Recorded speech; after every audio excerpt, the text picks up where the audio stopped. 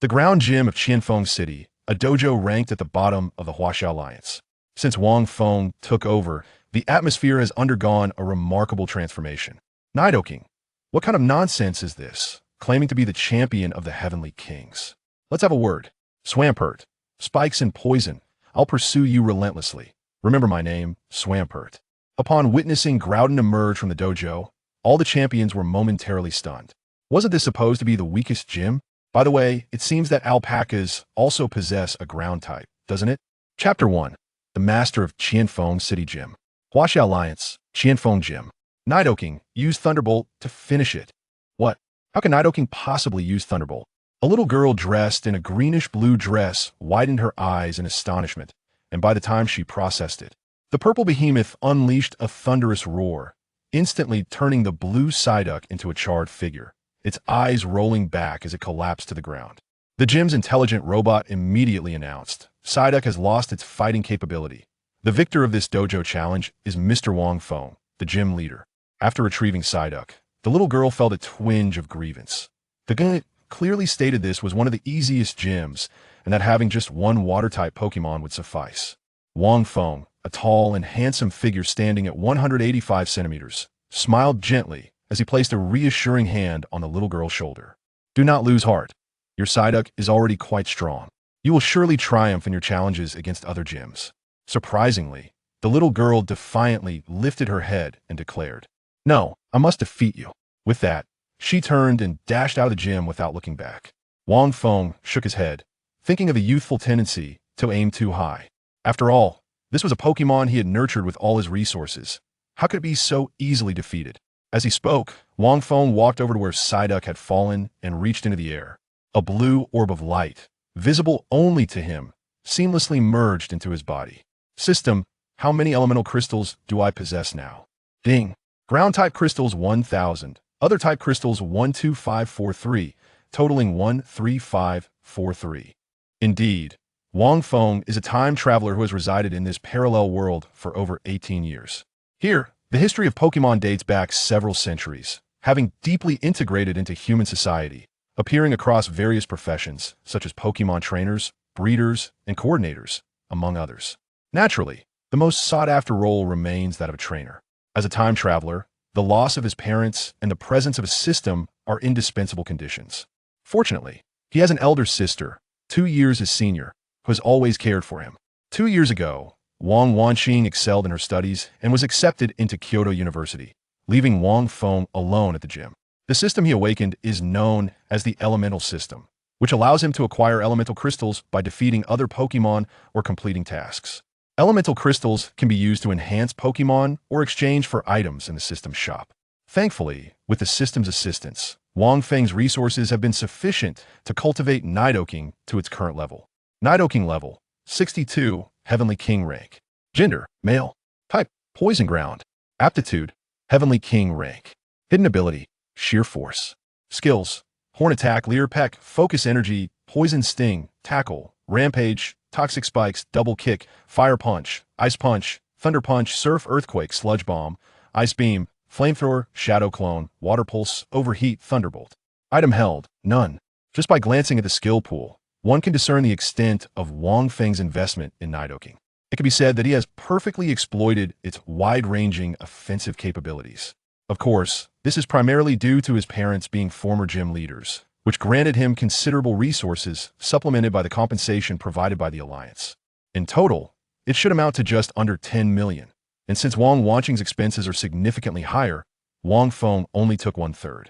This is also why he chose not to purchase powerful Pokemon, opting instead to capture them himself in the Qianfeng mountain range.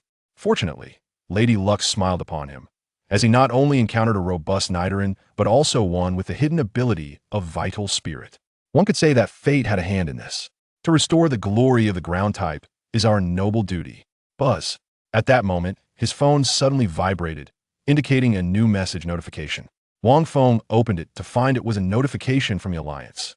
Dear Gym Leader Wang Feng, according to the regulations of the Huaxia Alliance, your status as gym leader is now officially activated.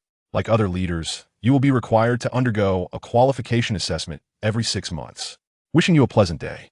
It's finally beginning. A spark of excitement flickered in Wang Feng's eyes. Before turning 18, the Alliance, considering his unique circumstances, allowed him to capture Pokémon early without engaging in gym battles. Now, the 8-year period had come to an end. Nido, sensing Wang Feng's fervent fighting spirit, Nidoking raised its head and let out a deafening roar. Standing over 3 meters tall, this roar was enough to frighten away the challengers who had just entered. As they fled, they complained. Wasn't it said that the main Pokémon of this gym was merely Nidoran? How has it become Nidoking? All right, let's first swing by the school, and when we return, I'll buy you some energy cubes. Upon hearing the mention of the energy cube, Nidoking immediately broke into a broad smile. Today marks the day when the senior students receive their Pokémon, as the school uniformly distributes them to each student. Although Wang Feng does not require one, he possesses the all-seeing eye granted by the system, which may just allow him to seize an unexpected opportunity. Wang Feng. Gender, male. Ability, all-seeing eye, capable of perceiving the attributes of all objects and living beings. Special ability, Earth Power Level 2. Increases affinity with ground and rock-type Pokémon, continuously enhancing his abilities as long as he stands upon the Earth. Pokémon, Nidoking King Level. The all-seeing eye was acquired by Wang Feng through the exchange of elemental crystals in the system's marketplace. While Earth Power is an innate ability he possesses, potentially linked to his heritage. Both Earth Power and Evergreen Power, akin to superpowers, fall under the category of special abilities that grow stronger over time, with no one aware of their limits. At level 1 of Earth Power, Wang Feng could venture alone into the Qianfeng mountain range without facing attacks. Rock and Ground-type Pokémon would even willingly assist him in driving away other Pokémon. At level 2, the phenomenon becomes even more extraordinary. As long as he stands on the ground, his stamina remains inexhaustible and his physical prowess continuously enhances. This fills Wang Feng with anticipation regarding Earth Power. If level 2 is already so absurd, what might levels 3 and 4 hold? Due to Nidoking's considerable size, he recalled it into its Pokeball immediately upon exiting the gym, as even a small Pokeball could easily be broken free from by a King-level Pokemon. Qianfeng City, First High School. Wang Feng, clad in a tank top and baggy shorts, strolled into the school with a lazy demeanor and his hands in his pockets. At that moment, the playground was teeming with crowds, all eagerly awaiting the school's distribution of Pokemon. In a line for Class 1, a short but fair-skinned boy immediately waved to Wang Feng. "Brother Feng, over here." The boy, named Xia Yuan, was Wang Feng's childhood companion, often mistaken for a child due to his doll-like face and diminutive stature. "Yuan, did your sister not prepare a Pokemon for you?" Generally speaking, families with some savings would have arranged their children's initial Pokemon in advance. Pokemon are classified into levels: beginner 1 to 10, intermediate 11 to 20, advanced 21 to 30, elite 31 to 45, gym 46 to 60, king 61 to 75, champion 76 to 90, master 91 to 100, and then there are the legendary divine levels. Pokemon qualifications are directly categorized as beginner, intermediate, advanced, elite, gym, king, champion, and master. Chapter 2. The Abandoned Swampert.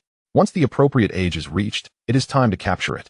This approach neither contravenes the League's regulations nor hinders my child's early advantage in the race of life. With my old companion by my side. The second one can be taken at a leisurely pace. Xia Yuan smiled mysteriously, brandishing a high-grade Pokeball before Wang Feng. Before he could utter another word, a repugnant voice cut through the air from behind. "You shouldn't flaunt in front of the esteemed Master Wang. After all, he can only capture common Pokemon like Nidoran." The speaker was a girl of 160 centimeters in height and weight, the latter being purely kilograms. Her face was marred with excess flesh, and her gaze towards Wang Feng was laced with ridicule and a hint of obsession. "What's wrong? Did your chain not hold you back?" Wang Feng, irritated, dug into his ears, harboring no fondness for Li Xinyu. It wasn't mere superficial judgment. She was simply insufferable. Their families had a history. Li Xinyu's father, Li Qianfeng, was the most formidable trainer in Qianfeng City, a gym leader. Before the tragic incident involving Wang Feng's parents, Li Qianfeng had desperately sought to forge a marriage pact between their families. However, as soon as Wang Feng's parents departed, Li Qianfeng wasted no time in turning against him, repeatedly suggesting to the League that Wang Feng should be stripped of his gym leader status and targeting him at school as well. "Now you can only boast with your words, Wang Feng." Although Li Xinyu's face flushed with anger at Wang Feng's taunts, she restrained herself and merely sneered. "Once my father becomes the true gym leader, let us see how arrogant you remain. What about your Nidoran? Bring it out and fight my Pokemon. Do you dare? Lee Sinyu, you are crossing the line. Just because your father gave you 2 Pokemon ahead of time? Xia Yuan interjected, swiftly producing a Pokeball. Lee Sinyu didn't even spare him a glance. A mere breeder's younger brother couldn't be formidable at all, had it not been for her sister's influence. She wouldn't have bothered. Go, Venusaur. Swampert. The two summoned their Pokemon in the expansive playground, naturally drawing the attention of teachers and classmates alike.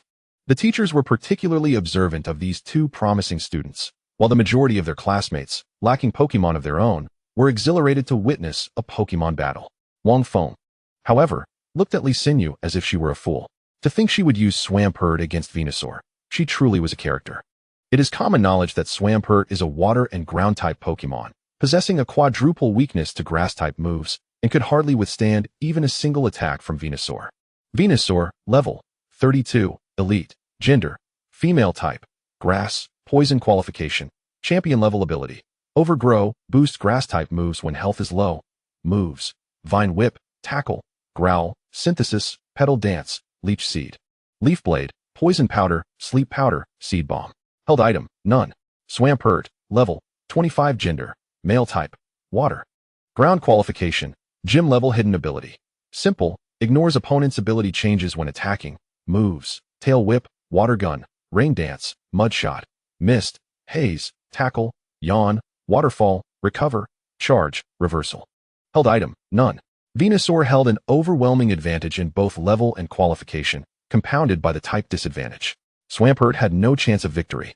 Nevertheless, this Swampert, possessing a hidden ability and the move recover, held potential for the future, Wang Feng mused quietly. As the gym leader of a ground type, Swampert would undoubtedly be a significant asset for him. Indeed, as he predicted, Xia Yuan, recognized as the second best student in the entire school and a theoretical master, quickly disowned the outcome. With a soft sigh, she declared, "This Swampert is truly unfortunate to be under your command. Venusaur, use Leaf Blade." With that, the enormous bud behind Venusaur surged forward, unleashing a flurry of green leaves that sliced through the air like blades aimed directly at Swampert. Quick dodge. Lee Sinyu, inexperienced in Pokemon battles, found her mind blank. Smack. Lee Sinyu's homeroom teacher covered her face in a pained smile. Did she really expect Swampert to evade? Without needing to glance up, she could sense the mocking expressions of the other teachers. 3 years of schooling for Lee Sinyu had seemingly gone to waste. Nico. Swampert chose to trust its trainer, but with its speed, evasion was impossible. Bang. Leaf Blade struck true, and pain etched across Swampert's face as the 7-level disparity, coupled with the quadruple disadvantage, proved unbearable. It staggered a few times before collapsing to the ground. Swampert had lost the ability to battle, and Venusaur emerged victorious. This is impossible. How could I lose? Lee Sinyu's eyes widened, and she screamed in a frenzy, "He must be cheating. How else could he take down my Swampert in one hit? I say, Lady Lee, practice your skills instead of blaming others. If you can't handle losing, perhaps you should reconsider your approach," Wang Feng retorted, feeling the low chuckles of nearby classmates and witnessing the scorn on Xia Yuan's face, which transformed Lee Sinyu's expression into one of rage. As astute as she was, how could she possibly reflect on her own shortcomings? It was all its fault. Entirely because of it. Lee Sinyu directed her ire solely at Swampert, delivering a harsh kick to the Pokemon that had just regained consciousness. "You useless creature. You can't even defeat a Venusaur after all this time." Nico. Swampert, disregarding its pain, bowed its head in a futile attempt to explain to Lee Sinyu. But this only fueled her fury. The sight of her beating Swampert drew frowns from the observing students and teachers alike. Wang Feng stepped forward decisively, grasping her wrist and forcefully pulling her away, causing Lee Sinyu to stumble and fall. "Lee Sinyu, you are going too far. The League forbids the abuse of Pokemon." "Indeed. Do you truly believe that your father's gym leader status grants you the right to act with impunity?" Rational teachers chimed in. "Xia Yuan's Venusaur is at least elite level, which is higher than your Swampert's level. Losing is only natural." However, rather than calming her down, the collective council drove her further into madness. "So what? I lost because of this useless creature. It deserves to be punished." With that, she retrieved the Pokeball used to capture Swampert and pressed the release button. "Begone. You waste." "Nico." Swampert wailed, perhaps believing that the physical pain it endured paled in comparison to the emotional turmoil. Chapter 3. Capturing Swampert, Yao Yao Breeding House. Just as despair enveloped Swampert, a high-grade Pokeball suddenly appeared before its eyes. A gentle voice resonated, "Swampert, how about becoming my Pokemon?" Show her who the true waste is. One day, you will be an entity she cannot look down upon. Nico. Swampert lifted its head, feeling an affinity toward Wang Feng, bolstered by the power of the earth. After a brief moment of hesitation, it charged into the high-grade Pokeball, which merely quivered once before falling silent. A smile spread across Wang Feng's face. A gym-level qualified Pokemon was not easily found, with a market value starting in the 7 digits, not to mention its rarity. Moreover, a Pokemon's qualification is not fixed. Prolonged consumption of high-quality energy cubes or the use of superior evolution stones during evolution can enhance a Pokemon's qualification. Wang Feng's Nidoking had initially possessed only gym-level qualification. Li Xinyu's impulsiveness had inadvertently paved the way for him. It was uncertain how Li Qianfeng would react upon learning of this event. Stealthily, Xia Yuan approached Wang Feng, giving his arm a gentle poke as she whispered, "Ah, Feng, it's truly you. I've heard that Li Qianfeng spent a considerable fortune to acquire this sprite. Li Xinyu is practically a harbinger of wealth. Who could argue otherwise? Even the finest steed requires a discerning trainer, and bestowing this sprite upon her is a sheer waste." Wang Feng harbored no trepidation regarding Li Qianfeng's vengeance. His retribution against the Li family had only just commenced. After casting aside the Swamp King, Li Xinyu, feeling utterly humiliated, rose awkwardly and departed. Soon after, the portly principal delivered a speech from the platform. A few staff members clad in alliance uniforms wheeled in 2 towering 3-tiered racks, meticulously arranged with an array of red and white Pokeballs. Xia Yuan stood beside Wang Feng and, as it was their class's turn, eagerly approached. She surveyed the selection, opening every single Pokeball. This was also a segment of the selection process. It was as much about the trainers selecting their sprites as it was about the sprites choosing their trainers. Merely selecting a sprite did not guarantee possession. It was essential for the sprite to willingly submit to capture. Naturally, some overly ambitious students would face disdain from the sprites, exemplified by the boy being pursued around the playground by a Rattata. Fortunately, several teachers stood at the periphery to maintain order, preventing any significant disturbances. The sprites distributed by the school were mostly the leftovers from the Alliance, of low quality, often comprising commonplace creatures like Rattata and Caterpie. Wang Feng navigated through the various classes, his eyes scanning each sprite. Beedrill. Level 3, Beginner. Gender, male. Type, Bug, Poison. Aptitude, Intermediate. Ability, Shed Skin. Caterpie. Level 2, Beginner. Gender, male. Type, Bug. Aptitude, Advanced. Hidden ability, Runaway. Herdier. Level 3, Beginner. Gender, male. Type, Dark. Aptitude, Intermediate. Ability, Quick Feet. After a cursory glance, Wang Feng shook his head slightly, disappointment evident. A sentiment echoed by Xia Yuan.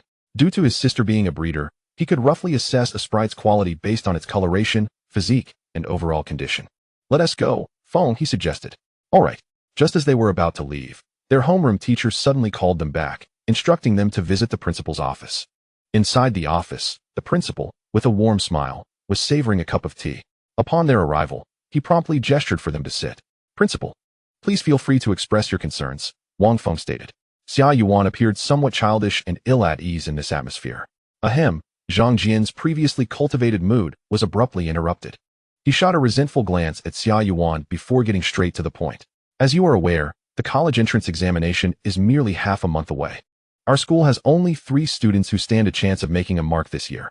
The 2 of you and Li Xinyu." Leaning back on the sofa, Xia Yuan casually remarked, "Rest assured, Principal, with Feng and me, it's practically a sure thing. Under normal circumstances, I would be confident. But I've heard that the second school has a remarkable student. You must be cautious," Zhang Jian warned. After discussing the examination, he finally revealed his proposition. "Our school has not claimed the top spot in years. This year presents the best opportunity.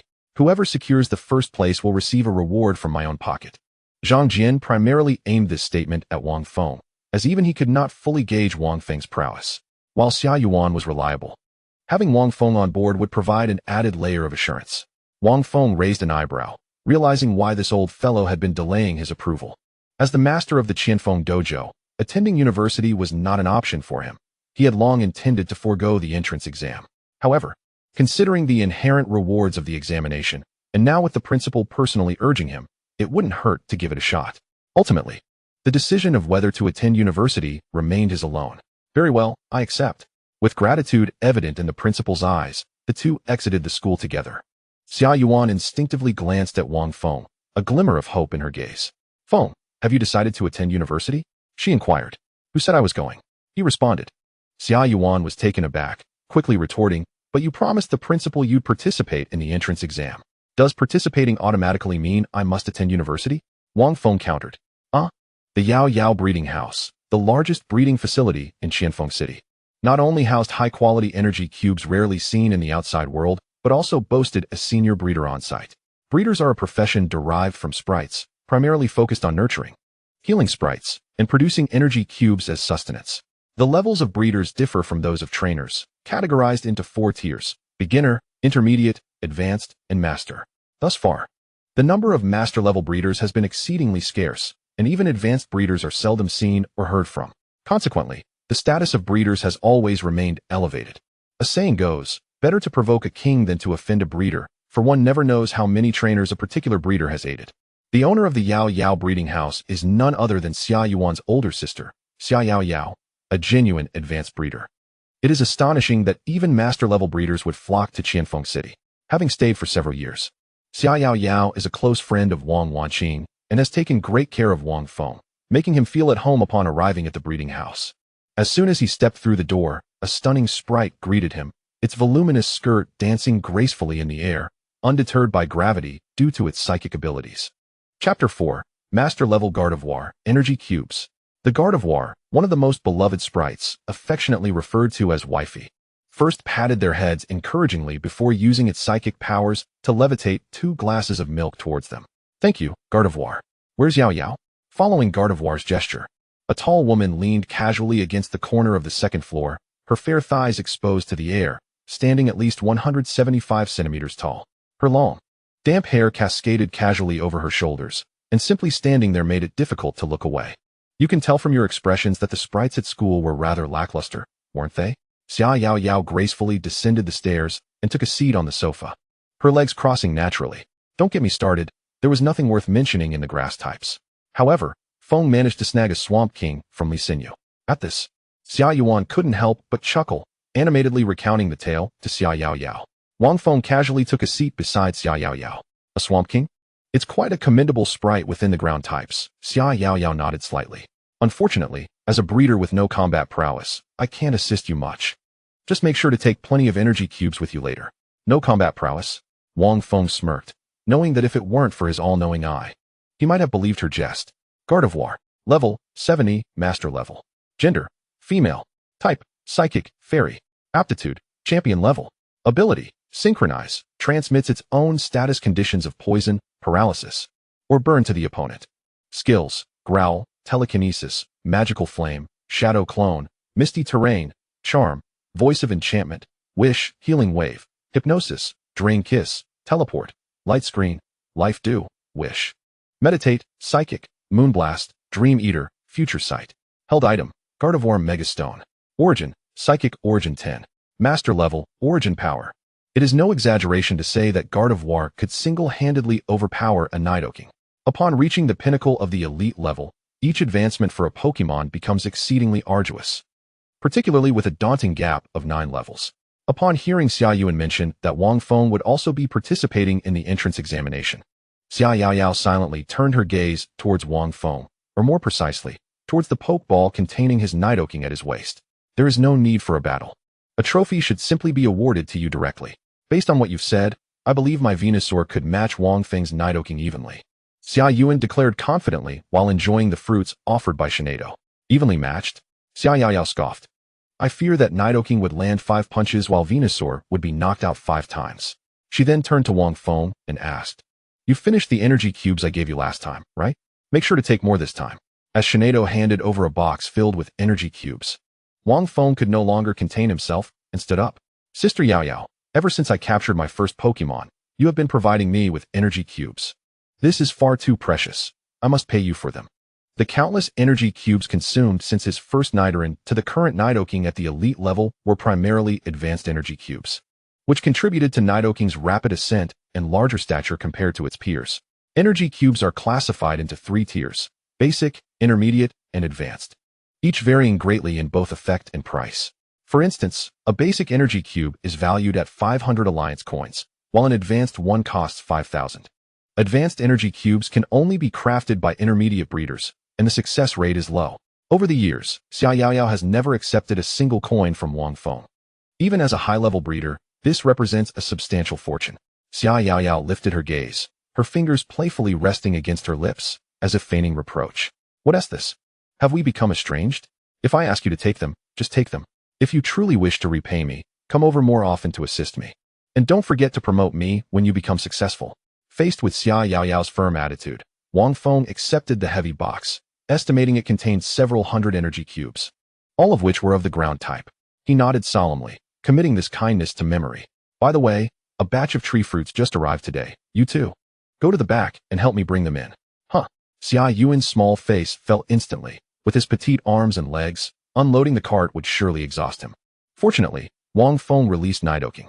Nidoking roared, its piercing gaze scanning the surroundings. Upon spotting Shinado, it immediately quieted down, remembering the times it had been defeated by her. It obediently began unloading the cart. A cart full of tree fruits was trivial for Nidoking, which could easily lift hundreds of pounds with its hands. Observing this, Wang Feng inquired, Sister Yaoyao, why did you purchase so many tree fruits? It is well known that tree fruits are typically controlled by the Alliance and major factions, and ordinary individuals must either pay exorbitantly for them or venture into the wild for a chance encounter. Although tree fruits are essential for crafting energy cubes, they are not easy to store. What can I do? Qianfeng City is so impoverished that I can't find the tree fruits I need. So I have no choice but to purchase them from other cities, Xia Yaoyao replied, shrugging her shoulders. Her statement held merit. Due to being encircled by the Qianfeng mountain range, transportation in Qianfeng City is not as convenient as in other cities. The complex terrain of the Qianfeng mountain range is home to incredibly powerful Pokémon, making it both a natural treasure trove waiting to be explored and a formidable barrier to travel. After Nidoking had moved the tree fruits into the storage room, Xia Yaoyao snapped her fingers, prompting Shinado to wave its small hands, summoning a refreshing breeze. The temperature in the storage room plummeted rapidly, frost forming on the walls. Ice-type skill Icy Wind. Under the chilling air, the storage room had transformed into a natural refrigerator. What a pity, if only there were fruit trees. It would be much more convenient. Suddenly enlightened, Wang Feng recalled seeing fruit trees in the inner region of the Qianfeng mountain range, which might be worth transplanting. Coincidentally, he intended to take Swampert into the mountains for training, so he shared this idea with Xia Yaoyao. Training in the mountains is indeed faster than at the gym. However, the wild Pokémon can be quite dangerous, so you must exercise caution.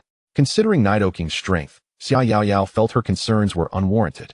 Before setting off, Wang Feng returned to the gym to pack items and some food suitable for outdoor use into his spatial backpack. It must be said that the space technology in the Pokémon world is remarkably advanced. A single hiking backpack can hold the capacity of several suitcases. Nido? The two Pokémon stood in the small courtyard behind the gym, staring at each other. If any other Pokémon had seen Nidoking, they would have likely been scared off. However, Swampert and Psyduck, being somewhat slow-witted, remained unfazed. Chapter 5, The Mountain King's Trio. Nidoking, as the eldest brother, you must not bully Swampert. Nido, rest assured, I will look after him, Wang Feng replied with a gentle smile, producing a yellowish-brown diamond-shaped crystal, instantly capturing the attention of both Nidoking and Swampert. As he moved the crystal to the left, they mirrored his actions. This was an elemental crystal dropped from battles with Pokémon, a significant treasure. Pokémon below the elite level can use it to rapidly level up, while those above the elite can absorb it to comprehend the source power. The source power is a capability that Pokémon can only access after breaking through the elite level. Understanding it can greatly enhance the power of their skills. For instance, Xia Yaoyao's Shinado comprehended the psychic source, thus amplifying the damage of its psychic-type skills. The exact extent of the enhancement remains unknown. Most importantly, the comprehension of source power is crucial for a Pokémon's ability to break through to higher levels. Generally, this comprehension requires a lengthy process, unless one encounters a great opportunity. It is unlikely that the Huaxia Alliance would have only 16 elite trainers and 4 champions. Wang Feng, however, is different. As long as he possesses sufficient elemental crystals, he can enable his Pokémon to grasp the source power in the shortest possible time. Currently, there is nothing pressing to exchange, so he will first enhance Nidoking's source power, followed by leveling up Swampert. Wang Feng fed each Pokémon one ground elemental crystal, which Nidoking digested instantly, while Swampert required some time. At this stage, a single or 2 elemental crystals no longer suffice for Nidoking. A quantitative change is necessary to trigger a qualitative transformation. Thus, Wang Feng directly fed it 200 ground elemental crystals before departing the gym with both Pokémon. Before leaving, he placed a sign at the gym's entrance indicating it was temporarily closed and updated the status of the Qianfeng gym on the Alliance Trainer Forum to avoid any unnecessary visits. Let us go. It's time to set off. The Qianfeng mountain range, as its name suggests, is a labyrinth of intertwined peaks that stretch endlessly, resembling a multitude of mountains. It is also the largest mountain range within the Huaxia Alliance, and due to its vastness, it is divided into 3 regions. The outer region, where Pokémon of basic, intermediate, and advanced levels are distributed. The inner region, teeming with elites, where gyms are less prominent, and the most mysterious core region. It is said that even elite-level Pokémon must tread cautiously within the core region. Once, a champion from the Hanxiao Alliance entered this area, but ultimately retreated after a cataclysmic battle. Despite Nidoking being at the elite level, Wang Feng had yet to venture into the core region. The primary objectives of this trip were to elevate Swampert's level and to search for fruit trees, both of which lie within the central area. Without any flying Pokémon, Wang Feng's progress was slow. He returned Nidoking to its Pokeball and left Swampert outside. Otherwise, the presence of an elite Pokémon would deter any wild Pokémon from approaching. Roar. Not long after entering the outer zone, a ferocious roar echoed from afar. The Swamp King instinctively positioned itself in front of Wang Feng, nervously fixating its gaze ahead. A warmth enveloped Wang Feng's heart as he gently patted the slick head of the Swamp King. No need to be anxious, my 2 old friends have arrived. Soon, 3 agile figures emerged within sight, deftly weaving through the forest, and within moments, they stood before Wang Feng. With their 4 limbs planted firmly on the ground, they rose to about a meter in height upon halting. Their skin was predominantly a pale yellow, with their bellies and mouths adorned in white, and their enormous claws measured an impressive 20 centimeters. Indeed, these were the 3 Sand Kings. Sand King. Level, 26, Advanced. Gender, Male. Attribute, Ground. Aptitude, Advanced. Ability, Sand Veil. Evasion rate increases during sandstorms. Skills, Scratch, Sand Attack, Poison Sting, Rollout, Rending Claw, Rapid Spin, Fury Cutter, High-Speed Star, Heavy Tread, and Scratching Frenzy. Item held, none. The profiles of the 3 Sand Kings were essentially identical, despite currently being only level 26. They had once been considered bosses when Wang Feng first captured Nidoran. Their initial encounter not only helped Wang Feng fend off the malicious intentions of the abominable monster, but also imparted the Poison Sting skill to Nidoran, solidifying a profound friendship between them. It has been quite a while. Come forth, Nidoking. The bond between Nidoking and the trio of Sand Kings remained strong, showing no signs of estrangement due to disparities in strength. The 3 Sand Mice had rightfully claimed dominion over the outer zone, and seizing this opportunity, Wang Feng inquired about the tree fruit. Roar. That treasure is guarded by exceptionally powerful Pokémon. There's none in the outer zone. I see. It seems I will need to enlist Nidoking's assistance. Before that, however, Wang Feng resolved to train the Swamp King, essentially leveling up. In his vision, the Swamp King was destined to serve as a sturdy shield, requiring sufficient strength to fulfill that role. Furthermore, with its water-type skills, the Swamp King thrived in the rock and ground-type dominated Qianfeng Mountains, effortlessly dominating the outer zone without encountering any adversaries. With each defeated wild Pokémon, Wang Feng would acquire corresponding elemental crystals, such as ground crystals from vanquishing sand mice. If he defeated Pokémon possessing dual attributes, he could choose either type. The quantity of elemental crystals awarded depended on the strength of the Pokémon defeated. Defeating a basic Pokémon yielded 1 crystal, an intermediate Pokémon 10, and a high-level Pokémon 100. However, if the level disparity was too great, even victory would not grant elemental crystals. Otherwise, Wang Feng could easily harvest hundreds of thousands of crystals in a single day with Nidoking. Swamp King, use Water Gun. Nico. A water column as thick as an arm swept across, obliterating a group of Geodudes that were 4 times weak to water. Simultaneously, Wang Feng discerned the Swamp King's shortcomings. Although its level was sufficient, its skill proficiency was woefully lacking, akin to a patient recently recovered from illness attempting rehabilitation exercises. Skills like Rain Dance and Water Tail had not been utilized at all. Rain Dance was destined to become one of the Swamp King's core skills. Wang Feng surmised that Li Xinyu had not trained it properly, merely throwing resources at it without guidance. Thus, he formulated a plan for the initial phase of the Swamp King's training, mastering all its skills before anything else. Swamp King, use Rain Dance. Nico, nodding. The Swamp King swiftly conjured a pale blue orb of water energy above its head with its diminutive arms. After considerable effort, a blue energy sphere gradually took shape and was finally tossed into the air. Gentle raindrops cascaded from the sky, and achieving such a result on its first attempt at rain dance was commendable. However, Wang Feng shook his head slightly. It was still far from adequate. The casting time was too lengthy, allowing opponents ample opportunity to interrupt with their own skills. Chapter 6. Shiny Onyx. Hunters Association. That night, Wang Feng leaned against a large tree, observing the Swamp King as it continued to unleash skills, feeling a wave of emotion wash over him. Fortunately, such an exceptional Pokémon has not been ruined by Li Xinyu. The entire afternoon had been devoid of rest, rigorously adhering to Wang Feng's training regimen. The Swamp King was not only mastering Rain Dance, but also accelerating the release speed of its other skills. These were innate skills it had grasped by itself, merely underutilized due to Li Xinyu's negligence. In contrast, Nidoking remained notably tranquil, its massive form lying quietly on the ground, continuously refining the elemental crystals within its body, further comprehending the legendary primal power. Swamp King, if you're tired, take a break.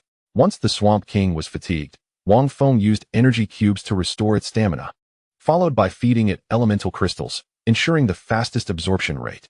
Within just a few hours, it had absorbed dozens of ground attribute elemental crystals, resulting in a level increase. Nico, clearly sensing its power growing, the Swamp King appeared quite exhilarated, eager to seek out Pokémon for battle after a brief respite. No rush. We have a few days. When the time comes, let that Li Xinyu see who the real loser is. As the night deepened, Wang Feng found his fatigue diminishing rather than increasing. The stillness was palpable.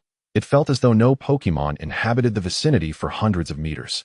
Seasoned trainers familiar with the wild knew that nocturnal Pokémon were often more active than during the day, yet Wang Feng had yet to encounter a single one. Nidoking remained entirely concealed, which was fundamentally illogical. They were positioned at the junction of the outer and inner zones, a place where elite-level Pokémon should abound. This scene was incongruous. Has something happened in the inner zone? Wang Feng stood abruptly, and before he could assess the next course of action, a subtle tremor coursed through the ground beneath him, steadily intensifying.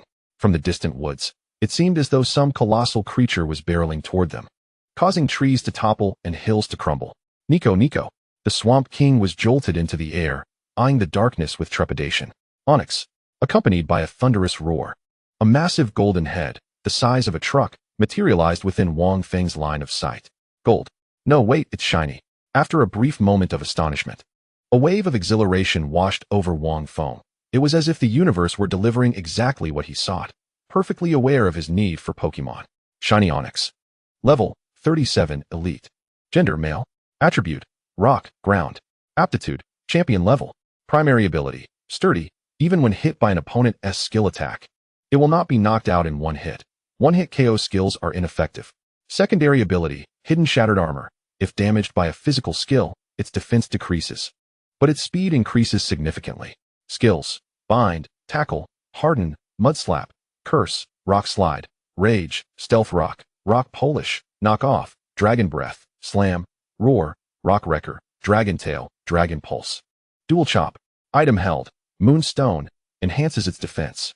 While it was known that shiny Pokémon possessed extraordinary traits, the combination of its dual abilities and remarkable inherited skills elevated this shiny Onyx's value to new heights.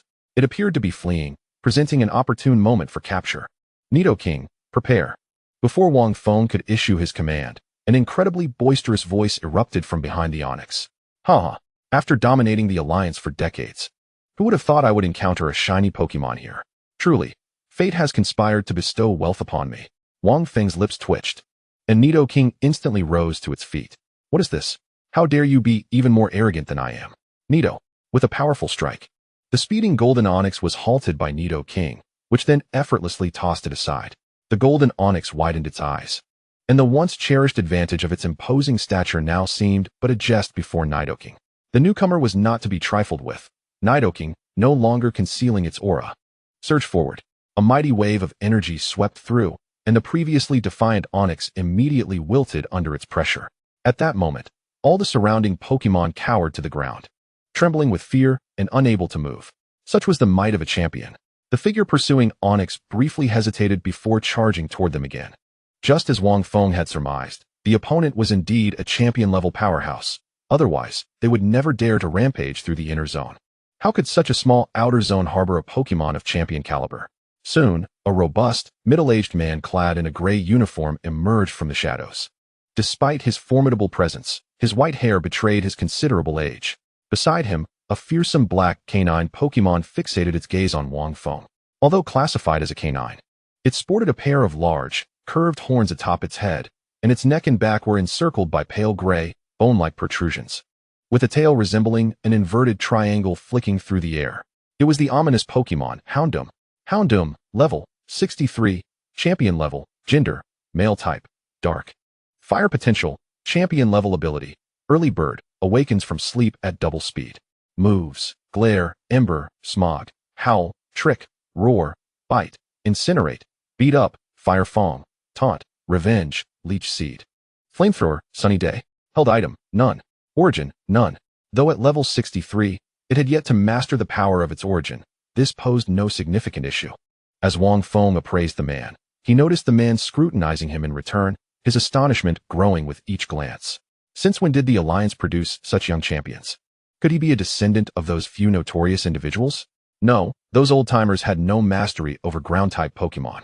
Nidoking possessed a type advantage over Houndoom, capable of inflicting double damage with ground-type moves, and the energies of both parties were closely matched. Thus, the man chose not to engage in combat, but instead inquired tentatively, "Who might you be? This Pokémon was mine to claim first. Isn't it rather inappropriate for you to snatch it away?" In response to the man's reasonable argument, Wang Feng paid him no mind. Oh, when did the Hunter Association start adhering to reason? From the moment the man appeared. Wang Feng discerned the unique emblem on his uniform, identifying him as a member of the infamous evil organization, the Hunter Association, renowned across all 8 major alliances. The Hunter Association thrived on self-interest, willing to go to any lengths to acquire Pokémon they coveted, regardless of the lives lost in the process. Their heinous crimes had made them the target of universal condemnation. Chapter 7. The Champion Battle. Moreover, the man was adorned with no fewer than several dozen Pokeballs, all containing Pokémon from the Qianfeng mountain range, further solidifying his identity. Once his cover was blown, the man had little left to conceal. His expression twisted into a menacing snarl. Well, since you recognize me as an associate of the association, you ought to hand over the golden onyx immediately. Perhaps I might spare your life. Wang Feng could not suppress a disdainful spit. His parents had often clashed with members of the Hunter Association during their time, and the mission that led to their demise was instigated by the very same organization. This instilled in Wang Feng an unquenchable hatred for the Hunter Association. Now, face to face with one of their members, who dared to threaten him, did he think his champion-level Nidoking was merely a decorative piece?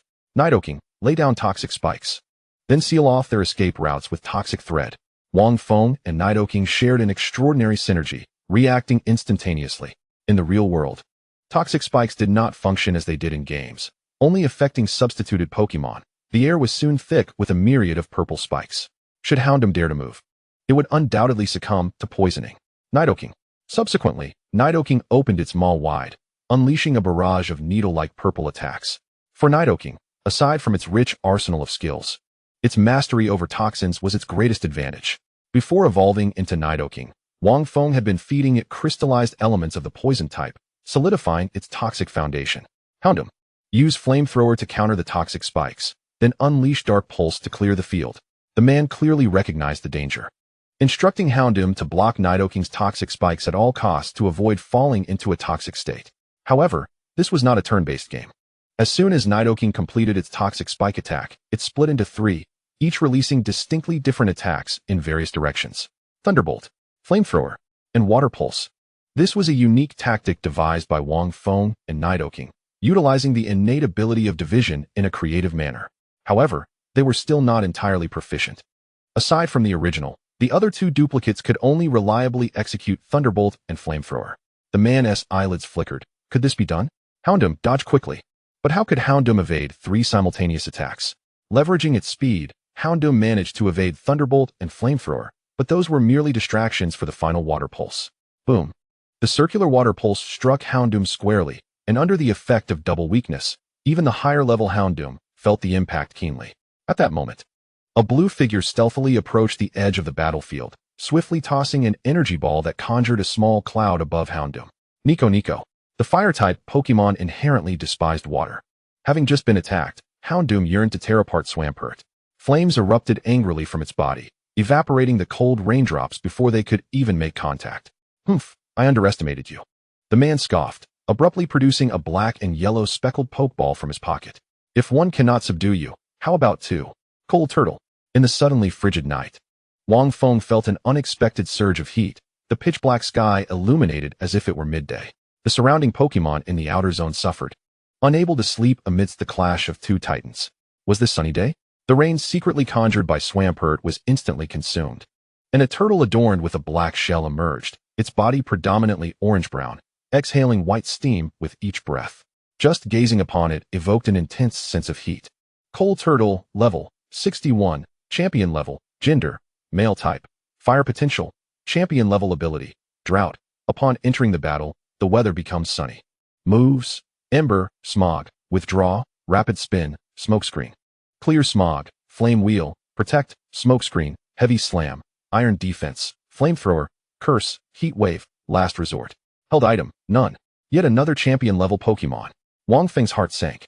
Unlike in the games, as long as Cold Turtle remained, Sunny Day would persist, granting significant boosts to the opposing two Pokémon. Truly, the Hunter Association's champions were no trifling matter. Nidoking. Undaunted by the presence of two champion-level Pokémon, Nidoking's fighting spirit soared even higher. What is this Cold Turtle? Watch how I handle it. Houndoom. Use Flare Blitz to charge in, and Cold Turtle, support with Flamethrower. The power of Flare Blitz ranked among the most formidable of fire-type moves. Houndoom's dark form was engulfed in flames, launching itself at Nidoking like a fiery projectile. It must be said that the man's tactical arrangement was flawless. The Flare Blitz ensnared Houndoom in a conflagration, rendering the toxic spikes scattered across the battlefield ineffective.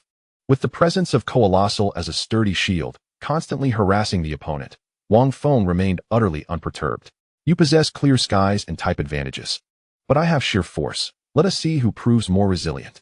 The ability of Nidoking may have lost its additional effects, but its power surged by 30%. Skills like Water Pulse, Thunderbolt, and Earth Power all fell within this amplification range, which elucidated why the physically potent Nidoking opted for a special attack strategy. Nidoking, intercepted. Wang Feng decisively commanded, directing Nidoking to confront the swiftly approaching Houndoom, leaving Coalossal for later. Nidoking surged forward, its robust forelimbs emanating hues of various colors. Thunder Punch, Ice Punch. Enhanced by Nidoking's ability, both moves gained tremendous power, successfully halting Houndoom in its fiery charge. What a hidden ability. The man gritted his teeth, his expression a mixture of astonishment and palpable apprehension towards Nidoking's prowess. Typically, a Pokémon can only unleash one non-type move at a time. Yet, for Nidoking, it was as effortless as drinking water, executing two distinct moves simultaneously, both benefiting from the amplification effect. Colossal, use Heat Wave. The man's eyes gleamed with cunning. He was eager to see just how resilient this Nidoking truly was. The fire-type Heat Wave, upon use, had a chance to inflict a burn status on the opponent. Under the condition that Nidoking could not move, this probability skyrocketed to 100%. Do you think I am limited to just one Pokémon?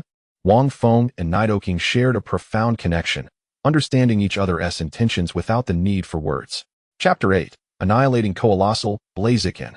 Nidoking remained immobile, yet it closed the distance to Houndoom, gathering a violet toxic energy in its mouth. It was clear it intended to exchange injuries with Houndoom. I will burn you, and you will be poisoned. Let us see who can endure. Faced with this scenario, the man grew anxious, for he had far more to consider than Wang Feng. Even a mutual downfall was unacceptable to him.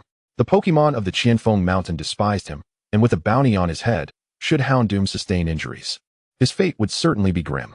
Although Coalossal was also of elite status, it was not one he had raised himself, and thus, lacked unwavering loyalty. Houndoom, evade. The flames from Flare Blitz surged fiercely toward Nidoking, who halted its attack, allowing Houndoom to retreat. Yet, in the next instant, Nidoking stomped its right leg firmly onto the ground, sending a violent tremor rippling through the earth. The target, Coalossal, not far away. Stone pillars erupted from the ground like mushrooms after rain, forming a trapezoidal structure that grew progressively taller. Before Coalossal could react in time to evade, the final pillar had already emerged beneath it. A surge of ground-type energy erupted forth. 90 power, a move with 100% accuracy. Earth power. Despite losing its additional effects, the power surged by another 30%, and even Coalossal's hefty form was forcibly launched into the air. In the next moment, a water pulse came crashing in, leaving Coalossal with no point of support. Boom! Accompanied by the sound of a heavy object hitting the ground, Coalossal lay on its back, legs in the air. Eyes rolled back, motionless. 100,000 elemental crystals in hand. Alas, they were of the fire type. Under normal circumstances, elite Pokémon would not be this fragile. But Wang Feng paid it no mind, for the clear skies were slowly beginning to wane. The man's expression soured dramatically, unable to suppress a curse, lamenting the failure of his Pokémon. Fortunately, Houndoom had successfully distanced itself, and just as he began to weigh the pros and cons, a voice, imbued with both righteousness and a touch of languor, rang out. Why has the clear sky vanished? How disappointing. I never imagined such a formidable elite would emerge from a mere city like Qianfeng. The melodious voice prompted Wang Feng to lift his gaze, and in that instant, a fiery red figure swept past before him. It was a strikingly handsome Pokémon, with a streamlined body adorned with colorful feathers and a V-shaped comb. Its blue eyes seemingly ablaze with flames. It was none other than Blaziken, an exceptionally popular fire-type Pokémon. Blaziken. With an effortless grace, Blaziken landed before Houndoom. Its speed so remarkable that even the elite trainer failed to react in time. With a powerful cry, Blaziken ignited flames around its robust legs, delivering a series of kicks to Houndoom's midsection.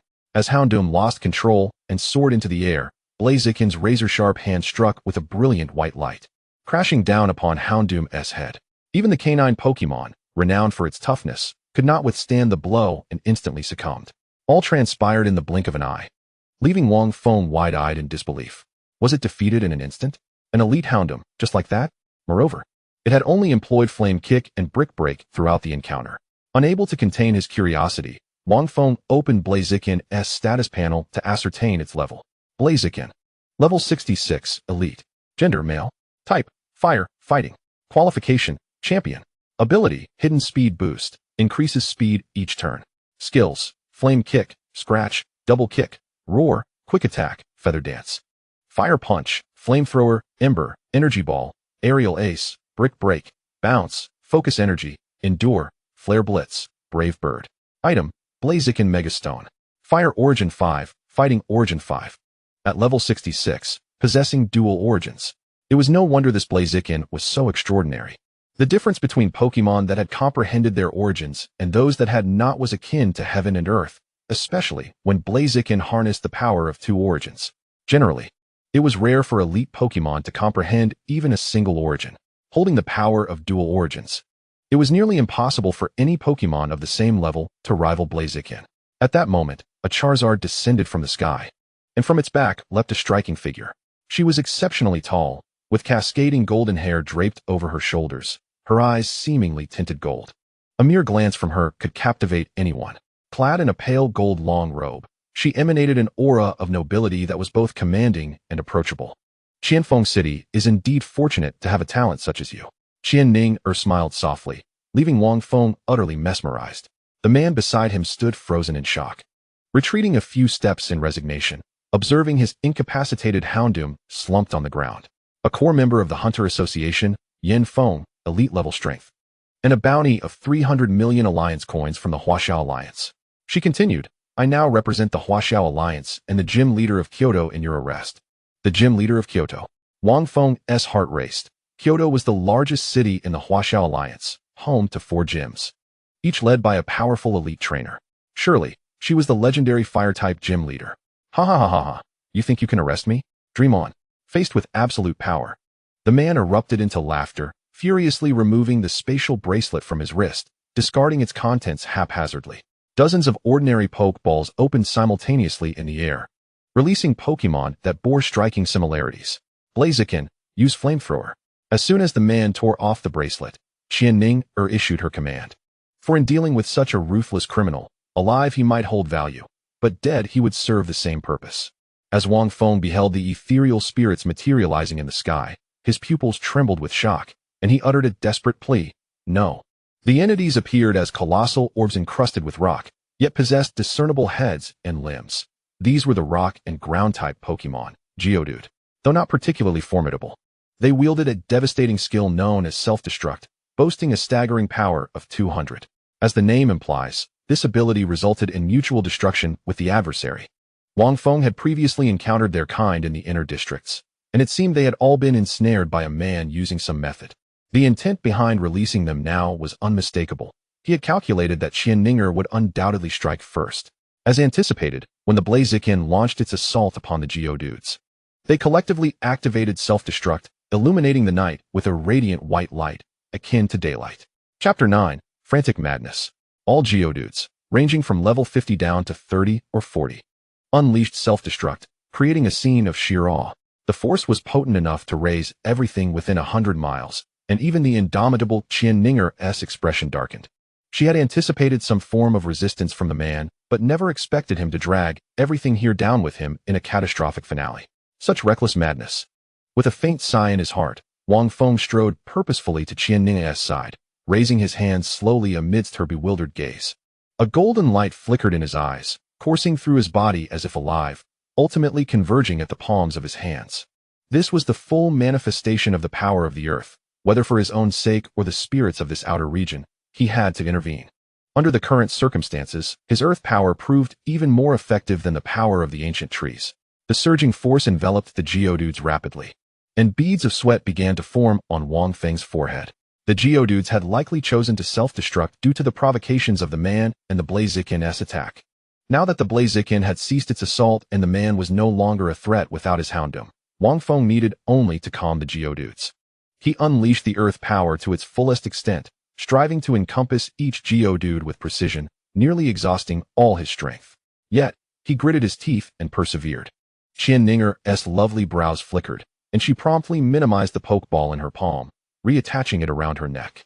To prevent any unforeseen mishaps, she positioned her Blaziken protectively in front of Wang Feng, ready to shield him from harm at any moment. The first to stabilize was the Geodude leader, whose impression of Wang Feng was positively influenced by the earth power. Nodding at him, it began to call out to its kin.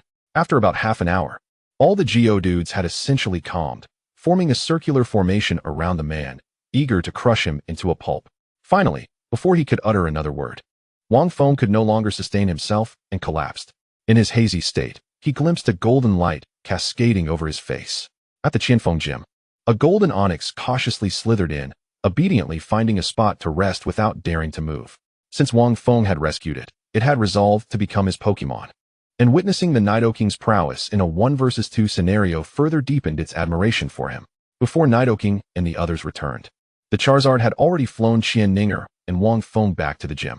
As dawn broke, Xia Yuan and Xia Yaoyao arrived. Drawn by the commotion from the previous night's battle, which had been nothing short of earth-shattering. Qianjia, what are you doing here? Is Feng Gu all right? Qianfeng cast a surprised glance at him, and upon seeing Xia Yaoyao, her expression turned understanding. He's fine, just needs a few days of rest. With one hand supporting Wang Feng, she gently pressed a finger to his chest before laying him on the bed, her gaze meeting Xia Yaoyao's. How did you end up here? Xia Yaoyao inquired. My old man got tired of me moping around the house, so he told me to get some fresh air and look for promising talent. And here I am, Qianfeng replied with a subtle smile, crossing her arms. He won't be leaving the Qianfeng gym. Xia Yaoyao didn't elaborate further, but instead expressed curiosity about the events of the previous night and the remarkably conspicuous golden onyx. Upon seeing it, Xia Yuan nearly drooled, lamenting his lack of such fortune. After briefly summarizing the events of last night, both Xia Yaoyao and Xia Yuan's mouths formed an astonished "Oh, are you saying Feng Gu faced a champion without losing ground? And Nidoking managed to hold his own against 2 opponents?" Xia Yuan stared at the resting Nidoking, his mind reeling. His prior impression of Nidoking was of him merely matching his own Venusaur. When had he become so formidable? I had intended to intervene earlier, but this kid almost turned the tables on them. Had I not seen Charizard preparing to flee, I wouldn't have needed to step in, Qianfeng remarked, her tone shifting. You didn't come to Qianfeng City just for him, did you? Xia Yaoyao rolled her eyes. When I first arrived, he was still just a child. It's only in the past 2 years that he has begun to capture Pokémon. That makes sense, Qianfeng nodded, then elegantly settled onto the couch, seemingly prepared to wait for Wang Feng to awaken.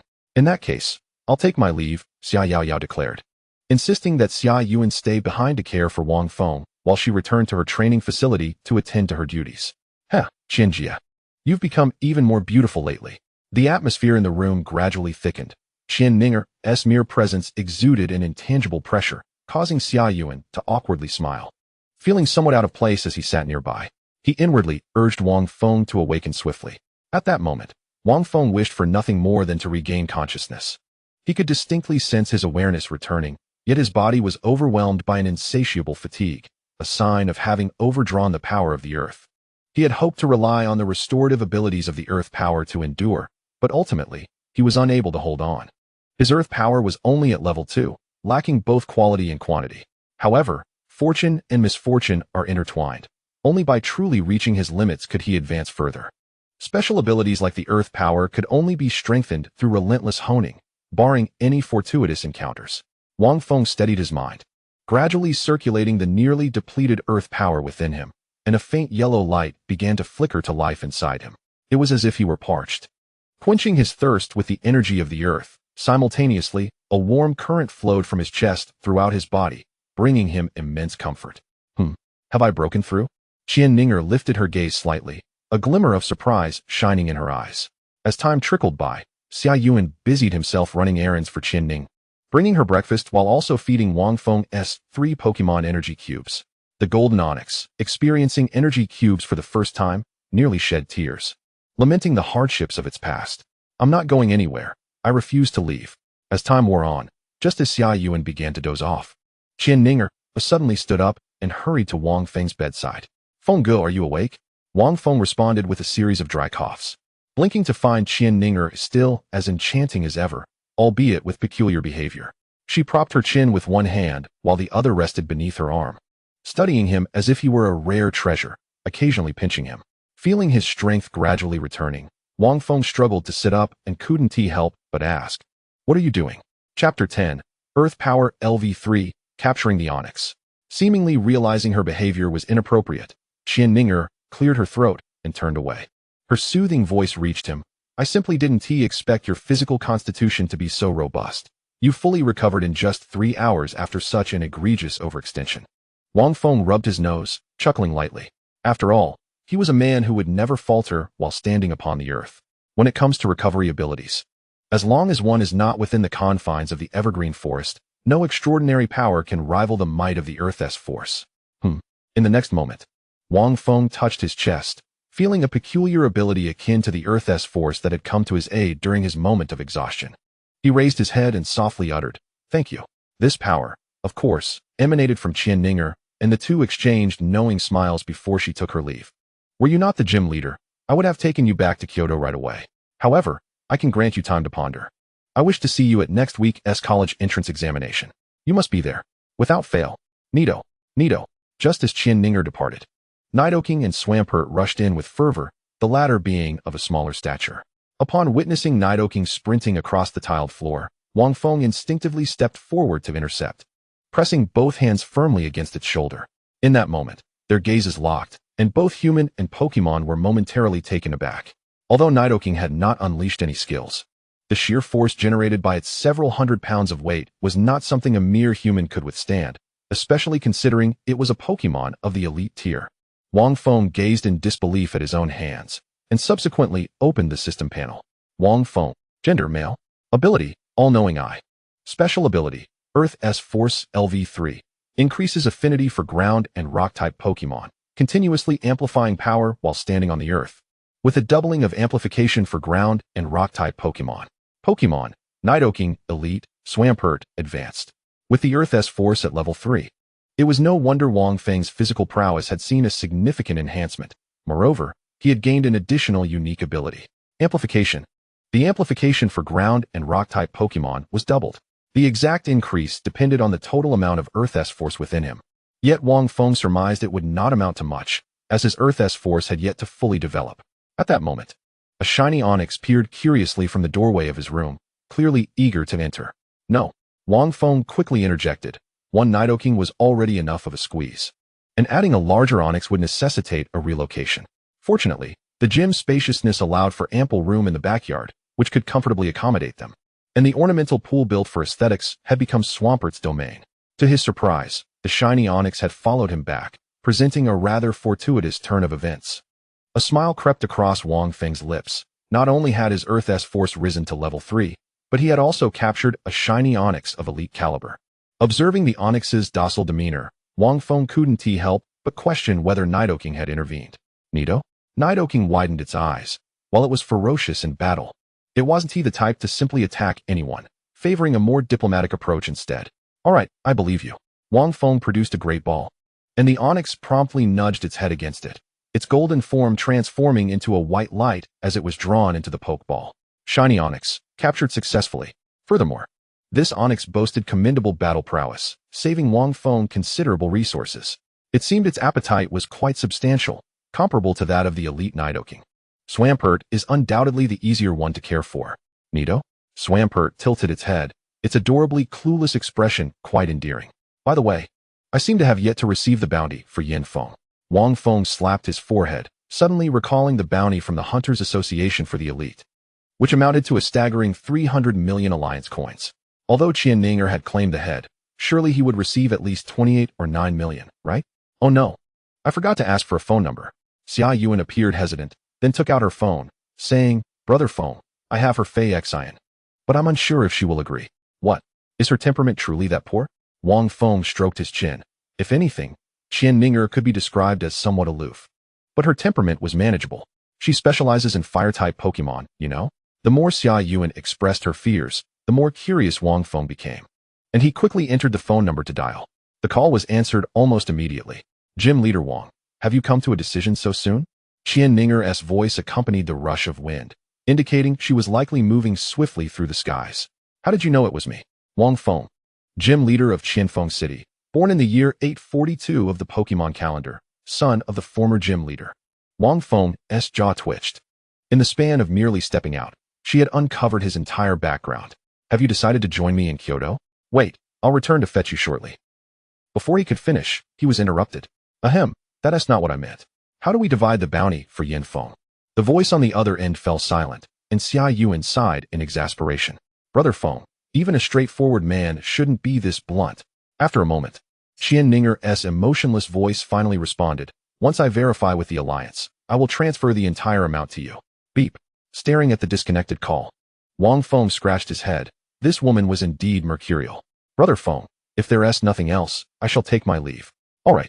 Please convey my regards to Sister Yao Yao. She may need to prepare more energy cubes. Xia Yuan glanced at the drooling Onyx and nodded gently. Stretching, Wang Feng reclined in the lounge chair of the backyard, contemplating the potential uses of the bounty. First and foremost, Swampert needed to learn a critical skill, which would serve as its core in the future, Toxic. Upon hitting its target, it would inflict a badly poisoned state, with damage escalating over time. With Toxic, Swampert would finally become a formidable wall, capable of wearing down opponents with its health advantage. As long as it wasn't taken out instantly, it could regenerate through self-healing. And with Charge, could bolster its defenses, becoming an unyielding toxin akin to an immortal pest. Next, there was Onyx, the bulky oaf, despite its imposing appearance. Its 4 double weaknesses and 2 quadruple weaknesses rendered it fragile. Its dual typing seemed futile against such vulnerabilities. The solution to this issue was straightforward. Evolving it into Steelix would eliminate the quadruple weakness and significantly enhance its durability. It could even mega-evolve. Of course, Pokemon evolution is a nuanced subject. On the surface, it appears that one merely needs to procure a metal coat and facilitate a trade via a communication link for evolution. Chapter 11, Metal Coat, Alliance Department Store.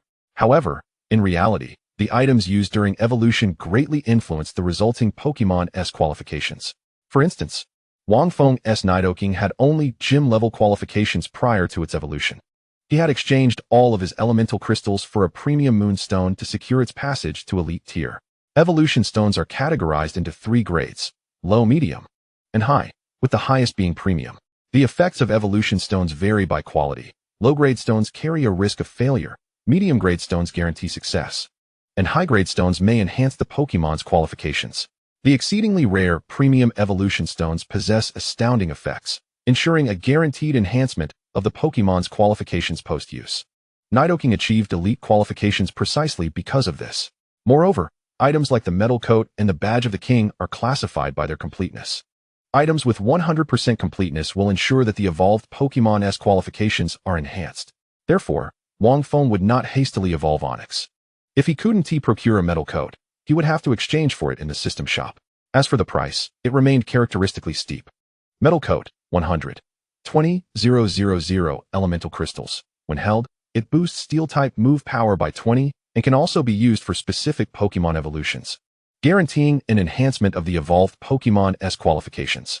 20,000 elemental crystals were not a significant burden for Wang Feng at present. Yet he preferred to purchase with alliance coins, as elemental crystals were essential for enhancing his innate comprehension. As his gaze shifted towards Nidoking, Wang Feng found himself still without any leads regarding the life orb, even to this day. Unlike traditional items that merely amplify power, the life orb inflicts damage upon its wielder each turn, yet enhances skill potency by 30. It is thus exceptionally suited for the forceful nature of Nidoking. However, such items are predominantly sourced from secret realms, making them scarce, and those of high integrity are even rarer. Suddenly, an epiphany struck Wang Feng. Since Qianfeng was from the capital and a gym leader, she might possess information about the life orb. Yet, considering that she might currently be in a foul mood, it would be prudent to postpone the inquiry. Shaman, bring me an assortment of energy cubes from every attribute, a haughty voice echoed within the breeding house. A certain sage once remarked that once we have wealth, we would indulge in endless cups of soy milk. Wang Feng, at this moment, felt exactly that sentiment. Don't ask. Just know that the bounty has been released. Who is this? Even more arrogant than I, daring to speak such words in Master Xia's establishment. Is he not the gym leader from Qianfeng City? Just a mere kid. I wager the position of gym leader will inevitably fall to Li Qianfeng. Shaman peeked out from behind the shelves, eyeing Wang Feng with curiosity. Can you actually consume all this? Fear not. I'll eat a piece and discard the rest. Suddenly, with a thud, Xia Yaoyao appeared behind Wang Feng, delivering a swift rap on his head. Dare to waste food again, and I shall teach you a lesson. Ouch. I won't do it again, I promise. Despite the enhancement of earth power, Wang Feng still felt considerable pain. For breeders, energy cubes are the fruits of their labor. And thus, waste is intolerable. There exists an unwritten rule in Yao Yao's breeding house. No one is permitted to trample or waste any Pokemon food, lest they be permanently blacklisted from the establishment. The last individual who exhibited such arrogance was unceremoniously tossed out by Shaman, and no breeder in the city would assist him in nurturing Pokemon or selling him energy cubes afterward. Hee, I was merely jesting, Yao Yao sis. Wang Feng attempted to placate Xia Yaoyao by massaging her shoulders, then retrieved a savings card from his pocket. Yao Yao sis, I'm financially equipped now. Please accept some. You? How much could you possibly have? Xia Yaoyao narrowed her eyes, allowing Wang Feng to place the savings card on the register. After inputting the password, her phone promptly dinged with a notification of funds received. With an arched brow, Xia Yaoyao was momentarily taken aback. It was worth noting that her savings card would not notify her for small transactions. Otherwise, she would be inundated with messages daily. Brother Feng, this wouldn't happen to be your dowry, would it? Xia Yuan chimed in, peeking over to tease, before hastily snatching the phone to check the details. 10, 100,000. 10,000, 100,000. Wait, 1 million? Upon hearing this figure, Xia Yaoyao's expression shifted to one of seriousness. 100 million alliance coins? Where did this come from? Xia Yuan's reaction was even more exaggerated. Brother Feng, you didn't rob the alliance, did you? What nonsense. This is the bounty for Qianfeng. Wang Feng retorted with an eye roll. Rob the alliance? I lack the strength for that. 100 million alliance coins. A faint smile crept onto Xia Yaoyao's lips as she closed her phone, this time not refusing the offer. Over the past 2 years, I've provided you with a considerable amount of energy cubes, but it's still far from this level. Yao Yao sis, you're being too modest. Beyond the energy cubes, you've also helped me nurture Pokemon, and I will continue to rely on you in the future. Consider this a prepayment. Fearing that Xia Yaoyao might decline, Wang Feng swiftly made his exit, leaving a parting remark. Yao Yao sis, I have matters to attend to. I'll visit again another day. After his departure, Xia Yuan, observing Xia Yaoyao, who was not only unperturbed but also smiling, couldn't he help but inquire. Sis, you actually agreed? I'm not saying this to provoke you, but if you really did, Dad will surely be furious. And so what? Xia Yaoyao stood, stretching her body casually. If he truly manages to win the alliance tournament, what is wrong with being his dedicated breeder? It won't be that simple, especially with Qianjie around. Meanwhile, having left the breeding house, Wang Feng hurried to the alliance commercial building. This structure stands as the second largest in Qianfeng City, after the gym, and serves as the alliance's branch in the city, comprising roughly 10 floors. The higher one ascends, the more qualifications are required for entry. The first 3 floors are entirely open to the public, primarily selling various items regulated by the alliance or rarities, such as berries, TMs, and held items. Upon entering the commercial hall, Wang Feng made a beeline for the second floor. His purpose was to procure TMs for his Pokemon while also checking for any new held items. The first floor is predominantly divided into two sections, the juvenile zone and the unhatched zone, dedicated primarily to the sale of Pokemon. With the all-seeing eye at his disposal, Wang Feng could easily spot opportunities, but given that this is the Alliance, the chances of finding bargains are slim, so he wouldn't waste time here. Good day, sir. My name is Xiao Wei. How may I assist you? Noticing Wang Feng hastily ascending to the second floor, a service attendant brightened and hurried over. Her face adorned with a trademark smile as she gestured for him to proceed. Chapter 12, TMs. As an exemplary salesperson, Xiao Wei excelled at reading people, and she immediately recognized Wang Feng, the gym leader of Qianfeng City. Although many claimed he was unworthy, merely basking in his parents' glory, and that he would have been replaced by Li Chingfeng long ago, Xiao Wei held a different view. As long as Wang Feng remained the gym leader, it was not their place to mock him. A starved camel is still larger than a horse. Regardless, they are not in his league. Xiao Wei, why are you so excited? Isn't he just that gym leader? One of her colleagues questioned, puzzled by her enthusiasm. But Xiao Wei merely smiled in response, and quickly followed Wang Feng to the second floor. Sir, what can I assist you with? Recognizing her proactive approach, Wang Feng nodded slightly. Since he intended to purchase TMs, it wouldn't hurt to boost her performance.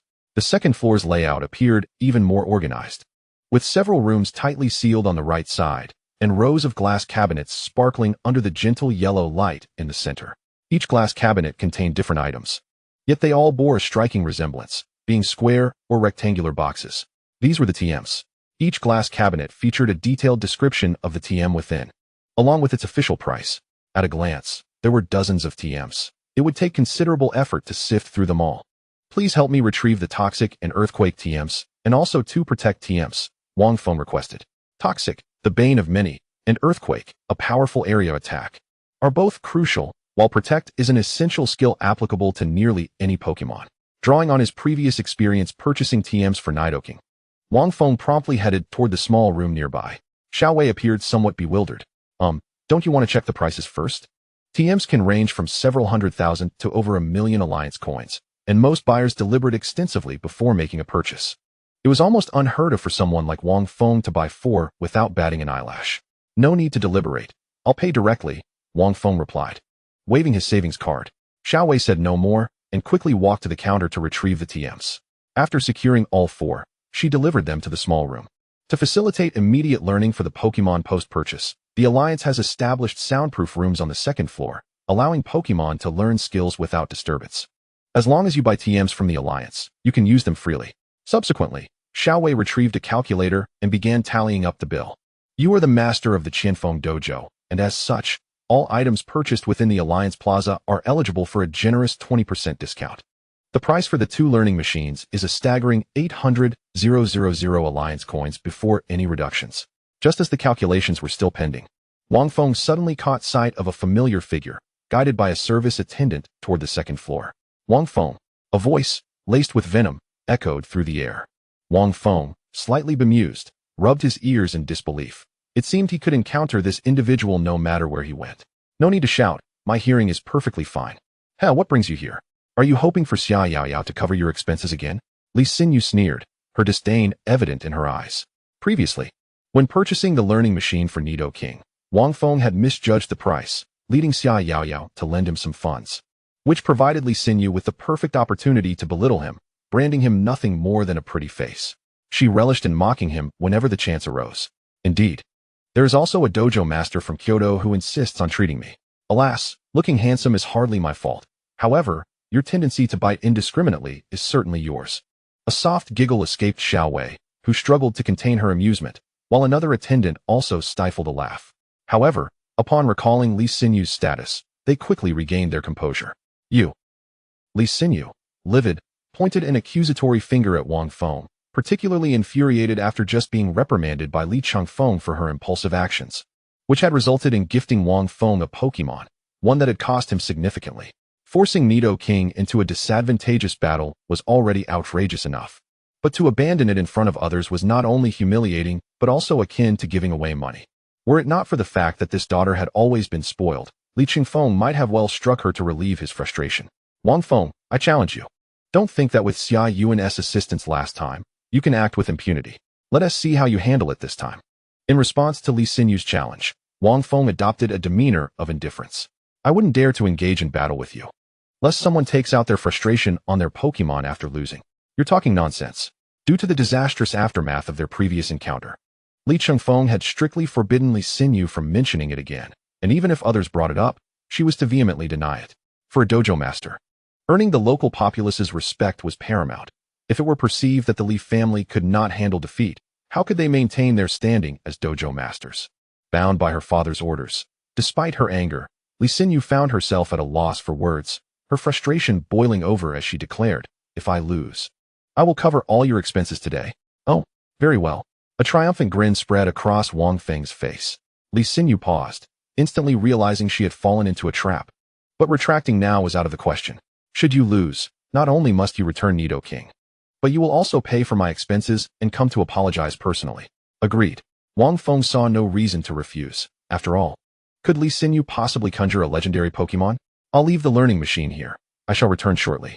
Wang Feng's gentle smile caused Xiaowei to blush, and she nodded repeatedly, hastily securing the learning machine before rushing to the third floor's battle hall to spectate. The third floor, while also a retail space, primarily offered evolution stones and rare items, thus housing only a third of the stores. The rest of the area was designated for battle arenas, where spectators could stand close enough to enjoy the thrill of the match without interference, allowing trainers to test their Pokemon skills in real time while also providing opportunities for vendors to earn rental income. It was truly a win-win arrangement. As soon as trainers began to arrive, a throng of onlookers gathered, pointing and whispering about the two combatants. "I recognize her. Isn't she Li Qianfeng's daughter? I heard she lost a battle to a classmate and took it out on her Pokemon. Incredibly, her Pokemon was captured by someone else. She must be devastated. Isn't that Wang Feng? My son easily earned his first badge under his tutelage 2 years ago. He was overjoyed. He is going to battle Li Xinyu? This should be interesting. I wonder how strong the daughter of the dojo master truly is." Amidst the curious gazes of the crowd, Wang Feng and Li Xinyu simultaneously released their Pokeballs. "Nidoking, it is your time to shine." "Huh, you can only rely on what I deem worthless. And you think this feeble Pokemon can triumph over me? Lycanroc, unleash your fury." With a resounding howl, a Pokemon enveloped in blood-red fur, even its eyes burning crimson, materialized in the arena. Its bipedal stance lent it an air of elegance, starkly contrasting with the adorably naive Nidoking, prompting gasps of astonishment from the audience. Indeed, she is Li Qianfeng's daughter. She possesses such a remarkable Pokemon. Lycanroc, a perfect blend of beauty and strength. This one is the fearsome night form, renowned for its brutality. Before Wang Feng lay a panel displaying the details of Lycanroc. Lycanroc, night form, level 24, advanced, gender, female type, rock qualification, gym level ability. Keen Eye, prevents the Pokemon from being put to sleep. Moves, Sand Attack, Tackle, Glare. Shadow Clone, Last Resort, Endure, Taunt, Rock Slide, Howl, Bite, Rock Tomb, and Rampage. Held item, none. Unremarkable, and even susceptible to Nidoking's type advantage. Nido. Once again facing a former trainer, Nidoking radiated determination, echoing Wang Feng's sentiments as it sought to prove itself. There are no worthless Pokemon, merely inept trainers, regrettably. This is a lesson you have yet to grasp. Wang Feng shook his head, needing no command as Nidoking instinctively raised its head to summon rain. The gentle droplets cascaded down, bolstering Nidoking's spirit, while the water-averse Lycanroc became increasingly frenzied. "Humph, Lycanroc, utilize Shadow Clone and charge forward." Seeing Wang Feng provoke her with past events, Li Xinyu decisively commanded Lycanroc to attack aggressively. Bang! Nidoking stood firm, allowing the two clones of Lycanroc to crash into it, while the true form of Lycanroc surged forward enveloped in a radiant light. Yet, astonishingly, Nidoking remained utterly unyielding, even taking a moment to scratch its head in bemusement. How is this possible? Li Xinyu gasped in disbelief, rubbing her eyes. The attacks of Lycanroc seemed to vanish into thin air, devoid of any effect. No, that Nidoking cannot have withstood Lycanroc's assault unscathed. It must be putting on a brave front. With that thought, Li Xinyu wasted no time in ordering another assault from Lycanroc. As time slipped away, Nidoking maintained a serene smile, remaining immobile. In stark contrast, Lycanroc found itself panting, its crimson eyes glimmering with exhaustion. Surely not. It feels as though Nidoking is toying with us. Eliminate the word feels, for Nidoking stood like an impregnable fortress, no matter how many times it was struck. It remained unresponsive. Some astute trainers began to discern the underlying issue. A layer of earthy yellow light had enveloped Nidoking from the very beginning. A manifestation of its inherited move, Charge. This ability had already been learned, but due to Lee Sinyu's oversight, it had never been utilized. With just a little training, Nidoking had mastered it. Moreover, Nidoking had become quite resilient. Despite its unchanged appearance, it had been rigorously trained by Nidoking itself. In comparison, Lycanrock's attacks felt like mere tickles. This is not my Nidoking. Lee Sinyu fumed, her frustration boiling over as her efforts yielded no results. At that moment, her phone vibrated unexpectedly. After a brief glance, a cunning smile spread across her face, her features contorting into a mischievous grin. Lycanrock, initiate Rock Tomb, then follow up with Bite. Wang Feng was somewhat astonished. He had not anticipated that Lee Sinyu would employ skills, a rare occurrence indeed, likely indicating that Li Changfeng was nearby or perhaps watching the match. However, to think that this could lead to a victory over the Swamp King was rather fanciful. How? Upon receiving the command, the Rockruff let out a furious roar, its forelimbs raised instantaneously, and several massive boulders materialized above the Swamp King, seemingly poised to descend at the slightest movement. Swamp King, use Water Gun to shatter those rocks. Wang Feng would certainly not remain passive. Attacking the Swamp King with rock-type skills was indeed ludicrous. Yet, it appeared that this Rockruff was left with little else to utilize. Nico. The Water-type's advantage over Rock-type made it effortless for the Swamp King to obliterate those boulders, a thick column of water sweeping across, shattering the newly formed stones into fragments. Simultaneously, the Rockruff had reached the side of the Swamp King, its fangs enveloped in a dark glow biting down fiercely. Crack! A crisp sound echoed. As the yellow energy enveloping the Swamp King dissipated instantaneously, the continuous barrage from the Rockruff had pushed its defenses to the brink. It's over. A confident smile blossomed on Lee Sinyu's face. In her eyes, the Swamp King had endured relentless attacks and now suffered a fatal blow, ensuring its inevitable defeat. Miss Lee, you ought to get that delusion treated. As if perceiving her thoughts, Wang Feng remained unfazed and issued a directive. Self-regeneration. Nico. The Swamp King pointed a single hand skyward. And instantly, it was enveloped in a blue luminescence, the damage inflicted by the Rockruff vanishing entirely, rejuvenating it, as if the battle had yet to commence. Nanny? My self-regeneration. This Swamp King possesses some skills.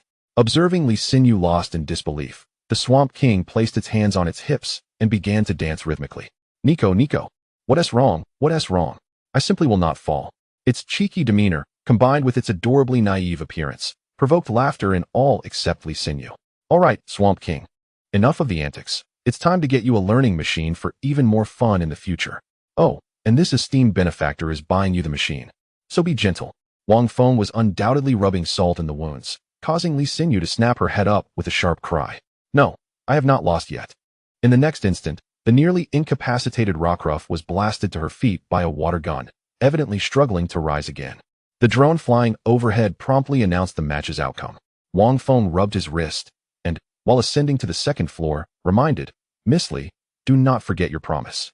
Lee Sinyu stood frozen in place, yet Wang Feng was unconcerned about her reneging. In other words, he had anticipated this eventuality. Should she dare to deny her pledge today, a video of her attempts to evade responsibility would surely grace the headlines of Qianfeng City tomorrow. He was eager to see how Li Changfeng would handle the embarrassment. As the gym leader of Qianfeng City, adjusting a surveillance camera was hardly a challenging feat upon returning to the second floor. Wang Feng accepted 4 learning machines from Xiao Wei, entering an adjacent room without a backward glance. From the outside, the room appeared quite small, yet it utilized spatial technology. Its actual size comparable to a football field, even accommodating a Steelix comfortably. Chapter 14, Learning Skills, Champion Grade Pokemon Egg. Steelix, come forth. Upon emerging, Steelix let out a thunderous roar, its current vitality and spirit starkly contrasting with the initial encounter. Sensing no danger, it settled down beside Wang Feng. Stop lounging about. Eating and sleeping. I have something special for you. Wang Feng produced 2 identical learning machines, placing them on the foreheads of both the Swamp King and Steelix. A gentle white light flickered, and the 2 Pokemon gradually closed their eyes, beginning to absorb the newfound knowledge that appeared in their minds. During this period, even the slightest disturbance could interrupt their absorption, rendering the learning machines ineffective.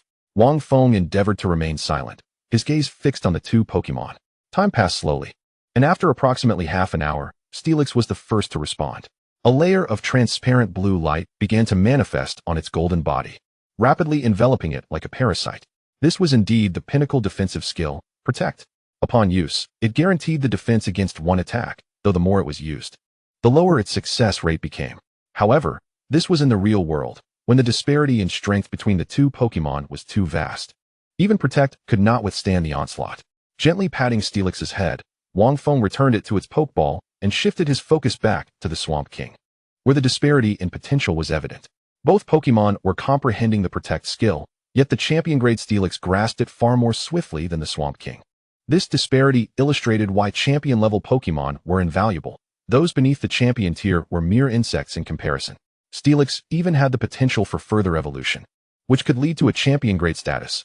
Thus, the gap between them would only widen. This was not an outcome Wang Feng desired. There existed numerous methods to enhance potential, the simplest being to exchange for potential-enhancing potions in the system's shop. Potential Enhancement Potion, Champion Level, 500,000 Element Crystals. Upon use, it can elevate a Pokémon's potential by one tier, with no side effects, up to champion level. A staggering 500,000 Element Crystals. The recent battle with Lee Sinyu had only yielded 100 Rock Crystals. In recent days, to bolster his Pokémon's strength, Wang Feng had but 50,000 Element Crystals remaining. The rest expended on enhancements. Ground-type crystals were manageable, as they could be directly utilized by Pokémon, but for other types, conversion was necessary. With a conversion ratio of 2:1, marking a flaw in the system. 2 crystals of one type could only be exchanged for one of a designated type. The road ahead was long and arduous. Shaking his head, he noted that the Swamp King had also awakened, excitedly releasing the Protect skill. Wang Feng promptly affirmed, "Very good. Very good. We shall continue." Time drifted toward 3 o'clock in the afternoon when Wang Feng finally exited the room, followed by an equally exhausted Swamp King. The process of learning skills proved more arduous than anticipated. Not only must they be released, but they also had to be fully comprehended. Despite the challenges, the outcome was ultimately favorable. The Swamp King could now proficiently employ both Toxic and Earthquake, at least sufficient for the immediate future. Upon stepping out of the room, Wang Feng spotted Xiao Wei, who was rushing toward him. "Where's Lee Sinyu? Has she left?" "Miss Lee departed earlier, but she left behind a savings card, stating that all your expenses today are on her." Xiao Wei reverently presented a blue savings card to Wang Feng, without a hint of hesitation. This savings card was a private exclusive, obtainable only after amassing a significant fortune in the league. All expenditures made by the cardholder would be directly deducted from the total savings. "Is that so? Then I shall not hold back." Wang Feng initially intended to head straight home, but decided to descend the stairs instead, as someone else was footing the bill. Lingering a while longer was of no consequence. Soon, he arrived at the juvenile area, where many freshly hatched Pokémon lived in communal groups, cared for by dedicated staff. Upon reaching independence, they would be made available for sale. A glance revealed few with high potential. Wang Feng then directed his attention to the unhatched section, where the majority of Pokémon eggs remained in the incubation stage, the incubators clearly marked with the remaining days. A few eggs were in the hatching phase, and these eggs were relatively lower in price. Nidoran, unhatched. Level, none. Gender, female. Type, poison. Potential, gym level. Ability, poison point, may occasionally poison opponents that come into contact. Skills, breakthrough tackle. The skills possessed by a Pokémon before hatching are known as inherited skills. Wang Feng nodded to himself. This Nidoran was quite impressive and could serve as a child bride for Nidoking. However, remembering that he himself was still unmarried, he decided to let Nidoking remain single for now. While Wang Feng meticulously observed the Pokémon egg, the Marsh King had arranged a training session for Xiao Wei. And after an afternoon of rigorous training, it was only natural to unwind and indulge in some snacks. There are actually the 3 starter Pokémon. The traditional trio also exists within the Huaxia Alliance, but due to its vast territory and abundant resources, it boasts 3 sets of starters. They include the Fire Chick, Wood Guardian, and Water Leaper near Kyoto, the Warm Pig, Vine Snake, and Water Otter from the northern regions, as well as the Charmander, Bulbasaur, and Squirtle surrounding Qianfeng City. Thus, Xia Yuan's first Pokémon had to be a Bulbasaur. It was perplexing why he insisted on mastering the grass type, leaving Xia Yaoyao utterly speechless. The unhatched Pokémon before Wang Feng was, indeed, one of the starter trio, a Charmander. Though of low potential, it commanded a high price. After all, the starter Pokémon are universally acknowledged as essential for trainers of modest means, and it is hard to find one that falls short. Not to mention that Charizard's aesthetic appeal is widely recognized. The more Pokemon he observed, the more disappointment washed over Wang Feng. In the absence of a clear connection, he prioritized potential, yet the expansive first floor revealed no third gym-level Pokemon. Wait, what is this? Suddenly, the cabinet containing the Pokemon incubator swung open, and a round, dark object rolled out. Just in time, Xiaowei returned and rushed forward to explain, I sincerely apologize. This is a failed hatching Pokemon egg. I had intended to dispose of it this afternoon, but I got caught up and forgot. As she reached to take it away, Wang Feng unexpectedly stopped her. Wait. A glimmer of excitement flashed in Wang Feng's eyes as he gazed at the screen before him, his breath catching in his throat. Screw mole, unhatched. Level, none. Gender, female. Type, ground. Potential, champion level, locked. Ability, sand veil, speed increases in sandstorm weather. Skills, earth power, rapid spin. What a champion level potential. Wang Feng's emotions were a tumultuous mix. It was his first encounter with a masterless champion level Pokemon, and yet it was a failed hatching egg. Chapter 15, Earth Spirit Liquid, Lodging? This Pokemon egg had been brought out of the rock's secret realm by a trainer from the Alliance, who, out of goodwill, wanted to see if the Alliance could hatch it. Xiaowei leaned closer to Wang Feng, her face expressing regret. Unfortunately, this egg sustained cracks due to external impact and was buried deep underground, allowing various minerals to seep in and firmly encase the embryo. This has made hatching it exceedingly difficult. However, this Pokemon has a profound connection to the Earth. A ground-type champion once showed great interest in it, predicting that if it could be hatched, its potential would surpass that of a champion. A profound connection to the Earth? In a place where Xiaowei could not see. Wang Feng pressed his hand against the Pokemon egg, quietly channeling Earth power.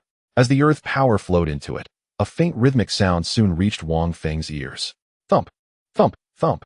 Though faint, it was undeniably a heartbeat. It's alive. Wang Feng felt a surge of relief, but he did not forget to consult the system. System. How should I handle a situation like Screw Mole?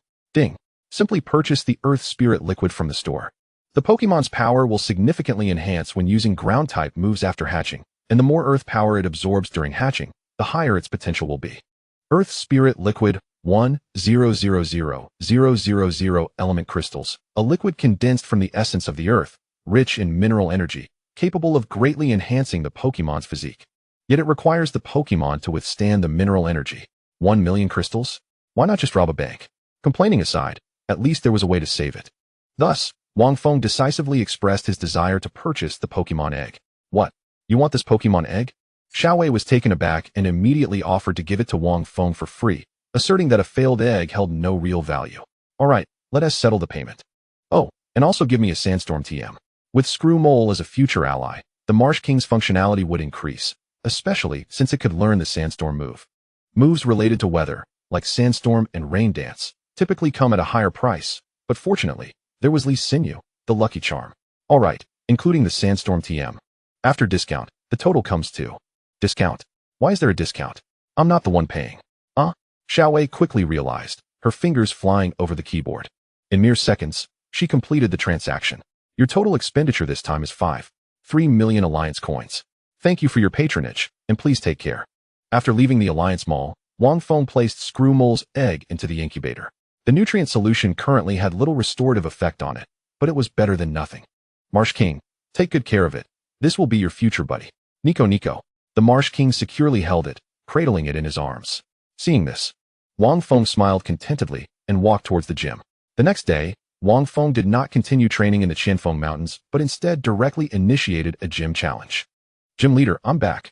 The little girl who had been defeated in one hit by Nidoking bounced in, her colorful dress swaying like a dancing butterfly. Her strength was not weak, it was just that at that time, Wang Feng had only one Nidoking. Golduck, level 33, elite. Gender, male. Type, water. Potential, gym level. Ability, hidden swift swim, speed increases in rainy weather. Skills, scratch, tail whip, water gun, telekinesis, water jet, fury swipes, water pulse, confusion, psyshock, screech, water tail, drench, self-suggestion, hypnosis. Rain dance, carrying the item mystic water, which enhances the power of water-type moves. Swift swim, Dian Snake, you're up. Nidoqueen was too high in level and could easily knock out Golduck in one hit, while the Marsh King was too low in level, making it difficult to land a hit on Golduck with Swift Swim. Only the higher-level Dian Snake stood a chance. Being 4 times weak to water-type moves didn't matter. It was just the right opportunity to put some pressure on Diane's snake, so it wouldn't spend all day sleeping and eating. Diane, finally given the chance to fight, Diane's snake slithered out from the backyard, its massive body gliding across the ground as it entered the battle arena. Wow, it's a golden Diane snake. The little girl's eyes sparkled with excitement, but she quickly turned to Wang Feng with skepticism. But isn't Diane snake 4 times weak against my Golduck? Are you sure you want to use it in battle? Cough cough. Wang Feng cleared his throat. He couldn't honestly admit that he intentionally sent Diane's snake to its doom to ignite its fighting spirit. You must understand that type advantages do not dictate everything. One can still achieve victory in a reverse attribute battle. I once had an acquaintance who defeated a lizard king with a Froakie. Water type defeating grass type? How intriguing. Golduck. Use rain dance. The gym leader is attempting to win against us with a reverse attribute. Golduck. A water sphere rose into the sky, and rain fell instantaneously. As Golduck began to dart around the arena, gathering momentum, given Diane Snake's current state, it was utterly overwhelmed and could hardly keep up with Golduck's movements. Moreover, with the boost from the rain, it was no surprise when Golduck obliterated Diane Snake with a single water pulse. Not bad at all. Golduck has been trained exceptionally well. You truly deserve this Qianfeng badge. Wang Feng generously praised, then stepped off the stage to heal Diane Snake and handed the badge, resembling a sharply pointed stone pillar, to the little girl. At that moment, the robotic referee also announced her victory. Ding! The Onyx has succumbed to defeat, and the challenger, Xiaoqi, emerges victorious in this gym battle. So, your name is Xiaoqi. In contrast, Xiaoqi, now in possession of the badge, appears somewhat displeased. She pouts and indignantly declares, I will definitely defeat your Nidoking. All right, I have faith in you. Perhaps in your next life, he mutters silently to himself. During the ensuing time, the little girl remains seated beside them, seemingly eager to witness Nidoking in action. However, the entire day is dominated by Swampert and Onyx taking turns battling. The beleaguered Onyx, having been thoroughly beaten, dares not continue resting on the ground, especially with Swampert, a Pokemon weaker than itself, still striving hard. What reason does it have not to put forth effort? Ding! Congratulations to the host for obtaining 100 Fire-type crystals. As evening descends, after bidding farewell to the last challenger, Wang Feng conjures an ethereal grasp, revealing a total of 400 elemental crystals collected that day. Xiaoqi, aren't you heading home? Be cautious. You might encounter unsavory individuals if you linger too long. With my Golduck by my side, I have nothing to fear. Wang Feng instantly perceives the little girl's fib, prompting him to probe, Did you have a quarrel at home? No, I don't know where to go. Could I stay with you for a night? Chapter 16. Off to work, the college entrance examination begins. While I cannot offer you a place to stay, I can escort you to a location that should be able to accommodate you. Where to? Xiaoqi appears somewhat disappointed, but allows Wang Feng to take her by the wrist as they venture out. Upon this gesture, Wang Feng notices the red cord adorning her wrist, intricately looping around a miniature diving ball, uncertain if it is merely a sample or an actual pokeball. The two arrive at the Yao Yao breeding house, where Xia Yuan, engaged in cleaning, is taken aback. Brother Feng, where did you pick up this child? What child? She is older than you and more powerful too. Despite her petite stature, Xiaoqi is estimated to be at least 20 years old, sharing a youthful appearance similar to Xia Yuan. No way. Not wishing to debate further with Xia Yuan, Wang Feng leads Xiaoqi before Yao Yao, who does not even bother to lift her eyelids as she speaks. Go on, what's the story? Sister Yao Yao, aren't you in need of assistance? She is homeless. Do you think she would be suitable? After hearing the details, Yao Yao steals a few more glances at Wang Feng. Wow, you have quite the charm. But is it appropriate for her to stay with you? Please, Sister Yao Yao, let us not jest. I'm a gym leader, and it wouldn't look good if rumors spread about a male and female cohabiting. All right, she can stay with me for now. During the day, she can help around the store, with meals and lodging provided. Yao Yao affectionately ruffles Xiaoqi's hair, offering her a gentle smile. After arranging for Xiaoqi, Wang Feng hums a little tune on his way back to the gym. As he passes a fork in the road, several figures clad in black rush by him. He faintly catches a mumbled, "Damn it, not this one." When Wang Feng turns to investigate, he finds the area void of any presence, eerily tranquil. Is this a hallucination? With the strength of the earth within him, he doubts he would succumb to illusions. Yet, despite his diligent searches, he finds no trace whatsoever. Reluctantly, he departs. Upon returning, Wang Feng's phone rings with a video call from his older sister, Wang Wanqing. What is up, sis? Is there something you need? Can I call you if there's nothing wrong? It's been a week since our last chat.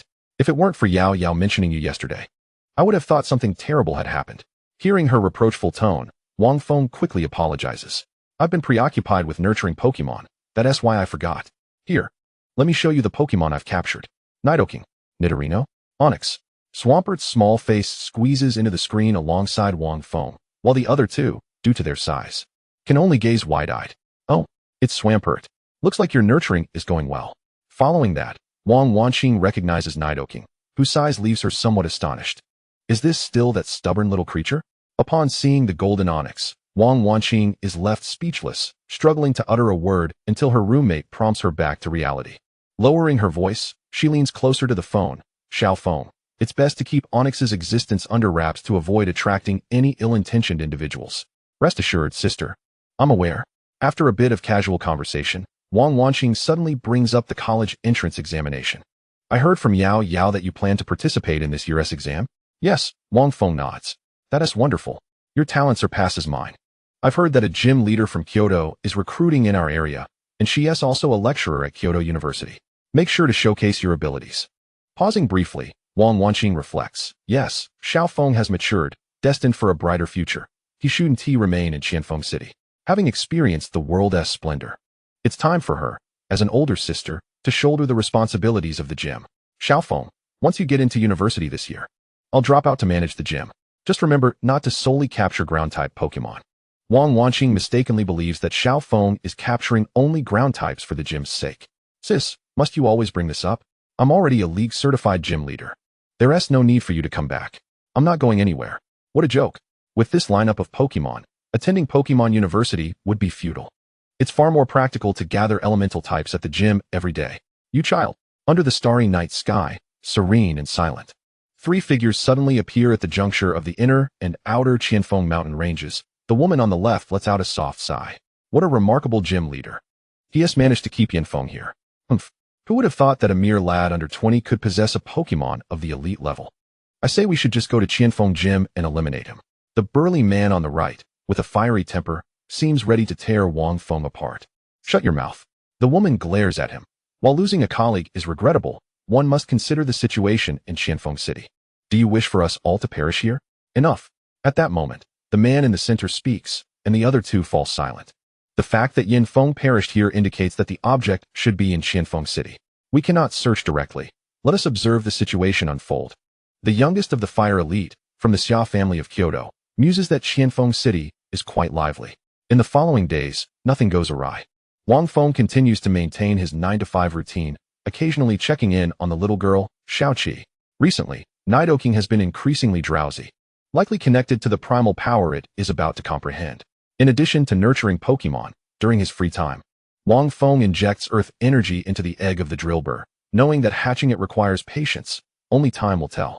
Before long, the college entrance examination commences.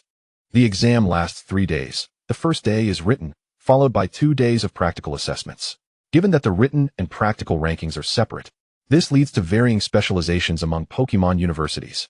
Admission relies on total scores, prompting many trainers from humble backgrounds to focus on theoretical knowledge. Kyoto University, one of the most prestigious institutions in the Huaxia League, requires that both subjects are not too low. Specialization is permissible, but not to an outrageous extent, unless one is a prodigious trainer. Brother Feng, remember to follow my cues during the exam. Xia Yuan, notorious for her poor written performance, winks at Wang Feng. But before she can say much more, she receives a swift reprimand from Xia Yao Yao. Sister, I am the chief examiner. Do you want to risk it? Sis. Xia Yuan feigns anger, then quickly switches to pleading. You wouldn't want to see your brother fail, would you? Heh, if he fails, he can just return home. That's unacceptable. Observing the sibling banter, Wang Feng feels an unexpected sense of amusement and clears his throat. As a gym leader, I've already seen the answers in advance. Really?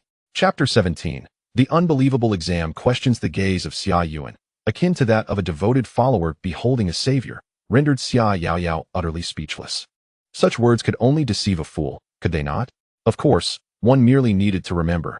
For 3 long and 1 short, select the longest. For 3 short and 1 long, select the shortest. And if they are neither long nor short, opt for the middle. Having spoken, Wang Feng briskly strode into the examination hall, while Xia Yuan remained behind, reiterating, 3 long and 1 short, choose the shortest. 3 short and 1 long, choose the longest? No, That's not right. Enough, hurry inside. Xia Yaoyao urged him with a gentle push before proceeding to maintain order within the examination venue. As the written test commenced, Wang Feng, already well-versed in Pokemon knowledge, found the questions rather easy to tackle. Yet, he felt a twinge of frustration regarding this year's exam. The questions were convoluted, deliberately targeting obscure details. One question asked, which of the following Pokemon cannot learn Dragon Dance? A. Axew. B. Garchomp. C. Mudkip. D. Krabby. Who would have thought that the crustacean and the mudfish could learn this skill, while the dragon known as Garchomp could not? Another question queried, among the following Pokemon, which possesses the highest physical defense-based stat? A. Shuckle. B. Tyranitar. C. Bastiodon. D. Steelix. This question was even more outrageous. It is common knowledge that Bastiodon and Steelix are renowned for their impressive physical defenses, yet Shuckle was the true champion. Another inquiry stated, which of the following Pokemon possesses a dragon type? A. Gyarados. B. Charizard. C. Swablu. D. Exeggutor. Wang Feng mused. To pair a traitor of the dragon kin with Exeggutor is a feat in itself. Ultimately, Exeggutor's deceptive nature made it difficult to remember without diligent study. The special form of Exeggutor, known as Alolan Exeggutor in the anime, does indeed possess the dragon type, a fact that teachers occasionally mention in class, resulting in this exceedingly perplexing multiple-choice question. Noticing Wang Feng shaking his head in exasperation, Xia Yaoyao approached him. Are the questions really that difficult? Upon glancing at the paper, she was taken aback. Despite his early completion of the exam and answering all multiple-choice questions correctly, he sighed. What else with the sighing? Xia Yaoyao restrained the urge to punch him and turned to attend to other exam centers. As the bell signaling the end rang, Wang Feng was the first to submit his paper and exit the examination hall, only to be met with a chorus of lamentations from around him. Was that last question even fair? It asked me to list at least 3 Pokemon with the Sand Force ability. Last question? Didn't you check the back? What? There's a back? Teacher, give me another chance. Aside from the one who was oblivious to the exam paper, others were engaged in discussions about the particularly challenging questions. Is the teacher even human? Shuckle is the one with the highest physical defense? What? It really is Shuckle? Among those who were elated and those who were dismayed, Xia Yuan emerged, excitedly embracing Wang Feng. 3 long and 1 short. Brother Feng, you truly did not deceive me. Wang Feng, exasperated, rubbed his temples. You actually guessed correctly. You rascal. By the way, should the dragon-type Pokemon be C or D? Is that even a question? Of course, it's D. This remark did not come from Wang Feng, but from Li Xinyu, who had just exited from the adjacent examination room, striding with a newfound confidence that seemed to lift her off the ground. I remember clearly. The teacher mentioned in class that Exeggutor is one of the least memorable dragon-type Pokemon. Seems like it, but that means I lost my 5 points, doesn't it? The multiple-choice questions are notoriously unforgiving. Getting just 2 wrong could equate to missing a major question. Listen to her nonsense, as if Swablu isn't a dragon type. Go check the Pokédex. Moments later, peals of laughter erupted. Ha ha ha, what a fine statement about Exeggutor having a dragon type. Li Xinyu, do you wish to kill me with laughter to advance your standing? What? That is impossible. Li Xinyu's eyes widened. She recalled vividly that during a class she had finally attended, the teacher had mentioned Exeggutor. However, the facts in the Pokédex were slapping her in the face. And in her attempt to belittle Wang Feng, she was left utterly humiliated, driving her to a frenzy. Unable to contain her frustration, she hurled her phone to the ground, yelling, "What do you mean by special forms? Pokemon can have special forms?" Xia Yuan, 666. Wang Feng, outrageous. Onlookers, as foolish as a pig. Let us go? Let us go. My mother doesn't allow me to talk to fools. At that moment, Xia Yaoyao emerged holding a stack of exam papers. Casting a cold glance at Li Xinyu. No loud noises in public. Li Xinyu immediately felt as if plunged into an ice pit, picking up her phone and leaving in disgrace. All right, the afternoon breeder prospect examination will commence at 2 o'clock. Students wishing to participate should not be late.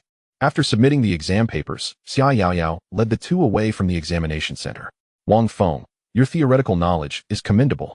You might consider participating in the afternoon breeder prospect examination. Originally, the written test spanned 3 hours in the morning, but due to the scarcity of breeders, the league introduced this prospect examination to encourage the development of breeders. It primarily assesses theoretical knowledge, but is more comprehensive and precise, ultimately awarding bonus points based on the answers given. The full score is 30, with a passing line at 15. Anything below 15 does not count towards the college entrance examination total. Students who pass the prospect examination become prime candidates for recruitment by various universities, even if their other scores are somewhat lacking. Moreover, in an exam where one can surpass thousands of competitors, the prospect examination was undoubtedly a significant temptation. The breeder examination? It's worth a try. Wang Feng mused while picking at his scallion duck rice, having heard that passing the prospect examination was akin to securing a breeder-S qualification. Upon hearing that bonus points could be earned, Xia Yuan's eyes lit up. Sister, can I go? As your younger brother. Isn't the prospect examination a piece of cake for me? Xia Yaoyao shot him a glance, but said nothing, which he took as tacit approval. Brother Feng, once you become a breeder, will you no longer need your sister to make energy blocks for you? Ding dong. The sound of ceramic spoon clinking against the plate drew Wang Feng and Xia Yaoyao's attention to Xia Yuan. What's wrong? Did I say something incorrect? Well, you are not wrong, but next time I'll send your head flying. Xia Yaoyao glared at him, while Wang Feng shook his head dismissively. It's not that simple. Not only does making energy blocks require specific recipes and extensive practice, but the cultivation of Pokémon alone will take me a considerable amount of time. As the name suggests, breeders primarily focus on nurturing Pokémon, needing to accurately gauge their limits and understand how to train them to maximize their strengths while compensating for their weaknesses. After training, Pokémon must also undergo massage and relaxation to prevent injuries from excessive training. Previously, both Nidoking and Swampert were solely under Xia Yaoyao's care, leaving Wang Feng as an onlooker with no opportunity to intervene. Chapter 18. The man who aspires to be the strongest trainer in the afternoon. Xia Yaoyao resumed her role as the invigilator, while Wang Feng and Xia Yuan entered the examination hall side by side. With fewer participants in the prospect examination, there were only 2 testing rooms. Upon entering, all 3 were momentarily taken aback. An unexpected figure sat early at a desk. Brother Feng, why is Li Xinyu here? Didn't she skip class to come? Who knows? Perhaps she believes she can pass. Wang Feng shrugged and took his seat. Master Xia, you're here. Due to the nature of the breeding examination, the invigilating teachers were replaced by 2 breeders from Qianfeng City, who bowed respectfully to Xia Yaoyao before proceeding to organize the exam papers. Master Xia, with your guidance, your brother will surely score high. Indeed. But that girl from the Li family isn't too shabby either. I found her Pokemon nurturing summary quite impressive last time. Uffed. Xia Yuan burst into laughter in front of everyone. Even though she tried to lower her voice, her body still trembled with mirth. The elves are hardly recognized by many. Yet a summary is being written? Wang Feng couldn't help but chuckle. This summary might just be worth several bank cards. The exam is about to commence. Silence. Despite the amusement barely concealed in her eyes, Xia Yaoyao still had to uphold order. A test paper, merely 2/3 the size of a standard one, lay before him, and Wang Feng steadied his mind before glancing at the first question. There were no multiple-choice questions. It was a direct fill-in-the-blank format. Question: what type of berry can eliminate all abnormal states? Question: what berry is required to create a sour energy cube? These questions were relatively simple, falling under the category of basic knowledge, primarily assessing the student's foundational skills. A cultivator who cannot recall the effects of berries cannot hope to create energy cubes. The berry capable of curing all abnormal states is the Musi fruit, commonly found in healing sprays on the market. The 10 fill-in-the-blank questions total 10 points, being the easiest to score, while the subsequent questions are more complex, with each correct answer merely yielding 4 points. This design aims to prevent a hapless student from accidentally guessing correctly on a challenging question. The first question raised an eyebrow for Wang Feng. It seemed a tad too easy. Question: if Shaoli employs a geranium in a trainer competition, how can it ensure that the geranium is not swiftly defeated by a countering elf? It isn't particularly difficult. It merely requires assessing the geranium's attributes and contemplating the corresponding resistant berries. Resistance berries, as the name implies, provide resistance to specific attributes, thereby mitigating damage. This question fundamentally tests basic knowledge. One must be thoroughly familiar with elf attributes and their counter relationships, as well as the 18 types of resistance berries. After a moment of contemplation, Wang Feng swiftly pinned down his answer. Answer: one should select different berries based on the opposing elf, with Qiaqigu providing fire resistance and Tongtongu offering bug resistance. The following questions posed no significant challenge, and compared to the anxious Xia Yuan, Wang Feng's progress was undoubtedly much swifter. On the other side, Li Xinyu appeared calm, yet internally she was already beginning to panic. As Xia Yuan had mentioned, she couldn't even recognize all the common elves, let alone grasp the more profound theoretical knowledge. As the saying goes, last-minute sharpening of a knife does not cut quickly. Li Qianfeng had specially hired 2 intermediate cultivators to tutor her to ensure she could reach the passing line. To be blunt, they were focusing on likely exam topics. As for why they didn't consult Xia Yaoyao, don't ask. The answer is that a gym-level trainer is not deemed worthy of hiring a senior cultivator. The focused tutoring indeed yielded results. She swiftly completed the fill-in-the-blank questions, but when it came to the major questions, she was utterly stumped. Resistance berries? How was she to know? The invigilating teacher, who had previously praised Li Xinyu, casually strolled past Xia Yaoyao, feigning indifference. They exchanged glances, and Xia Yaoyao lightly acknowledged her with a sound, in a tone only the two could hear. So this is the genius capable of writing summaries? I must say, I am quite impressed. The teacher's expression darkened. She hadn't anticipated Li Xinyu to be so inept. The geranium is such an evidently grass-type elf, and at the very least, other examinees had written down a Qiaqigu. Yet, Li Xinyu's paper was entirely blank.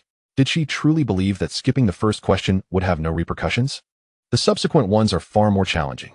With a silent sigh, the invigilating teacher chose to ignore her and turned her attention to other students. Suddenly, she noticed Wang Feng, who was furiously scribbling away, and her eyes lit up. Wang Feng had already reached the 3rd major question. Question: assume you are a cultivator and encounter a fire monkey attacked by an electric-type elf. Which berry should you select to create an energy cube to heal it? The question specifically indicates an electric-type elf. Thus, the use of the paralysis-eliminating Ingzi fruit is essential, followed by the restorative Wenyu fruit. Is it truly that simple? Wang Feng engaged in a thorough re-examination of the question. The cultivator behind him, brimming with patience, felt a flicker of anticipation. This child is a promising prospect. Perhaps I could. No, wait. Wang Feng had a sudden epiphany. If the question pertains to which berries to administer, then Ingzi and Maji fruits would be the correct answers. But the question asked for creating an energy cube. It is well known that specific berries must be added for flavor when crafting energy cubes. Given the fire monkey's notoriously fiery temperament, it inherently prefers spicy flavors, necessitating the inclusion of the lanmei fruit. Flavoring is also a fundamental lesson for cultivators. Selecting the appropriate taste can enhance the elf's affinity, making both healing and cultivation considerably more manageable. As Wang Feng completed another question, the cultivator could no longer contain his thoughts and was about to voice them when he was met with a fierce glare from Xia Yaoyao. What? A nearly 50-year-old intermediate cultivator wishes to take on a disciple? Who does he think he is? Realizing Xia Yaoyao's identity, the cultivator sighed in resignation. He knew he stood no chance against her. The difficulty of the last 2 questions increased sharply, and even Wang Feng found himself at a loss when they pertained to the growth state of elves, their size, and the methods and locations of massage. He was utterly clueless. Nonetheless, he deemed it sufficient. Wang Feng decisively surrendered the test paper to Xia Yaoyao. The preliminary exam differs from the college entrance examination. The time constraints are much more lenient, allowing 3 hours to complete the questions, and one can submit the paper whenever they feel ready. Not bad. Have you considered studying to become a cultivator under my guidance? Is that so? Sister Yaoyao, please refrain from flattering me. After all, I aspire to become the strongest trainer. Upon hearing this, Xia Yaoyao's lips curled into a smile, appreciating his ambition, though she quipped, you might want to pray that the strongest trainer is female. What? Sister Yaoyao, what are you saying? I don't quite understand. Chapter 19, System Task. Outside Examination Hall Number 1 in Qianfeng City. Wang Feng and Xia Yuan squatted beneath the shade of a tree, nibbling on ice pops, while Zhao Wang mimicked them, shoving the ice pop into its mouth. Capable of swallowing 3 or 4 in one go. Bro Feng, I've done my research. Your Zhao Wang is quadrupled in weakness against grass-type attacks. Don't just take my word for it. Even other grass-type elves might struggle to win. Upon hearing this, Zhao Wang protested, tapping Xia Yuan's leg with its large tail, expressing its discontent. Oh, are you staging a rebellion? You're going to get hit for speaking out. Nico, what's wrong with that? It makes sense. Leaning against the tree trunk, Wang Feng nodded and suddenly remarked, in that case, I might as well send out Nidoking. It's been idle for too long and needs to stretch its legs. Why am I always so talkative? Coughing, Xia Yuan interjected, Bro Feng. Look at how dashing Zhao Wang is, and its strength is impressive. I still think it's more appropriate to let it battle. Of course. At that moment, Xia Yaoyao emerged from the examination hall, having finished collecting the test papers, shielding her eyes from the setting sun. Let us go. Rest well tonight for tomorrow's practical assessment.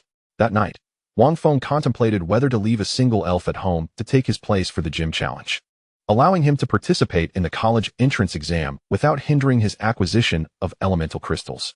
If Debanxi were to guard the home, There's no telling it might be stolen.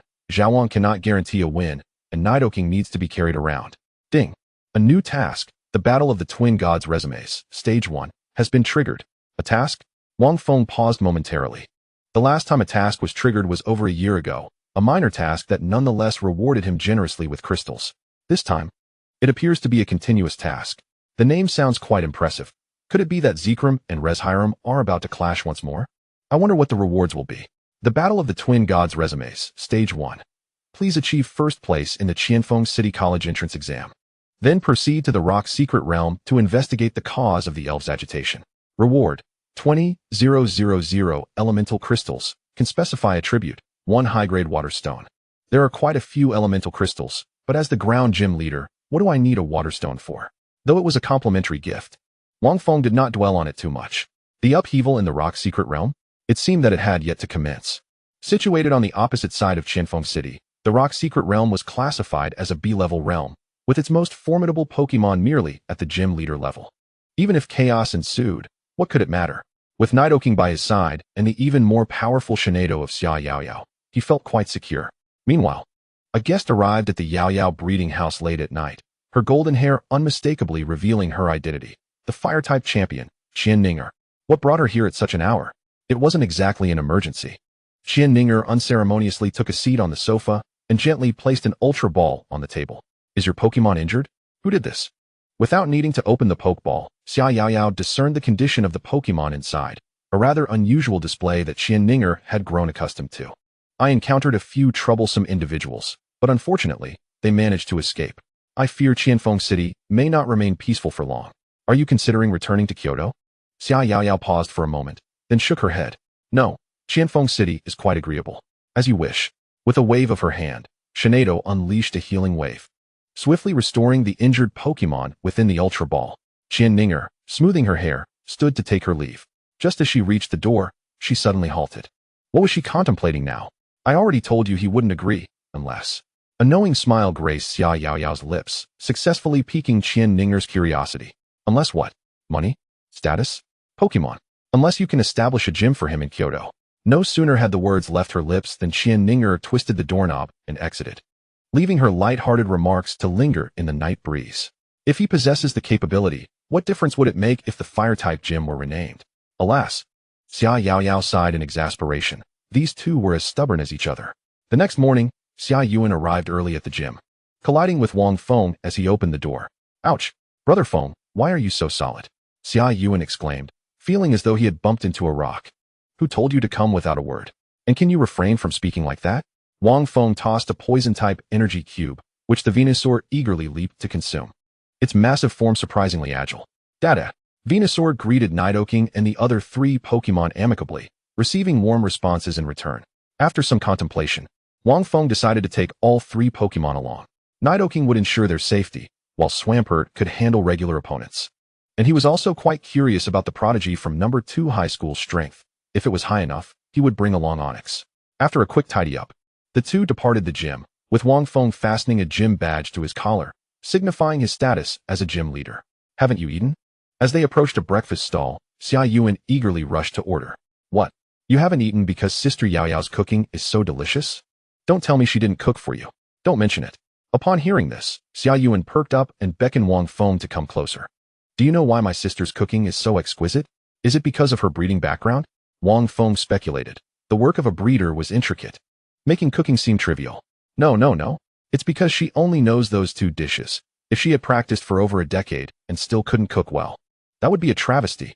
Even the best dish would become monotonous if eaten repeatedly, right? Wang Feng nodded in agreement. Indeed, I'll have a crepe. What about you? I'll take a basket of soup dumplings. The breakfast stall operated with remarkable speed, thanks to the owner's Macamp, who had mastered the legendary ability to coordinate 6 arms, each doing its own task without interference. One pair of arms spread the dough, another inserted the crispy filling, and yet another fetched the side dishes. The dumplings were even more astonishing. Contrary to expectations of mere handmade dumplings, the Macamp prepared them all with astonishing efficiency. That's absurdly impressive, Wang Feng remarked, having sampled the owner's culinary skill. Boss, your business must be thriving. The owner, wiping sweat from his brow, beamed with pride. Let me tell you, in this city center, I've driven all the other breakfast joints out of business. Once I save enough to marry Ma Camp a shiny wife and have a bunch of little Machamps, the breakfast industry in Qianfeng City will all be mine. Chapter 20, Practical Examination. Well, that has quite an ambition. Better get him a shiny wife. Wang Feng chuckled, rubbing his nose. The owner's eyes lit up, and he grasped Wang Feng's hand excitedly. A shiny? Why didn't I think of that? My old buddy has been with me for so many years. He absolutely deserves a shiny. Little brother, this meal is on me. Eat to your heart's content. They graciously accepted the offer, finishing their meal before departing. The practical examination was set to take place at the sports field of No. 2 High School. The reason it wasn't held at No. 1 High was due to its poor performance in recent years, having not placed even 3 among the top 10 in practical assessments. The league always prioritized strength. Schools with excellent results received more funding, while those with poor results faced reductions. Without resources, student enrollment would suffer, leading to even worse results, a vicious cycle. This was also why Zhang Jian was so eager for Wang Feng to participate. Wow, this stadium is even larger than our school's playground. No. 2 High must be quite wealthy. Indeed, they have monopolized nearly 80% of the league's funding over the past 3 years. The two joined the line of candidates entering the stadium, capable of accommodating nearly 1,000 spectators. To promote better visibility, No. 2 High would keep the venue open throughout the examination days without requiring tickets, though one needed to arrive early to secure seating. Otherwise, they would have to stand at the back. At just 7 in the morning, the stadium was already bustling with a sea of people, many having arrived before dawn to secure good spots. From the highest section of the stands, Wang Feng immediately spotted Qianfeng seated in the prominent position. As if sensing his gaze, Qianfeng glanced in his direction before quickly averting her eyes. After a roundabout journey, Wang Feng and his companion finally reached the preparation area for No. 1 High, where they found not only themselves, but also Li Xinyu and other classmates. There are too many people here. I should have come with my sister, Xia Yuan complained. But Wang Feng remained unfazed. With his physique, even a few adults couldn't budge him. Sister Yao Yao is a special guest. She'll probably only arrive when the match begins. The first round of the practical examination would randomly assign opponents, so their luck would determine the matchups. As the allocation had yet to commence, Wang Feng settled into the rest area, feet planted firmly on the ground. Though it appeared he was merely resting, he had already begun to cultivate his earth power. Seated nearby, Li Xinyu smirked coldly, her excitement palpable as she read a message on her phone. At precisely 8 o'clock, all candidates received a notification detailing their candidate numbers and first-round opponents. If candidate numbers had been distributed beforehand, some might have colluded to cheat. By sending out the numbers only 5 minutes before the exam, such eventualities were preemptively avoided. Brother Feng, I'm number 324. What about you? I'm further back, 1314. Not a bad number. No sooner had Wang Feng spoken than Zhang Jian hurried over, tightly grasping his hand upon arrival. Wang Feng, are your Pokemon ready? You must win. Cough. Principal, I know you're anxious, but what seems to be the matter? Zhang Jian sighed, taking a seat with Wang Feng's assistance. After sipping some water, he spoke earnestly. This morning, the league issued me an ultimatum. If this year's performance remains the same, all funding for Qianfeng City's higher education institutions will be redirected to No. 2 High. So, Wang Feng, Yuan, you two must win. If we can have at least 3 of us, and one makes it to the top 3, it would suffice. Wang Feng and Xia Yuan exchanged glances, seemingly aware of the immense pressure that the alliance was exerting on the first high school. It's understandable, given that as the only 2 high schools in Qianfeng City, the first high school not only has a longer history than the second, but also attracts a superior student body. Despite this, their performance still falls short. Rest assured, Principal, with both Wang Feng and me here, no problem is insurmountable. By the way, Principal, what if I secure first place? What would my reward be? Unexpectedly, Zhang Jian waved his hand dismissively and proclaimed, if you clinch first place, you may choose any reward you desire. Cough. Well then, I shall not be modest. Soon after, Zhang Jian regained his composure and offered a few words of encouragement before taking his leave. As the principal of the first high school, his vantage point was naturally from the highest tier of the stands. The fleeting 5 minutes passed in the blink of an eye, and the announcement began to signal the commencement of the examination. Next, please summon candidate number 1 and candidate number 356 to the first battle station. Repeat, please summon candidate number 1. The stadium was equipped with multiple battle platforms, allowing for simultaneous competitions. Otherwise, it would take eons for over 1,000 candidates to compete. The college entrance examination has never allowed for errors. Victory means advancement while defeat means elimination. It's that cruel.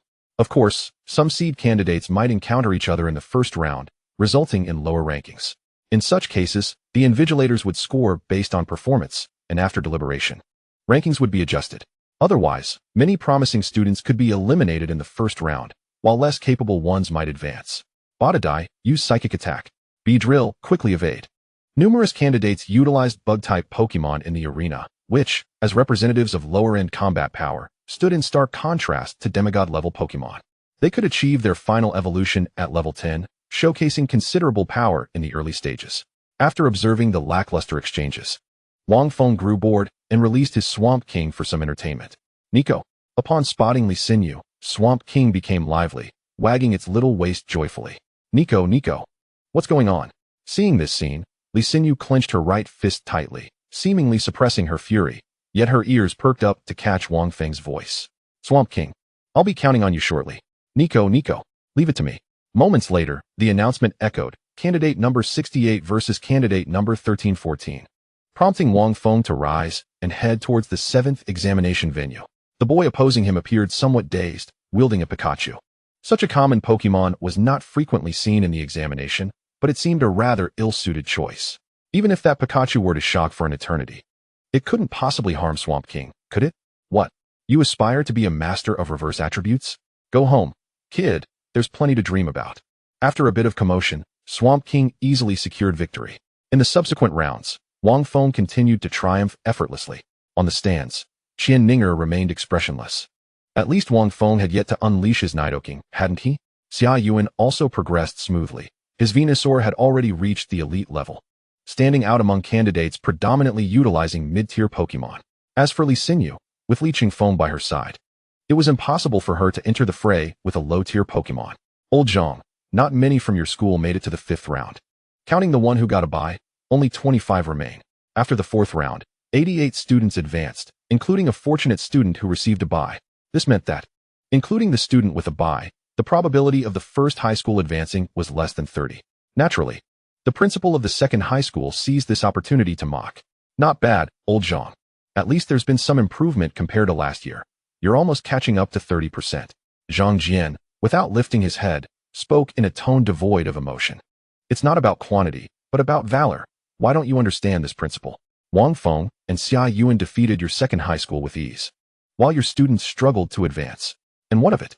It's merely luck. As the two exchanged barbs, the competition proceeded as usual. Wang Feng's gaze fell upon a second high school student, a somewhat shy girl clad in a faded school uniform. Yet her face bore a maturity far beyond her years. The Pokemon she employed was a Flareon, remarkably powerful. This Flareon seems rather unusual. How can it be stronger than Venusaur? Flareon. Level, 38, Elite. Gender, male. Type, Fire. Quality, Elite. Ability, Flash Fire. Absorbs Fire-type skill attacks and strengthens its own Fire-type skills. Skills, Swift, Tackle, Takedown, Flare Blitz, Tail Whip, Flame Fong, Ember, Flame Burst. Item, none. System description, a Pokemon that evolved under external influences without an evolution stone, forever capped at level 38, without any further enhancement. Did this Flareon evolve directly from Eevee? Wang Feng was astonished. The world is indeed full of wonders. The necessity of evolution stones for Pokemon evolution lies in their elemental energy. Theoretically, if the external environment possesses the same energy, forced evolution could occur. If researchers were to discover this, they would undoubtedly scramble to investigate. Perhaps they could uncover the possibility of evolution without an evolution stone. However, considering this Flareon situation, such evolution completely capped its potential, meaning it traded longevity for temporary strength. As expected, Flareon easily claimed victory. As she descended from the platform, the girl glanced at Wang Feng, having noticed the persistent gaze directed her way. The principal must have meant him. If she could defeat him, she could. Hey, Fenggu, what are you staring at? It's your turn. Xia Yuan abruptly tapped Wang Feng on the shoulder, snapping him back to reality. And he hastily released Nidoking to battle. Nido. Boom. The opponent, a rather timid boy, immediately knelt under the immense shadow of Nidoking, lacking any will to resist. Well, I say I picked the wrong Pokemon. Would you believe me? The boy's mouth twitched. What do you think? He retreated repeatedly, raising his hands to signal the referee. I forfeit. If it comes to a real fight, my Pokemon wouldn't withstand a single blow. Good lad, although you lost, you remain a competent trainer. According to the practical assessment process, The top 11 would be determined before noon, followed by a bye for one, with the remaining 10 continuing to battle. Thus, the competition would gradually reveal the ultimate victor. Coincidentally, the strongest girl from the second high school had not encountered Wang Feng, Xia Yuan, or Li Xinyu throughout these rounds. The four had completely avoided one another. At noon, Qianfeng unexpectedly joined them for lunch. Kyoto is vastly different from Qianfeng City. There, one can encounter far more powerful trainers, which would greatly aid your growth. I say, Miss Ninger, you've repeated that many times. I stand by my words. I will not leave Qianfeng City. Wang Feng felt a bit overwhelmed. Why must such an attractive girl be so stubborn? To persuade him to accompany her to Kyoto, Qianfeng had tried every method imaginable, her gaze practically pleading with him to come along. But I shall be going to Kyoto before long. Oh, as this was said, not only did Qianfeng perk up, but even Xia Yao Yao and her brother showed interest. Fenggu, what business do you have in Kyoto? Wang Feng smirked, enunciating each word deliberately, to challenge the dojos. Question, what is the swiftest way to elevate an unknown dojo to prominence? Answer, challenge them. Defeat those universally acknowledged as formidable. With a clatter, Xia Yuan dropped his chopsticks, swallowed the morsel in his mouth, and slowly gave Wang Feng a thumbs up. Brother Feng, you are truly formidable, jumping right into the fray against the strongest. Keep it up, I have high hopes for you. Xia Yao Yao gently lowered her head, teasingly adding, isn't there a dojo master from Kyoto among us? Why not give it a try? Sensing the increasingly dangerous gaze beside him, Wang Feng hurriedly shifted the topic. Ahem, Ninger and I are good friends. You must cheer for me during this afternoon's match. If I secure first place, will you accompany me back to Kyoto? No? Then I wish you to lose in your very first match. I appreciate your well wishes, he replied dryly.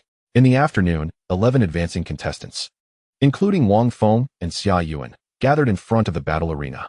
Among them, one fortunate individual would receive a bye into the top 6. All right, everyone.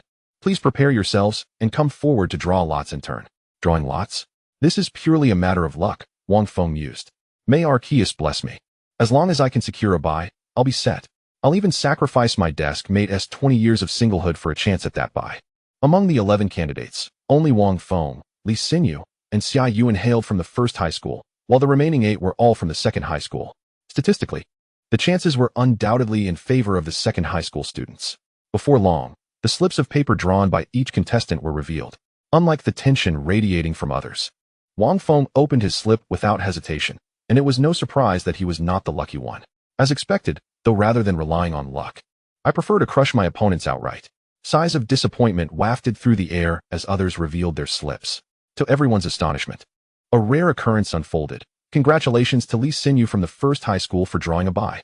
The remaining contestants were instructed to proceed to their respective battle stations. Xia Yuan tossed her slip aside, pouting, Li Xinyu is so lucky. Not only did she avoid formidable opponents, but she also received a bye. Whatever, she dismissed. The competition for the top 6 would be tougher than before, with at least high-level Pokémon appearing, comparable to the Swamp King. However, against the fully equipped Swamp King, no opponent of the same level could possibly stand a chance. A swift flick of the wrist unleashed a toxic assault, and with a graceful twist, a defensive maneuver followed. Come on, man, your Swamp King is just too dirty. That's just too much. Within 10 minutes, Wang Feng's opponent promptly conceded defeat. Chapter 22, Body Slam. Unable to inflict any damage, and with their own Pokémon afflicted by poison, what choice did they have but to concede? Old Zhang, is this what your school has come to? Winning with such underhanded tactics. Among the students advancing to the top 6, both schools had an equal number of representatives.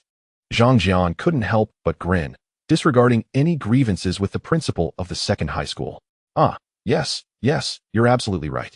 Go inform the league that from now on, Pokémon like Swamp King are not allowed to participate. After a brief intermission, the competition for the top 3 commenced. The next match featured contestant 250 against contestant 546. Contestant 250 was, of course, Li Xinyu, and her opponent was the weakest among the top 6, barely reaching level 22. With no chance against a Rockruff. Following that was Xia Yuan's turn, and upon seeing her opponent, both were taken aback. How could it be her? The girl before them, possessing a high-level Flareon, was indeed Xia Yuan's adversary.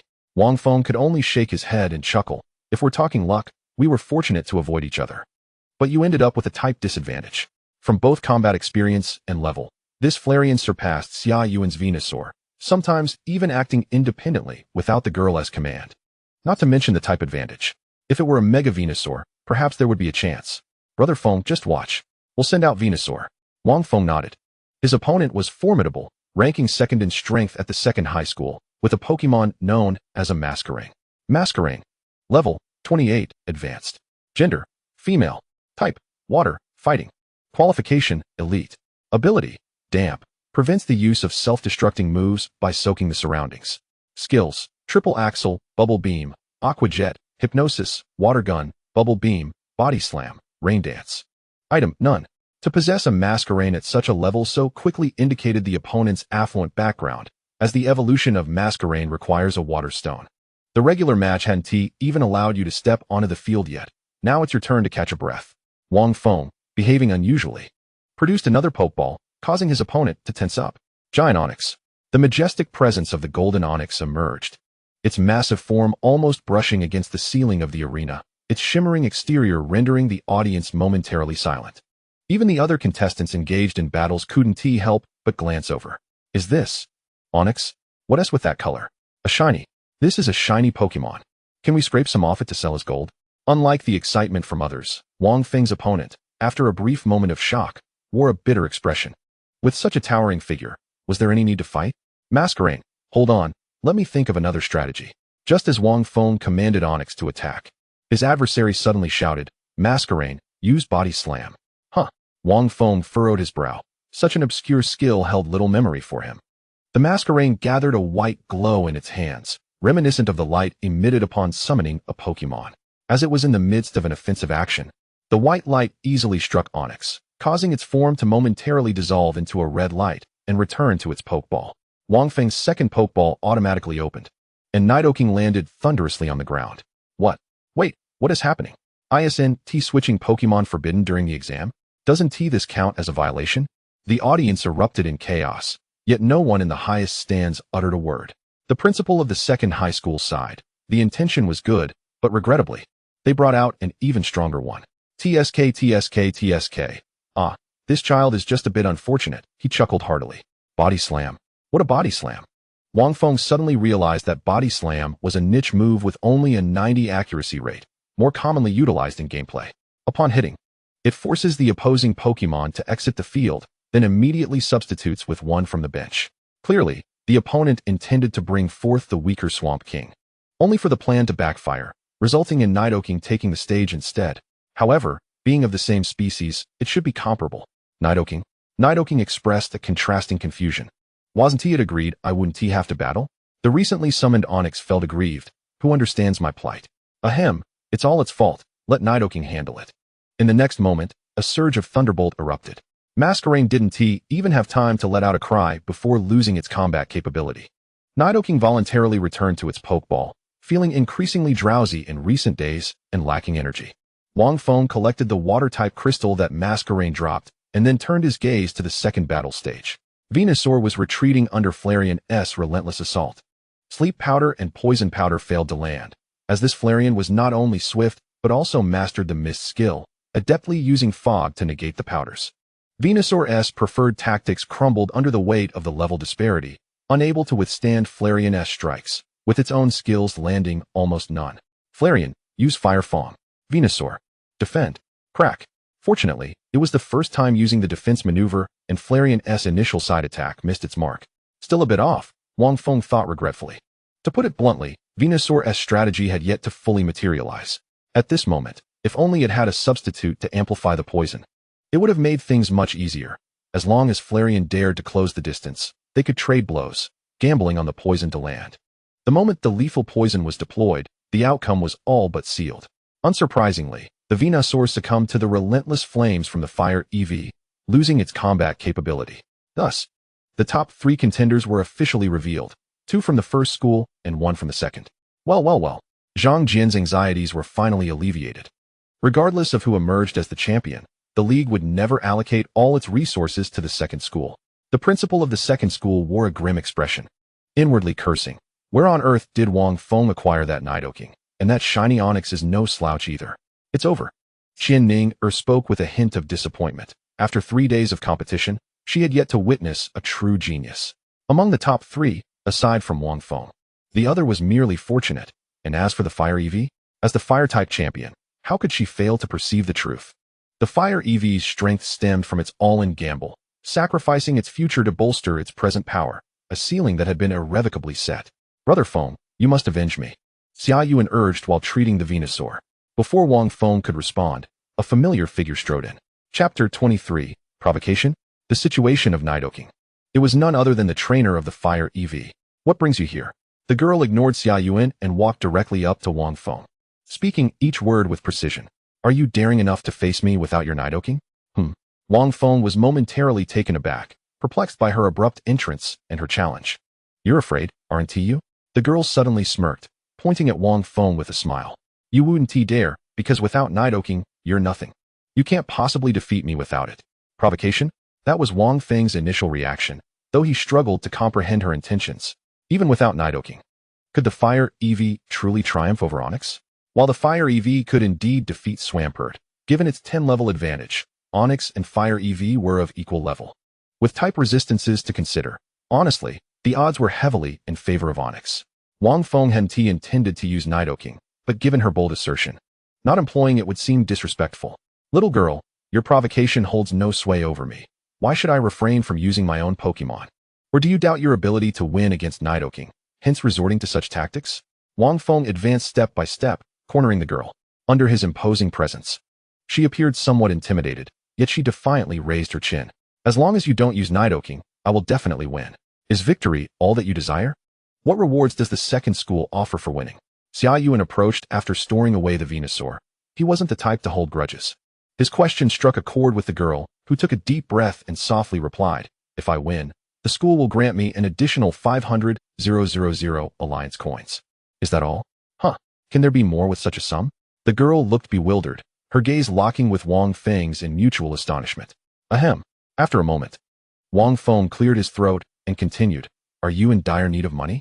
It appeared the girl had little understanding of nurturing Pokémon. Otherwise, she wouldn't be so easily swayed by the prospect of 500,000. Yes, 500,000 would suffice for my household expenses. Hospital bills are exceedingly high. Her voice grew softer, nearly inaudible. Now, please have the top 3 candidates enter the arena. As the announcement echoed, the girl gradually turned her hopeful gaze towards Wang Feng, her unparalleled plea piercing the heart. Xia Yuan opened his mouth, then silently closed it. After a few minutes, Wang Feng brushed past the girl, discreetly slipping a business card into her pocket as they brushed shoulders. A promise made in trust, and I have secured the top spot. The girl's expression dimmed immediately, and she exited swiftly. The competition for the top 3 was different from before, as the league's specially invited guest, Qianfeng, first drafted a ranking. If anyone believed the ranking was flawed, they could issue a challenge just like before. The list unveiled now garnered unanimous agreement from the audience as the final standings. First place, Wang Feng. Second place, Lin Luo. Third place, Li Xinyu. Given current capabilities, this ranking seemed entirely accurate and unlikely to change. Could it be that we are concluding early? Surely, who would dare challenge Wang Feng's Nidoking? No sooner had the thought crossed someone's mind than they were swiftly proven wrong. As Lin Luo stepped up to Wang Feng, her expression impassive. I challenge you. A ripple of astonishment ensued. Except for the principal of the second school, everyone else was left bewildered. Zhang Jian glanced at the man beside him, unable to restrain himself. Such courage is commendable, but ultimately futile. According to the rules, the first-place contender could not refuse a challenge from the second or third place until they had decisively defeated both. Very well, I accept. The Fire EV reappeared in the arena as Wang Feng gently caressed the Pokeball in his hand. Nidoking's current state seemed off, and he would need to consult Qianfeng after the exams. Nidoking, hold nothing back. Nido. Qianfeng raised an eyebrow in the stands, letting out a soft exclamation. Has he grasped it so swiftly? Xia Yaoyao shifted from resting her chin on her hand to leaning forward, swallowing hard upon receiving Qianfeng's approval. This Nidoking possesses the potential for a champion. At the very least, it must be at the pinnacle of the elite. In the arena, facing Wang Feng's Nidoking, Lin Luo immediately commanded her Fire EV to use Quick Attack to create distance. Surf. What? Upon hearing Wang Feng's command, Lin Luo stood there, stunned. Nidoking could use Surf? Without time to ponder, Nidoking shook its somewhat dazed head, its feet firmly planted on the ground, releasing a blue energy that rapidly spread across the battlefield. It surged forward, lifting Nidoking towards the Fire EV. The overwhelming waves were inescapable, especially when unleashed by a Pokémon at the elite level. within a second. The Fire EV was knocked unconscious by the crashing surf. The battle concluded without suspense. As for Li Xinyu, she was self-aware enough to harbor resentment in her gaze towards Wang Feng. She was so close to being the champion. Li Qianfeng had previously conducted a thorough investigation into Lin Luo, knowing that while she was incredibly powerful, her family was impoverished. And a tragic incident in her sophomore year had left her family destitute, even struggling to afford meals at school. To ensure the second school maintained its competitiveness, the principal had sponsored her, promising a reward of 500,000 for winning the championship. Li Qianfeng had already prepared for this eventuality. Should Lin Luo secure first place, he would allow her to win against Li Xinyu deliberately. After all, it was just money handed over. The fantasy was beautiful, yet reality was harsh. Wang Feng's overwhelming prowess left Li Xinyu with no room for resistance. The exams concluded. The top 3 candidates, after receiving their accolades, each departed in different directions. Naturally, Li Xinyu was whisked away in luxury cars, accompanied by a throng of sycophantic friends, while Wang Feng's entourage, though smaller, comprised influential figures.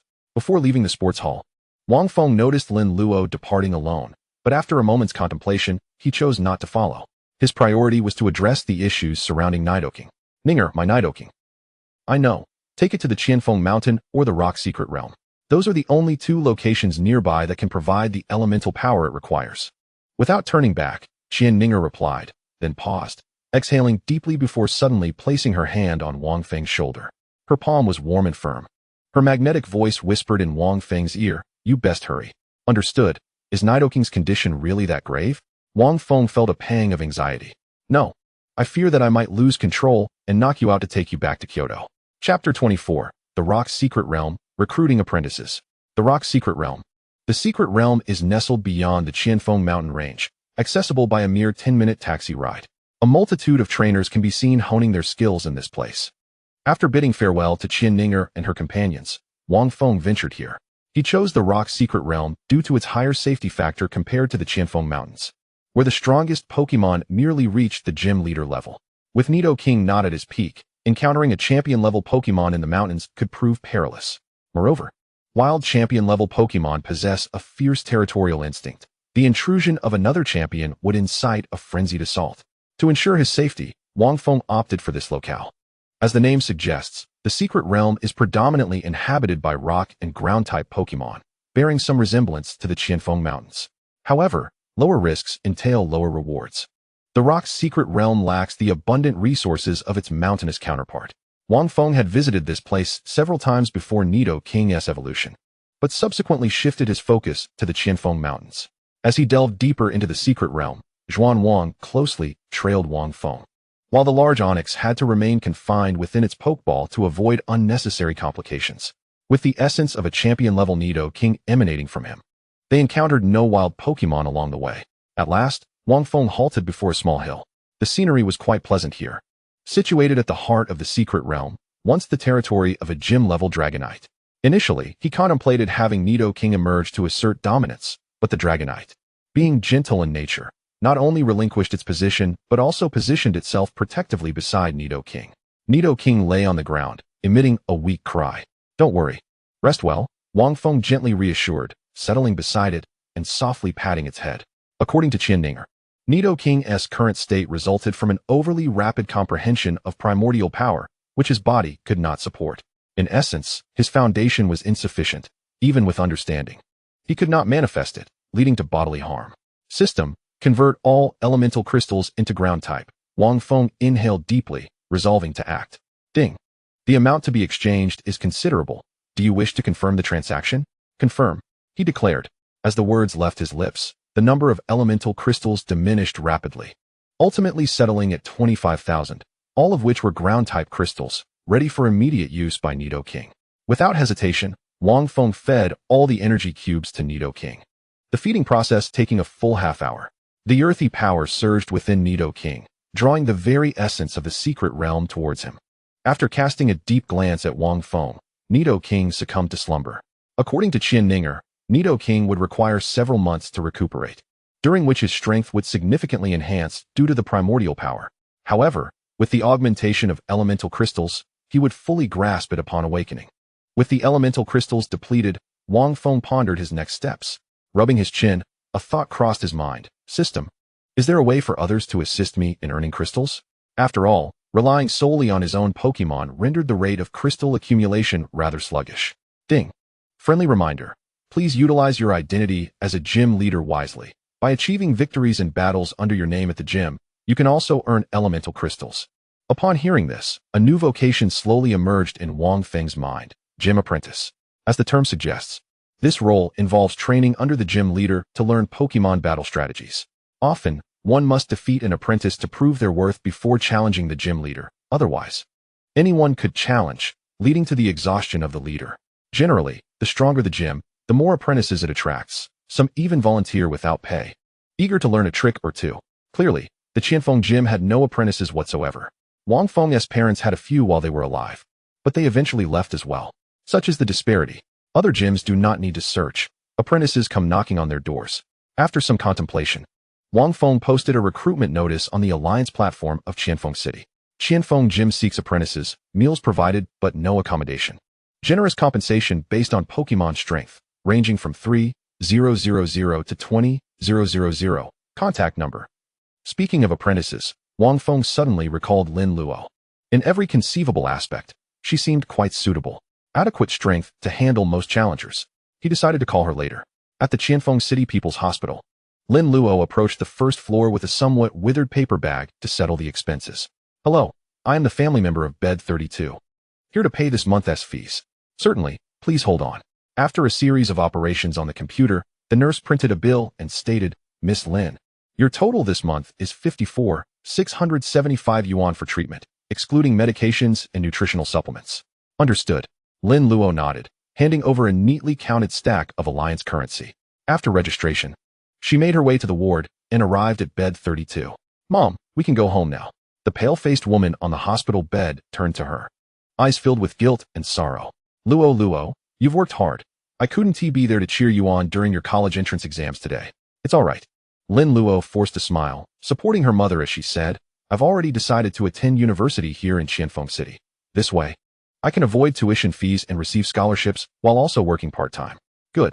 The more understanding her daughter was, the more the woman felt heartache. It's all my fault. If it weren't for me, we wouldn't be in this situation. Mom, don't say that. Today, the school rewarded me with 2,000 Alliance currency. I'll cook you some meat when we get home. Home. Just as Lin Luo bent down, a card slipped from her pocket. The woman quickly reminded, Xiao Luo, you dropped something. Huh, what is this? Lin Luo, not recalling possessing such an item, examined the card closely, discovering it was a business card. Unable to suppress her curiosity, she read aloud the information inscribed. Current gym leader of Qianfeng City, Wang Feng. Strength assessment, above gym leader level. A wry smile crossed her face. No wonder he was so formidable. He was the gym leader. But what could he possibly want with me? The woman took the card and examined it, equally puzzled. What would such an important figure want with you? Let us head home first. I'll call him tonight. Lin Luo assisted her mother into a wheelchair and slowly pushed her out of the hospital. Chapter 25. You came to me. After dinner. As the results of the college entrance exams were anticipated, students began searching for their desired schools ahead of time. Lin Luo, however, was different. She opened the Qianfeng City Alliance platform to seek employment opportunities, a site dedicated to trainers where job postings frequently appeared. She was in need of a high-paying job, but found none suitable after a thorough search. Disheartened, she left the school, feeling lost and uncertain about her future. As her fingers scrolled up the page, refreshing it, the system automatically recommended a job posting. To catch the eye, the maximum salary was clearly highlighted as 20,000. 20,000 maximum salary? Lin Luo exclaimed, hastily clicking on it. Upon reading further, her expression turned peculiar. Qianfeng Gym? It's him again? Biting her lower lip and contemplating for a moment, Lin Luo ultimately decided to call Wang Feng. Meanwhile, under the night sky, Wang Feng rested in a sheltered area, watching the crackling flames dance before him. After King Nido fell into slumber, he remained industrious, traversing the secret realms with Swampert and Onyx in search of Pokémon challenges. After several hours, he had amassed several thousand elemental crystals. Just as he was about to feed the remaining energy blocks to Onyx, his phone abruptly rang. It was an unfamiliar number. Could it be a candidate already? Wang Feng hastily stuffed the last energy block into Onyx's mouth and answered the call. Hello. I am Wang Feng, the gym leader of Qianfeng Gym. Are you here for an interview? Clearly taken aback by his warm greeting, Lin Luo paused before responding. Wang Feng. It's Lin Luo.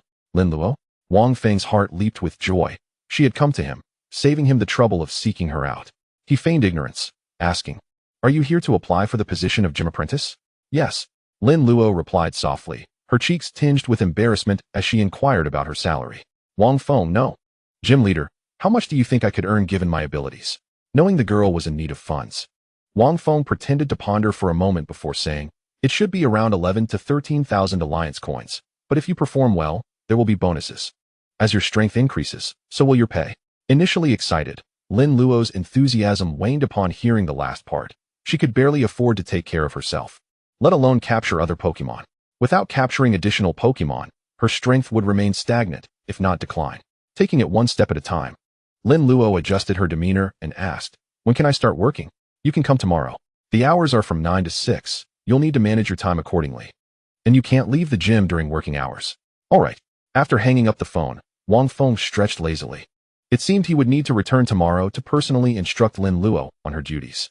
Most importantly, he needed to find her a ground-type Pokémon, as it would be unreasonable for an Earth gym to have an apprentice using a fire-type Pokémon. Ground-type Pokémon, a brilliant idea struck Wang Feng's mind.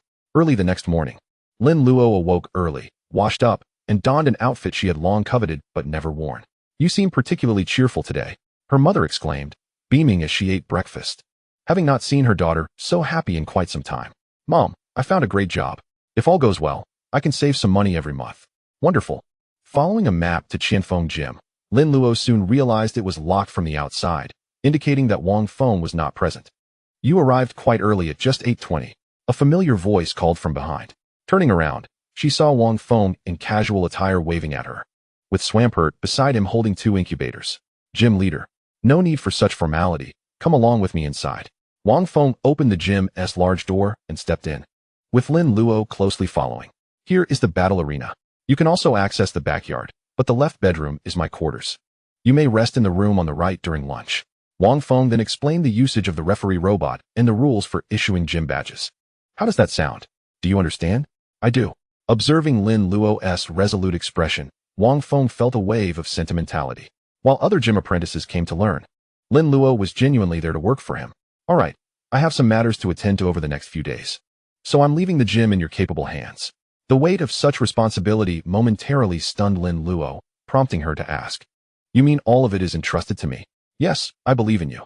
Wang Feng nodded, then took an incubator from Swampert and placed it in Lin Luo's hands. "Since this is a ground gym, it's not appropriate for you to use a fire EV. This Pokemon egg will hatch soon, and you can use it to face challenges." "A Pokemon egg?" Lin Luo's hands trembled slightly, yet she gripped the incubator firmly. After a brief hesitation, she pushed it back. "This is too precious. I cannot accept it." The incubator's exterior revealed it to be a premium model, and the Pokemon egg within was undoubtedly of high value, likely beyond her means to purchase even after years of frugality. Seeing her reluctance, Wang Feng reassured her, "Consider it a favor. Once it can defeat your fire EV, you can return it to me." "All right." Lin Luo finally accepted it, silently vowing to return a powerful Pokemon to Wang Feng. "I leave it in your hands. Remember, gym badges are not given lightly. Either defeat your opponent or deem them worthy." As he departed, Wang Feng reminded her, for his ambition was to transform Qianfeng Gym into the strongest gym, naturally requiring her to elevate the challenge. "Rest assured, gym leader, to obtain a badge, challengers must first surpass my fire EV." Wang Feng, no need for such dramatics. Once Wang Feng left, Lin Luo, noticing the absence of challengers, took the initiative to tidy up, cleaning the backyard thoroughly and organizing the battle arena. Bowie suddenly, fire EV, overseeing the Pokemon egg, called out, prompting Lin Luo to wipe the sweat from her brow and rush over. "What's wrong?" To her astonishment, the egg was gently shaking and radiating a white light, with cracks appearing rapidly across its surface. "Is it hatching?" Lin Luo felt a surge of excitement, this being her first experience witnessing a Pokemon emerge from its shell. Moments later, a small blue head peeked out. Chapter 26, Desert Dragonfly, Reward. What an adorable little bunny. Unable to contain herself, Lin Luo scooped it up. The juvenile Pokemon, unlike fragile animals, was robust. This was a blue rabbit adorned with deep blue spots, weighing approximately 15 pounds, with triangular red eyes, a single white incisor, 2 pairs of whiskers, and large ears. A small poisonous spike adorned its forehead, and its back bore several spines. Nidoran. Newly hatched Pokémon typically develop an affinity for the first creature they see. Hence Nidoran was particularly fond of Lin Luo. Nidoran, no wonder it resembles the gym leader's Nidoking. Lin Luo retrieved some Moo Moo milk purchased with Wang Feng and heated it before offering it to Nidoran. Excuse me, may I challenge the gym? Please hold on. Selecting Nidoran's egg was a well-considered decision by Wang Feng. Not only did Nidoran possess commendable qualifications at the gym level, but its type was also suitable. As the gym expanded, the responsibilities would multiply, and if Lin Luo could shoulder this burden, he would willingly gift Nidoran to her. Moreover, even if Lin Luo decided to leave later, he could have another apprentice use Nidoran for battles. Re-entering the rocky secret realm, Wang Feng did not proceed directly to the depths, but advanced gradually with Onix and Swampert, challenging any wild Pokémon encountered. Of course, even Swampert needed to defeat Pokémon of at least level 16 to earn elemental crystals, and the same applied to Onix, with a maximum level differential of 10. Nevertheless, with Swampert's Rain Dance, battling these rock-type Pokémon was a mere pastime. Through continuous fighting and the accumulation of elemental crystals, both Pokémon rapidly increased in level. Swampert. Use Water Gun to finish it. Swampert. As the level 29 Mantle Rock fell, Swampert reached level 30, just a step away from the elite level. Observing this, Wang Feng generously pulled out over 100 elemental crystals, feeding them to Swampert in one go. Swampert. While waiting for Swampert to absorb the energy, Onix suddenly raised its head and let out a roar towards the sky. A small black that was racing past. Desert Dragonfly. Level, 51, Gym level. Gender, male. Type, Ground. Dragon. Qualification, Gym level. Characteristics, Levitate, allows it to float above the ground, thereby rendering it immune to ground-type attacks. Skills, Dragon Claw, Sand Attack, Supersonic, Dragon Breath, Sandstorm, Earthquake. Dragon Dive, Agility, Dragon Dance, Outrage. Held item, none. This desert dragonfly even possesses Dragon Dance. Once Nidoking awakens, it shall surely be tamed by you. Wang Feng glanced upward and remarked. This was indeed his first encounter with the most formidable Pokémon of the Rock Secret Realm. Previously, he had only heard tales from others. The desert dragonfly is one of the rare flying Pokémon among ground types, boasting commendable combat prowess, enhanced by the Dragon Dance skill and formidable moves like Outrage and Earthquake. Whether utilized for battle or as a flying companion, the desert dragonfly proves to be an excellent choice. Speaking of which, the desert dragonfly and the Dugtrio are like brothers. One is a dragon in name, while the other embodies the essence of a dragon in practice. Which of the two truly lacks the ability to perform Dragon Dance? It's quite the conundrum. Nico. After the desert dragonfly departed, the Swampert King suddenly roared, its short arms flailing wildly, sending ripples imbued with a yellowish energy rapidly expanding outward. Upon reviewing its stats, it was evident that it had attained true elite status. Swampert King. Level, 31 Elite. Gender, male.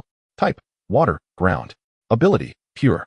Skills, Tail Whip, Water Gun, Rain Dance, Mud Shot, Mist, Dark Mist, Slam, Yawn, Water Flow Tail, Self-Restoration, Charge, Double Edge, Sandstorm, Protect, Toxic. Held item, none. Not bad. Not bad. You must also strive, Onix. The Onix S level was higher, hence its progress was comparatively slower. After several days of battles, it had barely reached level 39. The 3 days following the entrance examination were the most nerve-wracking, while others worried about their results. Wang Feng was preoccupied with the well-being of his Pokémon. On the morning of the 4th day, after the results of the comprehensive liberal arts and combat exams were announced, the final rankings were determined. Early in the morning, Wang Feng was infusing the incubator of his Sandshrew with the power of the earth, a task that had become a daily necessity for him. Ding ding ding ding. The sudden ringtone startled Wang Feng, nearly causing him to drop the incubator. Hey Yuan. What is up? Compared to Wang Feng's languor, Xia Yuan seemed much more animated. Bro Feng, have you seen the results yet? Not yet, why? Xia Yuan was taken aback by Wang Feng's apparent indifference, but continued excitedly. You're the top scorer in both liberal arts and combat. Coupled with your score from the Breeder S preliminary assessment, you can choose any Pokémon from the Pokémon University. Enough about me, how did you do? Wang Feng was not entirely unconcerned about his results, but he had already agreed with Qianfeng to only consider rankings, not actual scores. This meant that his name would not appear on the official record. The true second place was, in fact, the first. However, rewards would still be distributed as usual, and the league would record the results from the first high school. As for me, it was just average, not too good, but not too bad either. I should still be able to get into a first-rate university. Xia Yuan replied ambiguously, and when Wang Feng inquired about his aspirations, the lad began to joke around, refusing to divulge any information. All right, just fill in whatever you want. With Sister Yao Yao around, I won't keep you any longer. I have another call. After hanging up, Wang Feng swiftly answered the next one. Ha ha ha. The moment he picked up, a burst of laughter erupted. It was undoubtedly Zhang Jian. Little Feng, you've truly brought me honor. Do you know that just now at the league, that old codger from the second high school looked positively thunderstruck? He didn't utter a word. Tonight, I must go out for a drink. Do you want to join? Without hesitation, Wang Feng declined, thinking it would be better to spend that time nurturing his Pokemon. Sorry, I don't drink. What a pity. By the way, Little Feng, what reward do you want? Feel free to ask, Zhang Jian said generously. Finally, they had arrived at this topic. Wang Feng quietly voiced his desire, the Life Orb. The one that reduces a Pokemon's health, but enhances skill damage. Silence, a prolonged silence. After a full 2 minutes of quiet, Zhang Jian slowly responded. It's embarrassing to say, but I've only seen a Life Orb once in my life, and that was at an auction in Kyoto. The implication was clear. Such an item was exceedingly rare, and acquiring it was fraught with difficulty. Chapter 27. Come to Kyoto, and I'll get it for you. The old principal had said so, and Wang Feng did not press further. After all, he was merely testing the waters, as Life Orbs were indeed scarce. Nearly impossible to procure, even with money. What about the Sandstone Rock? The item that extends the duration of Sandstorm. In reality, unlike in games, the quality of the Sandstone Rock varies in the real world, affecting the duration of the sandstorm. And it can persist indefinitely as long as it is not interrupted by other weather conditions. Upon hearing this, Zhang Jian seemed flabbergasted. My dear ancestor, can you not choose something easier? Wang Feng sensed his hesitation and understood that perhaps the rarer items were off the table. He could only select those that might be obtainable. After a brief contemplation, Wang Feng immediately suggested, then surely the metal coat must be available? About that. The league doesn't have any at the moment, and there haven't been any auctions lately. Zhang Jian deliberately trailed off before lowering his voice. If you're free tonight, you can come find me at 11. Remember to bring your Nidoking. Tonight seems impossible. Let us postpone it.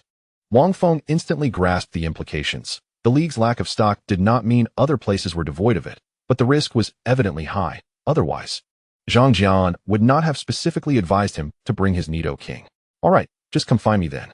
After hanging up, Wang Feng instinctively glanced at the Onyx, which was comfortably napping, its golden body shimmering in the morning light. You really are fortunate. It hasn't been long, and you've already found it. Yet, a sense of urgency washed over him. Zhang Jian's words carried two meanings. First, that the destination was perilous, and second, that apart from Nidoking, his other two Pokemon would be of little use. They needed to reach at least gym level.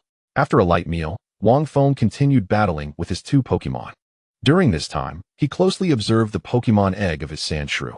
Although there were still no signs of hatching, its condition had stabilized, and its vitality was steadily increasing. In the coming week, he aimed to elevate the Onyx to at least level 40 and the Swampert King to at least level 35. The higher the level, the slower the progression became, with an increasing reliance on aptitude. Once the Swampert King reached elite status, its growth rate evidently slowed, as its limit was gym level. Beyond that, it could only accumulate experience over time. Just then, Wang Feng suddenly spotted an orange figure approaching them in flight. As the distance closed, the Pokemon's form became clear. Charizard, Qianfeng. In the next instant, Qianfeng descended from the sky, landing gracefully before him. She waved her hand in front of his eyes. What are you staring at? So entranced. Nothing. What brings you here? Wang Feng shook his head to regain focus and asked. Qianfeng, oblivious to his distraction, gently brushed off the dust from her clothes. I'm heading back to Kyoto. This trip was rather fruitless.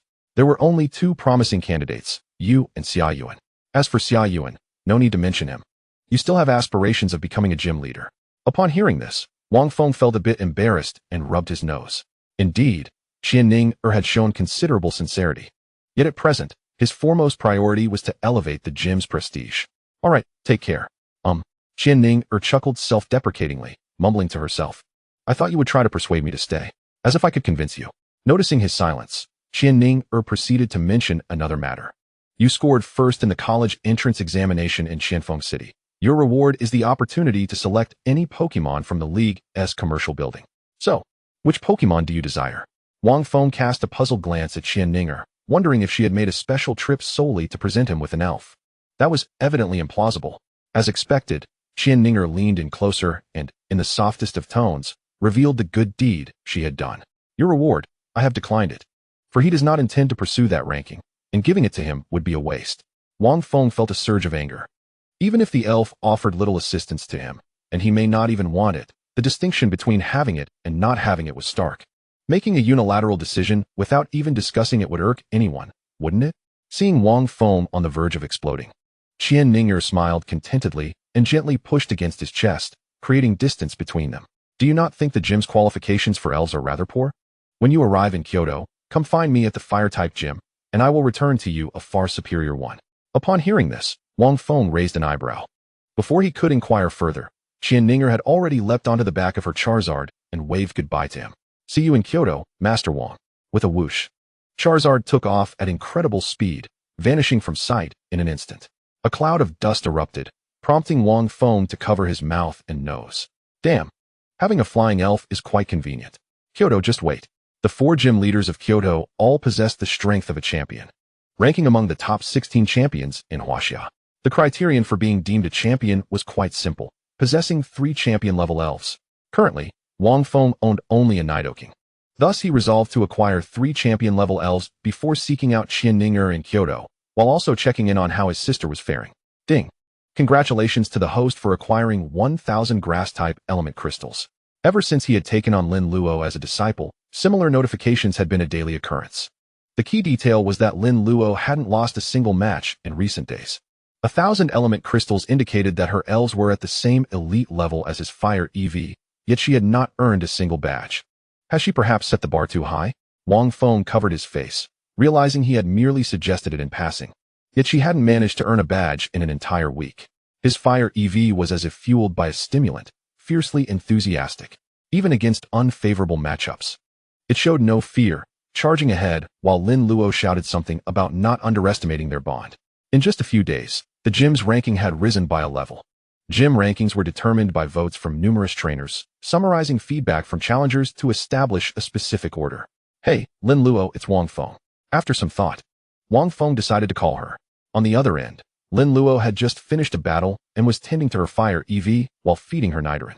Master, Nidoran has been growing rapidly these days. I estimate it won't be long before it can participate in actual battles. Very good. Listening to Lin Luo's energetic voice, Wang Feng felt a twinge of regret. If nothing untoward happened to her fire EV, she would undoubtedly become an excellent trainer. Lin Luo, remember to lay a solid foundation for Nidoran. If you lack funds, just let me know. Of course, don't worry, Master. I will ensure it grows plump and healthy. After exchanging some words of caution, Wang Feng finally shifted the conversation. Chapter 28. Past, Special Mark. Lin Luo, if it's convenient, could you tell me about fire EV? The voice on the other end fell abruptly silent, as if Lin Luo had suddenly become quiet. Noticing the change in her demeanor, Wang Feng hastily added, if it's not convenient, that's fine, forget I asked. There's nothing I can't share. Lin Luo inhaled deeply, then began to recount the events of the past. Once, she had a happy family. Her parents, wishing to give her a head start, had purchased her an EV. However, calamity struck soon after. When she was 16, while training with her parents in the Rock Secret Realm, they had assumed this area, thoroughly explored by the Alliance, posed no danger, yet unforeseen accidents occurred.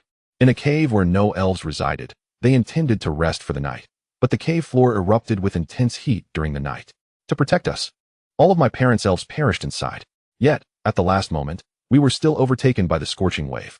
At this point, Wang Feng could hear the tremor in Lin Luo's voice and the profound sense of helplessness it carried.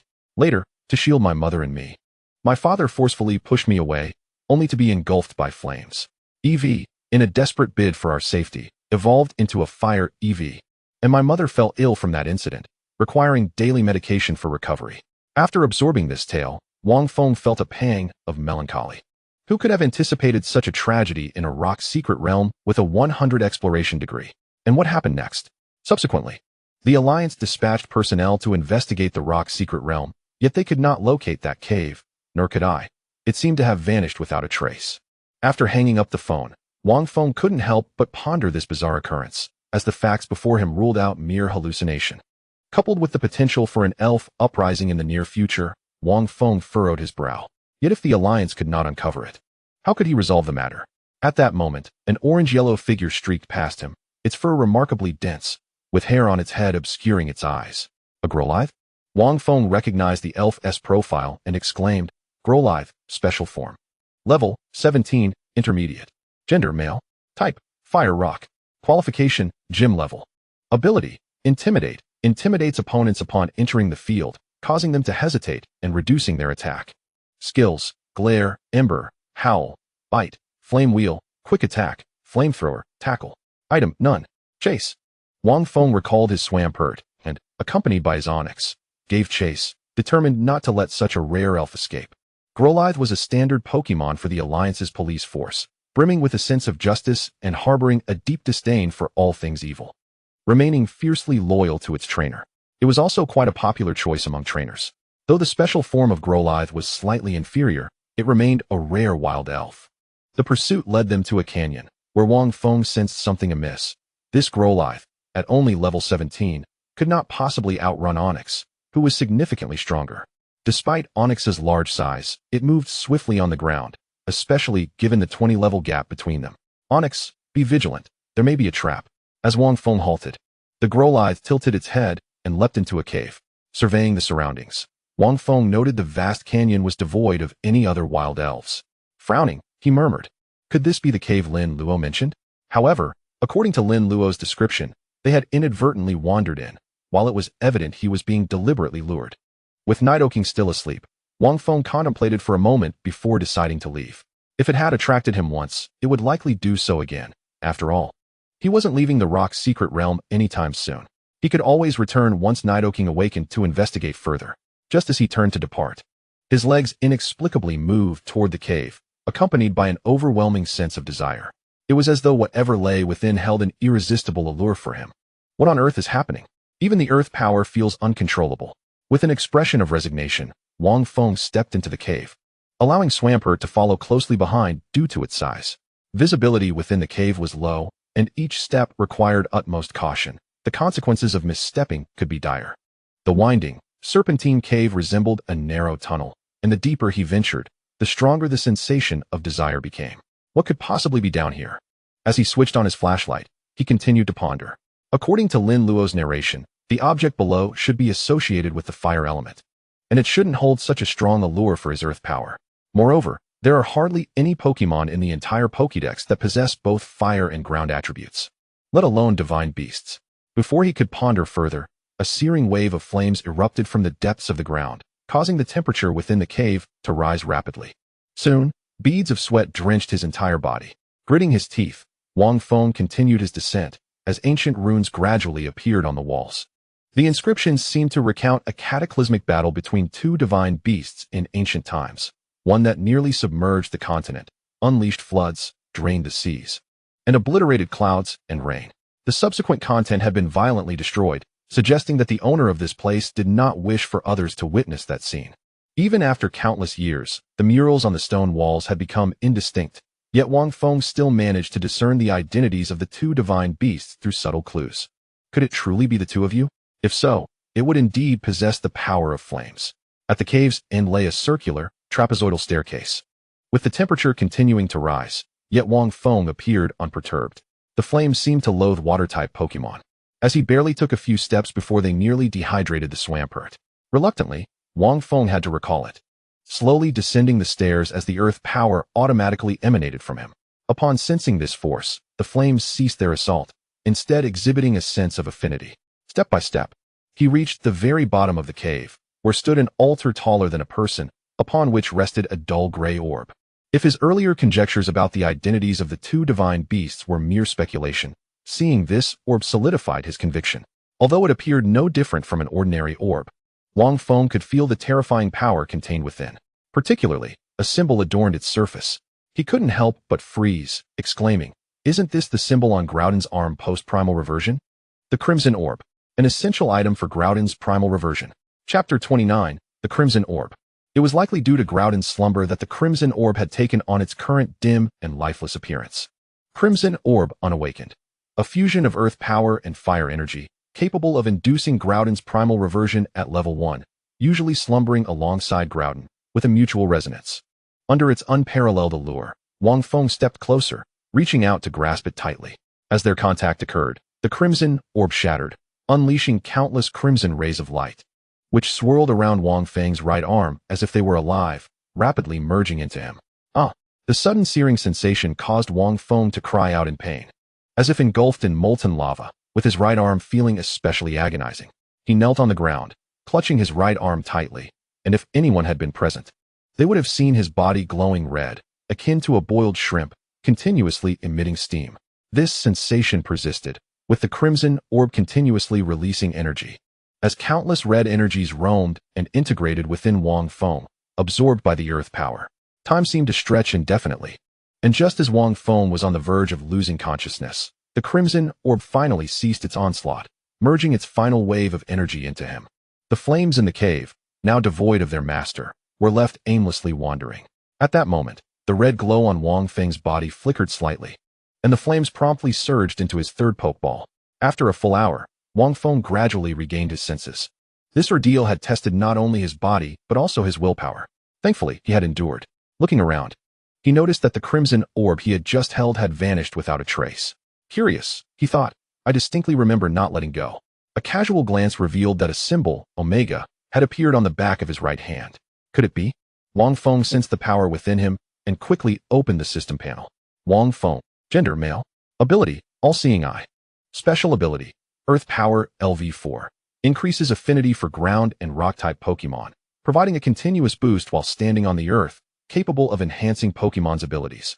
Doubling the amplification for ground and rock-type Pokémon, and granting immunity to certain fire-type damage. Pokémon, Nidoking, Champion level, Swampert, Elite level, Onix, Elite level. As expected, the Earth Power had reached LV4, with enhancements across the board. In simpler terms, the new ability equated to fire immunity. The exact extent of immunity to fire attacks would have to be tested personally. Am I destined to develop like Groudon? Wang Feng chuckled self-deprecatingly before departing the cave. Indeed. Upon exiting the gorge, he looked back to find a vast plain where the gorge had once been, without the mark on his hand. He might have thought it all a dream. With the emergence of the crimson orb, it seemed that the system's mention of the dual god war referred to the non-flying and fat-headed fish. Yet where were these two now? Although the crimson orb typically slumbered alongside Groudon, it couldn't possibly be here, could it? Countless years had passed since the last dual god war, and as time progressed, the Earth's crust had shifted, mountains had moved, which was entirely natural. The calamity wrought by these two in battle would be cataclysmic.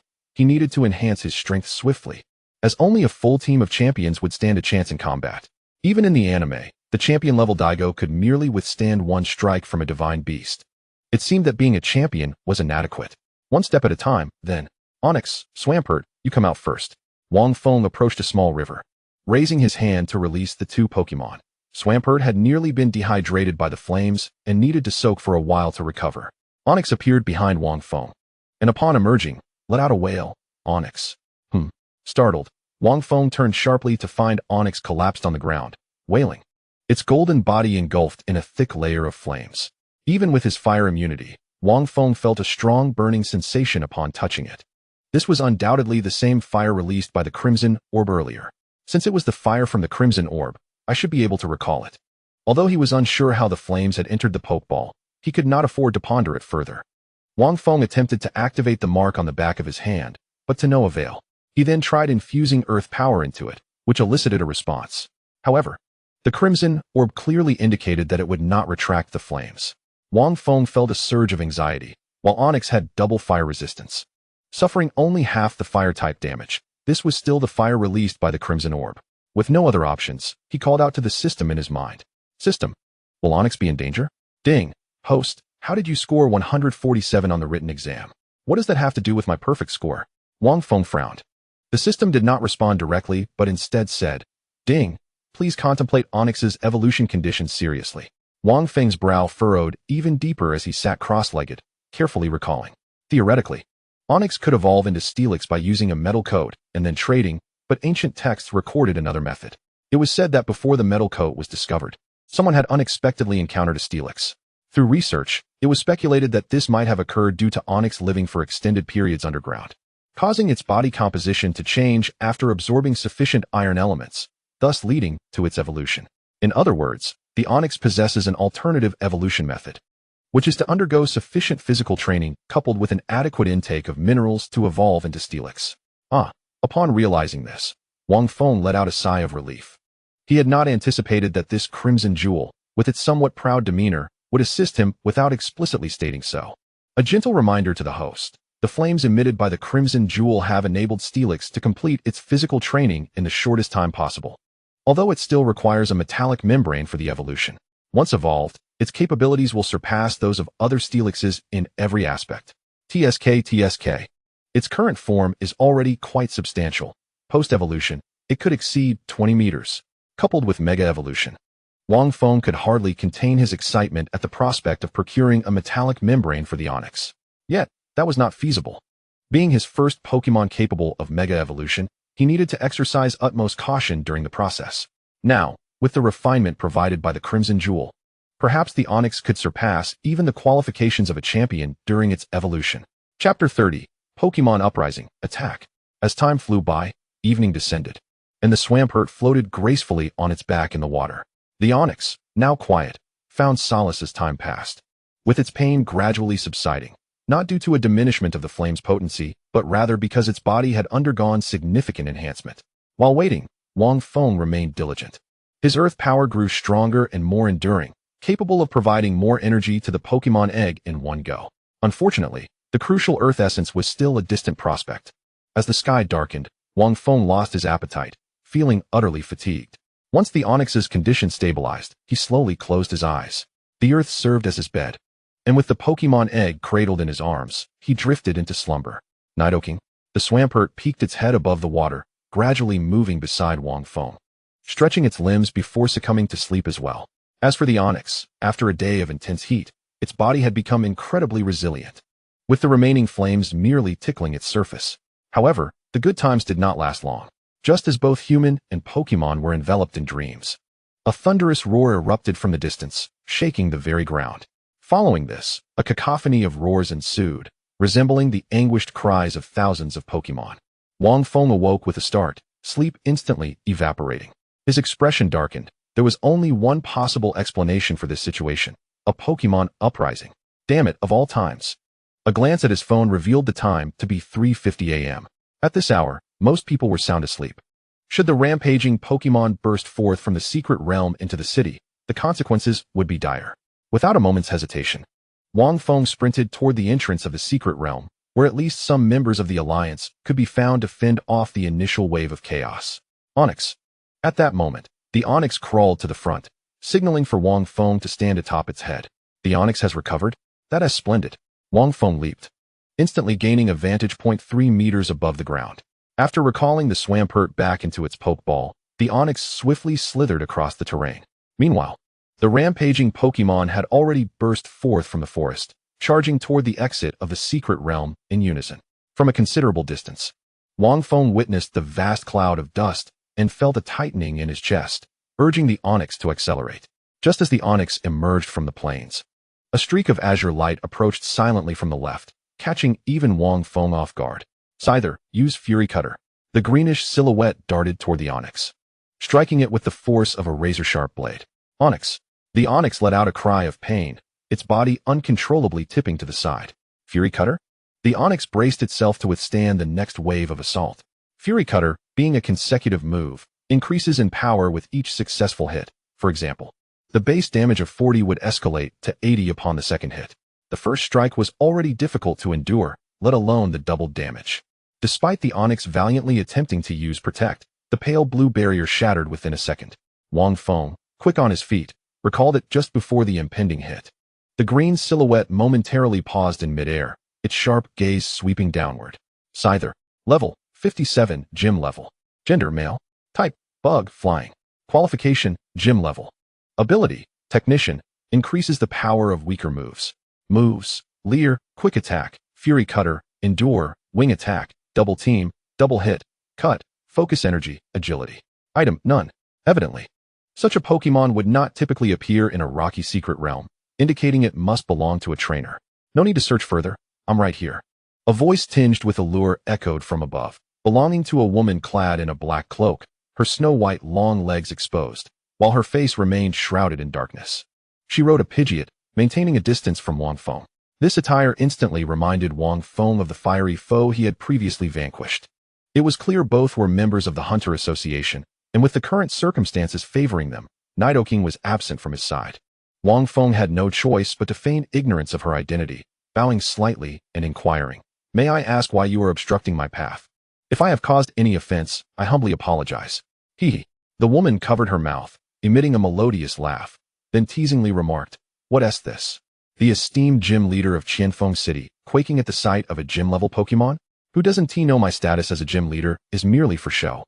My strength lacking? Observing Wang Feng's attempt at levity, the woman bluntly stated, "Release your Nidoking, or else you shall find it difficult to leave here today." Wang Feng's lips twitched. If he could release it, would he be engaging in this idle chatter? Yet he managed to muster a faint smile, as the saying goes. "We are all brothers under heaven. Must we resort to violence upon meeting?" He feigned anger, slowly placing his hand upon his waist. The woman's expression turned grave. She was aware of Wang Feng's capabilities, thus immediately grasping her pendant, prepared to release her Pokemon the moment Nidoking appeared. The atmosphere was thick with tension. Even the sound of breathing felt heavy at that instant. "Since you were so eager to meet my Nidoking, I cannot be blamed." With that, Wang Feng suddenly hurled a Pokeball into the air, shouting, "Go, Nidoking! Use Thunderbolt!" "Not good. Scyther, quickly use Protect." In an instant, Scyther reacted. However, the black and yellow Pokeball traced a graceful arc in the air, crashing directly onto Scyther. The woman was momentarily taken aback. By the time she comprehended the situation, Wang Feng had already leaped onto the Onyx and fled several hundred meters away. "You tricked me?" "No." Wait, a knowing smile crept across her lips, her laughter turning cold. "So your Nidoking is not here, huh? Chase him down, kill him." "No. I want to take him back." The Onyx's speed was, of course, no match for Scyther, especially in its injured state, prompting Wang Feng to decisively change direction. Heading deeper into the secret realm, he could only hope that the city guardian dragon had not succumbed to the uprising, for that was his only hope for victory. Seizing the opportunity while Scyther was unable to keep up, Wang Feng promptly dialed Xia Yaoyao. After several seconds, the call connected, and Xia Yaoyao's voice, tinged with reproach, came through. "Xiaofeng, calling me at 4 in the morning? You'd better have a good explanation, or I'll be coming for you."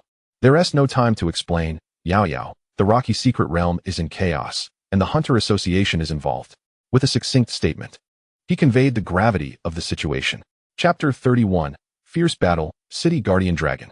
Xia Yaoyao halted her coffee making, instantly grasping the severity of the matter, and urgently inquired, "What is your current situation? Protect yourself, I shall arrive shortly. I am not in good condition." The call was abruptly cut off as Xia Yaoyao swiftly donned a coat and stepped into the vastness of the night. Shinado appeared beside her, gently grasping her hand. Instantaneous movement. Meanwhile, on the other side, the air blade of the Fiero sliced through, neatly severing Wang Feng's phone in two. A white mark was left on his palm, and had it not been for his robust physical condition, his right hand might have been rendered useless. At last, he arrived. Throughout his journey, he had not encountered the rampaging city guardian dragon, which provided him with a modicum of relief. However, upon reaching the territory of the city guardian dragon, he was met with a grim sight. The city guardian dragon was being mercilessly subdued by a black and white panda, its body marred by numerous wounds of varying sizes. Nevertheless, the city guardian dragon steadfastly protected the cocoon Nidoking, refusing to yield even an inch. "Damn it!" Wang Feng hastened to the side of the city guardian dragon, while the woman in black and the owner of the rogue panda exchanged knowing smiles. Lu Bahai, arms crossed, bore a menacing scar that ran from his forehead to the corner of his mouth, giving him a fearsome countenance. "I had thought you would hold your ground against this fellow. I was preparing to subdue the city guardian dragon and assist you. Whatever treasure lies within that cocoon is worth the city guardian dragon's life to protect." Levias smiled coyly. "Without my Nidoking, the other two Pokemon are no match for me."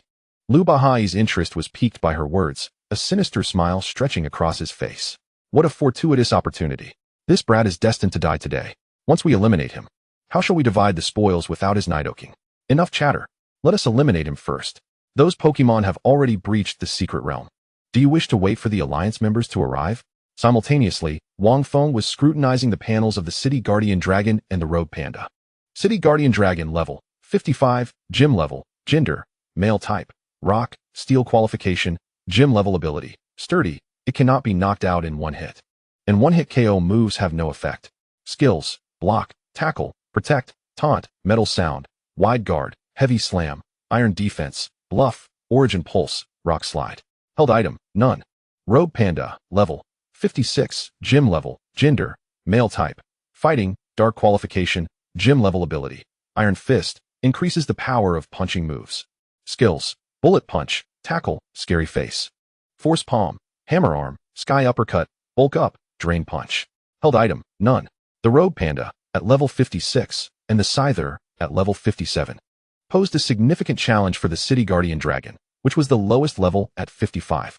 Despite not having the advantage in numbers or levels, it was not without combat capability. Wang Feng approached the City Guardian Dragon, placing his hand upon its body. Levayu could not stifle her laughter. Little brother, do you truly expect this City Guardian Dragon to save you? That would be a most fanciful notion. Rogue Panda, use Bullet Punch. Bang, bang, bang, bang. As the Rogue Panda launched its rapid assault, a sheen of metallic luster enveloped the City Guardian Dragon's surface, courtesy of its iron defense skill. The anticipated pain did not manifest, leaving both Pokémon momentarily stunned. The City Guardian Dragon felt a surge of power coursing through it, not only healing its wounds, but also augmenting its strength. This power, of course, emanated from Wang Feng, who was channeling the amplification of Earth energy. Due to the City Guardian Dragon's rock typing, it received a double boost. In Wang Feng's eyes, its level leapt from 55 to 60, a mere breath away from becoming a champion-level Pokémon. Quagsire. The City Guardian Dragon roared, a brilliant light illuminating its massive head as it executed a head smash, sending the nearest Rogue Panda flying several meters away. Excellent. Now unleash Metal Burst upon the Rogue Panda. Metal Burst, a Steel-type move, would reflect the last attack received back at the assailant with 15 times the power. With the support of Earth energy, the City Guardian Dragon acted without hesitation, instantly unleashing a wave of white energy. Caught off guard, the Rogue Panda, still reeling from its earlier attacks, was unprepared for the onslaught. How delightful it was to deliver the same pain it had inflicted moments ago. Rogue. The Rogue Panda cried out in agony, staggering slightly, though not entirely incapacitated. It was evidently dazed. How peculiar. How has this City Guardian Dragon become so suddenly formidable? Lu Bahai pondered, having observed the City Guardian Dragon's earlier attempts at retaliation, which had paled in comparison to the recent display of power. Indeed, Levayu noted, her gaze fixed intently on Wang Feng's right hand, sensing the surging energy within. The two exchanged astonished glances, simultaneously exclaiming, "A special ability? This brat possesses a special ability. No wonder he commands a champion-level Pokémon at such a young age." The revelation of a special ability only intensified their greed, with Lu Bahai bluntly stating, "We must take this brat back to the lab for the doctor to study. Who knows, he might even reward us with a few powerful Pokémon." Precisely. Scyther, utilize Vacuum Wave to wear it down, then seize the opportunity to use Night Slash. Vacuum Wave and Night Slash, both fighting-type moves, would quadruple their effectiveness against the City Guardian Dragon, and Scyther's aerial advantage made this a sound strategy. City Guardian Dragon. Use Wide Guard to mitigate the damage. Quagsire. Wide Guard was a broad defensive skill, ensuring that no matter where Scyther attempted to attack from, it would not breach their defenses. This strategy cannot continue, Wang Feng mused, furrowing his brow in contemplation. Swampert, emerge and summon a sandstorm. Nico. Wang Feng had previously taught Swampert the sandstorm technique, initially intending to use it in conjunction with a ground-type Pokémon. Now, however, it proved fortuitously timely. With a twist of its waist, a gale erupted, and with a flick of its hand, dust swirled into the air. A howling sandstorm rose, rapidly diminishing visibility. Within the storm, Pokémon that were neither rock nor steel types would sustain damage, while the rock-type special defense would be heightened.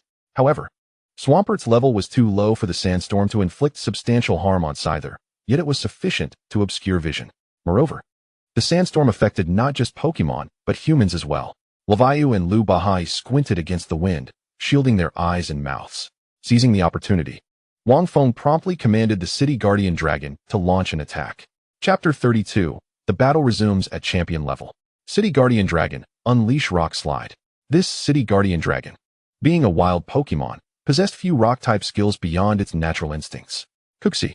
The City Guardian Dragon's forelimbs struck the ground with a resounding thud, conjuring several stout rock spikes at its side. Rock Slide was a consecutive skill that could be executed instantaneously with sufficient proficiency. Screech. The rock spikes sliced through the air, piercing toward Scyther with deadly intent. Look out, Scyther. Levayu realized too late that the storm had obscured her view, hindering her ability to provide effective commands. In the Tempest, Scyther's speed was severely hampered, yet it managed to evade the first 2 rock spikes due to its agility. Unfortunately, before it could catch its breath, the third rock spike came crashing down, striking it with tremendous force. The spike, larger than Scyther itself, demonstrated its immense power, sending Scyther plummeting from the sky. Bang! It landed, encased in rocks upon the ground. Excellent. Now, utilize Origin Pulse. Wang Feng continued to command without pause. Origin Pulse was a highly unique skill, one that certain Pokémon could only learn to evolve. When executed, it had a 10 chance to enhance all attributes of the user. Quagsire. The City Guardian Dragon let out a thunderous roar, swiftly conjuring several streams of rocky energy in the air, which it hurled towards the flying mantis before it could rise. Bang! Bang! Bang! The successive impacts were accompanied by the anguished cries of the flying mantis, which was in excruciating pain from the rock-type moves that dealt 4 times the damage. Finally, with a resounding crash, the last shard of rocky energy shattered the boulder on its back, leaving the flying mantis battered and bruised on the ground. Now, it was not only unable to fight, but even the act of flying had become exceedingly arduous. Its eyes were filled with resentment and fury as it staggered forward a couple of steps, before collapsing to the ground, lifeless. The City Guardian Dragon now possessed a level advantage over it, and 2 rock-type moves had rendered the flying mantis utterly incapacitated. With a sigh of relief, Wang Feng kept his gaze fixed on Luo and her companion. It was evident that since these 2 dared to attack him, they must possess at least 1 elite-level Pokémon. Possibly more. TSK. Who would have thought that even 2 gym-level Pokémon were insufficient to deal with you? Is this the true power of special abilities? Luo licked her lips, reveling in the strength. The mightier the wielder of special abilities, the more substantial the rewards they could reap. Lu Bahai, not one for idle chatter. Tossed a Pokeball into the fray. Clear away this bothersome sandstorm. Kairos, you too. 2 Pokemon materialized before them. An orange bird with a crown reminiscent of blood red on its forehead, and a brown beetle with 2 long, spiky horns and a mouth lined with bristle-like teeth. Firo. Kairos. The moment it appeared, Firo flapped its wings, effortlessly dissipating the sandstorm and restoring clarity to the sky. Not only Lu Bahai, but even Wang Feng was pushed back a couple of steps by the force of the gale. Thankfully, the City Guardian Dragon steadied him with its tail. Elite level. Wang Feng gritted his teeth, feeling a sense of foreboding as the panels of the 2 Pokemon materialized before him. Firo, level 62, elite, gender, male type, normal, flying qualification, elite ability, keen eye. Thanks to its keen eyesight, its accuracy cannot be lowered. Moves: glare, screech, peck, fury attack, mimic, horn drill, agility, wing attack, whirlwind, brave bird. Held item, none. Source power, not comprehended. Kairos, level 63, elite, gender, male type, bug qualification, elite ability, hyper cutter. With its powerful pincers, its attack cannot be lowered.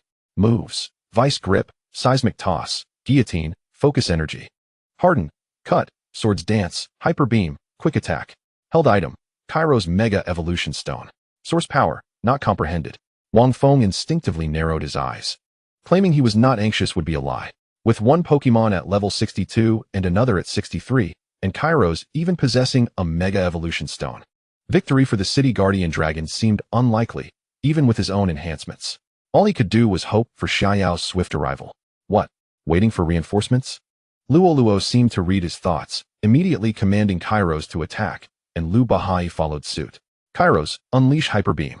Firo, charge up for wing attack. Kairos, also known as Kabutops, was second only to the Bug King Heracross among ordinary Bug-type Pokémon, renowned for its ferocity and volatility. As Kairos opened its formidable jaws, a blinding beam of light erupted forth. Cairo. From every angle, Kairos' strength surpassed that of Firo's. Wang Feng frowned, reluctantly issuing a command. Defend. The strike from an elite-level Pokémon was simply beyond what the City Guardian Dragon could withstand. Even the most powerful attacks were no match. He had no choice but to focus all his enhancements into a defensive maneuver. Boom. The dazzling beam collided swiftly with the blue barrier before Wang Feng, sending ripples of energy cascading outward. In an instant, the City Guardian Dragon was pushed back 2 steps. Quagsire. As the distance to Nidoking diminished, the City Guardian Dragon gritted its teeth and braced itself against the onslaught of Hyper Beam, refusing to retreat another step. Courageous indeed, but how long can you endure? It's over, Luo's mocking voice echoed in his ears. Wang Feng suddenly looked up to see the fully charged Firo in the air. If he could scarcely withstand one hyper beam, how would he fare against Fearo's attack? A tumultuous wave of emotions surged within Wang Feng, filled with brutality and rage. Unbeknownst to him, the crimson jewel on the back of his right hand flickered with an eerie light, seemingly responding to something. Suddenly, Lulua's smirk faltered, and Lu Bahai's pupils widened in disbelief, as if witnessing something miraculous. That cocoon has hatched? No, that is not a cocoon, it's a Pokémon. A colossal head emerged from the cocoon, soon followed by its limbs and tail. Nido. With a thunderous roar, Nidoking burst forth from the cocoon, brimming with explosive energy and power, glaring at Kairos and Fiero with fiery rage. Boom. After locking eyes with Wang Feng, Nidoking charged in front of the city guardian dragon, summoning earthy yellow energy as it marched resolutely toward Kairos, undeterred by the hyper beam. What are you waiting for? Command your Fiero to attack. Chapter 33, Awakening, One-Sided Assault. Luo urged in exasperation, surprised to find Kairos, an elite-level Pokémon, utterly lacking against Nidoking. The overwhelming aura left Kairos gasping for breath, and the hyper beam could not halt Nidoking's advance, the distance between them steadily diminishing. Lu Bahai, still in shock, snapped back to reality upon hearing Luo's command and ordered Fiero to engage. The fully charged wing attack descended from the sky, striking Nidoking precisely. Bang! The successive blows had little effect, merely leaving a few white scars upon Nidoking's form. Roar! Nidoking raised its crimson eyes, unleashing a deafening roar that made Fiero shrink back, deterred from further attack. You wish to close the distance? Allow me to accommodate you. Gritting her teeth, Luo commanded, Kairos, use guillotine. Known as the decapitating pincer, this move would inevitably fell its target if it struck. In the game, if the user's level was lower than the target, the move would fail. Although this was not the case in reality, landing guillotine was still a challenging feat. As Kairos opted to abandon hyper beam and lunged forward with its mighty pincers, Wang Feng immediately countered, Nidoking, use Rock Slide to block it. Don't let it get close. Rock Slide had an additional effect, thus enhancing its power when used by Nidoking. With a powerful stomp, a massive rock towering over 2 meters erupted from the ground and, under Nidoking's control, was hurled towards Kairos. Crack! As guillotine clashed with Rock Slide, the immense force pushed Kairos backward, making it acutely aware of the helplessness once felt by the city guardian dragon. And this was merely the beginning. While Kairos struggled to hold its ground, Nidoking charged forward, suddenly attacking from the side, its fists ignited with flames slamming down ferociously. Bang! Bang! Bang! Being a bug type, which was inherently weak to fire and unable to defend itself, Kairos was swiftly knocked to the ground.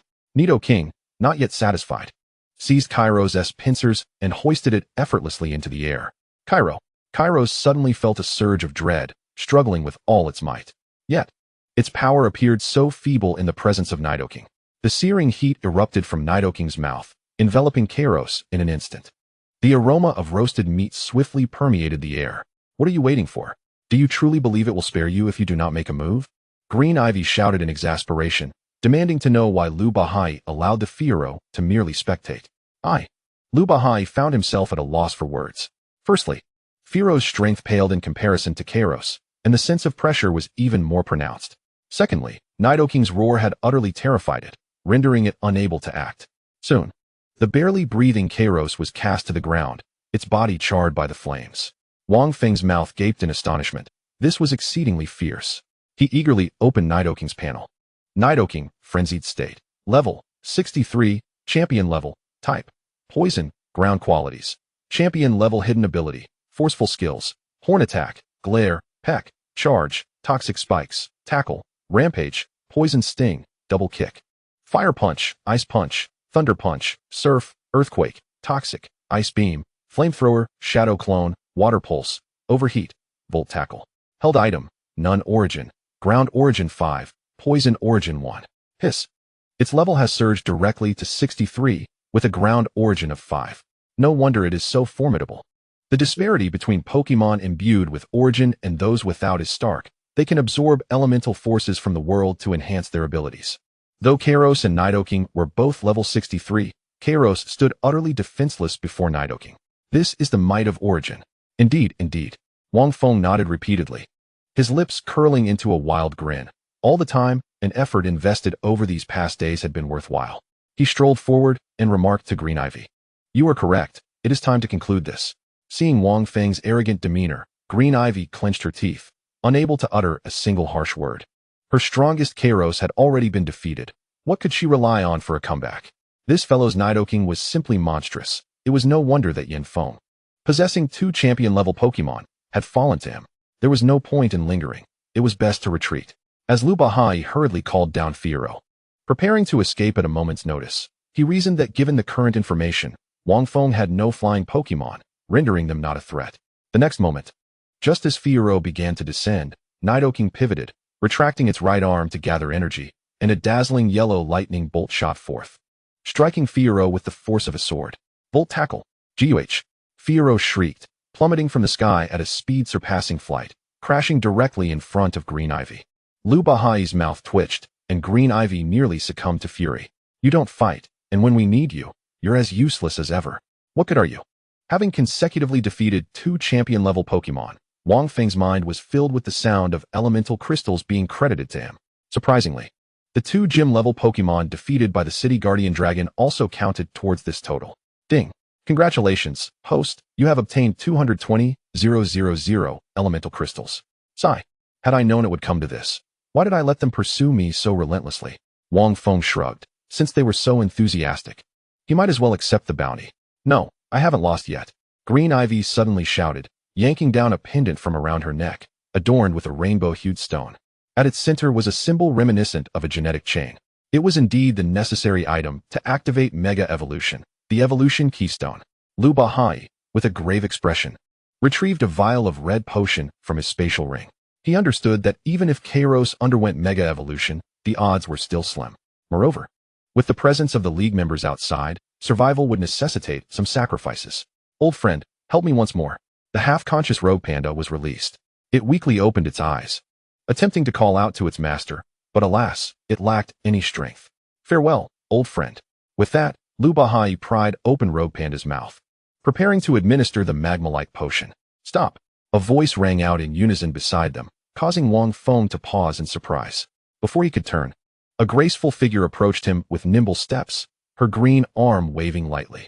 Green Ivy, Lu Bahai, and even the slowly rising Kairos were all ensnared in a peculiar force.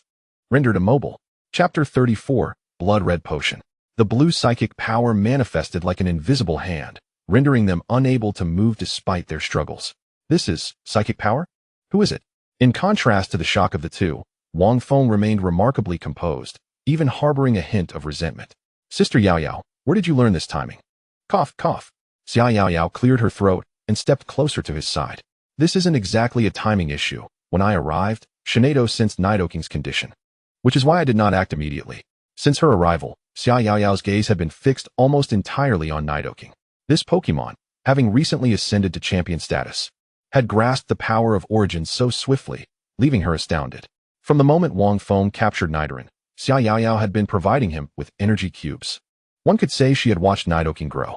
Thus, she was acutely aware that Nidoking's initial potential was not as high as it currently was. After surveying the scene, Xia Yao Yao chose not to press further. Sister Yao Yao, these two must have a considerable bounty, right? After all, they are champion level. Xia Yao Yao sighed and rubbed her forehead. You truly are quite the money grubber. However, to answer your question, not so much. According to the League's information, they have been part of the Hunter Association for significantly less time than Qianfeng, hence they lack access to certain high-level secrets. If I recall correctly, Green Ivy and Lu Bahai's bounties are 1.3 billion and 1.2 billion, respectively. Wang Feng felt a wave of disappointment. Qianfeng surpassed them both combined. So, should we capture them alive or eliminate them? Having experienced such situations more often, Wang Feng left the decision to her. Eliminate them, after all. They have witnessed your use of special abilities, Xia Yao Yao stated matter-of-factly. Wang Feng was momentarily speechless. Sister Yao Yao, how do you know? Logically, Xia Yao Yao should not have seen him use earth power upon her arrival. Heh, do you take me for a fool? The sudden surge in the City Guardian Dragon's strength, coupled with that outrageous Nidoking. Xia Yao Yao shifted her tone, adding, remember, always be cautious. Do not reveal your special abilities to outsiders unless absolutely necessary. Feeling warmth in his heart, Wang Feng nodded solemnly. Then, Shinado's eyes suddenly blazed with blue light, and before Green Ivy and Lu Bahai could utter a scream, their lives were extinguished. This psychic ability was indeed astonishing, capable of killing silently. Wang Feng smacked his lips at the scene, but did not forget to approach and inspect the bodies. Unlike Qianfeng's mutual destruction, these two had shown no sign of resistance. Their belongings remained relatively intact, starting with their Pokeballs. Besides the Pokemon they had displayed, there was little else of value. After securing the Pokeballs of Rogue Panda, Scyther, Fearow, and Kairos, Wang Feng released the rest of the Pokemon. Next, he laid eyes on Green Ivy's pendant. The Evolution Keystone, which boasted a market value nearing 8 digits and was exceedingly rare. Though Mega Evolution Stones varied among Pokemon, the Evolution Keystone was universally applicable. He also removed Kairos's Mega Evolution Stone, which could fetch a handsome price on its own. Moreover, Kairos is considered a rather popular Pokemon among trainers, as it reaches its final form at a young age, granting it considerable dominance in the early stages. Aside from that, the two only had some everyday items and small denomination savings cards remaining in their spatial rings. Each savings card bore a different name, suggesting that they had taken many lives. This potion, noticing that Xia Yaoyao was fixated on the vial of Crimson Elixir, Wang Feng discreetly activated his all-knowing eye. Crimson Potion, crafted from fossils tainted with the powers of ancient Pokemon, combined with various supplementary materials. Its consumption can temporarily elevate a Pokemon at the pinnacle of the champion level to that of a champion. However, this transformation renders the Pokemon frenzied and bloodthirsty, ultimately leading to its demise within half an hour at most. While Wang Feng had heard of certain potions that could drastically enhance a Pokemon for a brief period. This was truly excessive. To elevate any Pokemon to champion level, one moment you're battling, and suddenly an opponent appears as a champion. How can this be fair? Xia Yaoyao shook the potion in her hand, deducing its purpose, and remarked, "This should be left for the Alliance to handle." "Does Lu Bahai have any more in his spatial ring?" "No. It seems this item is quite precious," Wang Feng replied, shaking his head in feigned regret. Although he had already stashed away another vial from Lu Bahai's spatial ring, he had expected Xia Yaoyao to be suspicious, but to his surprise, she simply nodded and said nothing further. "Nido." Suddenly, Nidoking let out a roar, shaking its head in agitation. "Nidoking, are you all right?" Wang Feng rushed forward, only to find the creature's eyes glowing crimson. Initially, he thought it was merely anger, but he now suspected it shared the same frenzy as the other agitated Pokemon. "Shinai Duo." Observing the scene, Xia Yaoyao softly called out, producing a silver bell in her right hand and gently shaking it. The melodious chime resonated softly, amplified through Shinai Duo's psychic abilities and infused into Nidoking's mind. Before long, the crimson hue in Nidoking's eyes dissipated, and it looked around in confusion before rushing forward to embrace Wang Feng. "Hey, let go. You're so heavy, I can hardly bear it." Nido. Following its understanding of its origin, Nidoking's size appeared to have increased further, and its strength had seen a significant boost. After a brief respite, Wang Feng followed Xia Yaoyao towards the exit of the secret realm. "Yaoyao, have we identified the cause of the Pokemon riot?" he asked. "Not yet. It seems to have been triggered by the aura emitted from a powerful Pokemon, causing the others to go berserk," she replied. Xia Yaoyao found herself perplexed. What kind of formidable Pokemon could release such an aura that even Shinai Duo was nearly affected? Why was there not a single trace to follow? With Shinai Duo's teleportation aiding them, the two swiftly arrived at the perimeter of the secret realm. A massive tide of rock-type Pokemon surged towards the exit, with the foremost Pokemon, a rampaging tortoise, charging wildly. The Alliance members' Pokemon were sent flying upon impact, clearly indicating its formidable strength. Casting a glance at the rampaging tortoise, Wang Feng raised an eyebrow, incredulous. A gym-level Pokemon, and yet no one can stop it? Even in my absence. There must be at least one gym-level Pokemon in Qianfeng City, right? Didn't Li Chingfeng reach gym level ages ago? I wonder where he is hiding now. His intentions were simple, to seize the opportunity to gain fame while undermining Wang Feng. Chapter 35, Resolving the Pokemon Riot. "Quick, dodge, Fangs of the Wind." A woman clad in Alliance uniform shouted, as Fangs of the Wind narrowly evaded the rampaging tortoise's attack, but the creature had locked its sights on her. "Rampage!" The rampaging tortoise roared, its gaping maw glowing with a dark aura as it charged towards the woman. Dark-type move, Bite. Its colossal frame did not hinder its speed. Despite being a tortoise, it was surprisingly swift when it lunged. The woman instinctively tried to retreat, but in her panic, she slipped and fell uncontrollably to the ground. As the rampaging tortoise bore down on her, Fangs of the Wind rushed forward.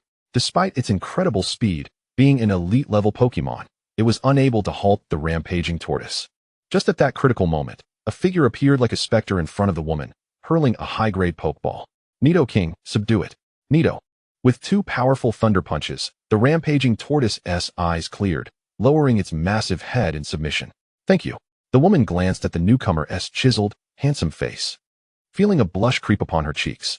Not a problem, Wang Feng replied, pulling her to her feet before turning to Xia Yaoyao, who was approaching. Sister Yaoyao, since the soothing bell can calm them down, I'll take control of them first, and the rest is up to you. All right. They exchanged knowing smiles. As Shinai Duo soared into the air using its psychic powers, while Nidoking advanced past the rampaging tortoise to confront the tide of Pokémon. Nidoking, Earthquake. Most of the Pokémon in the Rock Secret Realm were rock types, making Earthquake an exceptionally effective move with broad coverage. It could nearly envelop the entire tide of Pokémon. As is well known, Earthquake is an all-encompassing attack, indiscriminately striking friend and foe alike. Thus, before Nidoking unleashed its move, Wang Feng instructed the Alliance members to retreat. Witnessing his power, they promptly complied, though one pair of eyes remained fixed upon him, those of Qianfeng. This man had initially sought out a wild gym-level Pokémon, feigning weakness to successfully retreat into the crowd. His aim was to showcase to the citizens of Qianfeng City just what kind of gym leader they had. Such problems as a Pokémon riot were naturally meant to be resolved by the gym leader. Otherwise, what purpose did the Alliance serve? To simply laze about? As he had anticipated, amidst the Alliance members' retreat, some began to harbor dissatisfaction with Wang Feng as their gym leader. Just as victory seemed within reach, Wang Feng had returned, effortlessly repelling the gym-level rampaging tortoise with a single blow. Such a level of combat prowess was beyond what he could contend with. Suppressing his bitterness, Qianfeng turned to leave. Once the crowd had retreated to safety, Wang Feng nodded at Nidoking. Boom! A tremendous force surged from the earth, suppressing the rampaging Pokémon momentarily. However, they had already lost their rationality, driven solely by destruction and chaos. In an instant, the Earth's power enveloped Nidoking's arms and crashed down with immense force. Boom! The very ground seemed to tremble, as spiderweb-like cracks spread from beneath Nidoking's feet. The land at the perimeter of the secret realm fracturing as if struck by lightning. The nearly imperceptible shockwave traveled faster than the ground's fracture, causing wild Pokémon to fall as if harvested like wheat. Due to the extensive coverage of the earthquake, only residual waves remained. Yet even the aftershocks of a champion-level Pokémon skill were beyond the endurance of ordinary Pokémon. Simultaneously, Shinai Duo gently shook the soothing bell, amplifying its sound throughout every corner of the secret realm. After approximately half an hour, the previously furious Pokémon gradually calmed down, some healed by the soothing bell, while many succumbed to the disorientation caused by the earthquake. As the Pokémon fell into a near-death state, they posed no risk to life as long as they were not struck again. This awe-inspiring scene left everyone present gasping for breath. Was this truly the strength of their gym leader in Qianfeng City? Was this merely a youth not yet 20 years old? It's over. Having effortlessly quelled the Pokémon riot, Wang Feng clapped his hands, recalling Nidoking into its Pokeball before addressing the onlookers. Now it's your turn. Rest assured. Master Wang, I am quite adept at handling after-sales matters. Is it not you who has just addressed me as Master Wang? Previously, your words were not quite so flattering. Enough of the idle chatter. From this day forth, Master Wang shall be my idol. After tending to the injuries of the guardian dragon, Wang Feng left it some energy blocks before returning to Qianfeng City with Xia Yaoyao. Ugh. Upon halting in front of Yaoyao's nurturing house, Wang Feng found himself unable to suppress a fit of dry heaving against the wall. Sister Yaoyao, this teleportation is even more disorienting than riding a flying sprite. You'll get used to it. I felt the same way at first, Xia Yaoyao reassured him, gently patting his back with a soft chuckle. By now, the sun was high in the sky, yet the nurturing house remained eerily quiet, not due to a lack of visitors, but simply because it had yet to open. One could easily surmise that Xia Yuhan was still asleep. With a dark expression, Xia Yaoyao stood before his bedroom door, her voice as frigid as ancient ice. If I do not see you up within a minute, you shall be finished. Bang! A dull thud echoed from within, as if something had fallen from the bed. Half a minute later, clad in mismatched clothing and sporting a disheveled hairstyle, Xia Yuhan emerged from his room. Bro Feng, you're here already? You arrived so early. At that moment, Xia Yaoyao peeked out from the kitchen, her glare returning Xia Yuhan to silence with a single glance. You all carry on. I shall tidy up. Soon, 2 simple plates of food were brought forth, each a feast for the senses, at least in Wang Feng's eyes. Not a frequent visitor for meals, he relished the taste. Being among familiar faces, he paid little heed to decorum, eagerly accepting the chopsticks handed to him by Xia Yaoyao and digging in heartily. Having spent nearly the entire past fortnight in the rock's secret realm, subsisting solely on fast food, he could scarcely remember what real flavors tasted like. Bro Feng, is it truly that delicious? Observing Wang Feng devour the food, Xia Yuhan regarded him skeptically before trying a bite himself. After over a decade, the familiar taste flooded back to him. Yet, after just a single mouthful, he set down his chopsticks, declaring himself full. Xia Yaoyao, uninterested in his protestations, continued to serve Wang Feng. What? A sprite riot. Xia Yuhan, having been idly scrolling on his phone, suddenly sprang to attention, his eyes wide. His gaze darted back and forth between Wang Feng and the screen. Hey, sister, why didn't you call me? Without looking up, Xia Yaoyao replied. Why would I call you? With your skills, you'd just be a liability. Chapter 36. Departure. The more beautiful the woman, the more cunning she is. Sister, is that really fair? My vile plume is quite formidable, you know? Xia Yuhan wore an expression of wounded pride. Huh. Xia Yaoyao fell silent, her gaze turning to Wang Feng as she suddenly declared, I'm leaving. Wang Feng froze mid-bite, swallowing his food slowly before raising his head. Where to? Kyoto. After a brief pause, Xia Yaoyao elaborated, you know his character. He is utterly unreliable. If he is going to university in Kyoto, I must accompany him. Sis, I don't want to go to Kyoto University, protested Xia Yuhan. Be quiet. There are no feasts that do not come to an end. Wang Feng understood this principle well. From the moment he first encountered the Xia siblings, he recognized their extraordinary backgrounds. A heavenly king-level sprite combined with a high-level nurturer, such individuals could hardly be deemed ordinary. Having benefited from Xia Yaoyao's care over the years, it was disheartening to see her depart. To claim he would miss her would be an understatement. Nodding silently, Wang Feng spoke solemnly. When are you leaving? Tomorrow morning. I've already transferred the shop, and these energy blocks are my latest creations. They should suffice for a while. As he gazed at the container Xia Yaoyao pushed toward him, Wang Feng felt a surge of gratitude. Given the level of other nurturers in Qianfeng City, it would be quite challenging to produce high-level energy blocks. The room fell into a heavy silence, no one daring to break it. After a long while, Xia Yaoyao exhaled softly. Don't bother seeing me off tomorrow. It's not as if we'll never meet again. Just remember to take good care of yourself. I'll ensure that energy blocks are sent to you every month. If you need more, just let me know. Their acquaintance had only spanned 3 to 5 years. Yet Xia Yaoyao had gone to such lengths for him. This was already commendable. As Wang Feng opened his mouth to speak, Xia Yaoyao waved her hand dismissively. No need for thanks. If you ever find yourself in Kyoto, do visit the largest nurturing house and treat me to a meal. Absolutely. Wang Feng remained in the nurturing house until evening, helping Xia Yaoyao pack her belongings and engaging in lengthy conversation. After giving Xia Yuhan some final reminders, Wang Feng took a deep breath to suppress the emotions swelling within him, stepping outside with measured resolve. Sis, once we leave, it will truly just be Bro Feng left. There won't be a single familiar face in all of Qianfeng City. Xia Yaoyao stood by the window, her eyes fixed on the receding figure, her expression devoid of emotion. Fear not, it won't be long before he comes to Kyoto. After departing the nurturing house, Wang Feng strolled in the evening breeze to the gym. It was just past 6. Lin Luo should still be at work. He had scarcely managed the gym these past few days and was uncertain how Lin Luo had been faring. Upon entering, Wang Feng immediately noticed the transformed environment of the gym, even cleaner than he had left it. If you wish to challenge the gym, please come back tomorrow. The challenge hours for today have concluded. Please return after 9 in the morning. Lin Luo, mop in hand and facing away from Wang Feng, was busy cleaning the backyard. Upon hearing no response, she turned in confusion, their eyes meeting. Master? Lin Luo appeared somewhat anxious, placing the mop aside and fidgeting with her hands. I hope I did all right. Do not fret. You performed admirably.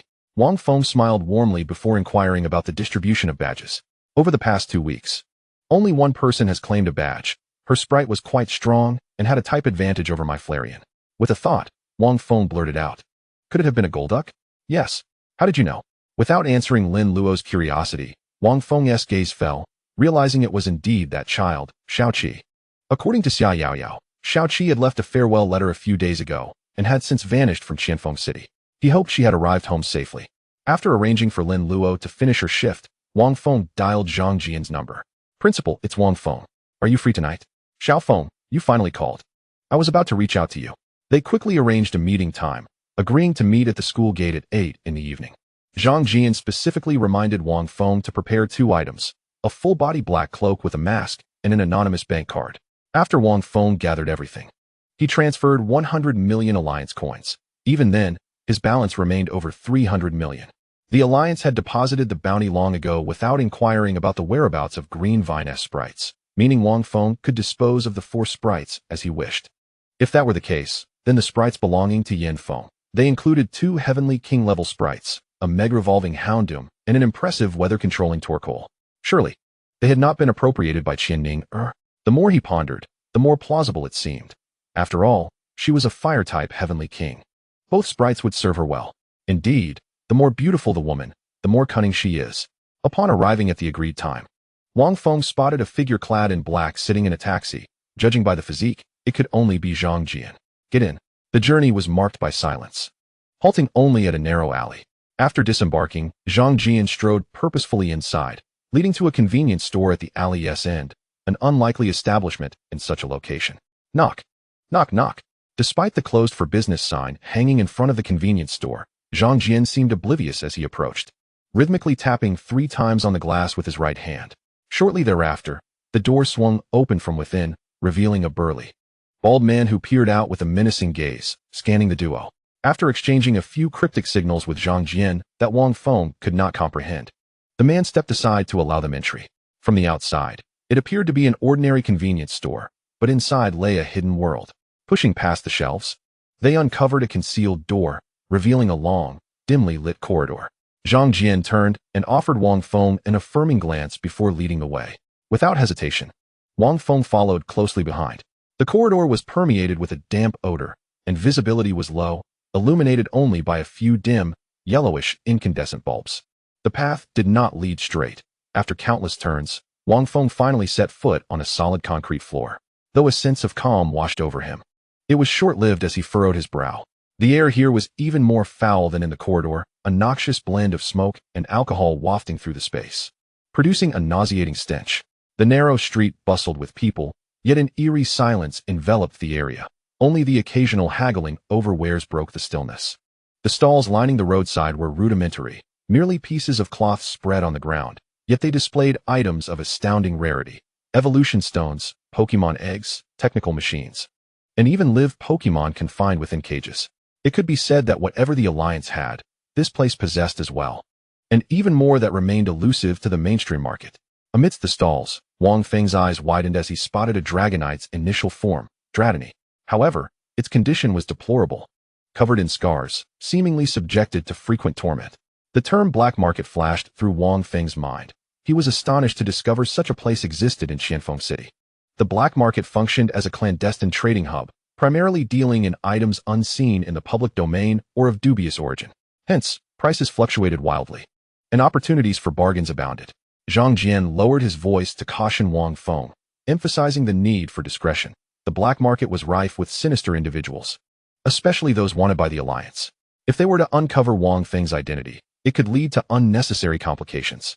The two proceeded cautiously, perusing the stalls. I once heard from a friend that a 100 intact metal membrane was circulating in the black market, but due to its exorbitant price, the seller remained elusive. Perhaps we could negotiate with him, Zhang Jian suggested, leading Wang Feng into a shop. Inside, a throng of customers haggled with the shopkeeper. This metal membrane is only suited for specific Pokemon evolutions and is hardly worth your asking price. I reckon 3 million would be fair, one patron argued. Indeed, the demand is low. If you let it sit, why not meet us halfway? Another chimed in. Enough. I said 10 million, and not a cent less, the shopkeeper, a bearded man with graying hair, interjected impatiently. I could keep it as a family heirloom if need be. Do you think I'm foolish? This metal membrane can also act as a carrying item, boosting steel-type moves by 20. If you won't buy it, others will. The old man's confidence in his product was evident, bolstered by the imposing presence of a colossal Heracross standing beside him. Heracross, level 60, gym leader peak, gender, male type, bug, fighting potential, champion level ability, guts. If afflicted by a status condition, its attack power increases. Skills, tackle, leer push, fury attack, endure, wing attack, horn attack, revenge, brick break, pin missile, abyssal spike, rampage. Held item, Heracross Mega Evolution Stone. A Heracross at the peak level of a gym leader, and its potential reached champion level, indicating a possibility for further evolution. It appeared the old man specialized in bug-type Pokemon, as Wang Feng noticed additional Pokemon on display, Ariados, Cinescorch, and Pinsir, with Pinsir being the highest in level, just one tier below her across. Meanwhile, Zhang Jian continued to negotiate with the old man, attempting to lower the price. Most of the crowd had dispersed in disappointment, leaving only a handful behind. Since you have no use for it, why not part with it for 8 million? One patron offered, sensing a hint of sincerity. The old man's expression softened slightly. However, he scoffed in reply, "We both know the true value of a 100 intact metal membrane. If this were in the alliance, it would fetch not just 10 million, but even 50,000 would find interest. A 100 intact metal membrane guarantees an upgrade in the Pokemon's potential after evolution, alongside a 20-point boost to Steel-type moves. This 20-point increase should not be underestimated. The higher the Pokemon's level, the more significant the impact. For instance, a 20-point boost at level 1 translates to merely a 2-point increase, while at level 10,000, it equates to a substantial 2,000. You make a valid point. Yet if the alliance offers such a price, why not sell it to them?" Zhang Jian countered, striking at the heart of the matter. It was clear that this precious metal membrane had dubious origins, or the old man himself was a fugitive sought by the alliance, possibly even a member of the Hunter Association. The old man offered no explanation, tacitly acknowledging the implication. "So what if I do? I'll tell you after this deal. I plan to leave this place. 10 million is already a fifth of the alliance's price. Any lower, and I won't even have enough for my retirement." Zhang Jian's brow furrowed. "Retirement? You jest. How many who tread this path ever know when to stop? That talk of retirement is merely a ruse to lower our guard." 8 million, not a penny more, he insisted. 10 million, not a cent less, the old man retorted. As the two men reached an impasse, Wang Feng stepped forward, placing a colorful round stone before the old man. 6 million, along with this Mega Evolution Stone. The mention of a Mega Evolution Stone left Zhang Jian astounded. Its rarity was rivaled only by the metal membrane, as it could only be mined in select regions. Where had Wang Feng procured such a treasure? He glanced curiously at Heracross, asking, "Is this perhaps the Mega Evolution Stone for Heracross?" "No," the old man exclaimed, his eyes fixated on the stone in Wang Feng's hand, his breath quickening. "That is the Mega Evolution Stone for Pinsir. How about it? 6 million plus the Mega Evolution Stone for your metal membrane?" Wang Feng proposed. Although the old man desperately needed the Mega Evolution Stone, he remained unhurried, fully aware that Wang Feng equally desired the metal membrane. Otherwise, he would not have offered the stone. Mega Evolution Stones were similarly coveted in the alliance and could even fetch a high price at auction. Throughout the transaction, Wang Feng maintained a serene smile, his tone steady, revealing nothing of his true intentions. In negotiations, it is paramount not to display excessive eagerness for the other party's goods. Otherwise, one risks being taken advantage of. Zhang Jian nodded repeatedly, initially concerned that Wang Feng might act impulsively, but now realized his worries were unfounded. As the elder continued to linger, Wang Feng decided to take decisive action. He raised his hand and summoned a severely injured and near-death sprite, speaking in a cold tone. "If you are unwilling to part with it, then it is unworthy of receiving such a fate. Therefore, it has become useless." The sprite he released was the flying mantis belonging to Greenvine. It was well known that this species required a metallic membrane for evolution. Its current state of injury was due to its intense hostility towards Wang Feng. He would not administer treatment until it learned to obey him completely. Chapter 38, Evolution. The Golden Steel Serpent. Wait. Look at how resilient this flying mantis is. It would be a pity to let it go. It is fortunate to encounter me, so I shall reluctantly part with it. The elder quickly interjected, retrieving a piece of silver-white metal encased in a special device from his spatial wristband. The metallic membrane, being a special item, needed to be wrapped in this device to preserve its efficacy. In a swift exchange, Zhang Jian handed the elder a savings card along with the Mega Evolution Stone for Kairos. Once the amount was verified, the metallic membrane was transferred into Wang Feng's possession. To ensure everything was in order, he promptly opened his system panel to check. Metallic membrane, 100. Carrying item. Increases the power of steel-type skills by 20 and enables the evolution of specific sprites. Suppressing his excitement, Wang Feng and Zhang Jian hurriedly exited the underground black market. Upon stepping back onto the concrete of Qianfeng City, both of them exhaled heavily, relieved. The oppressive atmosphere within the black market had been suffocating, making it difficult to breathe. Glancing at the time, it was already past midnight. Zhang Jian stretched lazily and waved goodbye. "I'm off. My old bones cannot withstand the night. Safe travels, Principal." Wang Feng, however, was far from sleepy. The majestic golden steel serpent was on the verge of arrival, and who could remain calm in such anticipation? The current length of his onyx snake was already over 10 meters, and it would grow even larger after evolution. Clearly, evolving within the gym would not be a wise choice. After a brief contemplation, Wang Feng turned and hailed a taxi to the Qianfeng Mountains. Unfortunately, the city prohibited the release of sprites exceeding 3 meters in height. Otherwise, he could have moved faster. Onyx Snake, Swampert, Nidoking, come forth. Back in the place where he had spent his childhood, the Onyx Snake was visibly exhilarated, its massive tail thrashing against the ground, causing a thunderous resonance.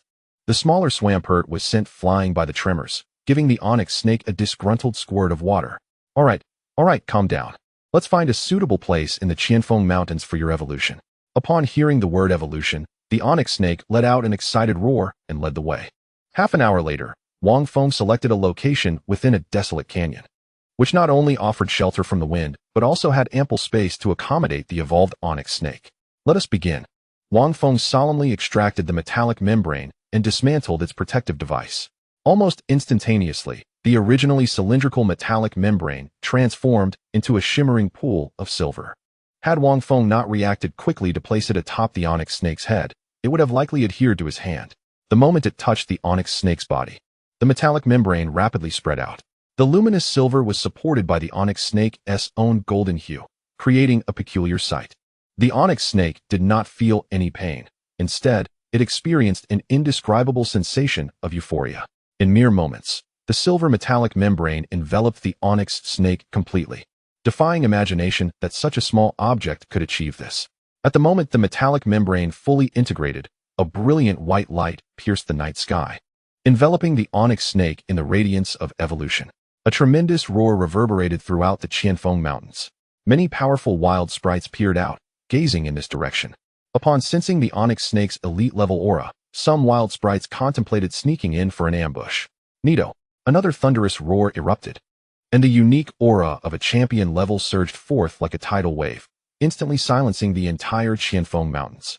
Wang Feng was situated in the central area, where even those of champion level typically refrained from making a move. The light of evolution lasted precisely 3 minutes. As it neared its conclusion, Wang Feng retrieved a small device from his spatial ring. This was the key to the Onyx Snake's evolution, a communication exchange device. It was said that a special energy would be generated during the exchange, facilitating sprite evolution. In the game, one would need to find NPCs to exchange sprites. But in reality, such complications were unnecessary. The Alliance had specifically manufactured a one-time transporter for this type of sprite. The device resembled a balance scale, with circular indentations on either side to hold the Pokeballs. Wang Feng placed the Onyx Snakes and the Zubat's Pokeballs on either side, then pressed the exchange button. As a beam of light illuminated the area, the two sprites quietly swapped places within their respective Pokeballs. After the exchange was complete, Wang Feng pressed the button again to return them, concluding the exchange connection and rendering the device useless.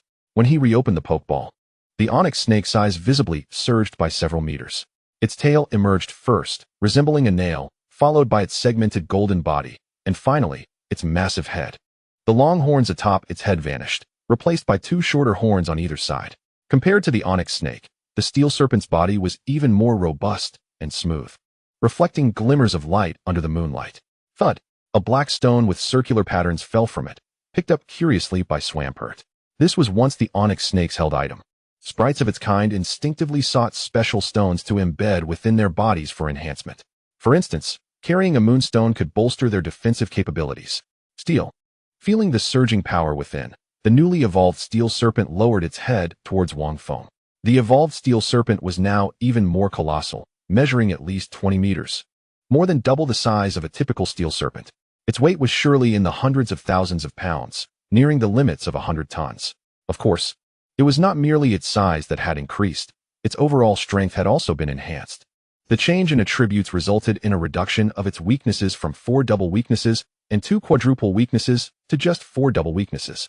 Its resistances increased to 8, with the addition of immunity to poison-type attacks. Steel Serpent, level 40, elite, gender, male type, steel, ground qualification, champion level first ability, sturdy second ability, hidden forceful skills, bind, tackle, harden, mud slap, thunder fong, ice fong, fire fong, curse, rock slide, rage. Held item, none. Very nice, very nice. It's a pity it couldn't directly break through to master level qualification. However, If Master Level qualifications were so easily attainable, Master Level would not be the terminus for ordinary or even quasi-divine sprites. Wang Feng was already quite satisfied with the breakthrough to champion level. This was his first sprite of champion qualification, excluding the yet-to-hatch screw moles. Currently, the Onyx Snake's role in the team was gradually becoming clearer, primarily serving as a defensive unit, laying down spikes and stealth rocks, and occasionally provoking opponents for annoyance. When faced with speedy sprites, it could retreat from the front line or use its sturdy ability to bait a one-hit knockout. Against slower opponents, however, it was straightforward, a direct confrontation without fear. Moreover, the Onyx Snake possessed the same forceful ability as Nidoking, allowing many skills to gain additional effects, such as Thunder Fong, Ice Fong, Fire Fong, and Rock Slide. I might as well give you Toxic later, followed by Sleep. You can just wear them down. Who could outlast you? Wang Feng smirked. In terms of trickery, the Steel Serpent was quickly catching up to Swampert. However, Swampert still held the advantage with its Purity ability, remaining the leader in that regard. Chapter 39, the second phase of the Dual God Battle. Next, it is your turn. After evolving his Onyx, Wang Feng chose not to rest, but instead released the 4 Pokémon belonging to Luo and Lubahai. It was high time to contemplate their fate. The most prudent course of action would be to hand them over to the Alliance for retrieval. They would be more than willing to accept Pokémon that had already developed combat capabilities. A seasoned trainer could easily subdue them, allowing the Pokémon to serve under their command. However, it was not uncommon for particularly loyal Pokémon to resist with unwavering defiance. Gugu. As soon as they were released, the Spearow immediately approached and gently nudged Wang Feng's pant leg with its head. Clearly, it was not a Pokémon of the stubborn sort. Kairos. The near-death state of the Heracross and Scyther brought upon them disdainful glances, as they remained fiercely loyal to Luo, still plotting Wang Feng's demise. With a light click of his tongue, Wang Feng crushed the Spearow's original Pokeball and produced a special Ultra Ball.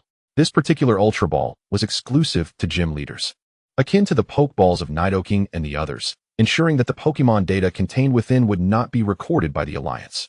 This was indeed a privilege of gym leaders. Gugu. The moment the red and white ball shattered, the Spearow's eyes darted, instinctively attempting to flee. Yet, it keenly observed Nidoking nearby, who, despite appearing unresponsive, was quietly gathering tremendous power. Goo. The Spearow promptly made contact with the Ultra Ball, transforming into a beam of red light and merging within. You are perceptive, Wang Feng chuckled, knowing that should the Spearow show any inclination to escape, Nidoking would not hesitate to unleash a thunderbolt upon it. He was far from merciful when it came to traitors. Given their obstinate demeanor, he decided to refrain from further discussion. While he could not convert all of them into his own combatants, having a Spearow of such caliber was certainly advantageous, at least for transportation. Wang Feng returned the remaining 3 Pokémon to their Pokeballs, adding an extra layer of security to them. The Raccoon Panda and Scyther were relatively straightforward to manage, whereas the Heracross would have to be surrendered to the Alliance for retrieval. After all, a Pokémon of such elite status commanded an exorbitant price, and it would be exceedingly rare to find someone in the black market of Qianfeng City capable of acquiring it. The significance of an elite Pokémon that had already gained combat prowess was substantial, and the Alliance had a presence in the black market, should it be discovered. The repercussions would be dire. As the saying goes, it is better to be a king than to be crushed by ants. The elite tier represented the highest threshold for all Pokémon. For instance, a Scyther of gym level, whether facing 10 or even 100, could never triumph over Nidoking. Ding. Congratulations to the host for completing the Resurgence of the Dual Gods, Stage 1. Rewards have been issued. Please select a designated elemental crystal. Is it over? It seemed the Alliance had resolved the matter. As for the cause of the Pokémon's uprising, Wang Feng glanced at the mark on his hand. It was likely due to the emergence of the Crimson Orb, which was closely tied to Groudon. It was entirely plausible for ordinary Pokémon to become influenced by that oppressive aura, turning fiercely aggressive. I'll opt for the ground attribute. With this additional 20,000, he now possessed 300,000 elemental crystals, drawing ever closer to the earth essence. Besides, there was also a high-quality water stone. Though it held little value for Wang Feng, casually pocketing it, he stretched and made his way toward the gym. At that moment, the system issued a brand new task. Ding.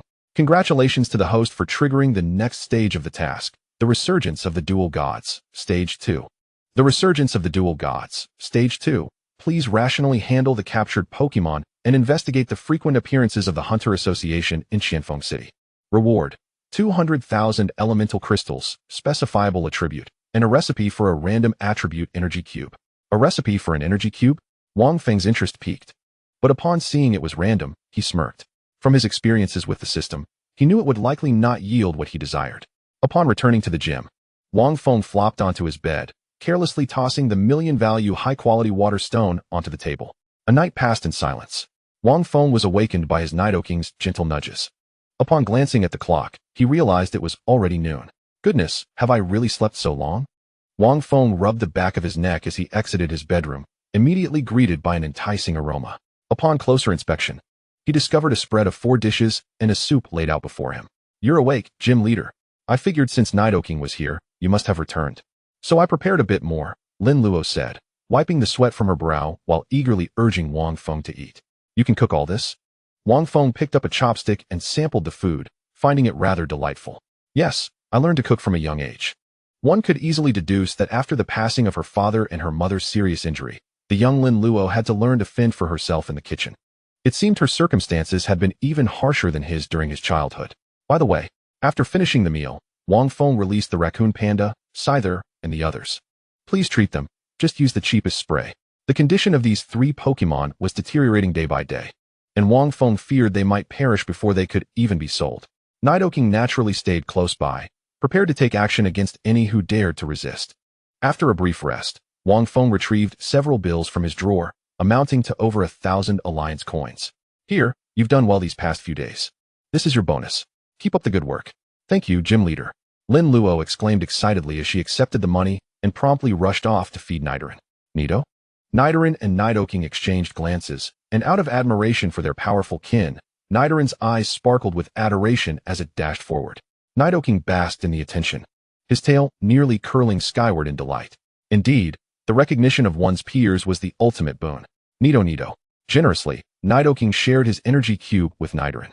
And Wang Feng chuckled at the sight, giving Nidoking a light pat. Take it easy, it's still just a child and can't handle too much. Leaving the gym in Lin Luo's capable hands, Wang Feng fastened 4 Pokeballs to his belt and made his way to the Alliance building. Upon entering, he promptly revealed his identity and requested to meet with the head of the Alliance branch. Before long, a professionally dressed woman approached him briskly, accompanied by a majestic and imposing Houndoom. Houndoom, level, 60, gym level. Gender, male. Type, fire. Qualification, elite level. Ability, flash fire, when hit by a fire-type move. It absorbs the flames, powering up its own fire-type moves. Skills, play rough, fire fong, flame charge, howl, assist, bite, revenge, last resort, agility. Item, charcoal, completeness 25. Chapter 40, Wu Running, Trading Scyther. The pinnacle of strength beneath the elite. To become the highest authority in an Alliance branch, one must possess considerable strength. The woman casually closed her pen and set it aside, revealing that she had been working before Wang Feng's unexpected arrival. She showed no signs of impatience and instead extended her hand. Gym Leader Wang, it's a pleasure to see you again. Manager Wu, I find myself in need of your assistance once more. The woman, named Wu Running, had previously facilitated Wang Feng's exchange for the rewards regarding Luo and the others. Wu Running tucked her bangs behind her ear and smiled lightly. What are you saying? As the gym leader of Qianfeng City, your affairs are my affairs. Feel free to speak. In that case, I shall not hold back. Wang Feng removed a red and white ball from his waist and gently placed it on the table. What is this? Upon receiving Wang Feng's consent, Wu Running pressed the button, and a Pokémon towering over her appeared on the floor. Wu Running's pupils contracted. Despite the Pokémon being battered and on the brink of death, its astounding aura still instilled fear in her Houndoom.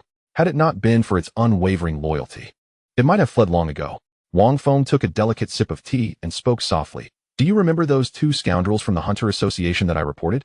This is their spirit. It is a king level, Kairos. King level?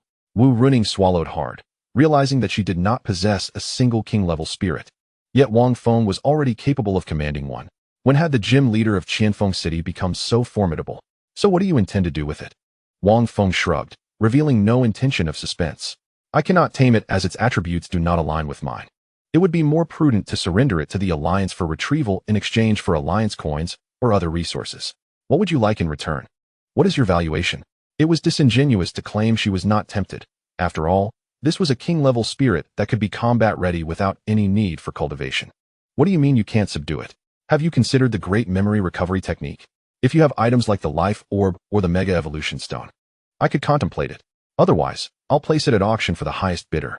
Upon hearing this, Wu Runing felt a pang of disappointment. If there were a fixed price, she might have been able to secure it directly, but placing it at auction altered everything. The price would surely exceed her means. Very well, I shall contact the headquarters for approval. I should have results by this afternoon, and other trainers from different locations will reach out to you. If it needs to be auctioned, I will inform you of the specific timing. Understood. At that moment, a petite figure quietly slipped through the window into the gym. Lin Luo, engaged in a gym battle in the front hall, remained blissfully unaware, while the intruder, akin to a pinpointed navigation system, effortlessly entered Wang Feng's room and grasped the water stone resting on the table. In the blink of an eye, the water stone transformed into a pure energy, merging into her bracelet. To think there is a high-grade water stone here. I shall borrow it for a while, goodbye. Half an hour later, Wang Feng finally pushed open the bedroom door. Everything appeared normal within the room, yet Wang Feng's enhanced physique, augmented by the power of the earth, detected a faint fragrance in the air. Moreover, he felt that something was amiss. Nidoking? Following the direction indicated by the Swamp King's finger, Wang Feng suddenly understood. Wait, where's my high-grade water stone? That is worth millions. Knowing Lin Luo's character, he dismissed the possibility of her committing such an act. Thus, he decisively activated the surveillance. The two sat before the monitor, scrutinizing every detail. Soon, Wang Feng noticed the figure that had scaled the wall. The red ribbon on her arm immediately reminded him of someone. Xiaoqi. The figure's build indeed resembled hers. Hey, this person seems to be that trainer who came to challenge us the other day. Master, should we report this? Under the unerring gaze of 360-degree high-definition cameras, Lin Luo also recognized the identity of the thief. No, let us not escalate this just yet. With a deep sigh, Wang Feng ultimately chose not to pursue the matter further, his focus narrowing on the item at Xiaoqi's wrist. His intuition told him it was no ordinary object. The vermilion gem mark on the back of his right hand glimmered, as if responding to what Xiaoqi possessed. He could not install surveillance in his own bedroom, thus remained oblivious to the specific events that transpired. However, during his absence, only Xiaoqi had entered. Moreover, she certainly did not appear to be lost. Master, are we just going to let this go? Yes. Seeing Wang Feng nod, Lin Luo refrained from further protest, especially as someone entered to challenge her, prompting her to turn and address them. Ding-ling-ling. Just as Wang Feng was deep in thought, his phone suddenly vibrated, displaying an unfamiliar number. Hello. This is the Qianfeng City Gym. Hello, Gym Leader Wang. I am the gym leader from Qingyu City. I've heard you have a king-level Kairos for sale. The slightly magnetic voice transported Wang Feng into contemplation. Qingyu City? He had heard it mentioned before, reputed to be a city enveloped by forests, primarily inhabited by grass and bug-type spirits. The gym, there was a bug-type gym. Despite the inherent weaknesses of bug-type spirits, the gym leader still possessed king-level prowess. Indeed, however, I prefer to exchange it for items of equivalent value. Upon hearing Wang Feng's words, the other party seemed to have anticipated this, responding, I am aware that you specialize in ground types, and coincidentally, I possess a ground-type exclusive held item, soft sand with a completeness of 50. Wang Feng paused, contemplating the soft sand. When held, it could enhance ground-type move power by 20, but with a completeness of 50, it would only yield a 10 increase. While held items were indeed rare, their value was evidently disproportionate to that of a king-level Kairos. The other party clearly recognized this, hence proposed a price adjustment. However, Wang Feng currently had no shortage of alliance coins, and without a second thought, he declined. After hanging up, he opened the alliance forum, where Wu Runing had posted a message under the alliance's name, and the comments had already exceeded 999. Most were various offers attempting to negotiate trades, and the reason for not directly calling was simply that they believed it would be futile. Offers included exchanges for evolution stones, and some even suggested inferior firestones. Wang Feng disregarded such foolishness. ISNT trading spirits prohibited by the alliance? How come the gym leader is leading an auction? Those upstairs must not have looked closely. This is something confiscated from the Hunter Association, and the alliance has always supported such exchanges. To be honest, I have a mid-grade leaf stone I have treasured for a long time. I wonder if I can trade for it. Sixth, you might as well keep it as an heirloom. Of course, not all comments were frivolous. While scrolling down, Wang Feng spotted a comment from a gym leader proposing a trade with a Mega Evolution Stone for a Gyarados. TSK, a Mega Evolution Stone for a Gyarados? If it were for a Steelix, I might consider it. Chapter 41, Arrogance. As Wang Feng continued to scroll through the comments, he suddenly noticed a particularly intriguing remark. To be precise, it was a rather audacious statement. Even if the spirits from the Hunter Association are king level, their potential is likely maxed out. In terms of value, they are at most on par with spirits of king qualifications. This statement held some truth, as the Hunter Association was universally recognized as an evil organization, resorting to unscrupulous means for power, and their spirits had, to varying degrees, consumed banned substances that hastened their strength but adversely affected their potential. If that were all, it would be tolerable, but the subsequent words were even more disparaging. To put it bluntly, such spirits are merely short-term combatants, devoid of cultivation value and lacking higher ceilings. Not even as valuable as a 100 complete held item. Wang Feng furrowed his brow. The tone of the speaker suggested they might be a descendant of a champion. King level was already the upper limit for ordinary trainers, yet the way they spoke of it was utterly dismissive. Suddenly, the phone rang. Upon answering, a cold female voice came through. Are you Wang Feng?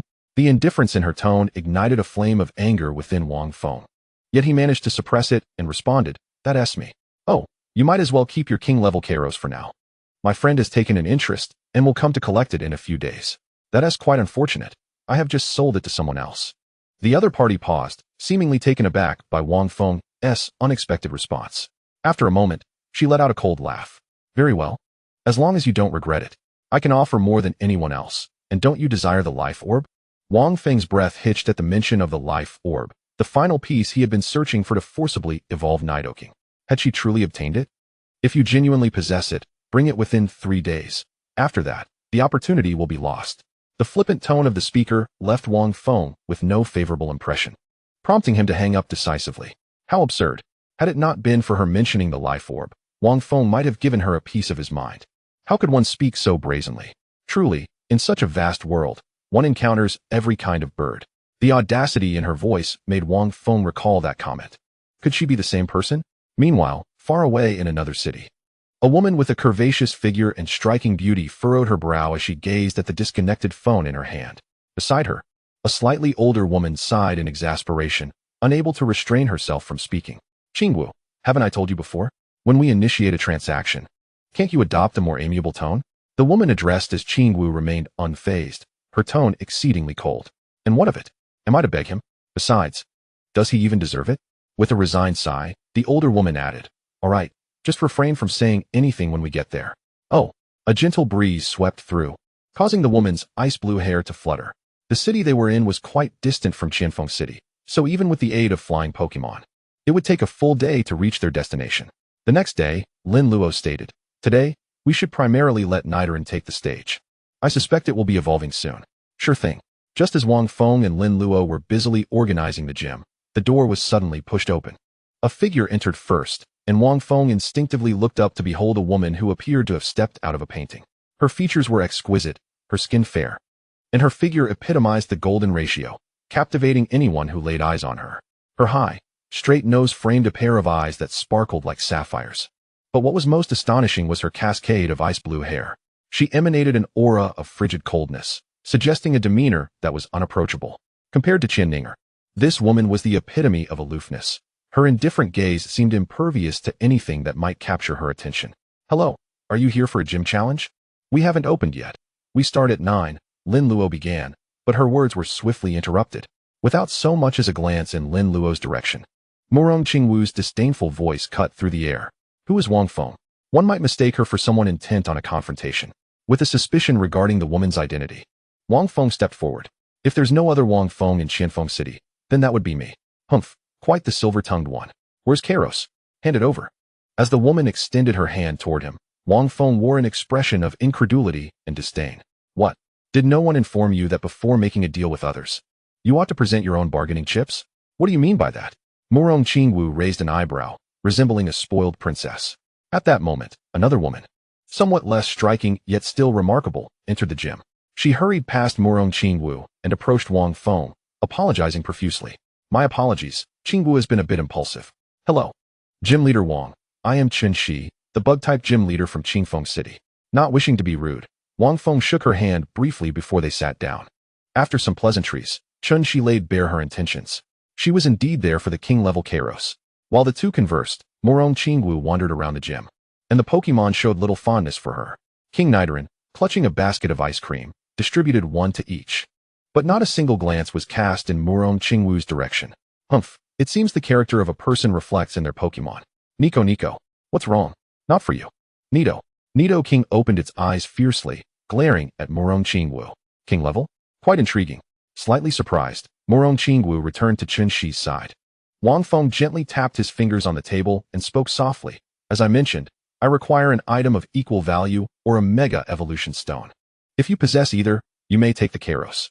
Qianxi nodded, glancing at Wang Feng's 3 Pokémon, her understanding evident. To be candid, Qingwu just so happens to have a life orb with a 100 completeness. 100 completeness? The revelation sent ripples through Wang Feng's composure.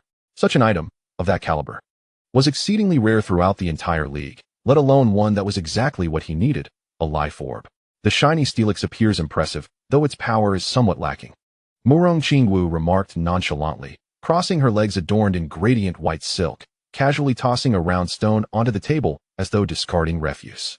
Upon closer inspection, the stone shimmered with multicolored brilliance. It was, indeed, a Mega Evolution Stone.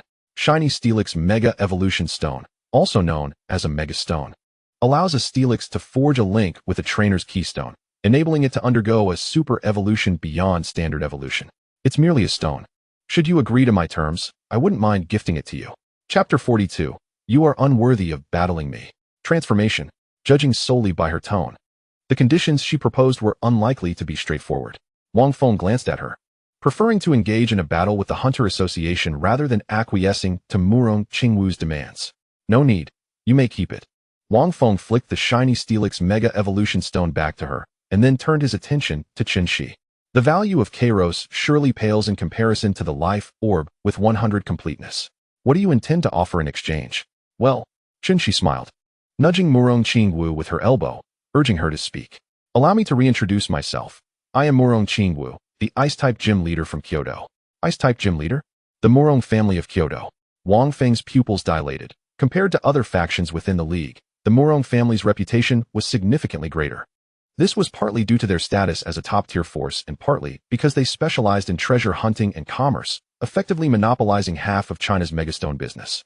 They not only controlled several complete megastone mines, but were also responsible for unearthing the very first Mega Evolution Stone in the Chinese League. As for their prowess, there was no need to elaborate. In terms of wealth, the Morong family undoubtedly held the top spot in China. Morong Qingwu sipped from her teacup, her eyelids barely lifting as she stated, I offer you an opportunity. Join the Morong family, and consider this evolution stone as a gift. Given their expertise in commerce, the Morong family often sought to recruit talented individuals from humble backgrounds to bolster their strength. Naturally, a powerful figure like Wang Feng, lacking a strong background, was among their desired candidates. Join your Morong family? No thanks. Without a moment's hesitation, Wang Feng rejected the offer. If he truly sought to align himself with a faction, why not choose the more amiable and attractive Qianfeng? Although not as blunt as Morong Qingwu, Qianfeng had similar intentions. No thanks. Even Qianxi appeared astonished by Wang Feng's refusal. After all, this was an invitation from the prestigious Morong family of Kyoto. Many would vie to be part of it. And yet, you decline. The sound of high heels striking the ground intertwined with the clinking of the teacup being placed on the table. Morong Qingwu slowly lifted her gaze, finally meeting Wang Feng's eyes. Your reasoning? Rather than being manipulated for resources, I prefer the freedom of independence. His words, laced with sarcasm towards Morong Qingwu, suggested that few would wish to join the Morong family given her haughty demeanor. Humph, dignity is built upon strength. Morong Qingwu understood his implication but showed no sign of restraint. Strength? How can one know without a trial? As she spoke, Wang Feng opened Morong Qingwu's profile. Morong Qingwu. Gender: female. Special ability: appraisal, ability to sense precious items or special materials. Pokemon: Ninetales, King level, Executor, King level, Lapras, King level, and Mismagius, King level. Morong Qingwu's strongest Pokemon was Mismagius. At level 65, even surpassing Qianning's Blaziken. Wang Feng felt an exasperated sigh rise within him. What was she trying to prove? One might mistake her for a champion if they were unaware of her true capabilities. You are unworthy of battling me. With that, Wang Feng slammed his palms on the table and stood up. How exceedingly arrogant. Today, even if it meant relinquishing the life pearl or offending the Morong family, he was determined to show Morong Qingwu a thing or two. Boom. In the next moment, a tremendous crash resonated from behind, accompanied by intense tremors. Wang Feng's body lurched forward uncontrollably, but he managed to brace himself against the table just in time. Clatter. The three of them simultaneously turned their gaze to the teacup on the table, which trembled violently before teetering off the edge and crashing to the ground. Ceramic shards scattered, prompting Chun-Shi to instinctively exclaim, "Something has happened. It's the Qianfeng Mountains behind us." Almost concurrently, all gym-level trainers from Qianfeng City sprang into action, including Wang Feng, the gym leader. He had no time to quibble with Murong Qingwu. Just as he took his first step, a searing pain surged through his right hand. The agony pierced deep into his bones, causing Wang Feng to collapse to the ground, utterly weakened. That peculiar symbol on his hand faintly emitted a crimson glow, as if a searing rock were placed upon his skin. "Are you all right, gym leader?" Chun-Shi inquired, attempting to help him up, only to be halted by Murong Qingwu. "He won't die. We should head to the Qianfeng Mountains first. If the strongest combatant in the city is in this state, who else can we rely on?" "All right, fine." After they departed, Lin Luo and her Pokémon hurriedly gathered around him, with the Swampert kindly spraying water onto his hand. However, as soon as the water touched the Omega mark, it evaporated instantly. "Lin Luo, I'm fine. You should return to take care of your mother." "But, rest assured, I truly am fine." Wang Feng covered his right hand and stood, forcing a faint smile onto his pale face. Lin Luo nodded, and then she left the gym with her Flareon. The reason for sending her away was twofold. Wang Feng wished to conceal the mark on his hand, and her mother genuinely needed care. Just at that moment, a wave of unease washed over him. The Red Pearl's intense reaction could only mean one thing. Groudon's nemesis, Kyogre, had emerged. If that were the case, it would be tantamount to them being mere fodder against such power. He hoped fervently that this was not the case. As the gym leader, Wang Feng had no choice but to return to the fray. Once the pain in his hand subsided slightly, he released his Fiero and set off towards the Qianfeng Mountains.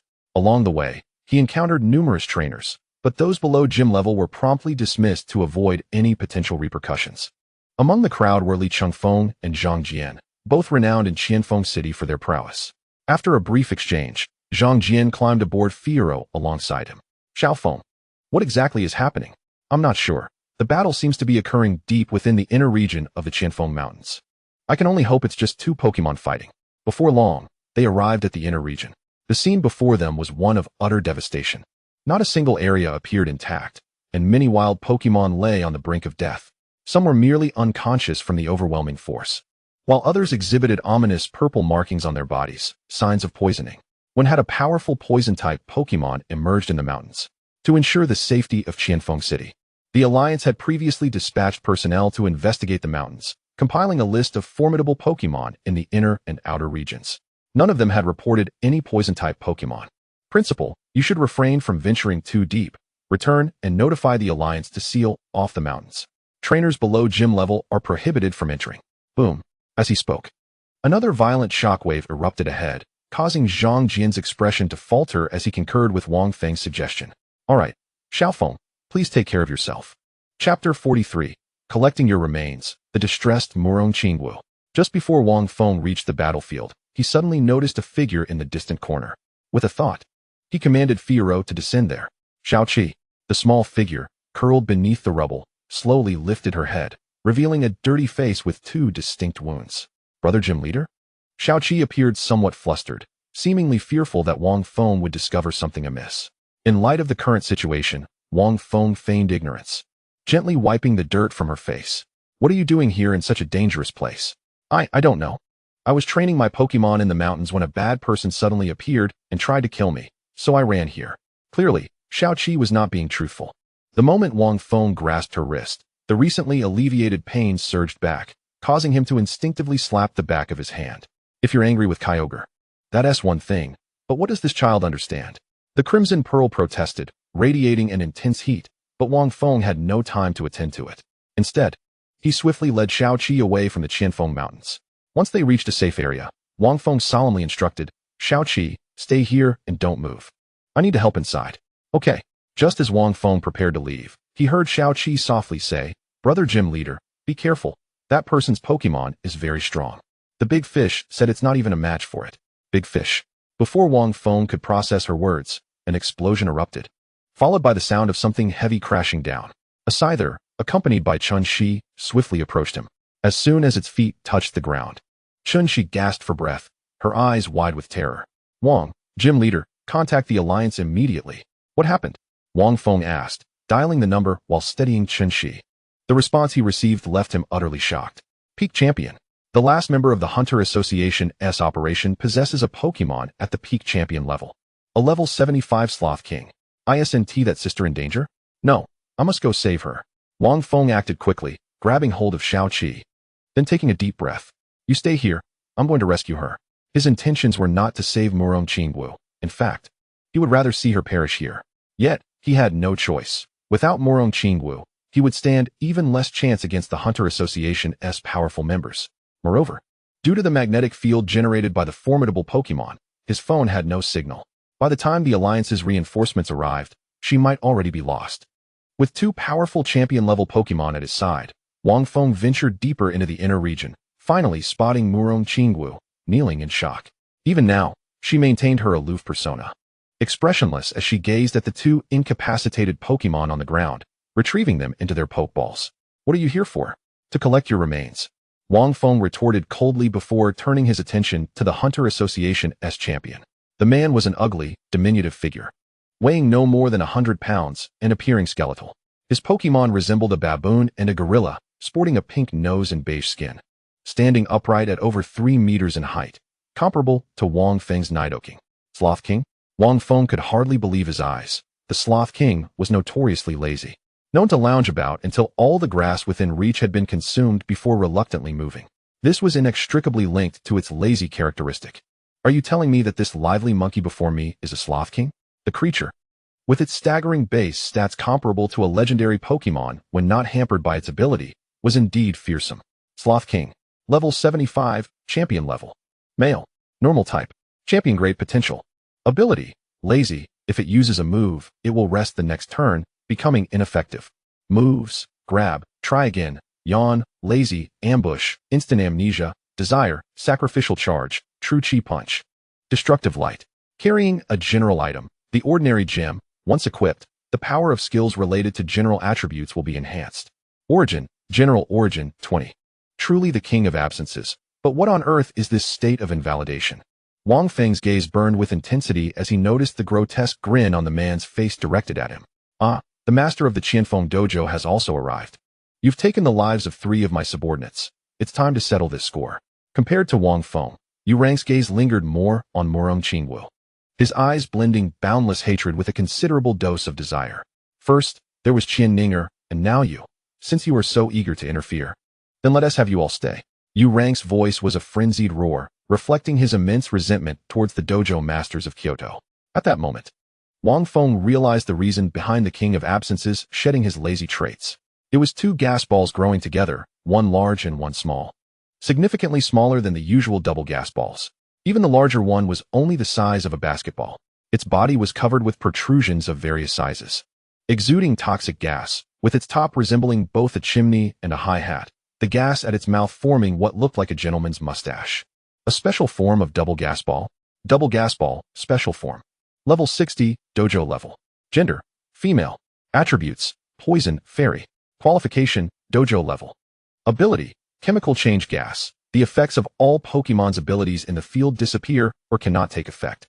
Skills, double hit, tackle, smoke screen, murky mist, toxic gas, heat wave.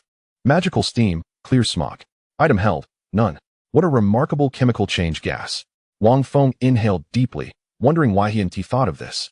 The extent of this trait's outrageousness is beyond verbal description, rendering it a veritable tumor within the game. However, in reality, the limitations of this trait are quite substantial. To eliminate the abilities of powerful Pokemon, one's own strength must be comparable to or even surpass that of the opponent. After all, one cannot expect a level 10 double gas ball to negate the abilities of a level 60 Pokemon, for that would be utterly absurd. The double gas ball before him was merely at the dojo level, and its ability to negate the king of absences traits was already its utmost limit. This explains why Yurang had placed it at the back, as any collateral damage would lead to the invalidation of its ability. One must admit, this strategy is commendable. The king of absences at the pinnacle of the heavenly king level could easily stand as a champion level contender. During the time it took Wang Feng to arrive, the king of absences had already single-handedly faced off against and overwhelmed both QB and Shuckle. Although constrained by level differences, the ease of victory was astonishing. A small number of icy particles continued to fall from the sky, the result of the special form of QB's snowing ability. It appeared that it had barely maintained its effect for mere seconds before being reduced to a near-death state by the King of Absences. While Murong Qingwu was attempting a desperate final stand relying on the last vestiges of hail weather. Chapter 44, You Foolish Woman. Marshadao, create some distance and use Swords Dance to enhance. Although Murong Qingwu appeared calm on the surface, her hand, gripping the last Pokeball, trembled incessantly. 2 of her 4 main Pokemon at the Heavenly King level were already on the brink of death. If Marshadao were to fall, she would truly have no fighting power left. Yet, in the face of the King of Absence's godlike combat prowess, even she felt that Marshadao was destined to lose. Marshadao, level 65, Heavenly King level. Gender male. Attributes, Dark Ice. Qualification, Champion level. Ability, Intimidate, inflicts a sense of pressure on opponents, significantly reducing their skill PP usage. Skills, Agility. Quick Attack, Swords Dance, Pursuit, Icy Wind, Metal Claw, Ice Shard, Triple Axle. Item held, Ice Gem. Upon carrying, the power of Ice-type skills is enhanced. Origin, Ice-type Origin 5. Upon fully observing Marshado's panel, Wang Feng realized just how pretentious Murong Qingwu truly was. Even Qianfeng possessed special abilities, and her Pokemon were stronger without such airs. Under the influence of the Earth power, Nidoking could even defeat Marshadao. In response to Marshado's self-augmentation, Yurang merely smiled enigmatically. Want to enhance? Then let us see.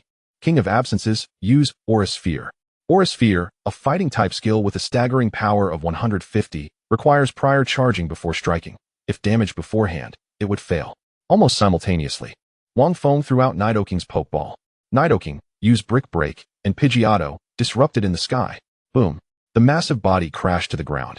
Its glowing white arm descending directly, slamming onto the head of the King of Absences with a resounding thud. In terms of sheer size, Nidoking had the advantage. This strike, while interrupting the King of Absence's charge, did not budge its body in the slightest. The retaliatory Brick Break sent Nidoking staggering backward. A full 12-level difference was not to be trifled with.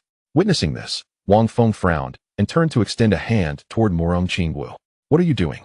Seeing that Murong Qingwu had yet to grasp the situation, Wang Feng could no longer contain his frustration. Quickly hand over the life orb, you foolish woman. Do you truly believe that your Marshadao can win just by stacking a few Swords Dances? You. Enraged, Murong Qingwu was thoroughly furious. In her entire life, no one had ever dared to scold her so brazenly.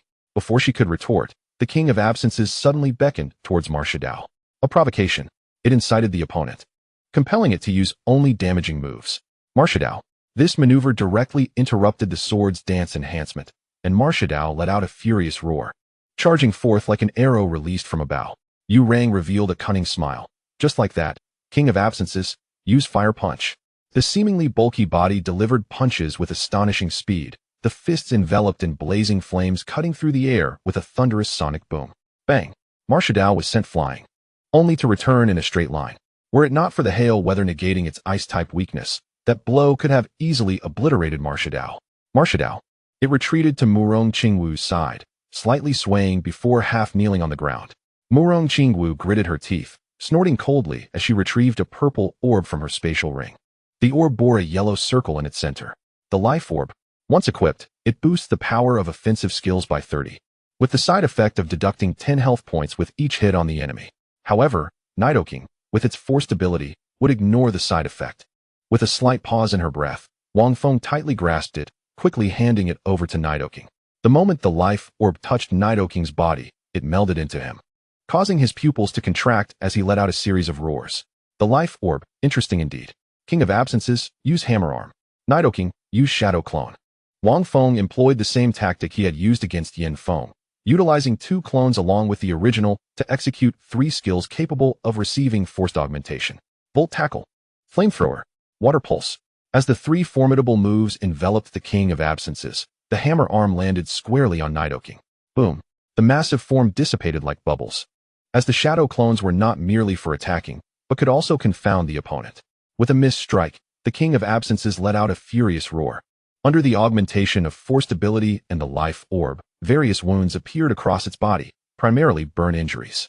It was actually injured? Murong Qingwu's mouth fell agape. Both of her previous Pokemon had been utterly defenseless, swiftly defeated.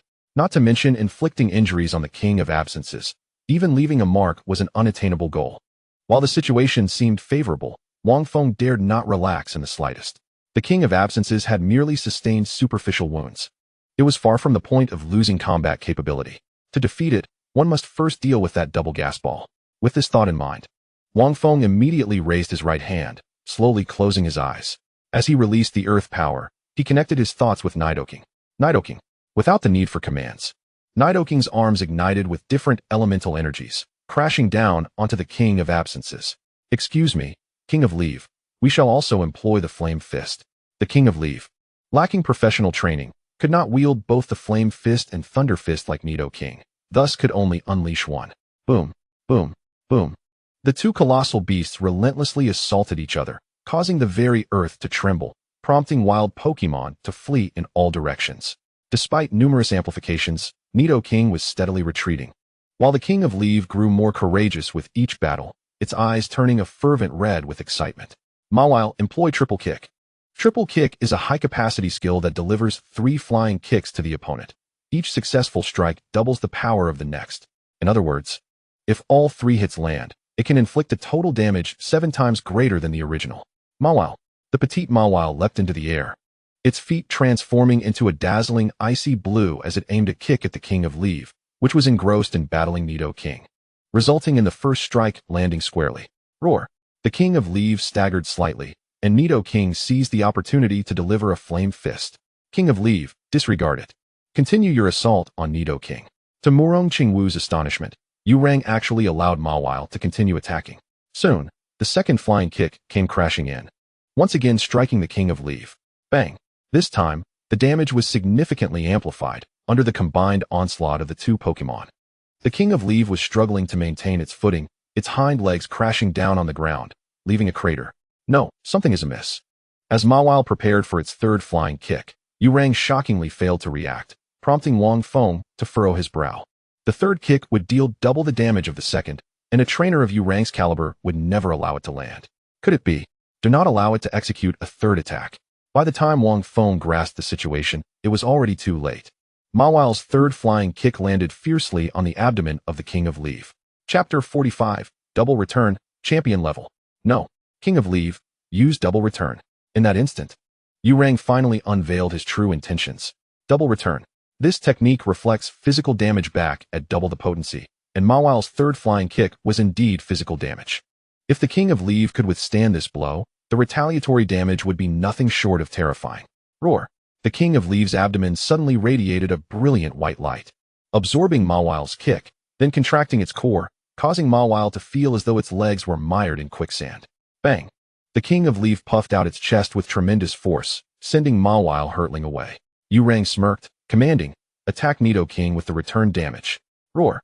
In the next moment, the King of Leave's fists glowed with white light as they surged toward Nidoking with astonishing speed. Nidoking, defend yourself. Fortunately, Wang Feng, who had been closely monitoring the battle, reacted swiftly and executed a defensive maneuver. Crack! The power of double return was truly formidable, even with a perfect defense. It was challenging to withstand, the blue barrier quaking and cracking ominously.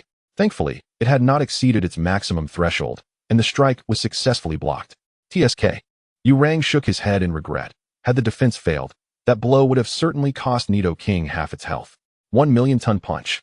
With Mawile temporarily incapacitated and Nidoking caught in a defensive stance, Yurang seized the moment to command the King of Leave to attack again. Nido. Boom. Nidoking's massive form was thrust backward, as if unable to bear the King of Leave's might.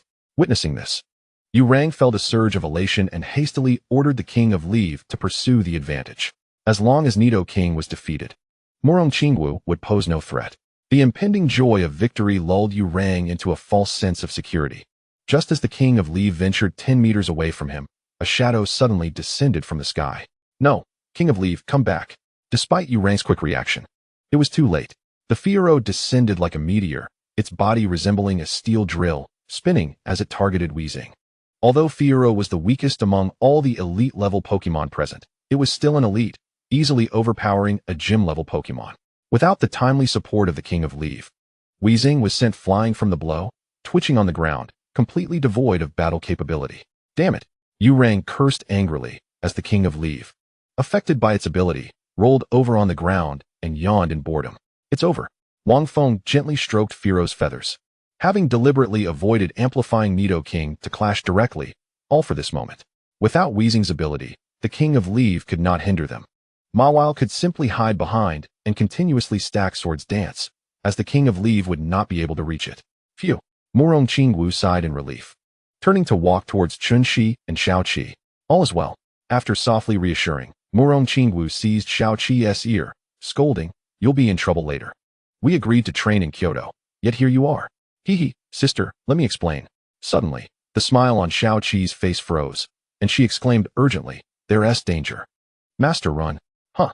Before Wang Feng could respond, Yurang had already approached the King of Leave, shoving a red capsule into its mouth. "Old buddy, let us do this once more. As long as you can bring that thing back, you will undoubtedly break through to champion level." On Wang Feng's panel, the King of Leave's level, ability, and qualifications simultaneously shifted. Its level surged to 76, though it appeared to be a mere level difference. It spanned the chasm between elite and champion. Its ability momentarily ceased, and the King of Leaves slowly rose, enveloped in a crimson mist, its eyes glowing a fierce red. Reminiscent of the Pokémon riot in the Rock Secret Realm, it seemed that this capsule operated on a similar principle, invoking extreme rage to stimulate the King of Leave, thereby nullifying its ability. In contrast to the level changes, the temporary alteration of its ability had irrevocably downgraded the King of Leave's qualifications from champion to elite.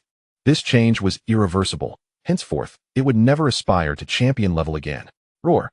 The champion level King of Leave exuded an imposing aura. Its mere roar causing Fiero to fluff its feathers, burying its head in its plumage, too frightened to show itself. Given its nature, it was already commendable that it did not turn against its allies. What is it? Yurang's appearance here was not merely for revenge. He risked the degradation of his Pokémon's qualifications to triumph over them, indicating that he desired something still present. Wang Feng's gaze immediately fixated on Xiaoqi, and the King of Leaves' actions corroborated his suspicions. Boom! With a single punch, Nidoking was sent staggering back over 10 meters, while 2 punches incapacitated the Mawile attempting to intervene.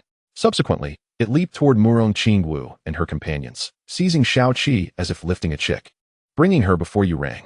Chunxi, meanwhile, was rendered unconscious by the forceful roar. "Damn it, let her go." Without hesitation, Murong Qingwu tossed her last Pokeball. Mimic.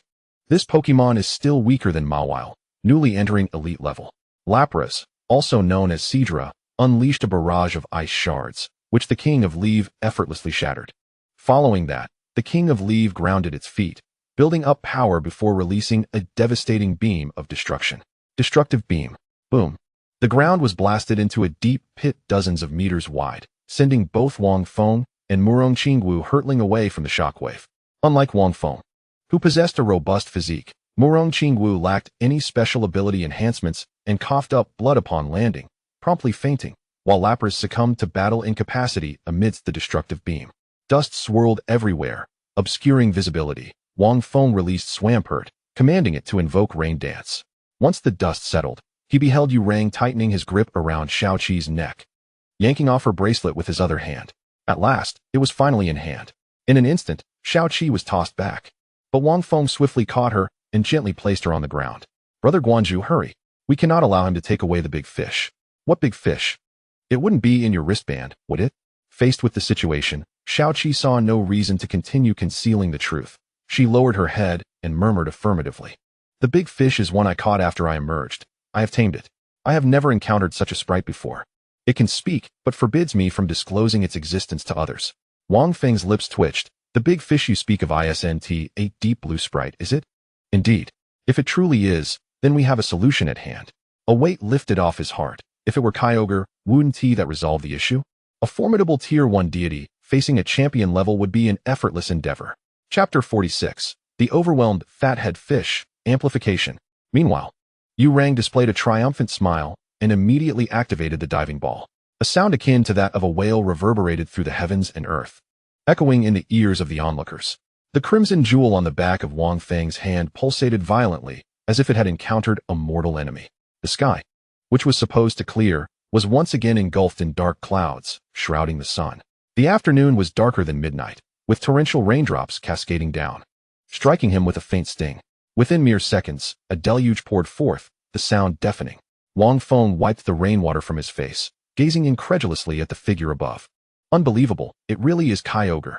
According to legend, Kyogre possesses the ability to conjure vast rain clouds that can obscure the entire sky and unleash torrential downpours. In the dimness, its outline became discernible. It had 2 enormous pectoral fins, each adorned with 4 white square structures at the tips, its body a deep blue, with a white chin and 2 protruding white spikes. Its wing-like fins bore markings reminiscent of the Crimson Jewel, Alpha. Its length was estimated to surpass 5 meters. Larger than Nidoking. The moment Kyogre appeared, the earth trembled, and countless water elements converged, accentuating its form and allowing it to hover in the air. Yes, indeed. The fathead fish could fly. In the next moment, the atmosphere shifted dramatically. Wang scoffed, "What nonsense, divine beast. If I hadn't been privy to the intel beforehand, I might have been frightened." King of the Substitute used Thunder Punch. Crackle. Boom. Accompanied by a deep thud, the once spirited fathead fish was sent crashing to the ground. Charred black from the Thunder Punch. It looked utterly more pathetic than the disgrace of divine beasts. Sukun. Wang Feng was utterly astonished. Was this truly the world-destroying ocean creator Kyogre? It could easily be mistaken for a whale lord. A panel of Kyogre flickered before Wang Feng, revealing crucial details. Kyogre, power restoring. Level, 64, 130 max. Gender, none. Type, water. Qualification, Tier 1 deity. Ability, Rain Dish. Upon entry, it changes the weather to rain. Skills, Heavy Slam. Scary Face, Origin Pulse, Water Pulse, Hydro Pump, Meditation, Ice Beam. Item, Tier 1 deity's office, restoring. Law of Water, 100. Not only did it possess the Tier 1 deity's office, but it also commanded powers beyond the foundational laws. Confirmed, it was indeed the fathead fish. However, having been hooked by Shao-Chi and subsequently overwhelmed by a champion-level sprite, it was undeniably a blow to the pride of divine beasts. It seemed its strength had not fully restored, currently only at a champion level. This scene made the crimson jewel on Wang Feng's hand pulse with excitement. Observing this, Wang Feng deliberately remarked, "Look, even Kyogre can't handle such a creature. Shouldn't you show your prowess?" The crimson jewel paused momentarily, seemingly in contemplation. It sounded reasonable. The time had come to prove it was stronger than Kyogre. Boom. A sudden surge of heat drew Wang's attention. He abruptly turned, spotting the floating red mark. His eyes igniting with excitement. Ha ha ha, the crimson jewel? Truly, you refuse to tread the path to heaven while brazenly storming the gates of hell. King of the Substitute. Eliminate him. The King of the Substitute immediately kicked Kyogre aside and charged forward with all limbs. Simultaneously, Wang Feng gently placed his palm on Nidoking's back, and the power emanating from the crimson jewel erupted completely at that moment. Like a torrential river, it surged into Nidoking's body. Its level rapidly ascended, momentarily matching that of the King of the Substitute. Unlike the King of the Substitute, this amplification bore no adverse effects. In fact, it enhanced Nidoking's comprehension of the foundational laws to some extent. Both Wang and Kyogre froze, one due to Nidoking's soaring strength, the other from the familiar aura. This aura, which evoked deep-seated loathing and even hatred, undoubtedly stemmed from its old rival. Yet now, this individual was assisting it. A human-like glint flickered in Kyogre's eyes, as if contemplating something. Meanwhile, Wang's gaze sharpened, muttering to himself, "Is this the chosen one of the divine beast?" The amplification of the Earth God. Ignoring Wang's musings, Wang Feng commanded Nidoking to commence the assault. Nidoking, with the backing of the Crimson Jewel. The amplification of the Earth's power multiplied several-fold, and merely in terms of momentum, Nidoking had already suppressed the King of the Substitute. Its arms whipped out like bullets, each strike accompanied by a fierce gust of wind as Thunder Punch, Ice Punch, and Fire Punch alternated in their relentless barrage against the King of the Substitute. At first, the King of the Substitute could barely withstand the onslaught and retaliate with its skills, but as time passed, Nidoking's unyielding assault began to overwhelm it. Boom. 2 fire punches struck simultaneously, forcing the massive body of the King of the Substitute to stagger backward. Though they were not of the same level, Nidoking had the dual advantage of the Life Jewel's enhancement. Moreover, the amplification from the Crimson Jewel was far beyond what Wang's prohibited capsules could compare to. The battle swiftly tilted overwhelmingly in Nidoking's favor, with even the Pidgeotto joining the fray, relentlessly pummeling the King of the Substitute. Seizing the opportunity, it had clearly grasped the strategy. Wang's expression darkened. Nidoking's attacks were not the most lethal. The main issue was that the drug's effect was waning, and by then, the King of the Substitute would have no strength left to retaliate. "No, I cannot perish here. I must bring it back." Turning his gaze toward Kyogre, Wang immediately made a choice. king of the substitute, handle it first. This left not only Wang Feng, but even Kyogre speechless. Even if it had restored its strength, it shouldn't be easily handled by a champion-level sprite, right? The previous attacks from the king of the substitute had indeed knocked Kyogre down, but it bore no lasting marks. Forget it, Nidoking, finish it. Feeling the rapid depletion of his stamina, Wang Feng, somewhat weakened, decided not to prolong the confrontation any further. Nidoking nodded, focusing on the king of the substitute charging toward Kyogre, harnessing the earth-colored elemental energy throughout its being. Earthquake. A fierce impact surged forth in an instant. To avoid collateral damage, Wang Feng instructed Pidgeotto to carry Xiao-Qi and the others into the sky, while Kyogre reacted more swiftly, leaping into the air with a powerful flap of its fins. Roar? Sensing danger, the king of the substitute turned just in time to be struck by the relentless shockwave of the earthquake, its massive form hurtling away and crashing directly in front of Urang. In the next moment, an astonishing scene unfolded. The king of the substitute's body shrank rapidly, akin to a deflating balloon, diminishing from over 3 meters in height to around 2 meters now. Chapter 47, Overreaching. Was this the side effect of that capsule? Wang Feng, weakened, knelt on the ground with an expression of astonishment. The concept of forcibly diminishing a Pokémon size was indeed unprecedented. Urang, it's over. I now represent the Alliance to arrest you. Suddenly, a figure leaped forth from a distance, hastening towards Urang with an unmistakable intent, seeking glory for oneself. Weakly lifting his head to glance at the newcomer, Wang Feng realized that his current earth power was insufficient to sustain such a formidable enhancement. It had only been possible earlier due to the strength of the Crimson Orb. With the power of the orb now withdrawn, a profound emptiness engulfed his entire being, sapping him of any strength. His eyelids grew unbearably heavy, yet he immediately recognized the figure before him, Qianfeng. While he remained silent as Xia Yaoyao and Qianfeng vied for kills, was it not a bit excessive for a gym leader to seize the opportunity? It was none other than Qianfeng, who had been lurking in the shadows, observing the battle. Indeed, it is I. In comparison to the foolishness of Li Xinyu, Qianfeng's thoughts were considerably more astute. After witnessing the earth-shattering confrontation between the King of Leave and Nidoking, he had wisely chosen to stay back. Now that the King of Leave had shrunk due to its side effects, how much better could Nidoking be? By intervening now, he could not only claim the credit for capturing Urang, but also take the opportunity to eliminate Wang Feng. What was there to lose? Wang Feng, I must express my gratitude. Without your fortunate misfortunes, how could this opportunity have presented itself to me? Qianfeng glanced at the large-mouthed sparrow in the sky and casually tossed out his pokeball.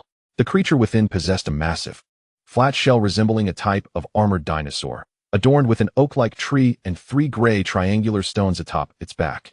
Torterra, one of the starter Pokémon, with grass and ground attributes. Were it merely Torterra, Wang Feng would not have been astonished. It was the creature's power that truly astounded him. Champion level? This phrase escaped his lips through gritted teeth, and doubts flooded his mind. When had this old fellow ever surpassed the gym leader level? Torterra, level 62, champion level. Gender, male. Attributes, grass, ground. Qualification, champion level. Ability, overgrow, grass-type moves gain power when HP is low. Skills, would hammer, tackle, withdraw, absorb, leaf blade, curse, bite, giga drain. Held item, miracle seed 50, increases grass-type move power by 10 when held. No origin. What a champion. One must admit that Qianfeng had concealed his true prowess exceedingly well. Had he achieved champion status, it would have been celebrated with great fanfare by others. After hiding for so long, was it merely to await the opportunity to bring about my downfall? Indeed, Qianfeng did not deny this. His expression twisted into a grimace.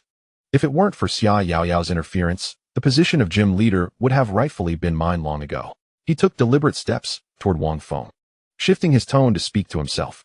Alas, my current circumstances are all thanks to you. Your parents had such faith in me. Even the Alliance's subsidies were sent to me first. Upon hearing this, Wang Feng immediately lifted his head, fixing a piercing gaze upon him. Qianfeng, however, remained oblivious, continuing.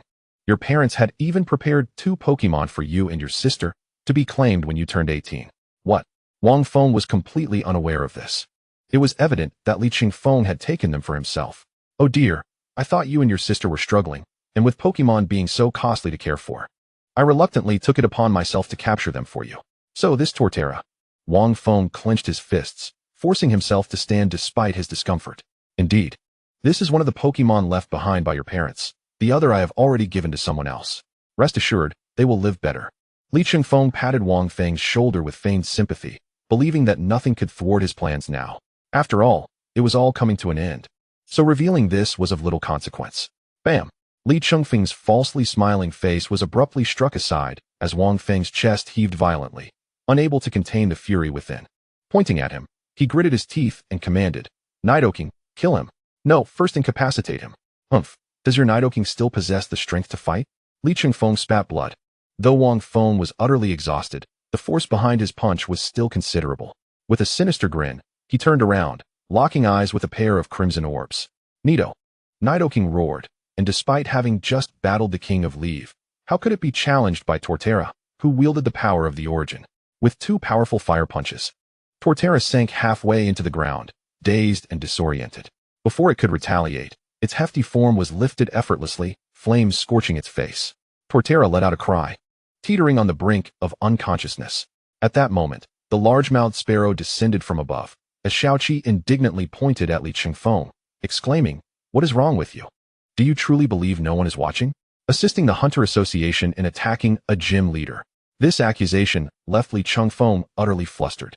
He stared incredulously at the fallen Torterra. "Your Nidoking, how could it possibly still have energy left?" Wang Feng, utterly exhausted, smirked coldly, and as he collapsed, uttered two words. "Fool." A blue light surged forth, swifter than the large-mouthed sparrow, gently supporting Wang Feng. It was Kyogre. "Big fish, I'm so glad you're all right." Xiaoqi tenderly stroked Kyogre's head, oblivious to the concept of divine beasts. She only recognized it as her big fish. "Gore." Kyogre twisted its massive body, nudging her forehead before readying the red string around her wrist. However, this time, the diving ball was empty. After a brief moment of intimacy, Kyogre let out a roar, a blue radiance flowing toward Wang Feng. Yet, just as it was about to merge, the crimson orb emitted a brilliant red light, repelling Kyogre's glow. As sworn enemies, the crimson orb would never permit Wang Feng to accept Kyogre's power.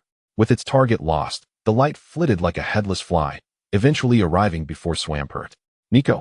In reverence of the divine beast's power, Swampert extended its short arms to touch it, and in an instant, blue radiance enveloped it entirely. Thud. Mimicking Wang Feng's earlier stance, Swampert rolled its eyes back and collapsed onto the ground. Gore. After imparting its power, Kyogre soared into the sky, disappearing into the clouds after bidding farewell to Xiaoqi. Once Kyogre departed, the sky quickly cleared, and just as Yurang attempted to escape, Nidoking delivered a punch, knocking him out cold. Chapter 48, The Gift of Kyogre. Li Qianfeng, realizing he could not remain, began to retreat slowly, seizing the distraction of their attention on Yurang. Crack. Huh.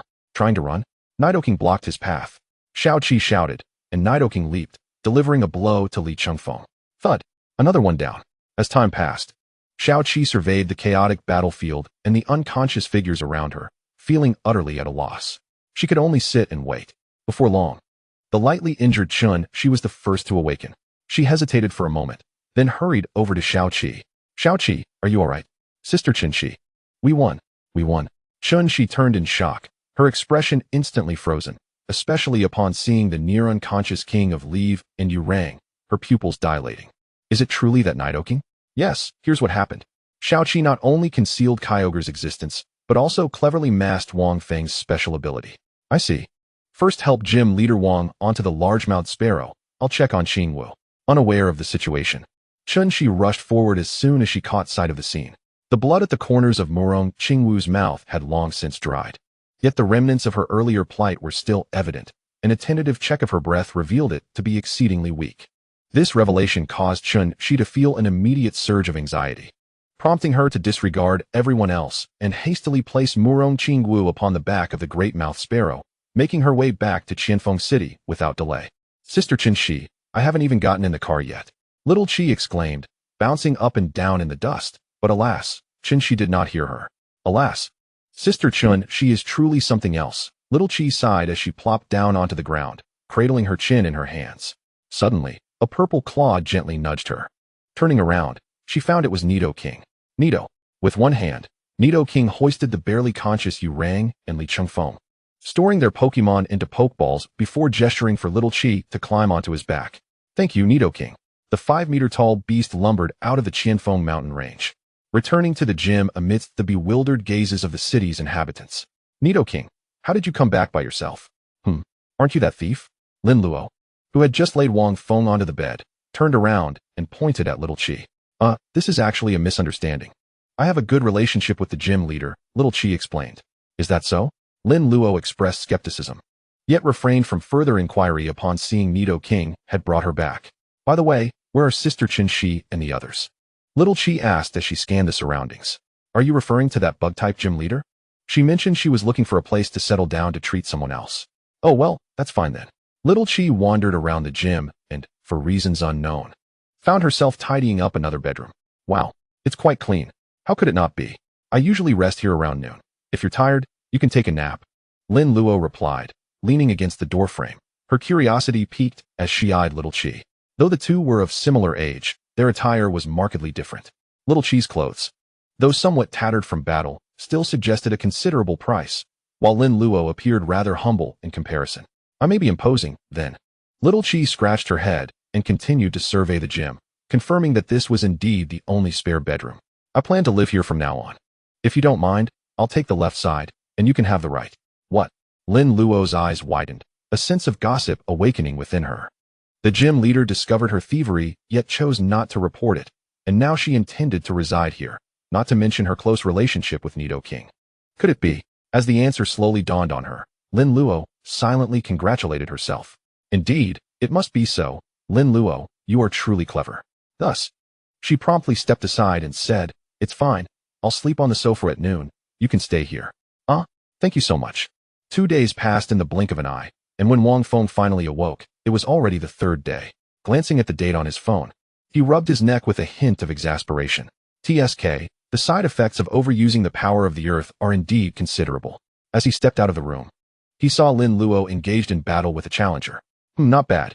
Suddenly, Wang Feng's movements came to a halt, for who was battling Lin Luo but little Qi? What are you doing here? Brother gym leader, you're awake. Little Qi exclaimed, bouncing over and grabbing Wang Feng's arm, pulling him to sit at the dining table. You should rest for a moment. I'll go heat up the food Lin Luo made. Observing little Qi's obedient demeanor, Wang Feng felt an odd sense of unease. Rubbing his forehead, he suddenly recalled Nidoking. Nido. As if sensing his call, Nidoking, resting in the corner of the gym, lifted its head in response and pointed at 2 Pokeballs on the dining table. Swampert, Steelix, come out. Nico, Steel. Both Pokemon appeared in fine condition, indicating that Lin Luo had not neglected to feed them during these past few days. Swampert, have you gained weight? Wang Feng couldn't shake the feeling that Swampert had developed an extra layer around its waist, colloquially known as a spare tire. Nico. Swampert didn't seem to share this sentiment and wiggled its waist, asserting its continued agility. Could it be that you've leveled up? Just as Wang Feng contemplated opening Swampert's status panel, a voice intruded his mind. Ding. Congratulations, host, for defeating the champion-level substitute king. Reward, 500. 000 elemental crystals of general attributes. Current elemental crystals remaining, 952, 574. With the recent victories over the gym-level Weezing and champion-level substitute king, along with the accumulation from the past few days, Wang Feng's elemental crystals had surged to over 950,000. Just a step away from the 1 million required for the Earth Spirit Liquid. It seemed the system was quite user-friendly, considering the enhanced substitute king counted as a champion-level Pokemon. At that moment, Swampert's panel materialized before him. Swampert, level 42, elite, gender, male type, water. Ground potential, king level ability, hidden simple skills, tail whip, water gun, rain dance, sandstorm, poison jab, protect, earthquake, mud shot, mist, dark mist. Held item, none. Divine blessing. Possesses the blessing of a water-type deity, allowing for gradual enhancement of potential and easier comprehension of water-type origins. Level 42, higher than Steelix? Wang Feng chuckled as he patted Swampert's slick head, knowing full well it was due to Kyogre's blessing. It could be said that the fat-headed fish was quite loyal, not abandoning him despite the Crimson Orb's allure. Chapter 49, Morong Xiaoqi? Evidence. Nothing much has happened these past few days, has it? Wang Feng inquired while eating, glancing at Lin Luo and little Qi. Both shook their heads in unison, replying, no, that's good. Suddenly, Wang Feng's chopsticks slipped from his hand, and an image involuntarily surfaced in his mind. Suppressing his anger, he demanded, where is Li Chengfeng? The Alliance has temporarily detained him for treason, pending further judgment. Yu Rang was confirmed dead upon being discovered by the Alliance prosecutor. A familiar voice emerged from outside as two figures entered, supporting one another. It was none other than Chun Shi and Murong Qingwu. Now, Murong Qingwu bore no trace of her former arrogance, her face pale and appearing exceedingly frail. Sit. Despite his unfavorable impression of Murong Qingwu, Wang Feng acknowledged that she was injured while assisting him against the Hunter Association. So he instructed Lin Luo to bring her a chair. Thank you. As soon as Murong Qingwu sat down, Wang Feng caught a faint, almost inaudible voice. He couldn't help but smirk playfully. What? I didn't quite catch that. Nothing. With an effort, she forced a cold expression onto her pale face and turned her head away. Little Qi, come home with me. Huh. Little Qi's face fell. You're coming to find me because you lost to Wang Feng, right? Without a moment's hesitation, she rejected the idea. No way. It's far more fun outside than at home, and there's no danger. Bang. Murong Qingwu couldn't restrain herself and raised her hand. Though ultimately, it landed on the table. No danger? Wasn't this lesson insufficient? Yes, little Qi, your strength is too weak. Danger lurks everywhere outside. It's best if you return with your sister. Even Chun Shi supported Murong Qingwu's argument, prompting little Qi to bite her lip and stubbornly retort. Then I'll just stay here with brother gym leader. Cough cough. All eyes suddenly turned to Wang Feng, who coughed awkwardly. Here, you can't just eat without working. Besides, didn't you say you were the only one left at home? Crack. A fissure appeared in the glass cup in Chun Shi's hand as she quickly stood up to intercept the furious Murong Qingwu. Qingwu, your body hasn't fully recovered. Please don't get angry. She's still just a child. Today, if I don't teach her a lesson, she won't even remember her own name. Sister, do you believe me when I say I know I've made a mistake? Xiaoqi, with a pitiful expression, hid behind Wang Feng. Hee, if you come over, then I might believe you. Fortunately, Chun Shi was there to mediate, which spared Xiaoqi from physical punishment, though it left Murong Qingwu thoroughly exasperated. Taking her a while to calm down, she collapsed onto the sofa, clutching her heaving chest. If looks could kill, Xiaoqi would have reincarnated hundreds of times by now. Tell your esteemed brother at the dojo your full name. Seeing Murong Qingwu genuinely enraged, Xiaoqi dared not retort and whispered, Actually, my name is Murong Xiaoqi. From the Murong family in Kyoto. Ahem.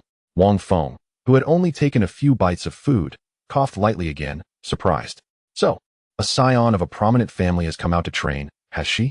In truth, while at the Qianfeng mountain range, one could discern much from their manner of address. Once Murong Qingwu's anger subsided, Xiaoqi slowly approached her and tugged at her clothing. Sister, I don't want to go back, after all. It's my second uncle who looks after me there. He can't even handle you, let alone my esteemed brother at the dojo, and he drinks every day. Murong Qingwu's expression darkened. Indeed, if her second uncle hadn't been drunk, Xiaoqi wouldn't have escaped. How was I to know you wouldn't sneak away while here? Besides, is there even a place for you to stay? Seeing Murong Qingwu relent, Xiaoqi grinned widely. She pointed to the bedroom adjacent to Wang Feng's and said, Look, I've already tidied it up, you can rest easy. With such a formidable brother at the dojo, how could I possibly escape? Observing Xiaoqi's sparkling eyes, Murong Qingwu raised an eyebrow, though she could find no counter-argument. Judging by Wang Feng's current display of strength, he was indeed formidable, stronger than herself. Remembering her previous words, she felt a twinge of guilt and dared not meet Wang Feng's gaze. Oh sister, I beg you, I truly do not wish to return. After a series of coaxing from Xiaoqi, Murong Qingwu finally acquiesced. Wang Feng interjected, Isn't anyone going to ask for my opinion? Though he feigned reluctance. Internally, he was overjoyed to acquire a free labor force. Not only would she serve as an apprentice at the dojo, but she would also help with cleaning. And without the need for wages, truly a windfall. After Wang Feng finished feeding the Pokémon, he suddenly noticed Chun Shi staring intently at him. Is there something you need? Mr. Wang, about Caroso, right? She hadn't mentioned it, and Wang Feng had nearly forgotten. Murong Qingwu had already given him the life orb, and according to their agreement, he was to hand over Kairos to Chun Shi. Wang Feng retrieved the ordinary red and white Pokeball from his waist, and, without hesitation, handed it to Chun Shi. After all, this Pokemon had just reached the champion level and was rather unruly. Thank you. Just as Wang Feng intended to discuss the price difference with Murong Qingwu, he noticed her waving her hand dismissively. Forget it, just take care of my sister. The two exchanged a few casual words. But it was evident they had little in common, prompting Murong Qingwu and Chun Shi to take their leave. Mr. Wang, may we meet again by fate. Wait. As Chun Shi was about to depart, Wang Feng returned to his room and presented her with another Pokeball. This Pokemon is of no use to me. Since you are the Bug-type gym leader, it should be beneficial for you. Oh. Wang Feng handed her the previous gym-level Scyther that belonged to Leviolo. even with this addition. Its value paled in comparison to the life orb. Very well, I shall accept it without hesitation. After taking a glance, Chunxi gladly accepted it. Just as they exited, another individual entered. Mr. Wang. Wu Runing slightly bowed before taking a seat upright. What brings you here? Is it regarding Li Qianfeng? It was unusual for Wu Runing, the general manager of the Alliance branch, to personally visit without cause. Yes, it concerns whether the charges against Li Qianfeng are substantiated. Wang Feng felt a surge of anger at the mention. His parents had placed such trust in him, only to be met with betrayal, even to the point of misappropriating the 2 Pokémon they had left behind. This ignited a fiery rage within him, making him wish to eliminate Li Qianfeng on the spot. The Alliance operates with such sluggishness. What? Is there an issue with the charges? Wang Feng, sitting with a cup of tea, looked at Wu Runing with impatience. Had it not been for his recent fainting due to depleted earth power, he would have already torn Li Qianfeng to shreds. Now that Li Qianfeng was detained by the Alliance, matters had grown complicated. Indeed, everything requires evidence. The charges against Li Qianfeng necessitate substantial witnesses and physical evidence. Chapter 50. Are you jesting with me? Murder. Witnesses. Physical evidence. Are you making a mockery of me? Wang Feng let out a cold laugh. Slamming the teacup down on the table, his gaze fixed on Wu Runing, exuding an intimidating presence. Li Qianfeng dared to attack me openly in the Qianfeng mountain range. And now he requires evidence for his judgment? With no physical evidence, as for witnesses, he wondered if his status as a gym leader held any weight. His fingers lightly tapped the table as a dangerous smile crept across his lips. I can be considered one. After all, Li Qianfeng did attack us. Doesn't he that count? Xiaoqi stepped forward as well, having never seen anyone aiding the Hunter Association against their own. This attacking and colluding are 2 different matters. And we still need more precise evidence. Wu Runing's voice dwindled, her head bowed low. Are you insinuating that he assisted the Hunter Association in attacking me for personal vengeance? Observing Wu Runing's demeanor, Wang Feng chose not to press further. He waved her off, indicating she could leave. It appeared that someone was exerting pressure. Wang Feng stood by the window, his eyes narrowing. From Li Qianfeng's words, it was evident that his parents had left behind 2 Pokémon. Given that the Turtwig was of champion-level potential, the other must surely be as well. And since Li Qianfeng only possessed the Turtwig, he had never seen Li Xinyu utilize the other one, which meant Steelix. At that moment, Steelix's massive head appeared, signaling Wang Feng to look in that direction. Under the glow of the setting sun, a colorful orb was placed on the counter just inside the dojo entrance. A spectrum of light radiated from it. On a moonless, windy night, a rustling sound suddenly echoed within the silent dojo, and a figure slowly emerged. The moonlight illuminated Wang Feng's impassive face and the 4 pokeballs at his waist. I want to see who dares to protect you. Since manager Wu Runing couldn't resolve this, he would take matters into his own hands. In the center of Qianfeng City, within a villa sprawling hundreds of square meters. Even though it was already deep into the night, the villa remained brightly lit. Li Xinyu, with a face full of flesh, sat on the sofa, stuffing various delicacies into her mouth, accompanied by her parents and several friends. These past few days have exhausted me. That girl Wu actually dared to arrest me. Li Gu. Don't worry, in a few days, I'll make sure she comes to apologize personally. By the way, what about that Wang Feng? As Li Qianfeng, who was drinking, heard this, he slammed his cup down on the table, exclaiming loudly. Speaking of him makes me furious. That brat-ass Pokemon was able to take my Turtwig down in an instant, truly an eye-opener. Instantly, the others exchanged glances, and one tentatively asked, if he pursues this matter, wouldn't it be quite dangerous? Dangerous? I don't know if he is drunk or truly capable, but Li Qianfeng shouted out loud. Throughout Qianfeng City, who the hell dares to touch me, Li Qianfeng? Who can lay a hand on me, Li Qianfeng? Yes, with Li Gu's strength. Who is a match? Indeed. Amidst a chorus of flattery, a deep voice stood out in stark contrast. Is that so? How impressive, Li Qianfeng. Bang. The villa's door was kicked open from the outside, and a figure slowly walked in. With each step he took, the ground cracked beneath him. Wang Feng. Li Qianfeng's drunkenness evaporated instantly, and he hastily fumbled for the Turtwig's pokeball, as if facing a formidable enemy. I must caution you. We are in the heart of the city, merely a few hundred meters from the Alliance Mall. Should you dare to act here, it would take less than 2 minutes for the Alliance to dispatch reinforcements. Oh, and then what? Wang Feng replied nonchalantly, raising his hand to release all 4 of his Pokemon. The massive Steelix coiled around the entire villa, while Nidoking blocked the entrance with its imposing stature. Pidgeot gracefully descended outside, leaving only the seemingly harmless Swampert standing beside Wang Feng. I have a question. What about the other Pokemon left by my parents? Casually pulling up a chair, everyone, including Li Qianfeng, stood in astonishment. After all, Wang Feng's prowess in the Qianfeng Mountains was well known, establishing him as the foremost combatant in Qianfeng City. What Pokemon? Did your parents leave you any Pokemon? Observing Li Qianfeng feigning ignorance, Wang Feng decided not to indulge him further and instructed Swampert to unleash a potent poison on Li Xinyu. Thud! The rotund figure crumpled to the ground, its face swollen to a deep shade of purple. Li Qianfeng remained impassive, but his wife, Li Xinyu's mother, could no longer contain herself and exclaimed urgently, "No. Please don't harm my daughter. Your parents indeed left you Pokemon. You and your sister each have one, stored in the Alliance Bank." The Alliance Bank, as the name suggests, is a repository for trainers to deposit their valuables. Given its direct management by the Alliance, many trainers entrust precious items there, awaiting retrieval or to be passed on to others. Items like Pokemon eggs are kept in specialized nutrient solutions, ensuring delayed hatching without affecting the Pokemon in any way. Li Qianfeng's Torterra is one of them. What about the other? I do not know. He only brought back a Turtwig at that time. You don't know?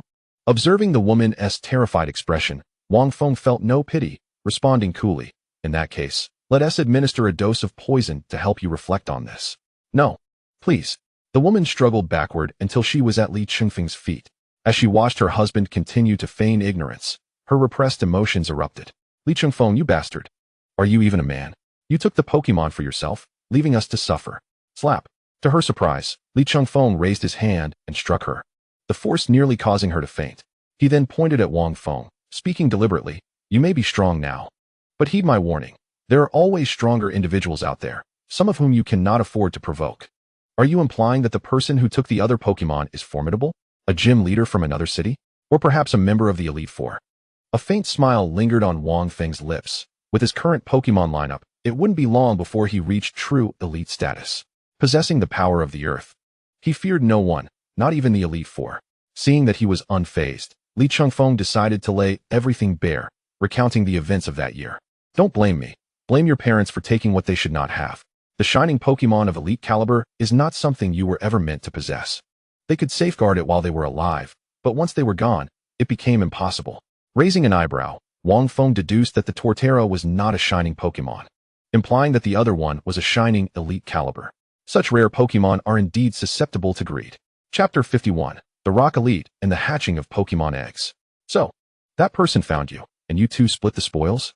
Wang Feng remarked coldly, unable to fathom how much easier life would have been had his parents left behind two Pokemon. With at least two elite-level Pokemon of his own, he could have saved substantial resources for his sister. "Exactly," Li Qianfeng nodded, as if justifying his actions. "I don't know who leaked the information, but it was said that one of the Pokemon left by your parents was a shining one, which led them to find me."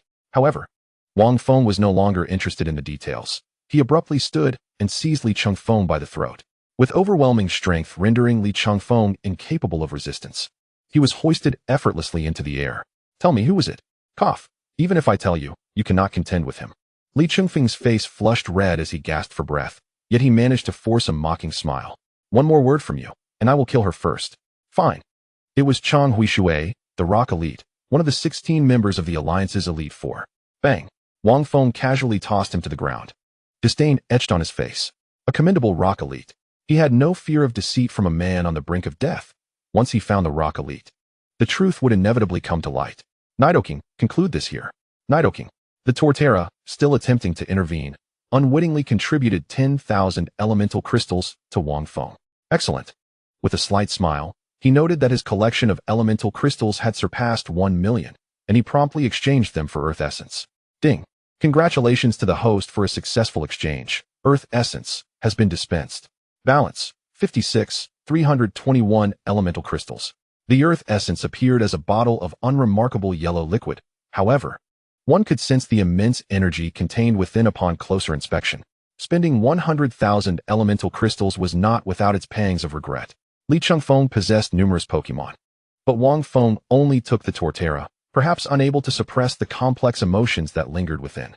He cast no further glance at the remaining Pokemon or the others. Stepping out of the villa, feeling the tremors beneath his feet. That night, the entire Qianfeng city experienced a slight tremor. Walking alone on his way back, Wang Feng took a deep breath and ultimately decided to close the chat window on his phone. Such matters were best kept from Wang Wanqing. The Rock Elite, after all, was one of the certified 16 members of the Alliance's Elite Four. This indicated that he possessed at least 3 elite-level Pokémon, his strength undoubtedly rivaling that of Morong Qingwu. Among the 16 elite members listed by the Alliance, there were distinctions between veteran and newly inducted elites.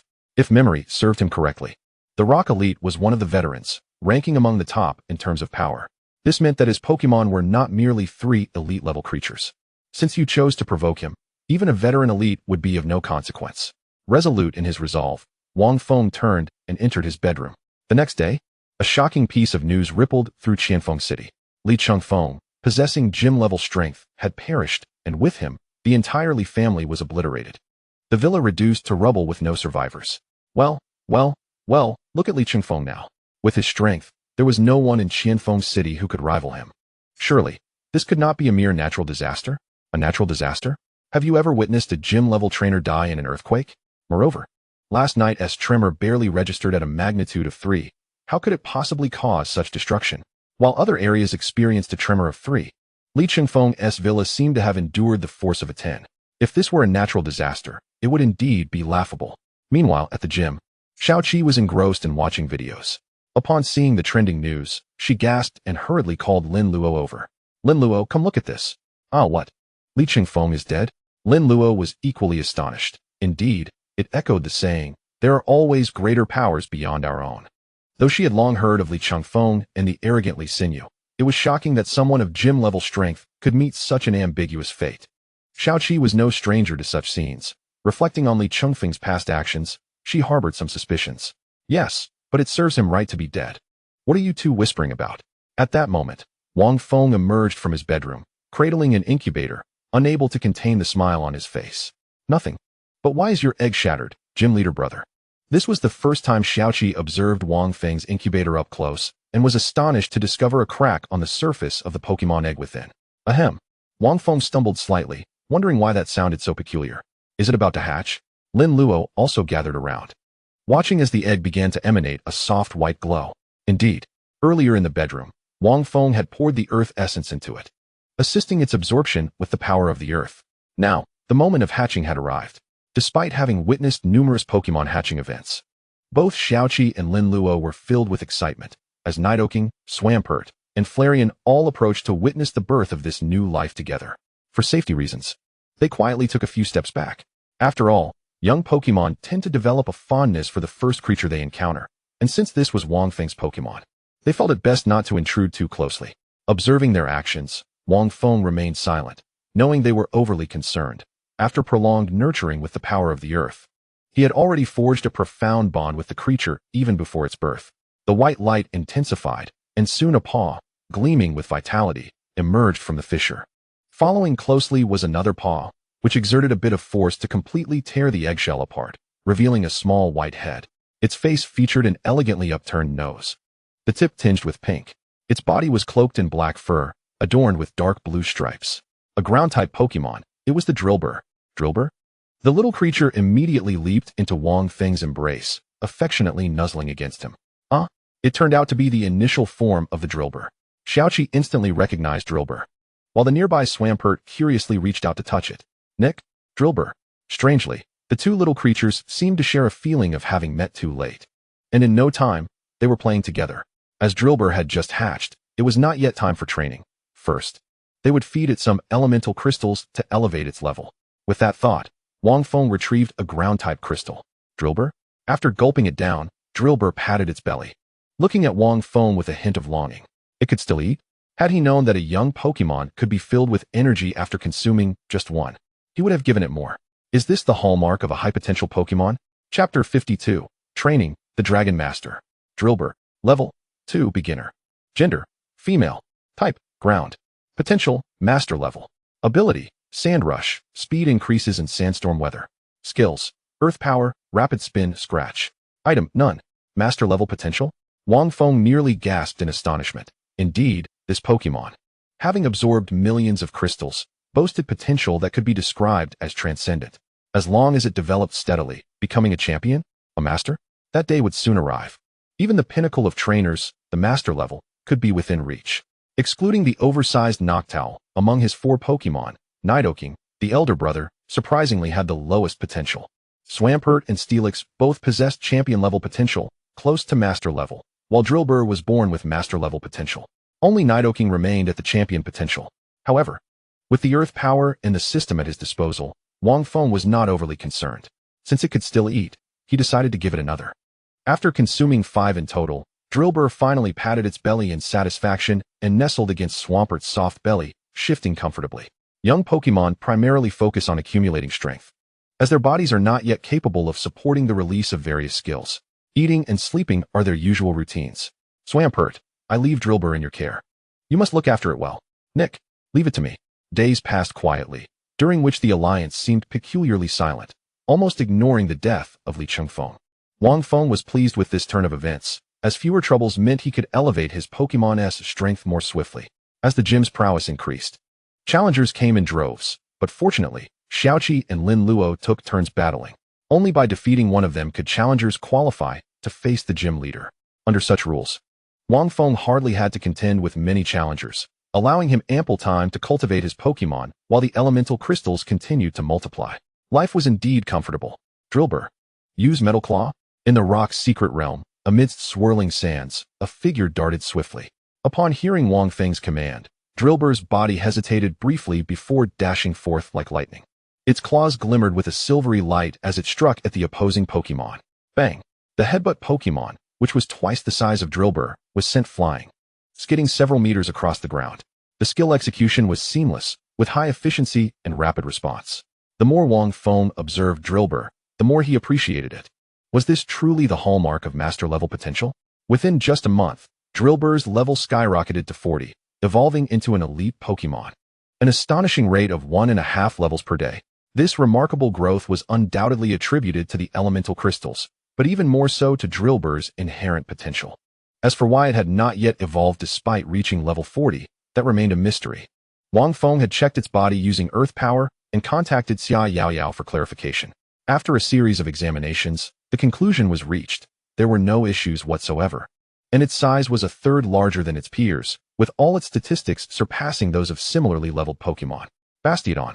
Suddenly, a figure even larger than the headbutt Pokémon appeared behind Wang Feng, its blood-red eyes coldly fixated on them. So, you dare to attack my son? Bastiodon. Level, 50, gym level. Gender, male. Type, rock.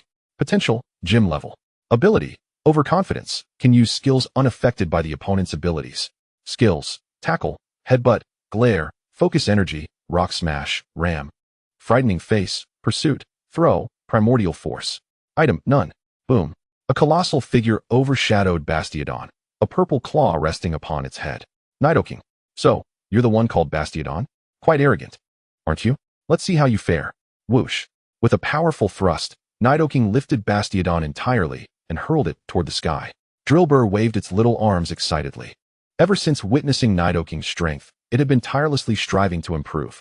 Wang Feng naturally agreed, actively training while alternating between feeding it elemental crystals and energy cubes. Thus, after a month, he found himself with no remaining elemental crystals.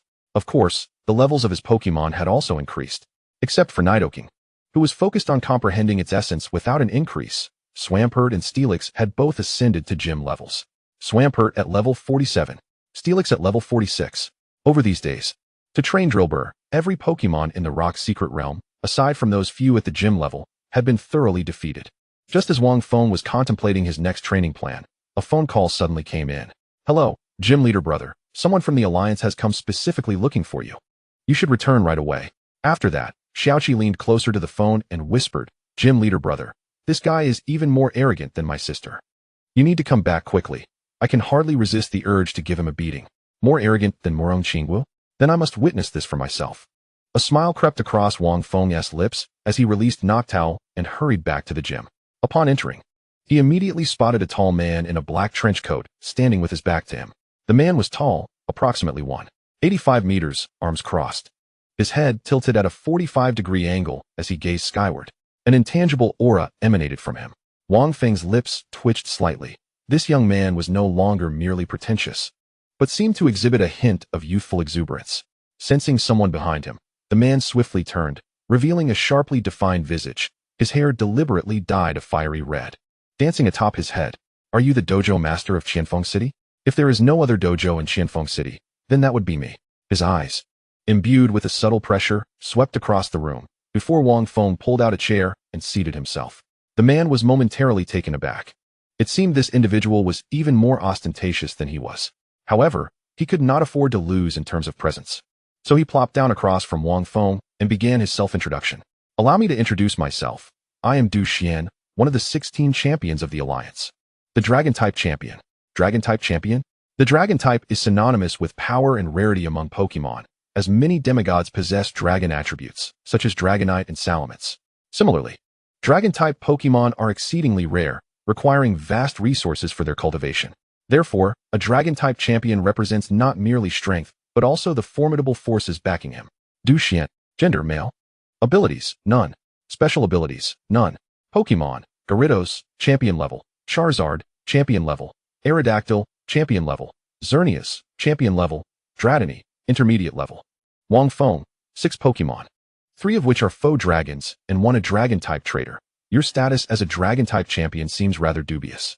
Indeed, seeing Wang Feng's unwavering gaze, Du Xian mistakenly believed he was taken aback by his presence. Thus he raised his head slightly in pride. Chapter 53, Black Market Protection Fees. Indeed, I am the Dragon-type champion. I have been dispatched by the Alliance to investigate the frequent appearances of the Hunter Association. Du Xian's demeanor practically screamed his elevated status, prompting Wang Feng to raise an eyebrow. This Dragon-type champion appeared to be in his late 20s, yet he seemed rather unreliable. While it was understandable for the Alliance to send someone to investigate, how long had it been? A month had elapsed before you arrived to investigate? Not quite.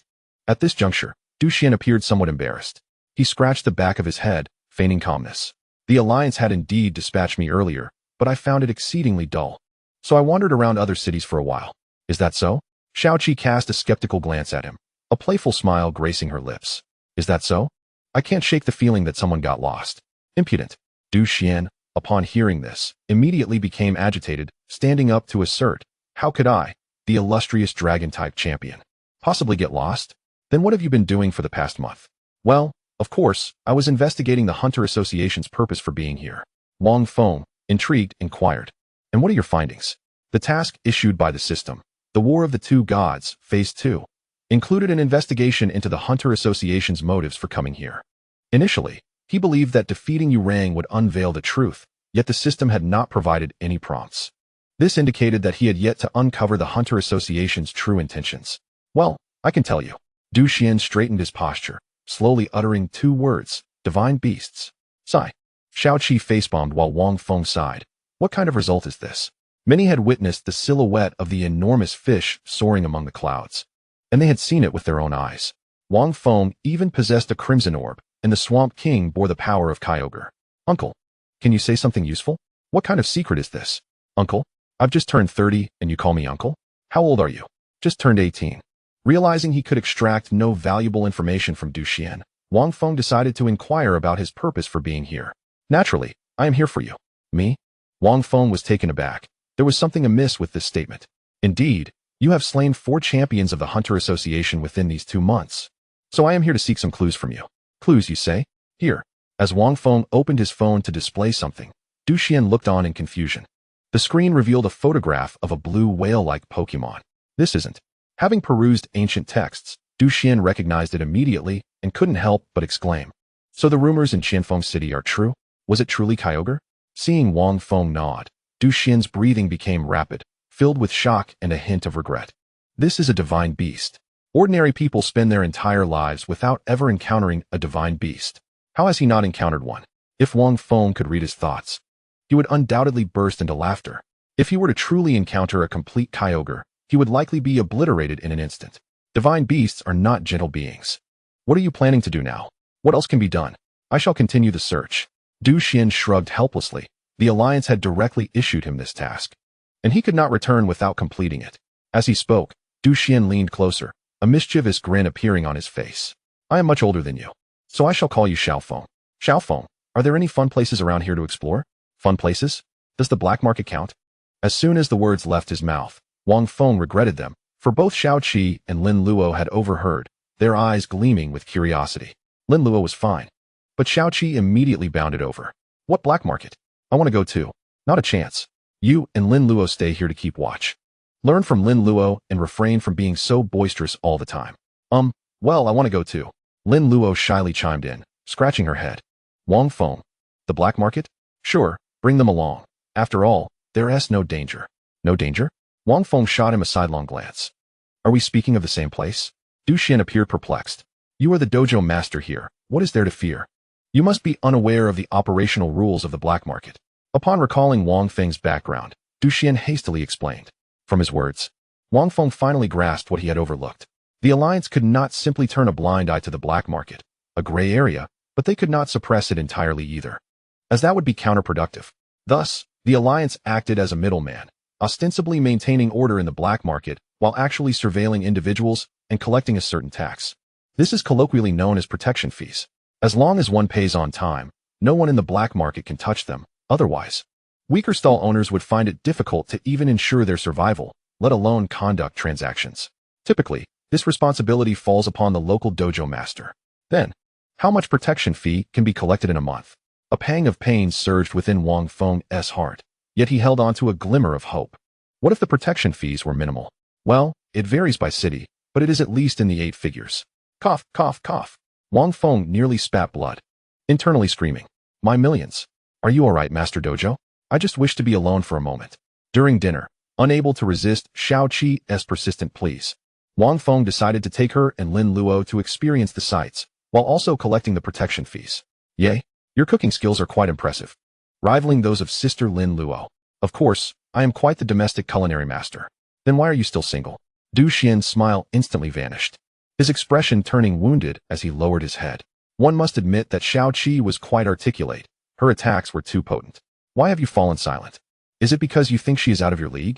Xiao Qi poked Du Xian, continuing her interrogation, prompting Wang Feng to rise hastily, fearing the fallout. You all enjoy your meal. I will tidy up. In the backyard, a massive tortoise lay sprawled on the ground, showing no sign of waking as he approached.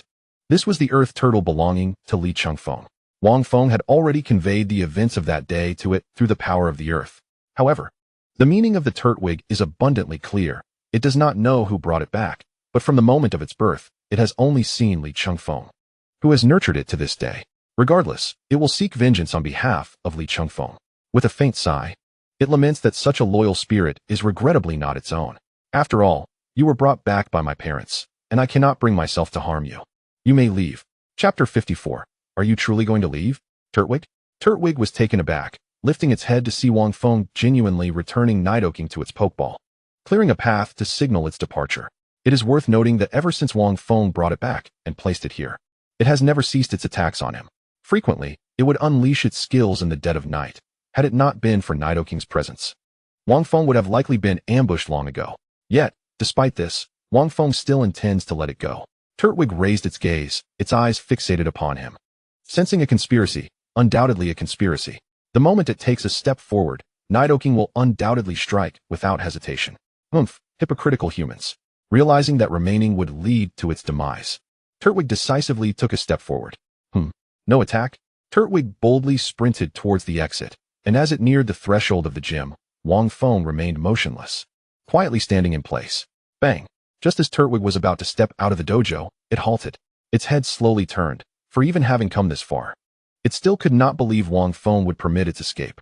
Turtwig, gazing at its stationary figure, it felt a slight stirring in its heart. But it quickly shook its head. Resolutely, it stepped forward. Boom. Immediately, Wang Feng closed his eyes and took a deep breath. No way. Are you really going to leave? Suddenly, Nidoking's massive form appeared, unleashing a fire punch that struck Turtwig on the head, sending it crashing to the ground, flames erupting from its mouth. With a single blow, it rendered Turtwig incapable of resistance. Wang Feng retrieved a Pokeball, recapturing it and locking it away. He had already given Turtwig a chance, and it had proven its unwavering loyalty to Li Qianfeng, demonstrating no possibility of submission. Even though it was a remnant from his parents, it could no longer remain. Otherwise, it would inevitably become a threat. While killing it outright would be simple, selling it on the black market or returning it to the League would maximize its value. Considering that Li Qianfeng might have registered Turtwig with the League, to avoid unnecessary complications, Wang Feng planned to sell it tonight. Are you going to deal with that Turtwig? Gym leader? Xiao Qi and the others approached upon hearing the commotion, and Wang Feng nodded in response. Yes, Keeping it serves no purpose. Lin Luo wholeheartedly agreed. This Pokemon is quite malevolent, always attempting to attack Xiaoqi and me. In contrast, Duxian's focus was entirely on Nidoking. Circling around it a few times, he exclaimed in admiration, "Impressive. This Nidoking of yours, Qianfeng, is exceptionally well trained. This is the first time I've encountered such a perfect Pokemon." Nidoking reveled in the praise, raising its arm to showcase its bulging muscles. "All right, let us set off." The four donned black cloaks and, with Wang Feng leading the way, approached the convenience store, stepping inside without hesitation. "Stop. You cannot enter." The burly man, noticing that no one had provided the signal, immediately blocked their path. Duxian turned to Wang Feng in confusion, but the latter had already marched forward. Seizing the man's neck, he lifted him effortlessly, his voice chillingly cold. "Inform your superior that Wang Feng, the gym leader of Qianfeng City, has arrived." Indeed. Upon hearing that name, the burly man's eyes widened, not with anger, but with terror. The moment Wang Feng released him, he scrambled away in a panic. "Xiaofeng, should I intervene?" After a day spent together, Duxian held great admiration for this young gym leader, finding him nothing like the reckless youth described in the records. When action was required, he acted decisively, exuding the aura of a prodigious champion. "No need, I can manage," Wang Feng replied with a slight smile, leading them into the black market. As they entered, Xiaoqi and Lin Luo were immediately captivated by the variety of peculiar items, glancing left and right in wonder. "Boss, how much for this firestone?" Lin Luo inquired upon spotting a rather fine specimen on a stall. She did not attempt to lower her voice, and the stall owner quickly discerned her age. "This is a high-quality firestone. It's worth at least 1 million. "High quality?" Just as Lin Luo picked it up for inspection, a figure in black beside her chimed in. "Heh, if that is truly a high-quality firestone, why not take it to the auction? The prices there would be much higher than here." The stall owner was momentarily at a loss for words, and Wang Feng approached, casting a glance at the firestone before tossing it back. "If it's high quality, you should keep it yourself." He turned to Lin Luo and explained, "You may not be familiar with evolution stones, but their quality can be assessed by the energy they contain and their luster. This firestone's luster is dull, and while its energy is somewhat abundant, it is merely of average quality. By the way, young man, did you mention an auction? Are you unaware?" The figure in black paused before elaborating further. "Tonight, there will be an auction in the black market, held on the second floor of the central pawn shop. However, you need to verify your funds to enter." At that moment, Duxian joined them, quietly explaining, "The auction is essentially held to sell rare items at a high price. As some people, in their haste to sell, will directly sell to the pawn shop. That such a significant event is unknown to you, gym leader, indicates a need for thorough cleansing." Wang Feng nodded silently, and the four made their way to the central pawn shop. As the man had said, a considerable crowd had gathered at the entrance, all waiting to verify their funds for the auction. For women dressed provocatively were stationed at the entrance, greeting each guest. To enter, one needed to possess at least 50 million in assets, thus every individual was a VIP. Among those entering, nearly every person brought along a woman. Soon it was Wang Feng's turn. Duxian stepped forward first, producing an anonymous card with a 100 million balance, followed closely by Wang Feng. The two women at the entrance instantly lit up, their delicate forms leaning toward them. "Get away." Wang Feng abruptly raised his hand, pushing the women aside without sparing them a glance as he strode inside. Duxian, exuding an air of authority befitting a champion, naturally deterred anyone from approaching. The first floor of the pawn shop was responsible for purchasing items, offering slightly lower prices than the stalls outside, but the advantage lay in immediate cash transactions. Upon ascending to the second floor, two paths presented themselves, the left leading to the audience seating, where one could already glimpse the auction scene through the glass. The right was somewhat monotonous, leading to a solitary room. A woman clad in scanty attire stood at the entrance of the room, seemingly waiting. Many attempted to engage her in conversation, but were met with icy rejections. A label was affixed at the entrance. Identification Room. Chapter 55. Identification. The auction begins. "You all wait here. I need to identify something." Wang Feng pivoted and walked toward the identification room, stopping at its door. A hoarse voice emerged from beneath his cloak. "I require the most qualified appraiser you have." The items at the auction, aside from those acquired by the pawn shop, also included some entrusted for auction, albeit with a commission fee. "All auctioned items will be appraised by me, so simply present what you have." Seeing that someone was indeed there to entrust items for auction, the woman's demeanor softened considerably, and she turned to enter. Wang Feng followed closely and directly tossed out a red and white pokeball. Bang! Before her stood a colossal creature, causing the woman to momentarily pause, instinctively uttering, "An elf?" Indeed. In the next instant, the gravely injured Turtwig suddenly exuded a powerful aura, its eyes fluttering open slightly. The Monarch. This was a pressure exclusive to the Monarch level. Even in its dire state, the creature's presence remained formidable. Upon sensing this aura, the elves throughout the black market began to stir, with only a few exceptions remaining still. The woman clutched her trembling pokeball at her waist, involuntarily stepping back, her eyes wide with terror as she glanced at Wang Feng. Is it the Monarch? Indeed. Gulping down a hard swallow, the woman promptly bowed in respect. I pay my respects to your majesty, the Monarch. To auction a Monarch-level elf, one must possess at least Monarch-level strength. Thus, the proper decorum must be observed. You may proceed to assess the condition of this elf and arrange for the auction at your earliest convenience. Yes, I shall inspect it immediately. The Turtwig's condition was apparent at a glance. The wounds it bore were fresh, allowing the woman to safely utilize her instruments for testing. After all, a pawnshop's reputation hinges on its credibility, and it was imperative to ascertain the elf's age, injuries, and any residual scars before the auction. After a thorough examination, the woman lifted her head in astonishment, articulating each word with precision. This Turtwig is in its prime. The injuries, while numerous, are not fatal, and with proper care, it still holds potential for growth. After some calculations, she set the starting bid at 300 million alliance coins. Wang Feng nodded. This price seemed reasonable, recalling that he had managed to secure that rogue panda for 80 million. A Monarch-level elf should surely start at several hundred million. Since you agree, I will make the arrangements. It will be the highlight of tonight's auction. With that, Wang Feng departed the appraisal room, accompanied by the woman's flattery, and arrived at the exclusive VIP lounge. As soon as he settled into his seat, two serpentine-waisted maidens entered, placing a platter of fruits and fine wine upon the table. Then kneeling gracefully beside the sofa. They, too, were a form of merchandise here. Any esteemed guest in need could take them away. Coughing, Du Xian casually glanced over, quickly clearing his throat to divert his gaze. Xiao Qi's teasing eyes landed on him immediately, a mischievous smile gracing her lips. No way, are you actually smitten? Impossible. I merely glanced inadvertently. Cut the pretense. Xiao Qi scoffed, unabashedly grabbing a piece of fruit from the table and lounging back on the sofa, her short legs dangling carelessly. Xiao Qi, can we eat the food here? Lin Luo asked, a hint of concern in her voice, to which Xiao Qi dismissed with a wave. Relax. This place is cleaner than the vendors outside. If they dared poison, those powerful beings would have already leveled it. After obtaining Wang Feng's consent, Lin Luo, albeit skeptically, took a piece and placed it in her mouth, her eyes widening in surprise. Delicious. About half an hour later, the lights in the auction hall shifted to a warm glow as a woman clad in a black dress ascended the auction stage. While the dress appeared to be one piece, the upper half was nearly transparent, and the lower half was a super short skirt. As the saying goes, the most lethal temptations are those that are barely discernible. The moment she stepped out, she captivated the audience's attention, sending the crowd into a frenzy.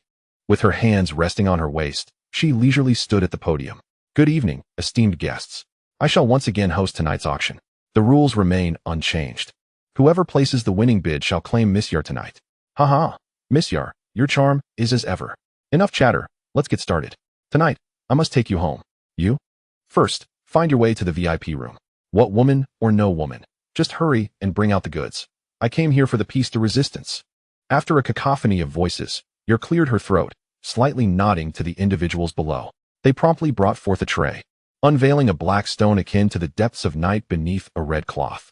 The first auction item was a dark stone of superior quality, starting at 5 million alliance coins, with each increment no less than 500,000. A superior dark stone? Quite a fine offering. Even Du Xian, a dragon-type monarch, shifted his legs and peered down with interest. While the dark stone was not frequently used, its superior quality undoubtedly enhanced an elf's potential. Although it might fetch a lower price elsewhere, in the black market, who among the attendees lacked a few malevolent attribute elves. The most versatile among them were undoubtedly the Crow and the Dream Demon, both of which required a dark stone for evolution. In no time, the price for the dark stone soared to 7,500,000. This price was nearing its peak, with only two bidders remaining in contention. 8 million. I bid 8 million. The other bidder, taken aback by the persistence, shot a fierce glare at him, then glanced down at the pokeball at his waist, gritting his teeth as he shouted, 9 million. If you raise it again, I'm out. Finally, after a brief pause, Yar's voice rang out. 9 million once, 9 million twice. 9 million thrice sold. The gavel struck, signifying the completion of the transaction. You may have it delivered to you after the auction concludes. Or you can leave now to collect your item. The man decisively opted for the latter, leaving his seat without a moment's hesitation. This 9 million nearly depleted his entire assets, leaving only burdens behind. Next up was the second auction item, an egg of a gym-quality elf, whose father was a genuine monarch-level elf, indicating its potential to ascend to that tier as well. After you detailed the egg's circumstances, the initially dismissive audience quickly joined in the bidding. Du Xian shook his head regretfully, remarking, "What a pity, had it been a dragon-type elf. I would have fought for it. If it were a dragon-type, would they even consider selling it?" The egg ultimately sold for 95 million. A staggering sum that left Lin Luo in awe. Such high prices for quality elves. Perhaps I should just stick with my Flareon. No worries, Lin Luo. Would you like an ice-type elf? If so, I can bring you one later, offered Xiao Qi, hailing from a lineage of ice-type monarchs, her generosity evident. Her household may not have much, but they certainly boasted an abundance of ice-type elves. In summer, they're like walking air conditioners, but come winter. She chuckled. One must endure the drawbacks after enjoying the benefits. No, that's quite all right. My Flareon suffices. Speaking of Flareon, Xiao Qi's curiosity piqued. Lin Luo, why does it seem like your Flareon is stagnant? It can't even hold a candle to a Psyduck now. Although Psyduck had once struggled against Flareon, the gap had only widened over time, making it appear as though Flareon had made no progress at all. Is there an issue with your elf? Let it out for me to see. Perhaps I can assist, Du Xian offered warmly. However, faced with their goodwill, Lin Luo shook her head, remaining silent. Wang Feng, aware of the details, quickly interjected, I've checked. There's nothing wrong. Let's focus on the auction. By this point, 5 or 6 items had already been auctioned off, some of which were indeed impressive, albeit unusable for him. When the next item was presented, Wang Feng finally felt a flicker of interest.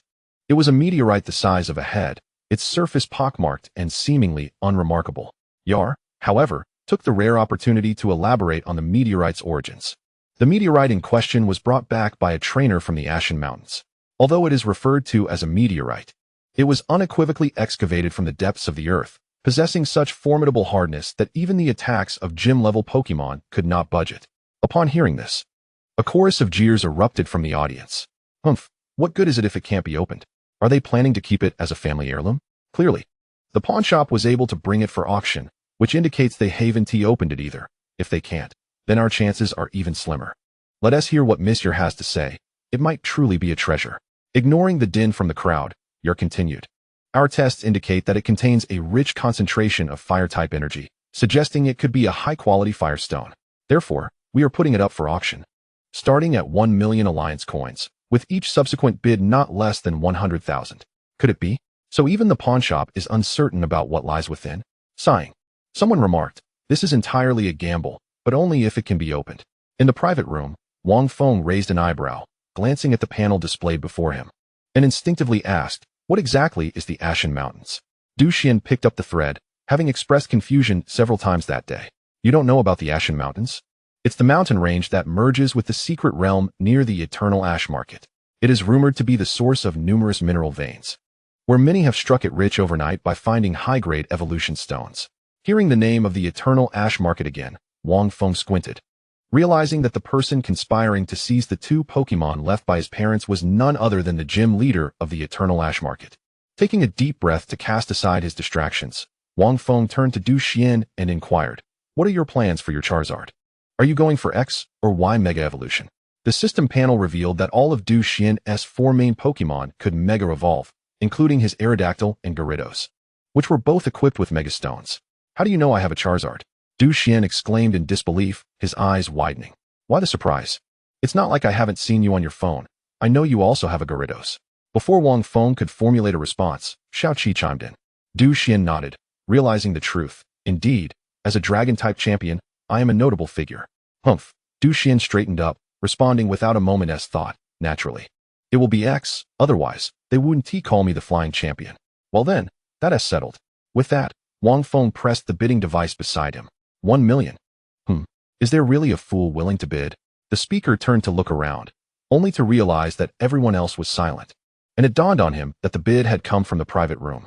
Those who could enter the private room were formidable guests, at least more capable than he was. He promptly slapped himself twice in frustration and lowered his head. The VIP in room 1 has bid 1 million. Is there anyone willing to raise the bid? Yar, somewhat exasperated, noted that the higher the selling price, the greater her commission. But selling it at the starting price would yield her no commission at all. The pawnshop did not take a percentage based on the final sale price, but from the increase in price. Miss Yar, don't be anxious. I'll treat this 2 million as my invitation to you. A lewd voice from another private room echoed as the speaker simultaneously pressed the bidding device, raising the price to 2 million, 3 million, 4 million. At this point, Xiaoqi could no longer remain seated and shot up. That person doesn't even want this item. He's just trying to impress that woman. Exactly. There's no need to compete with him over such a thing. It's still a gamble, and who knows what might come out of it. Du Xian urged, but Wang Feng did not waver. For he had already seen what lay within via the system panel. Charizard Mega Evolution Stone X. When carried by Charizard, it can react with the keystone during battle, allowing for an evolution that transcends limits. As the price soared to 5 million, Wang Feng beckoned Du Xian to keep watch, then stepped out of the private room. He kicked open the door to room 2 with a resounding crash. What met his eyes was an extravagant scene.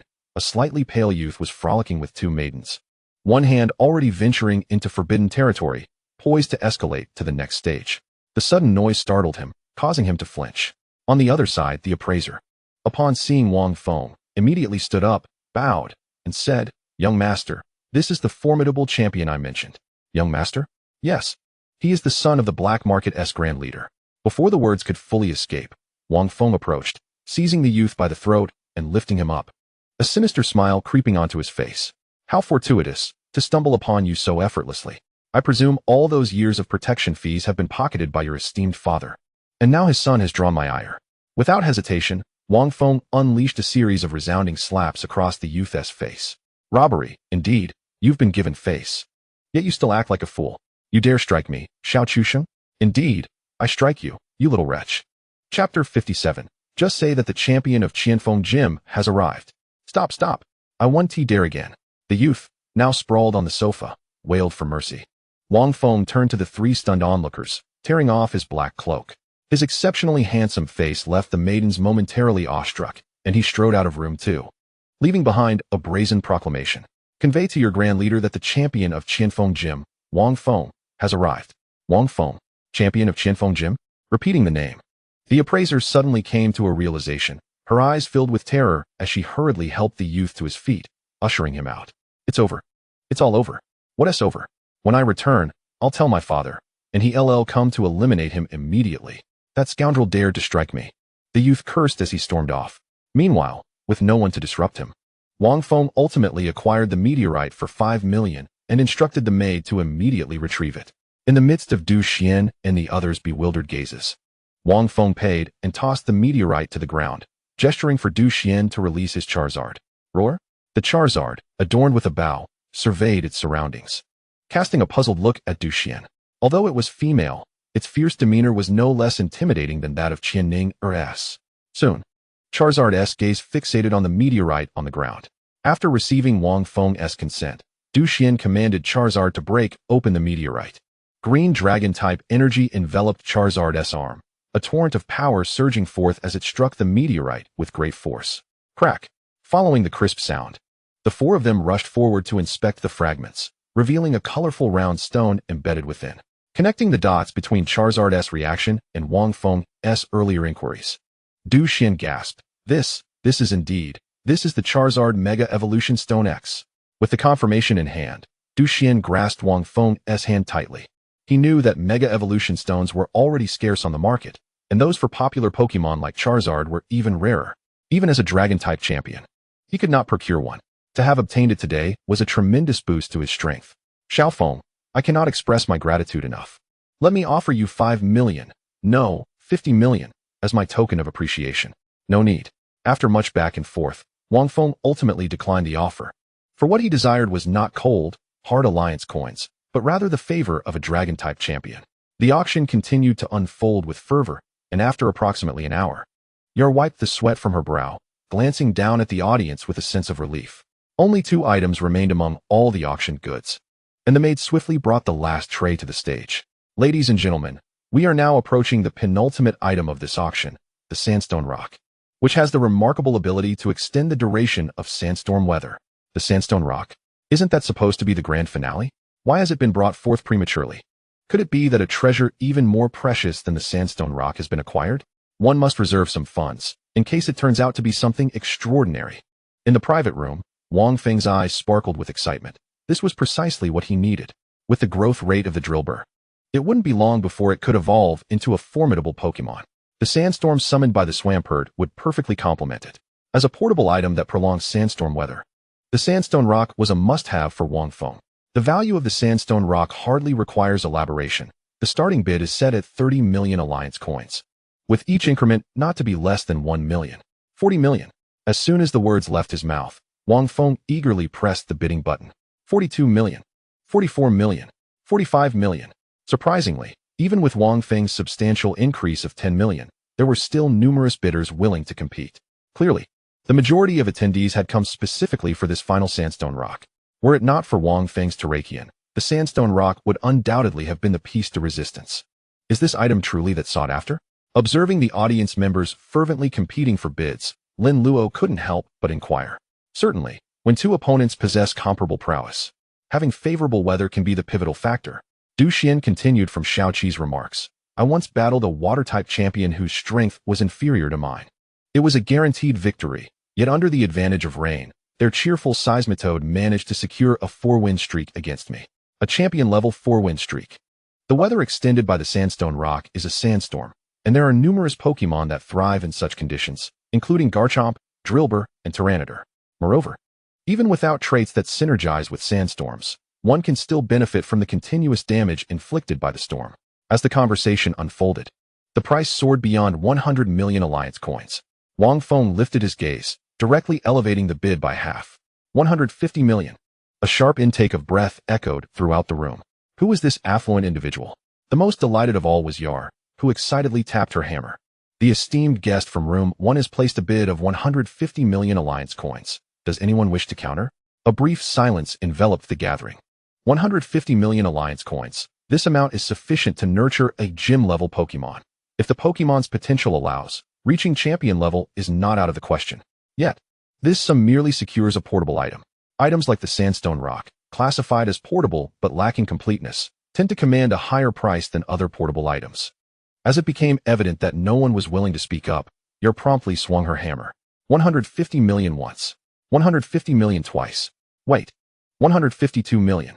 At that moment, an individual pressed the bidding button at the last minute, not to disrupt, but after careful contemplation, he decided to take a gamble, hoping that the person who called out 150 million had already exhausted their resources. But soon, disappointment washed over him as Wang Feng, his expression unyielding, raised the bid to 160 million. He was no longer the impoverished youth of yore, with the bounty from the 4 champions in hand. He could always seek assistance from the Hunters Association if necessary. The man let out a deep sigh, decisively withdrawing from the bidding. With a final hammer strike, the sandstone rock ultimately fell into Wang Feng's possession. Phew, it has finally been secured. Lin Luo and Xiaoqi rejoiced for Wang Feng from the depths of their hearts. Then, Xiaoqi cupped her chin with her hands, gazing downwards, and suddenly asked, if the sandstone rock isn't the grand finale, then what could possibly be? Indeed, considering the rarity of such a portable item, could the finale be something even more extraordinary? Perhaps a Pokémon? A Pokémon? Lin Luo shook his head, a smile of excitement illuminating his face. Could it be a quasi-deity? I am particularly fond of that mini-dragon. Chapter 58. Auction of the Terrakion, Xiaoqutian. Observing the two brimming with enthusiasm, Wang Feng hesitated to reveal the truth to them. Meanwhile, Yer had summoned a specially crafted cage, clearing her throat as she raised the red and white Pokeball high. Ladies and gentlemen, this is the grand finale of our auction. A Pokémon? Could it be a quasi-deity?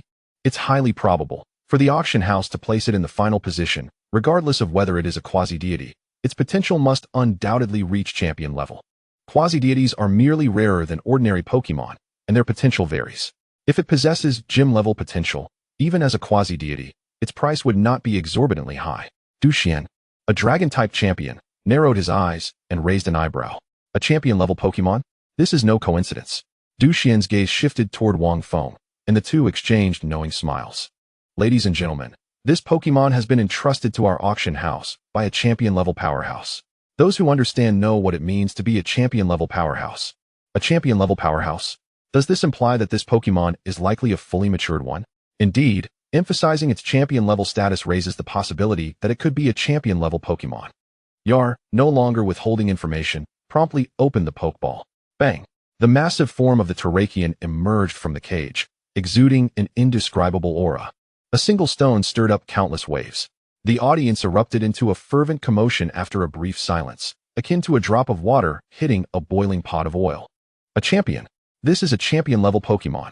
My heavens, while I've seen many Pokémon at auction, this is the first time I've witnessed a champion-level Pokémon being auctioned. Champion-level Pokémon. Let's not even discuss the feasibility of purchasing one. Even if one were acquired, taming it would be a formidable challenge. You probably haven't encountered a catalyst potion. No matter the Pokémon, a single dose will render it exceedingly docile. Under the expectant gazes of the crowd, Yar immediately struck her small hammer to commence the auction. Champion-level Terrakion, starting bid, 100 million Alliance coins, with each increment not to be less than 5 million Alliance coins. Upon hearing this, many shook their heads in despair.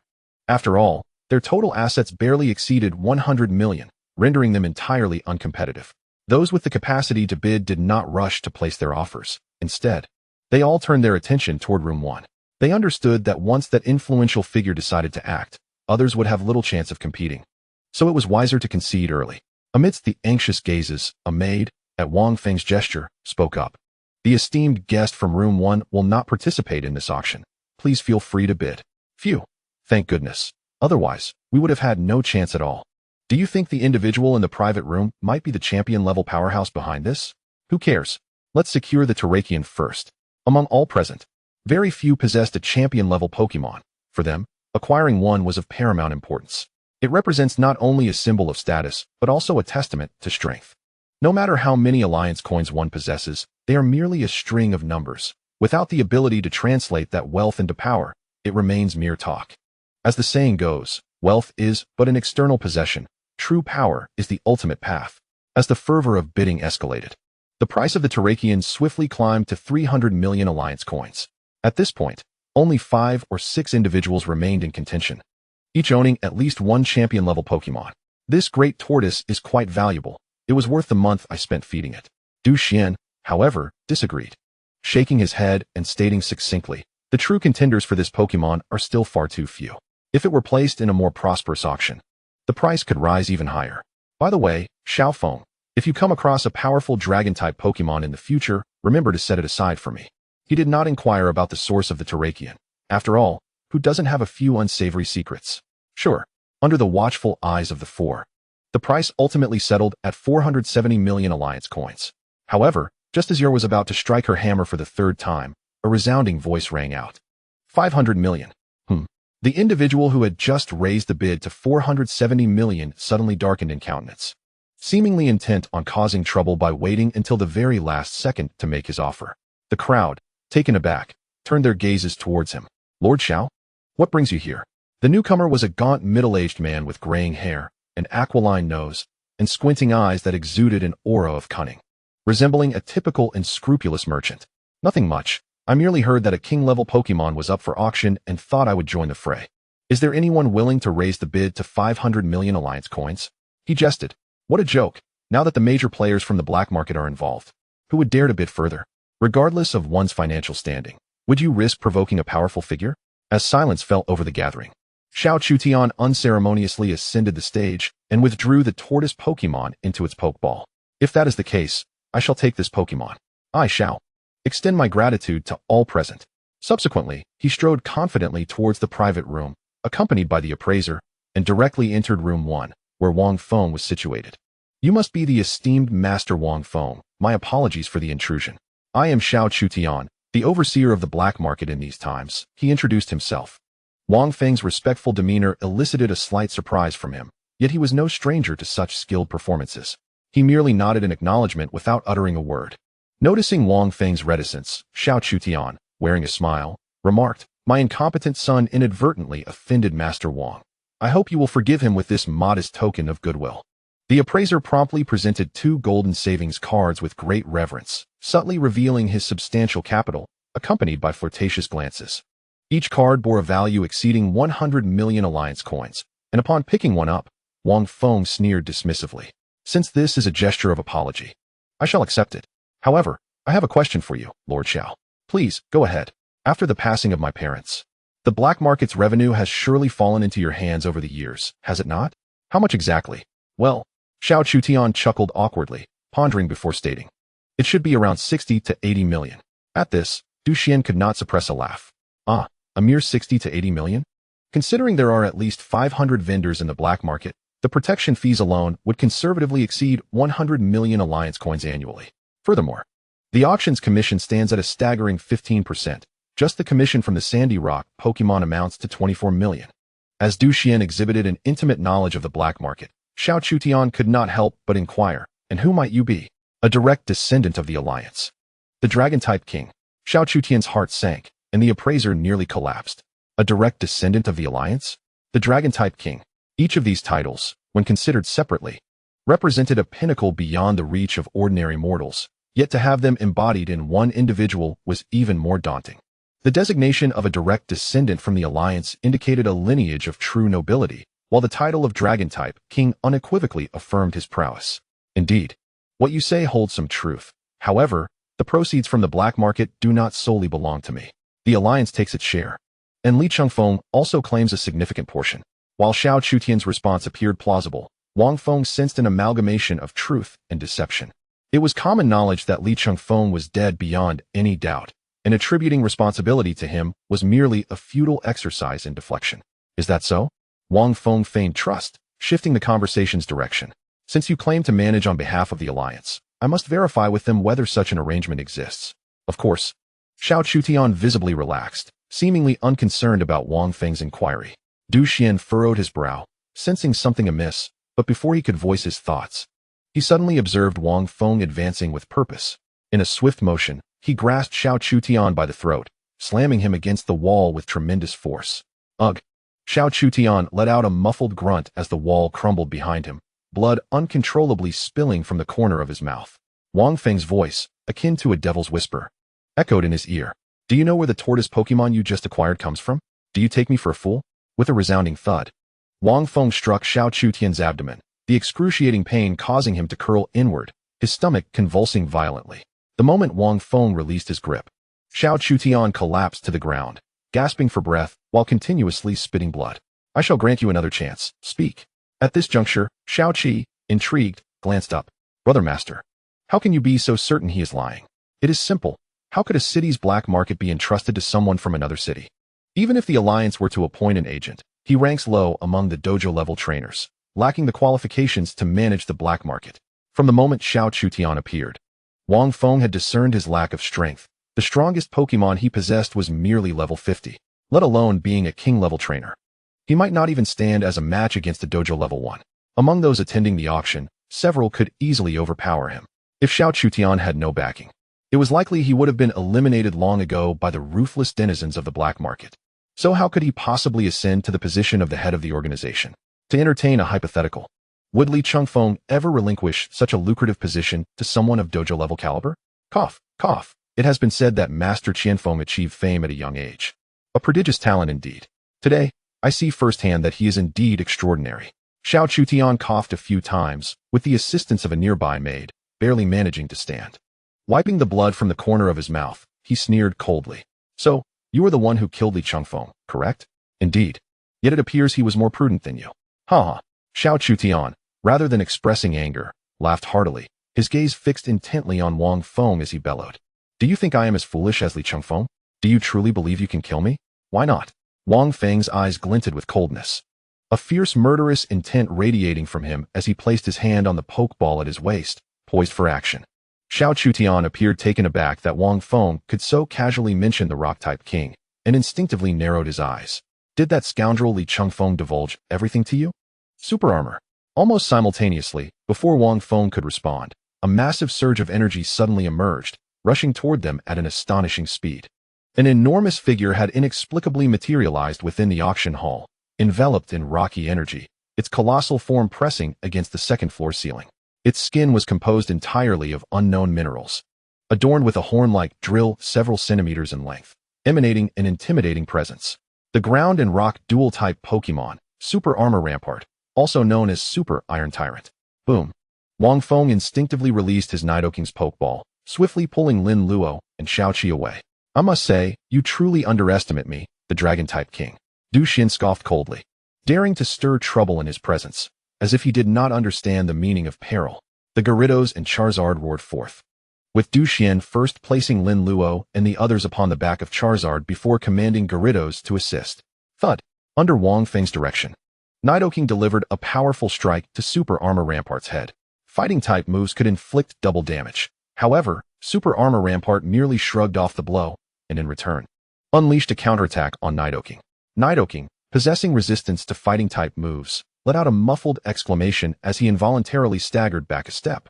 This scene prompted a frown from Wang Feng, as the Pokémon's panel materialized before him. Super Armor Rampart, level 73, King level, gender, male type, ground.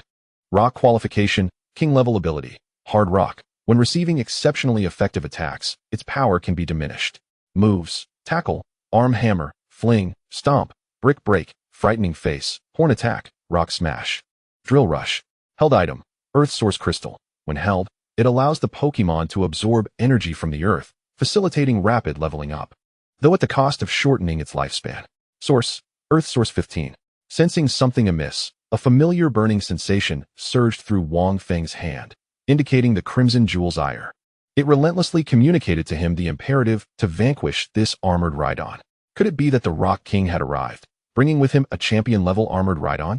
As Wang Feng pondered this perplexity, Du Xian's Gyarados unleashed a powerful jet of water, striking the armored Rhydon and standing resolutely beside Wang Feng.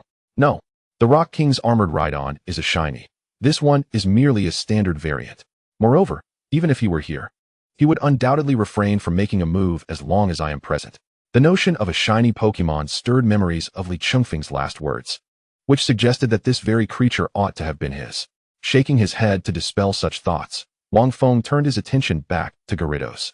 Gyarados level 72, champion level, gender, male type, water, flying qualification, champion level ability, intimidate skills, hurricane, ice fong, water pulse, scary face, dive, crunch, rain dance, aqua tail. Dragon dance held item, Gyarados Mega Evolution Stone Source, Water Source 15, Flying Source 3. With its level of 72, champion qualification, and the potential for Mega Evolution, it was evident this was Du Xian's trump card. The levels were closely matched, and with water-type moves dealing quadruple damage to the armored Rhydon. The outcome of this battle seemed all but assured. Nidoking, eliminated. Hearing that hoarse voice beside him, Du Xian inferred some hidden truth and swiftly commanded Gyarados to ascend into the air, performing Dragon Dance to accumulate buffs. If Wang Feng could resolve the matter, there would be no need for him to intervene. If not, he could rely on the enhanced power to secure victory. Chapter 60. Overwhelming Domination, Self-Destruction. Earth Power Amplify. Wang Feng's fury reached a boiling point, unleashing a torrent of earthy energy that enveloped Nidoking, who swiftly adjusted to the tumultuous energy within. Amidst the astonished gazes of Du Xian and Xiao Chutian, Nidoking's aura surged rapidly, soon matching that of the armored Rhydon. Is this a special ability? Du Xian inhaled deeply, his voice laced with envy. It was no wonder that Xiaofeng's Pokémon advanced at such an astonishing rate. He possessed a special ability that complemented their growth. As a Dragon-type king, he had witnessed the terror of those endowed with special powers. For instance, the Fire-type king from Kyoto, a newly ascended monarch capable of making even seasoned veterans concede defeat, largely due to her special ability that amplified her Pokémon, significantly elevating their levels without the adverse effects of overexertion and aiding them in grasping the essence of their elemental powers. Roar. Empowered by the amplification, Nidoking charged forward with a crushing blow, sending the armored Rhydon reeling, its massive form obliterating the surroundings. Panic ensued as people scrambled to flee, leaving only Xiao Chutian and an unconscious appraiser in the vicinity. Armored Rhydon, use Hydro Pump. The armored Rhydon's skill set was formidable, rivaling that of Nidoking, capable of employing water, fire, electric, and ice-type moves. Under Xiao Chutian's command, as it rose, it opened its maw, filled to bursting with water, and unleashed a torrential blast toward Nidoking. Water-type moves are ubiquitous, aren't they? Nidoking's Surf. Boom. The colossal wave collided with the powerful Hydro Pump, clearly demonstrating the wave's superior coverage. The torrents swiftly engulfed the armored Rhydon. The quadruple weakness inflicted substantial damage, while the Hydro Pump's power diminished significantly. Seizing the moment, Nidoking intensified the wave, but just as it appeared poised to strike, Xiao Chutian shouted, "Armored Rhydon, defend." A bead of cold sweat trickled down his forehead. If Nidoking's surf connected, the armored Rhydon, even if it did not lose its fighting spirit, would suffer grievous injuries. Damn it, how is this kid's special ability so absurd? Taking advantage of the brief moment of vulnerability during the defense, Nidoking surged forward without needing Wang Feng's command. A temporary shield could only guard for so long. Armored Rhydon. Drill Run. Unlike other Pokémon, the Armored Rhydon, thanks to its horn, could execute the move without spinning its body. After rigorous training, it could even combine other moves simultaneously, as demonstrated by Xiao Chutian's Armored Rhydon. As the horn spiraled toward Nidoking, a brilliant light signified the use of another skill, Body Slam. When two moves were unleashed simultaneously, even with a defense in place, the creature would still incur damage from the second attack. Thus, Wang Feng did not choose to defend, but instead urged Nidoking to confront it head-on. Nidoking, unleash Earth Power. Under normal circumstances, a single skill would be insufficient to contend with the Armored Rhydon. However, if it could harness the combined force of a Force-type Life Orb amplification, the situation would be markedly different.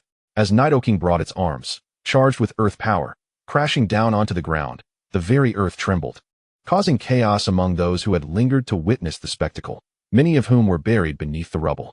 The collision of powers unleashed a more ferocious wave of energy, prompting Du Xian to hastily command his Charizard to lead the two women to safety, while he summoned his Aerodactyl to continue observing the battle. Crack! The ground beneath them split open with terrifying fissures, and despite the Armored Rhydon's attempt at a body slam, it was uncontrollably pushed back. Xiao Chutian's pupils constricted as he clenched his fists in desperation. No, he could not afford to lose. Failure would spell doom. After a moment of contemplation, he decisively retrieved a vial of red potion from his spatial ring, gritting his teeth as he glared at Wang Feng. You force my hand. Before he could finish his declaration, a flash of white light appeared. Blood splattered as Xiao Chutian's entire arm was severed, and he collapsed to the ground, wailing in agony. A diminutive creature, no more than a few dozen centimeters tall, landed nearby, flaunting its massive claws. From the outset, the screw moles had been unable to contain its eagerness and had emerged. Wang Feng had kept it hidden for fear of injury, yet it had played a pivotal role. Wang Feng approached Xiao Chutian, picking up the fallen red potion, eyebrows raised. According to the system's analysis, it was identical to the red potions carried by Green Lotus and the others. This was indeed the blood red potion that could temporarily enhance a Pokemon's strength. This meant, you're with the Hunter Association? Huh, didn't you already know the answer? A wan smile crept onto Xiao Chutian's face, a semblance of resignation as he seemed to accept his fate. Drawing from his previous encounters with the Hunter Association, Wang Feng remained vigilant, signaling for the screw mole to sever Xiao Chutian's other arm. He then stepped closer, sneering as he inquired, Speak. Speak. Xiao Chutian offered a desolate smile, turning to glance at the Armored Rhydon, which was steadily retreating under the relentless barrage from Nidoking, now devoid of a trainer's command, and thus lacking any means to resist. Wang Feng, do you think you have triumphed? The unexpected query momentarily unsettled Wang Feng. Was he still defiant in the face of impending doom? Oh, you have repeatedly disrupted the association's plans and slain multiple kings. They will not let you go, and neither will the Rock King. And then, compared to these threats, Wang Feng yearned to extract information from Xiao Chutian, such as the Hunter Association's motives for appearing in Qianfeng City or any other conspiracies involving the Rock King. The motive? At this, Xiao Chutian could no longer suppress his laughter. After plotting for so long, tailing that man all the way to Qianfeng City, only to be thwarted by a mere brat, how utterly ridiculous. That thing won't stay for long, Wang Feng. I will ensure your demise. A resolute glimmer flickered in Xiao Chutian's eyes, as if he had made an irrevocable decision. His lips moved twice in quick succession, and a surge of crimson light erupted from within him, only to swiftly dissipate, devoid of vitality. The sudden turn of events startled Wang Feng and Du Xian, who promptly rushed over to ascertain his condition, confirming that he had indeed succumbed to death. The cause, a ruptured heart vein. Moments earlier, Xiao Chutian had shattered a capsule concealed within his teeth, unleashing an energy akin to that of a blood-red elixir, which the human body could not withstand, leading to his tragic demise. Chapter 61. Phase 3 of the mission, Earth Source Crystal. If their investigation revolved around Kyogre, everything fell into place. Ancient manuscripts elucidate that, being archenemies, Kyogre and Groudon would go to great lengths to seek each other's orbs during their period of awakening and power restoration, specifically, the Crimson Orb and the Indigo Orb. By obliterating the opposite orb, one could prevent the other from achieving their primal return, thus gaining the upper hand. This explains why Kyogre guided Xiaoqi to Qianfeng City after being lured by her, simultaneously searching for means to regain strength while awaiting the emergence of the Crimson Orb to destroy it. Unfortunately, Wang Feng intercepted her along the way. Thus, the Hunters Association's objective became rather straightforward. First, to trace Xiaoqi to the location of the Crimson Orb. Then split their forces, Greenvine and his companion tasked with seizing the Crimson Orb, while Yu Yang pursued Xiaoqi. As Wang Feng untangled his thoughts, the system's voice chimed in. Ding! Congratulations, host, for completing the mission, the Resurgence of the Dual Gods, Phase 2. Rewards have been dispensed. Congratulations, host. For acquiring the Fire Energy Block recipe, please select a designated elemental crystal. Fire Energy Block recipe. System, are you serious? None of my Pokémon are of the fire attribute. Wang Feng couldn't help but scoff internally. Ding! The energy block recipe is random. It could encompass any of the 18 attributes. Aware of the system's nature, Wang Feng sighed and opted for a ground-type elemental crystal. Ding! Congratulations, host, for triggering the next phase of the mission, the Resurgence of the Dual Gods, Phase 3.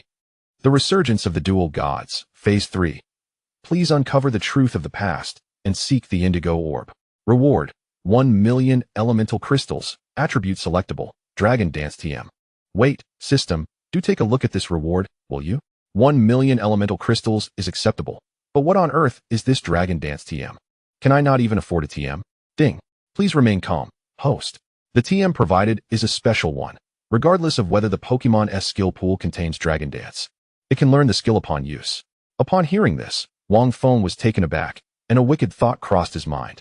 If I teach Dragon Dance to my Sandshrew, would that certain Dragon-type Pokémon be caught off guard? With Xiao Chutian's demise, the armored Rhydon swiftly lost its combat capability, succumbing to a single punch from Nidoking and plunging into a near-death state.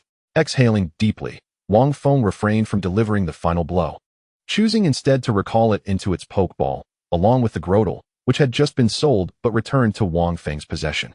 Let us depart. The black market had been largely decimated during this battle, yet its reconstruction would merely take a night.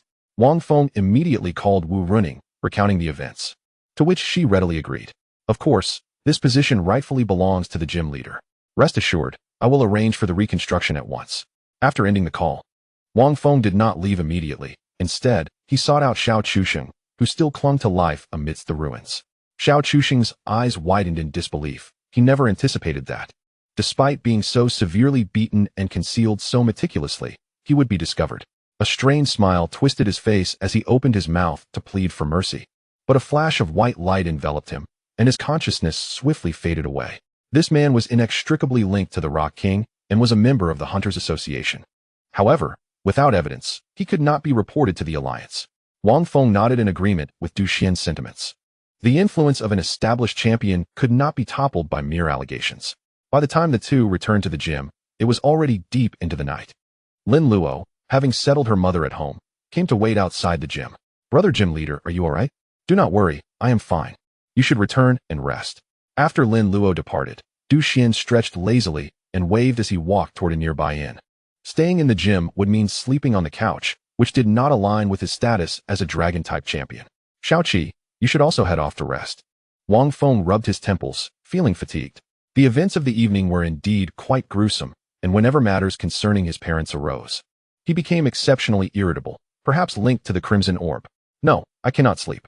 Xiaoqi's eyes sparkled with excitement, exhibiting no signs of fear. Cannot sleep, is it? Very well then, Psyduck, come here. Huh. Upon turning, Xiaoqi locked eyes with her Psyduck, and concentric circles of hypnosis materialized in their gazes. In less than 2 seconds, her body swayed and collapsed into Wang Feng's arms, her breathing steady as she fell into slumber. Despite Xiaoqi being an adult, her weight was light. Wang Feng effortlessly lifted her and placed her onto the bed, subsequently recalling Psyduck into its Pokeball and setting it on the bedside. He then ventured alone to the backyard. With a flash of white light, 2 Pokémon materialized on the ground. Crimson Orb, locate that object. The reason he refrained from eliminating the armored Rhydon was twofold: its high level and the item it bore. The Earth Source Crystal. Given Xiao Chutian's identity, it was clear that this item was the handiwork of the Hunters Association. Coupled with the Blood Red Elixir, both items were intrinsically linked to the Earth's power. The ancient Pokémon mentioned in the system's description must be Groudon. It appeared that the Hunters Association had either located Groudon or discovered its former habitat. Shaking his head to dispel the thoughts, Wang Feng slowly raised his right hand, advancing step by step guided by the crimson orb. Within the minerals of the armored Rhydon's abdomen, he discerned a minute fissure. Wang Feng reached inside and swiftly extracted a palm-sized crystalline shard, seemingly transparent, yet containing an irregular energy core. Red and yellow hues intertwined, and merely holding it allowed him to sense the vivacious Earth's power within. The armored Rhydon remained motionless, silently observing. As Wang Feng retrieved the Earth Source crystal, relief washed over its visage, and it began to emanate an aura of formidable pressure. Nidoking. Mistaking it for an impending attack, Nidoking surged forward, only to be halted by Wang Feng. The armored Rhydon gasped for breath. Its energy seemed to peak in an instant, only to rapidly dwindle thereafter. Its level plummeted from 73 to 70, yet its comprehension of primal force remained intact. The Earth Source crystal indeed bestowed upon it the power for rapid growth, yet it also siphoned away its vitality. A fleeting glimmer of insight crossed Wang Feng's eyes as he approached the armored Rhydon, speaking, "If I am not mistaken, your life force is dwindling. You do not wish to perish so easily, do you?" Chapter 62, Persuading the Armored Rhydon. Armored? Indeed, this human could assist it. The armored Rhydon was keenly aware of this, having witnessed that power firsthand. If Wang Feng were willing, he could replenish its lost vitality with the Earth's power, allowing it not only to return to its former glory but to advance even further. The Earth's power is equally vital to me, but... Wang Feng's deliberate pause piqued the armored Rhydon's curiosity as it glanced up, beholding a yellow-black speckled pokeball before it. Indeed, Wang Feng could hardly be expected to treat it with idle hands. What he sought was to subdue it. The mighty Mega Rhinoceros cast its crimson gaze over Nidoking, Steelix, Swampert, and Drillbur, ultimately resting upon Wang Feng, with a defiant turn of its head to evade the Ultra Ball. It let out a fierce roar before retreating back into its customary red and white sphere. Although the Mega Rhinoceros did not acquiesce, a faint smile graced Wang Feng's lips. Possessing the power of the earth, he comprehended the meaning behind the creature's roar. When you can defeat me without relying on that strength, I shall willingly become your Pokémon. That day is not far off. Before Wang Feng could turn away, Nidoking suddenly trembled, collapsing as if utterly drained, startling the other Pokémon. It eagerly seized Tomorrow's energy cube, gulping it down voraciously, while the adoring Nidoqueen promptly pushed her own towards it. Nido! A feeble cry escaped its lips. It sensed a novel strength burgeoning within, yet its energy was swiftly depleting. Before long, it lay weakly before Nidoqueen.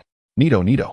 Nidoqueen rushed to Wang Feng's feet, gazing up at him with pleading eyes, her tiny fingers pointing anxiously at Nidoking. All right, it is my Pokémon, and I shall certainly assist it. Wang Feng, somewhat bemused by the unexpected display of affection, shook his head and approached Nidoking. The situation mirrored the previous encounter, though it appeared more dire this time. Previously, Nidoking had weakened due to an energy boost from the Earth's power, which had enabled it to grasp the essence of its abilities. But its internal energy had been insufficient to sustain such strength. This time, however, the circumstances seemed similar. What puzzled Wang Feng was that Nidoking had already reached level 63. One would not expect it to succumb to weakness even after comprehending the essence of its power. Could it be the Crimson Orb? The Crimson Orb, originating from the legendary Pokémon Groudon, possessed a force far surpassing that of the essence. One that even champion-level Pokémon could not rival. Each of the recent amplifications had involved the Crimson Orb, suggesting that Nidoking had likely tapped into its power, thereby awakening a higher level of capability. You certainly have a knack for timing. The newly acquired Spirit Crystal hasn't even warmed in my hands. Wang Feng feigned irritation as he patted Nidoking's head, then waved his hand to convert the remaining Spirit Crystals entirely into Ground-type energy. As Nidoking consumed the energy, the Crimson Orb once again radiated a red glow, shattering the Earth Source crystal Wang Feng had been gripping. The energy within swirled like a dragon in the air before. Guided by the Crimson Orb, it entered Nidoking's body. In the blink of an eye, Nidoking ingested the elemental crystal, its body gradually calming as it slowly closed its eyes. Return. It seems we must head to the Qianfeng Mountains. The decision to forego the rock's secret realm stemmed from the need to further train Swampert and the others, while Drillbur was still at a lower level. Swampert and Steelix would find no worthy adversaries within the rock's secret realm. All right, everyone, you should rest for now. Wang Feng stretched lazily, diving into the soft embrace of his bed, while Drillbur dug a small pit to nestle into for rest. Steelix, contemplating its size, ultimately abandoned the idea of digging. Swampert darted swiftly into the kitchen, heading straight for the refrigerator. A night of silence ensued. As the sun rose high in the sky, Wang Feng finally emerged from his room. Perhaps due to the enhancement from the Earth's power, he did not feel as weak after this amplification as he had in the past. Duxian, you're here so early? Is it early? It's already 9. I initially planned to come over for a meal, but it seems I've become the cook instead. Listening to Duxian's complaints, Lin Luo couldn't help but chuckle and quickly beckon Wang Feng to sit down. By the way, Guildmaster, hasn't Xiaoqi woken up yet? No, wait. Wang Feng slapped his forehead, abruptly turning to enter Xiaoqi's bedroom. Indeed, Golduck was unable to emerge from its pokeball to dispel the hypnosis, leaving Xiaoqi still in a state of slumber. Golduck, come out. Once the hypnosis was lifted, Xiaoqi quickly awakened, shaking off the lingering drowsiness and locking her gaze onto Golduck. You cheeky Golduck, are you rebelling? How dare you use hypnosis on me?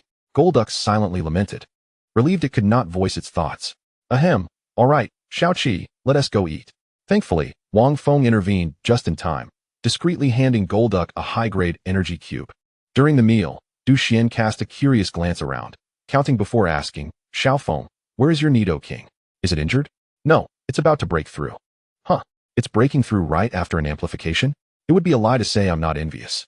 Just as Duxian buried his head in his meal, his phone suddenly rang, displaying an unknown number. Hello? Is this Duxian? How is the investigation progressing? Make your way to Kyoto promptly to report. The other party's tone was exceedingly indifferent, yet Duxian exhibited no sign of impatience, nodding in agreement. After hanging up, he shook his head, sigh, as a dragon-type champion. This business is indeed hectic. I need to head to Kyoto to report shortly. Oof. Xiaoqi couldn't help but chuckle, prompting puzzled looks from the others as she explained. I just remembered when the dragon champion got lost on his way here. Lin Luo stifled a laugh, while Duxian's expression darkened, wishing he could make them all forget their memories in an instant. Isn't there an app for navigation on phones? With it, you shouldn't get lost. Navigation, you say? As he prepared to leave, Wang Feng called out to Duxian, sending him a photo on his phone. When you arrive in Kyoto, please hand this to my sister. She is studying at Kyoto University. The spatial ring contained various food items and several bank cards. Wang Feng originally intended to send them via courier, but even the fastest delivery service couldn't compete with Duxian's Charizard.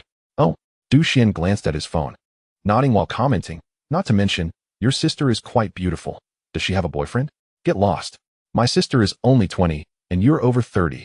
Well, age is merely a number. I believe true love is what truly matters. Get lost. After bidding farewell to Duxian, the dojo returned to its usual state.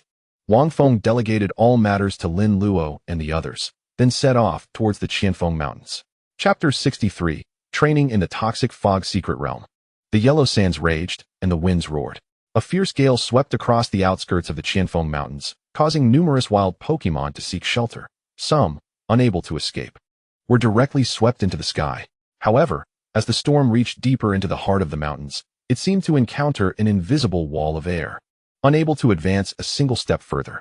Upon closer inspection, it was not an air wall, but rather a formidable aura that rendered the vicinity devoid of wild Pokémon within a 10-kilometer radius. Such powerful Pokémon typically possessed their own territories, forbidding other Pokémon from encroaching. Their strength usually reached the champion level. They were aptly named dominant Pokémon.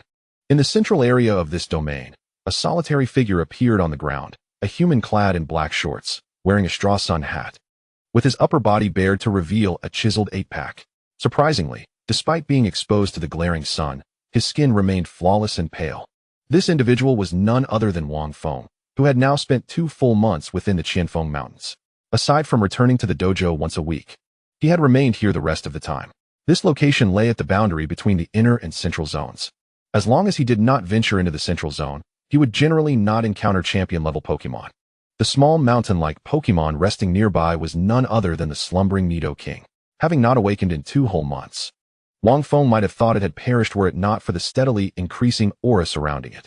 During this period, Swampert, Steelix, and Drillbur had been engaged in unrelenting training. With Nidoking's formidable presence, wild Pokémon would not dare to disturb their endeavors. Thus, Wang Feng frequently engages in battles between his various Pokémon and wild ones, among which the most rapidly evolving is undoubtedly the Drillbur. Within the same time frame, its level has surpassed that of the second brother, Swampert, and it is now only one level shy of Steelix. However, it has yet to undergo evolution. Its diminutive stature is often overlooked by wild Pokémon. Wang Feng has long since grown accustomed to this. From the moment it was born, Drillbur was unlike any other Pokémon. While others rely on Moo Moo milk to endure their early stages, this little creature can digest elemental crystals right from the start. Its eyes wide open and ready for battle, a true combat enthusiast. Moreover, with Swampert providing weather support, it often fights with reckless abandon. Speaking of Swampert, Wang Feng finds himself somewhat exasperated. With the power of Kyogre backing it, its level still rises so slowly that one could hardly believe it was not being lazy. Just a few days ago, it volunteered to learn Ice Beam, and Wang Feng thought it was finally motivated, only to discover it merely desired ice pops in the Qianfeng Mountains. Swampert, if you don't put in more effort, you will soon be outpaced by Drillbur and the others. Nico, gulp. Swampert swallowed the ice pop in its mouth, its momentum suddenly surging, elevating its level from 54 to 55.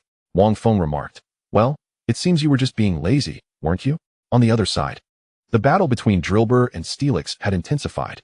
Under the influence of the sandstorm, Drillbur's speed reached its zenith, while moving at high velocity. It didn't forget to perform a swords dance. From the outset, its role has been that of a high-speed, high-attack assassin, to increase its survivability. Wang Feng had also taught it the moves Protect and Substitute. Drillbur? No, it's the Drillhead Dragon. Despite Drillbur's increasingly frequent and powerful strikes, it still failed to inflict any substantial damage upon Steelix. Setting aside Steelix's inherent toughness, which is augmented by its ability to harden its defenses, Wang Feng had also taught it various cunning moves such as Rest, Shadow Clone, Protect, Toxic, and Stealth Rock. As long as it cannot be defeated in a single blow, Steelix can endure and outlast any opponent. Most critically, after the refinement from the Crimson Orb, Wang Feng discovered that Steelix had developed remarkable fire resistance, to the extent of being immune to fire-type damage. The original master of this region was a uniquely evolved Arcanine, which was 3 levels higher than Steelix. It initiated the encounter with 2 fiery blasts, yet Steelix remained unscathed, and the defiant Arcanine followed up with a Fire Fawn. Not only did it break its fangs in the process, but it also left no mark whatsoever. This scene even amused Steelix, while the Arcanine, feeling inexplicably humiliated, unleashed a furious barrage of flames, a move boasting a power of 120, which left it dazed afterwards. The outcome was clear. Steelix toppled the Arcanine with a single earthquake, and it was Swampert's water gun that brought it back to its senses. It is worth noting that Steelix already possesses exceptional resistances, with only 4 double weaknesses. Now that fire-type damage has become negligible, only 3 weaknesses remain. After a moment, Drillbur, having exhausted its energy, lay helplessly on the ground, looking quite pitiful. Observing this, Steelix's south eyes curved into crescent shapes as it gently coiled Drillbur with its tail and brought it over to Wang Feng. With Steelix at level 58 and Drillbur at 57, it was only natural that the latter could not break through its defenses. Well done, Drillbur has made progress again. And Steelix, you have performed admirably as well. As for Swampert, perhaps you should eat a little less. Nico? No. After the training session concluded, Wang Feng opened the system shop, a smile gracing his face as he gazed at the ever-increasing elemental crystals. With the rise in Pokémon levels, the daily consumption of elemental crystals also escalated. While he had yet to defeat a champion-level Pokémon, the crystals were sufficient to cover his daily expenses. When feeding his Pokémon, Wang Feng had specifically prepared a few pieces for Pidgeot and Rampardos as well. To be fair, Pidgeot's aptitude truly leaves much to be desired. Since Wang Feng captured it, despite participating in numerous battles, it has yet to level up even once, and comprehending its essence remains a distant goal. After 2 months of cohabitation, Rampardos had gradually integrated into the group. Although it still maintained a haughty demeanor, it had begun to recognize Wang Feng in its heart. As for Torterra, this one was genuinely becoming a bit troublesome. The moment it was released, it fixed its large eyes on Wang Feng. Torterra? What are you staring at? What do you want? Go ahead, try staring again. Rampardos let out a fierce roar, startling Torterra into retreat. You might as well starve. With a piece of compressed biscuit in his left hand, Wang Feng popped it into his mouth while opening his phone with his right hand to check his chat history with his sister. The last conversation had taken place 3 days prior, wherein Wang Wanqing mentioned her plans to venture into a secret realm with a few friends. The secret realm in Kyoto. Could it be the Toxic Mist Secret Realm? Wang Feng had heard of the Toxic Mist Secret Realm. It is one of the most prestigious S-class secret realms in the Huaxia Alliance, having emerged right when the alliance was established. It is a paradise for poison-type Pokémon. fraught with dangers, requiring vigilance not only against wild Pokémon, but also against the swamps that may appear beneath one's feet at any moment. Chapter 64. Could it be that I am a genius?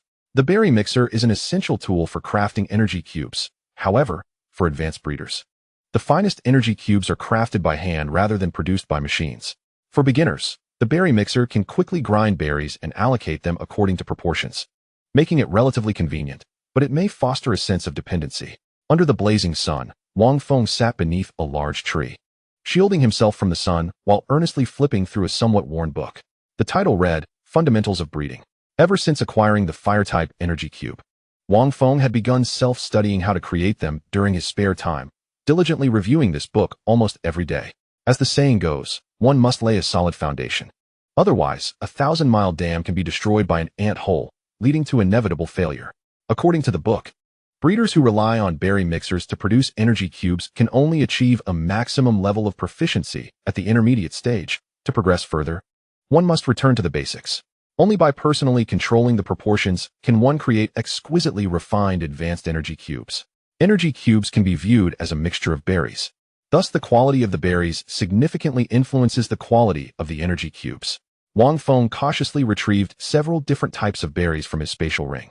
Knowing that reading countless volumes is no substitute for real-world experience, no matter how good the theory, it must be put into practice. Without hesitation, Wang Feng set up a pot on the spot, slicing the berries according to the recipe's proportions and placing them into the pot to simmer. Indeed, it was simmering. In the early days of breeding, energy cubes were crafted through simmering methods. As for flavor, let us start with a bit of spicy berry. The flavor of energy cubes varies depending on the berries used. This time, Wang Feng had only prepared the spicy berry, so he decided to proceed with that. Nico. Drillbur chirped inquisitively as Swampert approached, its large head nearly dipping into the pot, and just in the nick of time, Wang Feng seized its hefty tail. With a firm toss, he exclaimed, "You two go play elsewhere. If you're not busy, go look for some berries around." "Nico," Swampert replied, looking quite aggrieved as it led Drillbur away, leaving Wang Feng to sigh in exasperation. Swampert truly had a flair for dramatics. Just look at how composed Steelix was, lying still without moving. As the flames grew, the pot soon began to bubble, prompting Wang Feng to withdraw some firewood to reduce the heat, allowing it to simmer gently. Before long, a peculiar aroma wafted through the air. Steelix immediately approached, curiously twitching its nose. Since he was making fire-type energy cubes, it was not particularly drawn to them. "Steelix, you've come at just the right time. Help me taste the flavor once it's ready." "Steelix?" Steelix nodded seriously, trusting Wang Feng's words. After the fruit was boiled down to a thick syrup, Wang Feng retrieved the mold he had prepared earlier, and all that remained was to wait for it to solidify naturally. If one found the process tedious, machines could hasten the drying, but in the wild, such conveniences were absent, leaving him to bide his time. About half an hour later, Wang Feng assessed the mixture and, feeling it was ready, extracted a piece to inhale its delicate fragrance, which was tinged with a sharp note, an indication of the addition of the wuhua fruit. The flavor favored by the steel serpent was indeed spicy, and without hesitation, it swallowed the morsel whole. After a few chews, its eyes curved with satisfaction. "How is it? Steel?" The taste was acceptable, yet, in truth, it was not particularly palatable. But this was to be expected, as it was a fire attribute energy cube. Wang Feng picked up another piece, scrutinizing it closely. He noted the presence of several impurities, yet he felt a sense of achievement at having succeeded on his first attempt. It certainly would not qualify as high grade, but he was uncertain whether it fell into the low or mid-tier category. Raising the energy cube to his mouth, Wang Feng pressed his lips together. He was not fond of spicy flavors. Yet the vermilion orb seemed to have a peculiar affinity for the fiery taste of the energy cube. It could absorb the fire attribute energy and subsequently convert it into earth power to nourish Wang Feng in return. This suggested that the formula for the fire attribute energy cube was not without merit. With the experience of his first attempt, the subsequent creations became increasingly effortless. Wang Feng grew more enthusiastic, methodically chopping the fruit, boiling it, and shaping it. Before long, the purchased fruits had transformed into neat rows of energy cubes on the ground. Phew, I still need more fruit. These are quite expensive. Based on the prices of the fruit and energy cubes, if he produced a low-tier energy cube, the profit would be around 15. Naturally, if all were mid-tier, the profit could multiply 3 to 4 times. However, even seasoned breeders could not guarantee a 100 success rate with each attempt. Theoretically, a low-tier breeder's success rate stood at 30, a mid-tier at 50, and a high tier at around 70. Gazing at the translucent energy cubes in the mold, Wang Feng fell into contemplation. Could it be that I am truly a genius? Before he could indulge in his elation, the ground suddenly trembled violently, toppling the pot. Fortunately, Wang Feng swiftly stored the energy cubes into his spatial ring. He then turned his attention to the swirling dust ahead. From a distance, he could see clouds of dust scattering, with two diminutive figures sprinting desperately, one blue and one black. Who else could they be but the Swamp King and its companion? The most conspicuous was the Swamp King, who held above its head a modest-sized tree. The unremarkable trunk supported an abundance of lush foliage, adorned with many fruits, red on top and yellow below. These were the primary ingredients for crafting fire attribute energy cubes. Pingy fruit. Wang Feng found himself at a loss, unsure whether to laugh or cry. As it appeared, these two had brazenly raided someone else's domain. The screw mole dug tunnels, while the Swamp King uprooted trees. Judging by the billowing dust, the pursuing creatures were at least 7 meters tall. A wave of heat surged towards Wang Feng, causing beads of sweat to form on his forehead. Could it be a heavenly king? The direction from which the Swamp King and its companion emerged was the central area, where even the weakest spirits were of the heavenly king level. Could it be that the ultra-armored rampart would need to intervene? With a soft click of his tongue, Wang Feng promptly opened the system panel. Giant Charcoal Mountain, Semi-Ultra Gigantfication. Level, 61, Heavenly King. Gender, male. Attributes, rock, fire. Aptitude, Heavenly King. Ability, Steam Engine. When hit by water or fire attribute skills, speed dramatically increases. Skills, Tackle, Smoke Screen, Rapid Spin, Knockdown, Charged Flame Assault, Rock Polish, Origin Force. Clean Burn, Stealth Rock. Held item, Special Magnet, a stone with a unique magnetic field effect that can simulate a special magnetic field, allowing spirits to enter a state of ultra gigantification or gigantification. Origin, none. Chapter 65, The Enraged Giant Charcoal Mountain. Semi-ultra gigantification? Is this some sort of joke? Can ultra gigantified spirits truly appear here? It is no wonder Wang Feng had such a strong reaction. Thus far, no major alliance had witnessed the emergence of this combat style. Reports of spirits suddenly enlarging had only surfaced occasionally in certain regions. Such occurrences had never been documented in the Huaxia Alliance, suggesting that no special fields existed in the Huaxia region to facilitate gigantification. Gigantification differs from ultra gigantification. Any spirit can achieve gigantification, while only specific spirits can undergo ultra gigantification. Giant Charcoal Mountain is one of those spirits capable of ultra gigantification. Upon gigantification, a spirit's size increases, certain abilities are enhanced, and the moves used transform into ultra moves. Wang Feng's thoughts raced. If he could uncover the reasons behind Giant Charcoal Mountain's ultra gigantification, perhaps he could achieve gigantification himself and gain an edge over everyone else. Typically, Giant Charcoal Mountain stands about 3 meters tall, and a well-developed specimen might reach 5 meters, but this one loomed at a staggering 7 meters. After inspecting its panel, Wang Feng raised an eyebrow. Semi-ultra gigantification, now that is intriguing. Faced with the newly ascended Heavenly King Giant Charcoal Mountain, Wang Feng opted not to deploy the ultra-armored rampart, issuing commands instead under its scrutinizing gaze. Steel Serpent, intercepted. The Steel Serpent, unafraid of the searing heat, radiated a white glow as it activated its hardening skill and charged forward. Its 20-meter-long body collided with Giant Charcoal Mountain. While it appeared that Giant Charcoal Mountain was relatively small, the power of a Heavenly King propelled the Steel Serpent backward. Giant Charcoal Mountain, we mean no harm. Shall we pause for a moment to converse? Wang Feng chose diplomacy over aggression, for the Swamp King and its companion were indeed at fault. In the realm of spirits, the law of the jungle prevails, and if one desires the fruit, they must best the owner in battle. Otherwise, they must prepare to face the consequences of their theft. With the affinity of the earth power at his disposal, Wang Feng believed he could calm Giant Charcoal Mountain. To his dismay, he was swiftly proven wrong. Giant Charcoal Mountain paused momentarily, then released a thunderous roar, its fiery fist crashing down upon the Steel Serpent's head. Giant Charcoal. The surrounding temperature continued to rise. It was said that when enraged, Giant Charcoal Mountain could unleash temperatures of up to 1,500 degrees, capable of melting anything. Though this might be somewhat exaggerated, it could not be dismissed. Wiping the sweat from his brow, Wang Feng observed the Swamp King panting as it scurried back to his side, proudly presenting the fruit tree to him. Its demeanor was so endearing that Wang Feng could not bring himself to scold it. Instead, He affectionately patted its head and said, "In that case, let us help it calm down. Swamp King, summon rain to lower the temperature in a small area, Screw Mole. It is time for you to prove your worth."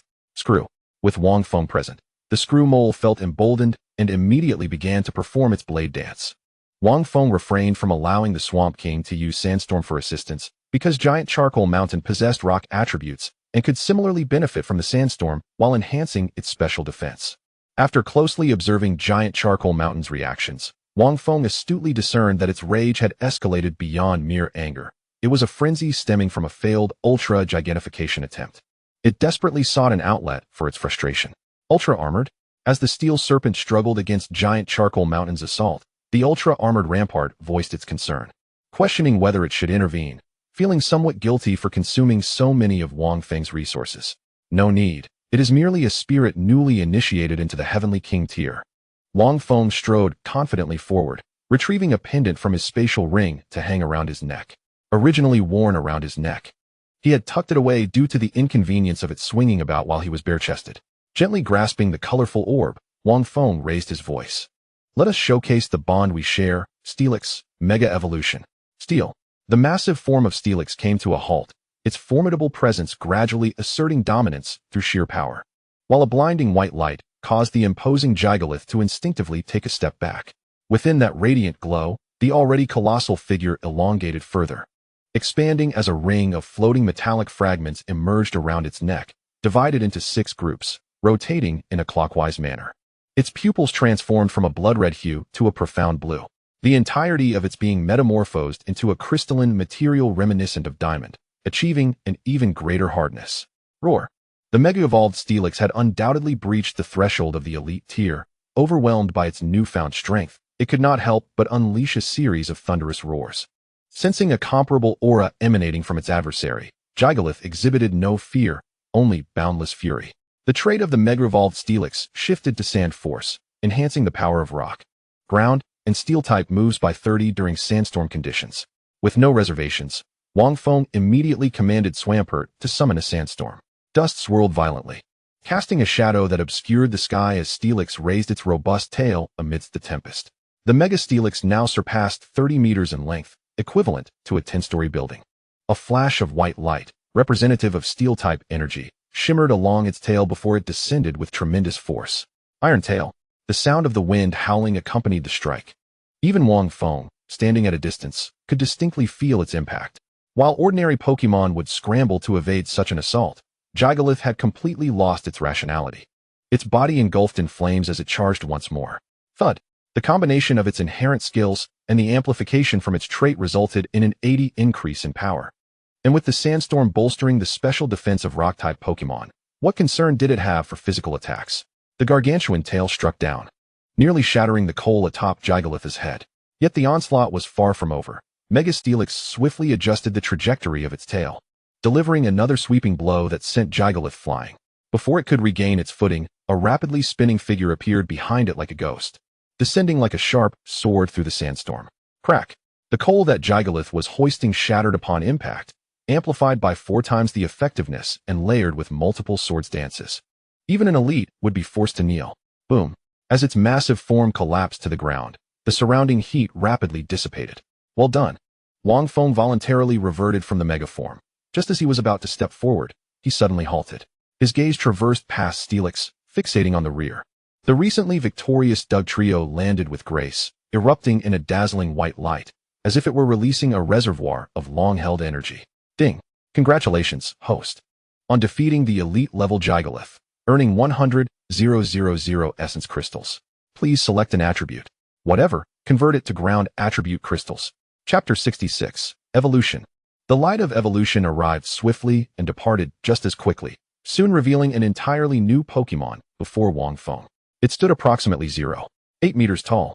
Its body remained a deep brown, with a white face adorned by 2 red stripes on its cheeks and a cute pink tip on its nose. Multiple sharp steel blades sprouted from its forehead and claws, resembling iron. Dugtrio, the mightiest combatant amidst sandstorms. Dugtrio, level 58, gym level. Gender, female. Type, ground, steel. Aptitude, master level. Ability, sand force. Skills, horn drill, scratch, rapid spin, sharp claw, Fury Swipes, Metal Claw, Swords Dance, Dig, Substitute, Protect, Earthquake. Held item, none. Not bad. Its level has increased by 1. Dugtrio. The evolved Dugtrio appeared exceptionally exuberant, energetically waving its claws in the air. It was finally no longer the smallest among them. Subsequently, Wang Feng's attention shifted back to Gigalith, discerning from the system panel that Gigalith had transformed due to possessing a special magnet. Dugtrio used its sharp claws to scrape away the coal atop Gigalith, causing the fragments to scatter with a sizzling sound, leaving large marks on the ground as the red-hot coal ignited. Wang Feng keenly crouched down, discovering several black golden stones amidst the coal. Remarkably, these stones showed no signs of change despite the prolonged exposure to Gigalith's intense heat, undeniably the so-called special magnets. Swampert, cool these stones with water gun. Although Wang Feng possessed commendable fire resistance, he could not directly handle the scalding black stones. He was not afraid of fire, but it certainly caused him pain. Swampert.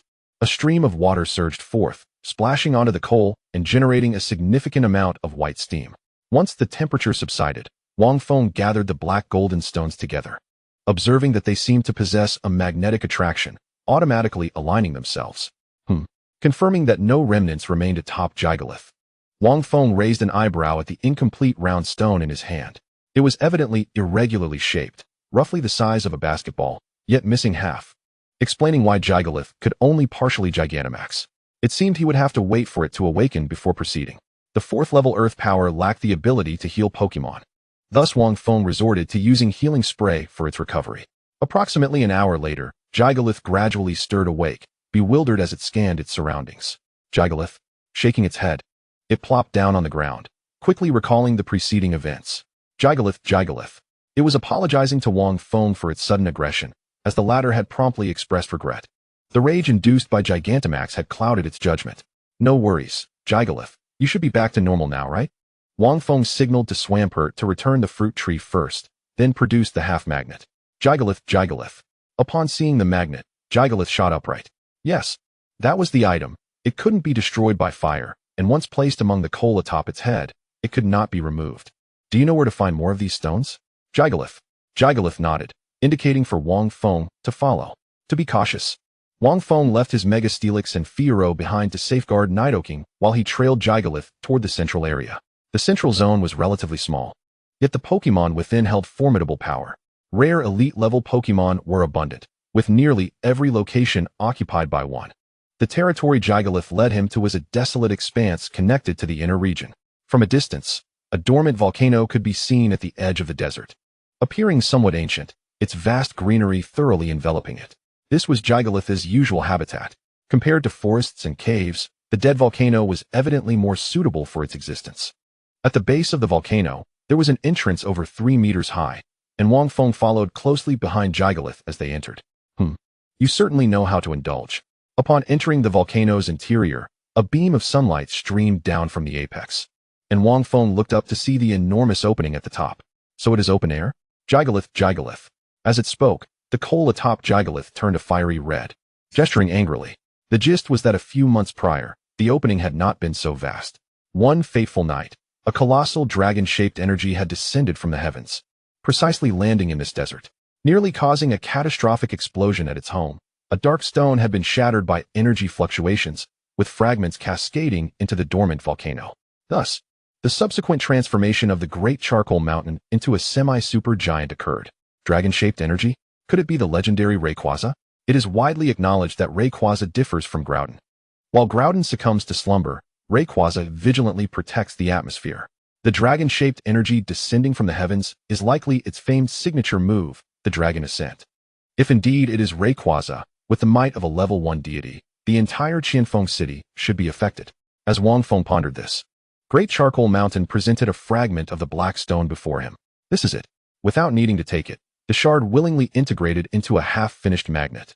With the collaborative efforts of Wang Feng and his 3 Pokémon, the remaining half was soon gathered, and upon the final shard's fusion, the special magnet was finally restored to its entirety. A faint black luminescence flickered, and then the black stone fell silent. Its magnetic field seemingly vanished. No way. Wang Feng was taken aback. After so painstakingly collecting these pieces, was it now rendered useless? No matter how he touched it or repositioned it atop Great Charcoal Mountain, the magnet remained unresponsive. With no other option, he decided to store it away for future examination. By the way, I placed your fruit tree outside. Remember to replant it.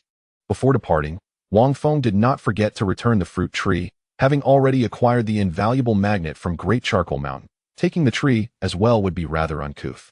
Great Charcoal Mountain, however, shook its head. Upon exiting the dormant volcano, it proactively handed the fruit tree back to Wang Feng, expressing its disinterest in the wild fruit, deeming it unnecessary to keep. Disinterested? Then how about trying my energy cube? Freshly made, the energy cube was delightful, and Great Charcoal Mountain devoured an entire platter in one go. Wang Feng took no issue with it, and seeing its enjoyment, decided to leave the rest behind. Great Charcoal. Apologizing, it hurriedly returned to its abode. Afterward, it conveyed a significant piece of news to Wang Feng. You mean there is a place abundant with such fruit trees? Chapter 67. Look, getting anxious again. Great Charcoal. Upon receiving an affirmative response, Wang Feng stroked his chin, contemplating briefly before deciding to investigate further. The price of tree fruits is exorbitant, and the trees themselves are exceedingly rare, with a low survival rate. According to Great Charcoal Mountain, there were at least a dozen fruit trees in that location. If he could acquire them, not only would he achieve self-sufficiency, but he could also sell the surplus with ease. Without delay, Wang Feng returned to the inner zone, bringing along the Mega Charizard, the Fletchinder, and the slumbering Nidoking. It was prudent to be cautious, as he might encounter Pokémon of varying levels in the central zone. Under the guidance of Great Charcoal Mountain, Wang Feng stepped into the central zone, donning his jacket once more, with a neat row of Pokeballs hanging at his waist. The deeper they ventured, the denser the forest became, and the air grew increasingly fresh. Rarely visited by humans, everything thrived in its primal state. At this moment, they could no longer see the shadows of Qianfeng City, as if they had become lost amidst the intertwining mountain ranges. Since crossing into Great Charcoal Mountain's territory, they could hear the ferocious roars of wild Pokémon echoing through each region they passed. This served as a warning to intruders. Should they fail to retreat, it would be seen as a provocation. While they could tolerate weaker Pokémon inhabiting their territory, they would not permit a fellow champion-level Pokémon like Great Charcoal Mountain to enter. Just recently, Great Charcoal Mountain had only just reached champion level, making it the weakest presence in the central zone. Thus, it was quite cunning, guiding Wang Feng along the periphery of other Pokémon's territories. At the slightest hint of danger, it would leap to the opposite side. The territories of champion-level Pokémon are remarkably vast, and after many twists and turns, Great Charcoal Mountain finally brought Wang Feng to a gorge. At a glance, Wang Feng was captivated by the scene within. A crystal-clear river flowed horizontally through the gorge, bisecting it, with lush trees flourishing on either side, particularly dense on the right. Amidst the verdant foliage, various fruits in shades of green, purple, and red dangled from the branches. Fruit trees. Suppressing his racing heart, Wang Feng refrained from rushing in. Such a beautiful and suitable location surely could not be devoid of Pokémon. To occupy such a place and possess numerous fruit trees, the residing Pokémon would undoubtedly be formidable.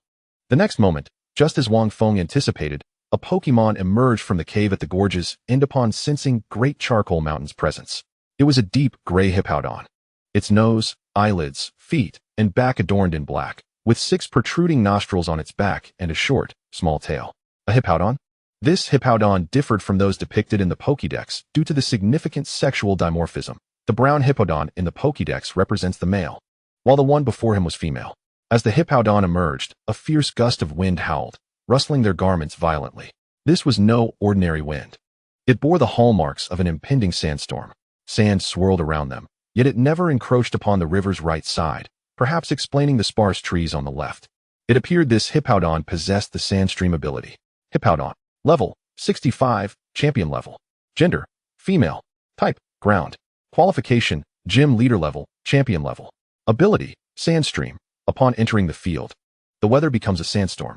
Moves, Fire Fong, Thunder Fong, Yawn, Ice Fong, Sand Tomb, Tackle, Bite, Sandstorm Abyss, Dig.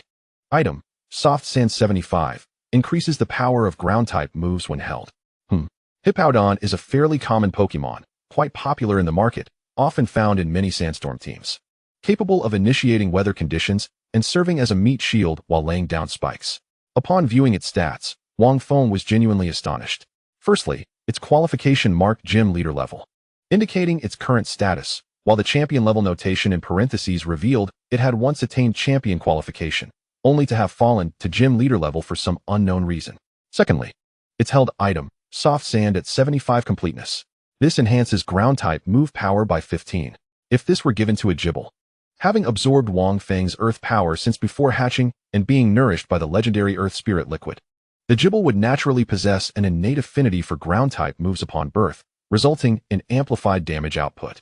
Wang Feng estimated that Gible's ground-type move damage multiplier would be twofold. Against foes weak to ground-type, it would deal an astonishing 8-fold damage. Excluding the 50 boost from same-type moves, it essentially meant Gible would deal 50 more damage than other Pokemon naturally. Coupled with the soft sand, the initial damage would amount to a staggering 215. Oh, what does it mean to be a ground dragon? This is what it means. With such thoughts, Wang Feng strode confidently into the gorge, followed closely by Great Charcoal Mountain. Hippowdon. Upon the sudden appearance of Wang Feng and Great Charcoal Mountain, the Hippowdon, after a moment of surprise, let out an enraged roar. Even with Wang Feng's affinity for earth power and Great Charcoal Mountain's immediate display of goodwill, it still could not calm down. Hippowdon's temperament is known to be volatile and prone to anger. It is said that even the fierce and formidable Dragon King Scorpion, known as the Sand Demon, behaves submissively in its presence. What else with the fury? If I intended to strike, could you still stand there? Several Pokeballs were hurled skyward, and in an instant, a wave of energies surged forth. The initial gym leader-level presence was dismissed with disdain by Hippowdon. However, as an initial champion-level aura emerged, it turned its head slightly. Upon the arrival of the strongest two energies, panic flooded Hippowdon's eyes. The imposing figure of the rampaging Rhydon caused it to involuntarily take 2 steps back, dispelling the arrogance it had previously exhibited. Even the surrounding sandstorm seemed to diminish in intensity. This is how it should be. What matters cannot be resolved with mere force. After all, I am a person who values harmony above all else and has no inclination towards conflict. Despite a tumult of thoughts racing through my mind, the Hippowdon nodded in reluctant agreement. What? You claim I changed my demeanor too swiftly? Let us see how you fare against 4 champions. Considering that Nidoking had yet to awaken, Wang Feng placed it at a safe distance. Among the Pokemon present, the one Hippowdon feared the most was clearly Nidoking. Even in its slumber, it preferred to keep its distance. Ahem, to be frank, I am here for your fruit trees. Wang Feng coughed lightly. The Hippowdon's eyes flared crimson at the mention of this, and it opened its mouth to roar. Rampaging Rhydon. Suddenly, the rampaging Rhydon sat beside it, delivering a heavy thump with its stout arm onto the Hippowdon's head, effectively stifling its roar. See, you're too hasty. Chapter 68. The Soft Sand? A Wasteful Disregard. The Hippowdon, having received a punch, found its eyes clearing, resigned as it lay on the ground, unable to fight back or flee. It felt as though it were at the mercy of a robber. Do not be hasty. You see, not all these fruits are to your liking. Why not share some with me? I can transform them into energy cubes and deliver them back to you. Hippowdon. The words of man are often deceitful. Wang Feng couldn't help but chuckle. How can you label me a liar when you do not even know me? In the tale recounted by the Hippowdon, when it was still weak, a trainer clad in black and red sought to capture it. He spoke of fulfilling a mission from the League and took it home. But alas, he never returned. Wang Feng fell into contemplation upon hearing this. A League member? It is possible he was not deceiving it, but rather perished while on a mission. Just then, a basketball-sized rock suddenly appeared, hurtling towards Wang Feng. Hippowdon. Dratini. As the rock was about to strike Wang Feng, a flash of white light erupted as Dratini precisely shattered it and quickly burrowed into a nearby hole, dragging out the culprit. Rock Crab. Level 26, Advanced.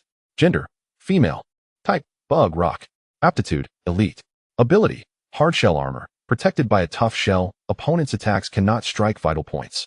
Skills, Slash, Rock Smash, Withdraw, Sand Attack, Critical Hit, Knockback. Rock Polish. Item, None. You little rascal have quite the audacity. The rock crab bears a striking resemblance to a hermit crab, its body a striking orange, with a large rock on its back serving as a protective shell. Wang Feng was taken aback that this mere level 26 rock crab dared to attack him amidst such an overwhelming presence of Pokemon. Rock Crab. Even when held aloft by Dratini with one hand, the rock crab persisted in its struggle, attempting to attack Wang Feng with its pincers. Knowing the disparity in strength, the Hippowdon hastily intervened, displaying an apologetic expression towards Wang Feng. The Hippowdon and rock crab shared a symbiotic relationship with its short limbs. The Hippowdon often found its body's openings clogged with stones, necessitating the rock crab's assistance for cleaning. In return, the Hippowdon provided the rock crab shelter in its burrow, sparing it the need to compete for territory. This was the reason for the rock crab's sudden aggression towards Wang Feng. I can overlook its actions. But surely you owe me some compensation? A mischievous grin crept onto Wang Feng's face, and the Hippowdon, realizing the situation, nodded in agreement, mistaking his intentions. The Hippowdon raised its short limbs, indicating it could spare 2 trees at will. No, I wish to see what you are carrying. Hippowdon. The Hippowdon froze, disbelief washing over its features as it turned to Wang Feng. How did he know? This secret had been shared only between it and the rock crab for years, unnoticed even by those Pokémon of greater levels. Faced with Wang Feng's cheerful gaze, the Hippowdon sighed deeply before letting out a roar to the heavens. Its body began to swell rapidly, its aura rising dramatically. Although its level remained unchanged, its aptitude transformed into that of a true champion. A gust of yellow sand surged forth, accompanied by an overwhelming quantity of sand erupting from the Hippowdon's various openings. The sand flowed swiftly across the ground, quickly covering the area. The gathered ground-type Pokémon felt no discomfort. As the sand accumulated, the smallest Pokémon, Swampert, shook its body and dove into the water. Wang Feng crouched down, scooping up a handful and marveling. How could it contain so much? Although he was aware of the Hippowdon's habit of storing sand, this was excessive. One could say it could fill an entire playground. Except for the Steelix, all other Pokémon found themselves half-buried. Wang Feng leaped on his Steelix's back alongside Dratini. This is merely ordinary sand, far from the soft sand I seek. After a moment, the Hippowdon finally ceased its sand eruption, twisting its massive form to clear a space around it. A faint golden sand began to trickle from its 6 openings, subtly shimmering under the sun. Soft sand. Wang Feng gasped, hurrying forward to investigate. Upon closer inspection, he was taken aback. The soft sand now resembled not merely a carrying item, but rather energy entities, likely due to the prolonged retention within the Hippowdon's body. Currently, it could not coalesce into one to carry it. One would need to store it as the Hippowdon did. TSK. It would be disingenuous to say, I am not regretful. Wang Feng felt a pang in his heart. This was a 75 complete carrying item. It was extremely suitable for Dratini. Hippowdon. The Hippowdon gently nudged him with its leg, as if to comfort him. Why does this human appear more sorrowful than I? Hippowdon. When you first found the soft sand, was it not more abundant than now? Hippowdon. The Hippowdon nodded, perplexed by how this human seemed to know everything. Ahem. Wang Feng nearly spat blood. Indeed, the 100 complete carrying item had been squandered by the Hippowdon. He felt as if he had missed out on millions. No, tens of millions. Now, the reason behind the Hippowdon's aptitude growth became clear. This creature, originally possessing gym-level aptitude, had struck luck and discovered the 100 complete soft sand. Out of instinctive attraction, it had absorbed the soft sand along with the ordinary sand into its body, inadvertently assimilating the energy of the soft sand. This led to its transformation, achieving champion status. In other words, while other Pokémon regard carrying items as tools or weapons, this one treats them as restorative resources. Hippowdon. The Hippowdon displayed a glimmer of hope, inquiring if Wang Feng desired more. Yes, I certainly do. Wang Feng regained his composure. Although the soft sand could no longer serve as a carrying item, he could emulate the Hippowdon, allowing Pokémon to absorb it to enhance their strength. Seeing the Hippowdon's forlorn expression, Wang Feng lightly patted its head. Surely you must have sensed this, right? Once the soft sand is gone, your level will stagnate here, unable to rise any further. In simpler terms, the power of the soft sand is not easily absorbed, while it may suffice for level enhancement. Utilizing it for aptitude improvement carries the risk of falling short at any moment. Why does the Hippowdon not continue to absorb and enhance its aptitude? The reason being, without the soft sand, it would struggle to maintain its current aptitude. Hippowdon. The Hippowdon understood. Breaking through barriers with external forces requires even more external force to continue the ascent. Otherwise, it would be impossible for it to have reached level 65 without comprehending even a sliver of the primordial power. Chapter 69. Humans are deceivers. Do not be too saddened. At worst, I shall return one to you in the future. A hippopotamus? Is that truly the case? No, humans are indeed deceivers. Wang Feng smiled leisurely, choosing not to engage in debate. Faced with the alluring soft sand, the other sprites remained relatively composed, yet the groundhog was already eagerly beginning to absorb it. You, my dear fellow, do not be so hasty. Wang Feng grasped its tiny tail, pulling it from the sand pile. The quantity of soft sand was limited, and the current distribution posed a dilemma. His gaze swept across several sprites. Aside from the non-combatant Chattet, the others could be considered his main forces: Nidoking, Swampert, Steelix, the groundhog, and the armored rhino. Armored. At this moment, the armored rhino voluntarily spoke up to relinquish its claim. Firstly, it had not yet truly become Wang Feng's sprite. And secondly, its level was too high. It would likely require complete absorption to yield results. This aligned perfectly with Wang Feng's intentions, leaving only 4 sprites.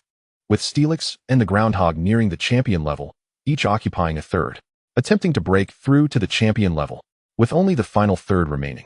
Wang Feng turned his gaze towards Swampert, who was soaking in the water, and then glanced at the slumbering Nidoking. Undoubtedly, this last third could significantly elevate Swampert's level while also greatly shortening Nidoking's slumber, accelerating its metamorphosis.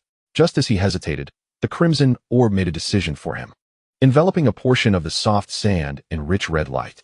In a flash, it merged into Nidoking's body. Compared to the water attribute Swampert, the crimson jewel evidently favored Nidoking. So be it.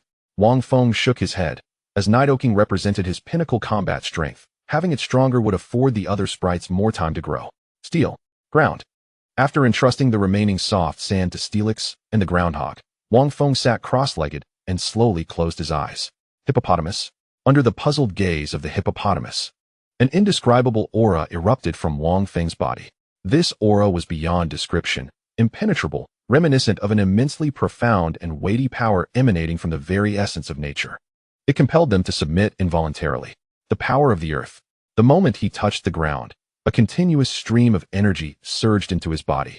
While he simultaneously dispersed a portion of it, he injected it into 3 sprites, aiding them in their rapid absorption. Among all special abilities, while the power of the earth may not be the strongest, it undeniably excels in terms of physical prowess. For the next 4 days and 3 nights, he remained utterly motionless. During this time, the armored rhino scarcely closed its eyes, vigilantly watching over Wang Feng. The hippopotamus, adhering to its nocturnal lifestyle, would awaken each day to witness Wang Feng's still figure and the emanating power of the earth.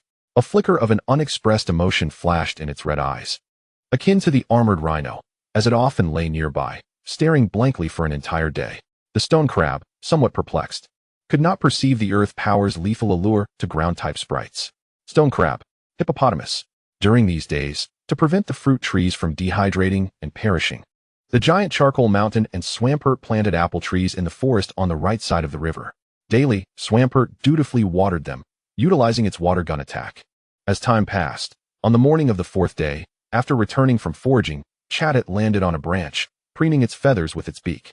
Suddenly, a flash of red light flickered, and the Omega mark on the back of Wang Feng's hand illuminated.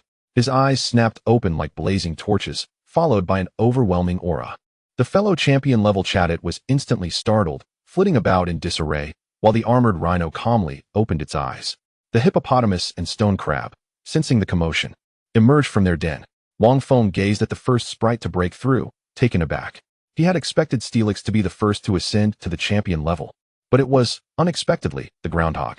Clearly, the disparity in main attributes should not be underestimated. The Groundhog, being of the ground type, could absorb the soft sand with far greater ease. Steelix, after all, was primarily steel type, with ground as a secondary attribute. Groundhog. Both at level 61 and newly entering the champion level, the aura of Chattet was incomparable to that of the Groundhog. A quick glance at the Groundhog's panel revealed, to Wang Feng's astonishment, that it had comprehended the primordial power. Primordial, ground primordial 1. Although it was merely 1, it was a genuine primordial power. And it would be no exaggeration to assert that the current Groundhog could contend with a level 65 opponent. After all, Nidoking had not comprehended the primordial power upon initially reaching champion status. Well done. You've certainly lived up to being a sprite that consumed 1,000,000 spirit crystals even before hatching. Wang Feng massaged his temples with one hand while patting the Groundhog with the other. Groundhog. The Groundhog nudged his palm affectionately, then turned its gaze toward the hippopotamus, its claws rubbing together in eager anticipation. No, that's our ally. Despite the hippopotamus being level 65 in a real fight, it would be no match for the Groundhog. As he spoke, Steelix also completed its breakthrough. The aura of the champion level emanated once more, causing the recently landed Chattet to widen its eyes in astonishment. When did breaking through to champion level become so effortless? After a startled cry, it soared into the sky again. Compared to previous enhancements, Steelix's form did not grow larger this time. It was only natural. If every increase in level resulted in a larger size, then by the time it reached master level, it would surely be hundreds of meters long. Steelix. Level, 61, champion level. Gender, male. Attributes, steel, ground. Aptitude, champion level. First ability, sturdy. Second ability, hidden forceful. Skills, bind, tackle, harden, mud slap, thunder fong, ice fong, fire fong. Poison fong, protect. Held item, Steelix Megastone. Primordial, none. Indeed, not every sprite comprehends primordial power upon entering the champion level. Prior to the breakthrough, Steelix and the Groundhog shared the same level, and Steelix had even advanced to level 58 before the Groundhog. However, it was evident that the time consumed for Steelix to break through to champion level was significantly longer. The gap in aptitude became increasingly pronounced as one progressed. Wang Feng then turned his attention to Nidoking, whose aura had reached a terrifying level, one that even the armored rhino could not rival. After all, it was exposed to powers of the laws that even champions could not master. Does it still require some time? Then let us wait. Comprehending primordial power cannot be rushed. Having waited 2 months, what is a little longer? Speaking of which, is the gym assessment approaching? With the heavens as his bed and the earth as his mattress. Wang Feng leaned against the soft belly of Swampert and opened his phone to access the trainer forum. After several months, due to his and Xiao Qi's and Lin Luo's relentless efforts, the Qianfeng gym was no longer the one ranked at the bottom. It now ranked within the top 30 in all of China's gyms. Chapter 70, The Hippopotamus's Egg. The comments beneath the gym were also turning positive. Not to mention, those 2 apprentices are truly beautiful. If it weren't for the challenge restrictions, I would want to challenge them every day. Is it necessary to be so blunt? By the way, has anyone challenged the gym leader? I see many people can't even defeat the apprentices. Indeed, those 2 apprentices are exceptionally formidable. One is a Golduck, while the other possesses both a Flareon and a Nidoking. After a period of training, Nidoking's level has evidently surpassed that of Flareon, becoming Lin Luo's trump card. It only requires a Moonstone to evolve into Nidoking. Wang Feng continued to scroll down, occasionally encountering trainers who could defeat Lin Luo's duo, and at that point, he would step in. Don't mention it. Battling the apprentices is manageable, but facing the gym leader might just shatter one's resolve. Oh, have you perhaps battled the gym leader? Heh, the Nidoking's 2 punches nearly incapacitated my Pokemon. Wasn't the Qianfeng gym rather mediocre before? How has it surged into the top 30 in just a few months? Glancing at the last comment, Wang Feng couldn't help but curl his lips. Before? Huh. The past is the past. The present is the present. If you insist on comparing to the past, why not compare yourself to your childhood? At that moment, Wang Feng suddenly noticed a flurry of messages and missed calls on his phone. Damn, how could I have forgotten about this? Somewhat annoyed, he tapped his forehead and hurriedly checked the missed calls. Most were from Xiao Qi and Lin Luo, along with one from a private number, which Wang Feng immediately recognized as the gym leader's direct line from the Alliance. Typically, if a call cannot connect, a text message is sent instead. Dear Gym Leader of Qianfeng City, greetings. The annual gym evaluation has commenced, and the personnel responsible for the evaluation will arrive within 3 days. Please keep your phone available at all times. Thank you for your cooperation. As the name suggests, the gym evaluation is an assessment of the gym's qualifications, determining whether it possesses sufficient strength to hold the position of gym leader. The evaluators are generally Alliance inspectors, whose strength is around that of gym leaders. Naturally, this evaluation is limited to those obscure gym leaders. The gyms of the 16 champions in Huaxia do not undergo such assessments, as they have proven their worth through trainer competitions. This will be my first and last gym evaluation, Wang Feng spoke solemnly. There are still a few months until the trainer competition in the latter half of the year, and he is determined to participate and prove his strength, ascending to the throne of champions. Currently, there is no officially recognized champion specializing in ground-type Pokémon among the 16 champions. Each of these champions corresponds to a different type, representing the strongest entities in their respective fields. Counting the Ultra Armor Rhydon, I already possess 4 champion-level Pokémon, strong enough to rival those established champions. All I lack is an opportunity. At that moment, Xiao Qi's call came through again, and Wang Feng swiftly answered. Wow, Gym Leader brother, you finally picked up. Lin Luo and I were about to report to the Alliance that you had fallen. Upon hearing Xiao Qi's playful voice, Wang Feng couldn't help but smile. What's wrong? You didn't blow up the gym while cooking, did you? You seem in a hurry. Of course not. Xiao Qi huffed, then mischievously added, Gym Leader brother. Just keep laughing. You won't be laughing for long. The personnel sent by the Alliance for evaluation are already looking for you. Looking for me? Wang Feng paused briefly before realizing. Could it be your sister is coming to evaluate me? The fact that Xiao Qi had such a reaction indicated that the evaluator must know him, but he couldn't recall any inspectors he knew. The only champions from the alliance were Qianfeng and Mu Rongqingwu. How could the busy Qianfeng possibly come to evaluate him? Guess, Xiao Qi said before abruptly hanging up. Fine, I'll wait until Nidoking wakes up to return, Wang Feng remarked nonchalantly, dismissing the thought of the visitor coming to Qianfeng Mountains.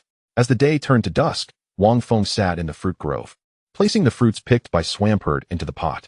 Hippowdon and Kingler curiously gathered around to watch. After a friendly discussion, they reached an agreement with Wang Feng. Hippowdon would take care of the fruit trees, and once ripe, Wang Feng would come to harvest them.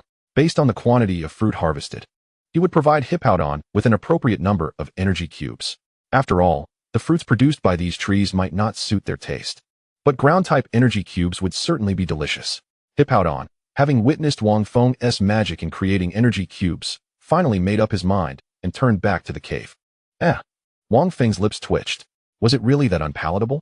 Did they all rush home to feed the children? Shortly after, Hippowdon emerged again, this time with a brown Pokémon egg in its enormous mouth. Upon halting, it released quicksand from a hole, gently cradling the Pokémon egg. This wouldn't be your child, would it? Sand Hippowdon, unhatched, level, none gender, male type, ground qualification, gym level ability, sandstream skills, quicksand hell. Charged with the sandstream ability and the inherited skill quicksand hell, this Sand Hippowdon seems to be quite a remarkable Pokémon. Its qualification was as expected, considering Hippowdon itself was enhanced through external means. Hippowdon glanced back with a hint of reluctance, then pushed the Pokémon egg toward Wang Feng. Are you suggesting that this little one should follow me? Seeing Hippowdon nod, Wang Feng furrowed his brows, contemplating before shaking his head. It wasn't that he looked down on its qualifications, but rather that the Sand Hippowdon's role conflicted with his Pokémon. It could initiate weather conditions that Swampert could also create, and it could withstand damage that both Swampert and Steelix could endure. Even in terms of functionality, Swampert and Steelix were not inferior. Having witnessed Wang Feng's might in the power of the earth, Hippowdon realized that if Sand Hippowdon followed him, it might never break through to become a champion. Even if it were to achieve that by chance, would it remain there forever? Thus, Hippowdon was determined to have Wang Feng take Sand Hippowdon away. How about this? I want to capture it, but I can find it a trainer who is even better than me, ensuring it becomes stronger than you. What do you think? After a brief contemplation, Hippowdon nodded in agreement. This human was already so strong. How powerful would a trainer even better than him be? The trainer Wang Feng referred to was none other than his sister, Wang Wanqing. Initially, to gain admission to a good university, Wang Wanqing chose to acquire a Pokémon with gym-level qualifications, which Wang Feng personally selected for her. A gym-level qualification, a Diglett. Though it seemed ordinary, it possessed the hidden ability of Sand Force, akin to Sand Hippowdon. The Sand Force ability was precisely what Sand Hippowdon needed as a weather setter, right? Chapter 71, The Evaluator? As for nurturing Sand Hippowdon to surpass Hippowdon, that was merely a matter of enhancing its qualifications. That night, Hippowdon unceremoniously shoved the egg into Wang Feng's arms, then turned back to the cave, glancing back 3 times. Wang Feng, I'm not unwilling to take it. There's no need for such theatrics.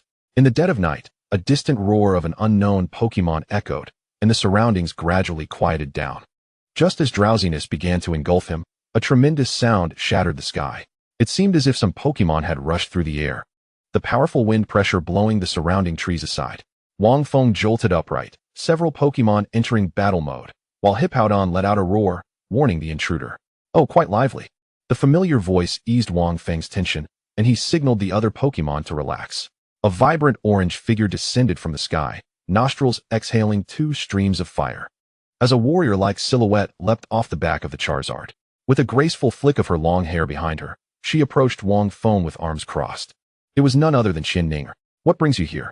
Wang Feng shot her a glance, speaking curtly. What? Am I not welcomed?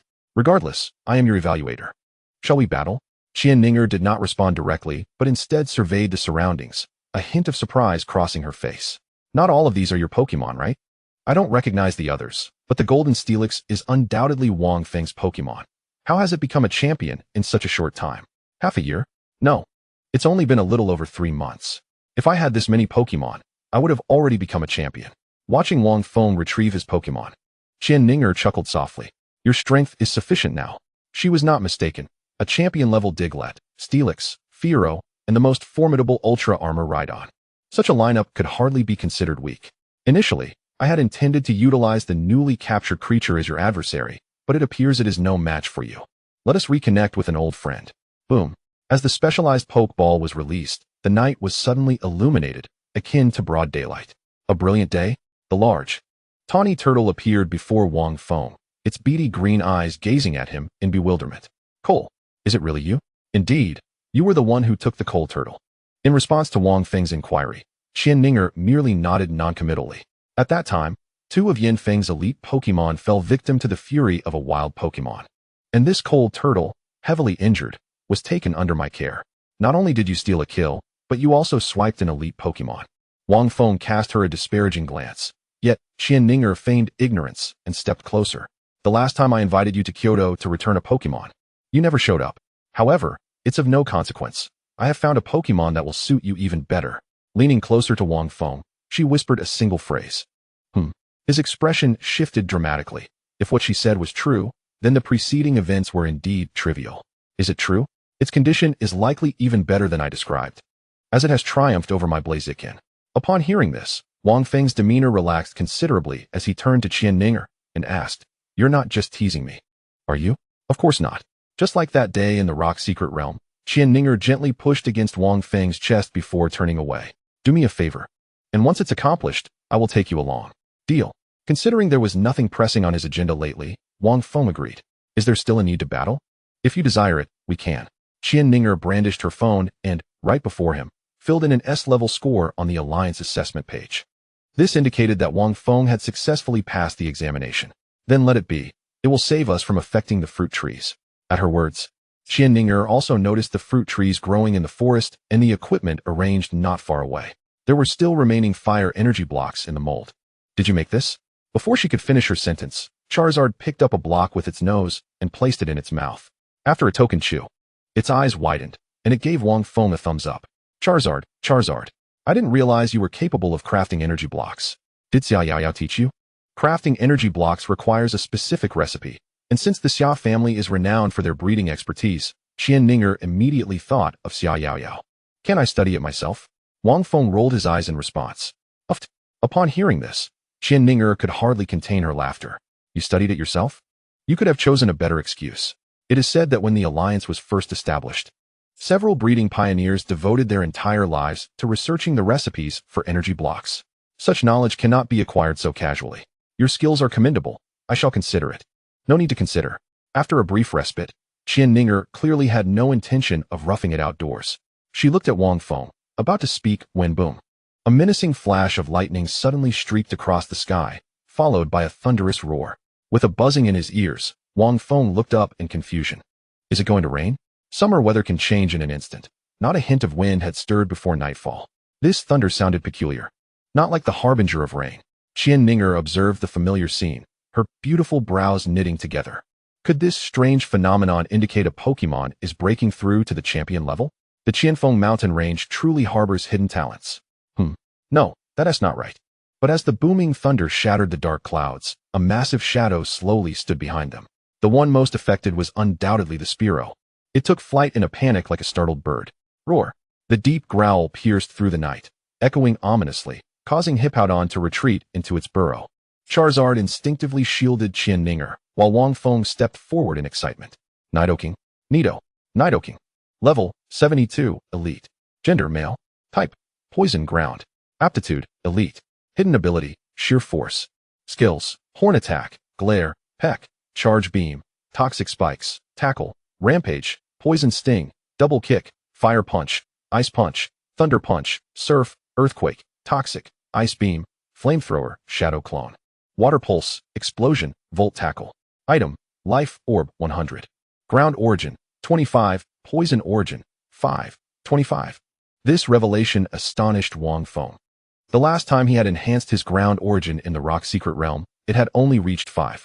This time, it had surged by 20. Based on his previous experience of gaining 3 levels for every 5-level increase, a ground origin of 25 should only be comprehensible at the pinnacle of the elite level. The level had also surged by 9, reaching 72, which positioned it just below the Mega Rhyhorn's level. Chapter 72, Ready to Depart, The Joyous Strength. Nidoking nuzzled against Wang Feng before shifting its gaze to Mega Rhyhorn. Nido, Are we battling? It hadn't forgotten Mega Rhyhorn's words, insisting that Wang Feng must defeat it without employing earth power to earn its allegiance. RHY? Faced with Nidoking's fervent challenge, Mega Rhyhorn shook its head without hesitation. It was acutely aware of its limitations. To engage in battle knowing it was outmatched would be sheer folly. Nido, seeing that it understood, Nidoking turned away with a hint of disappointment, just in time to lock eyes with Charizard. What are you staring at?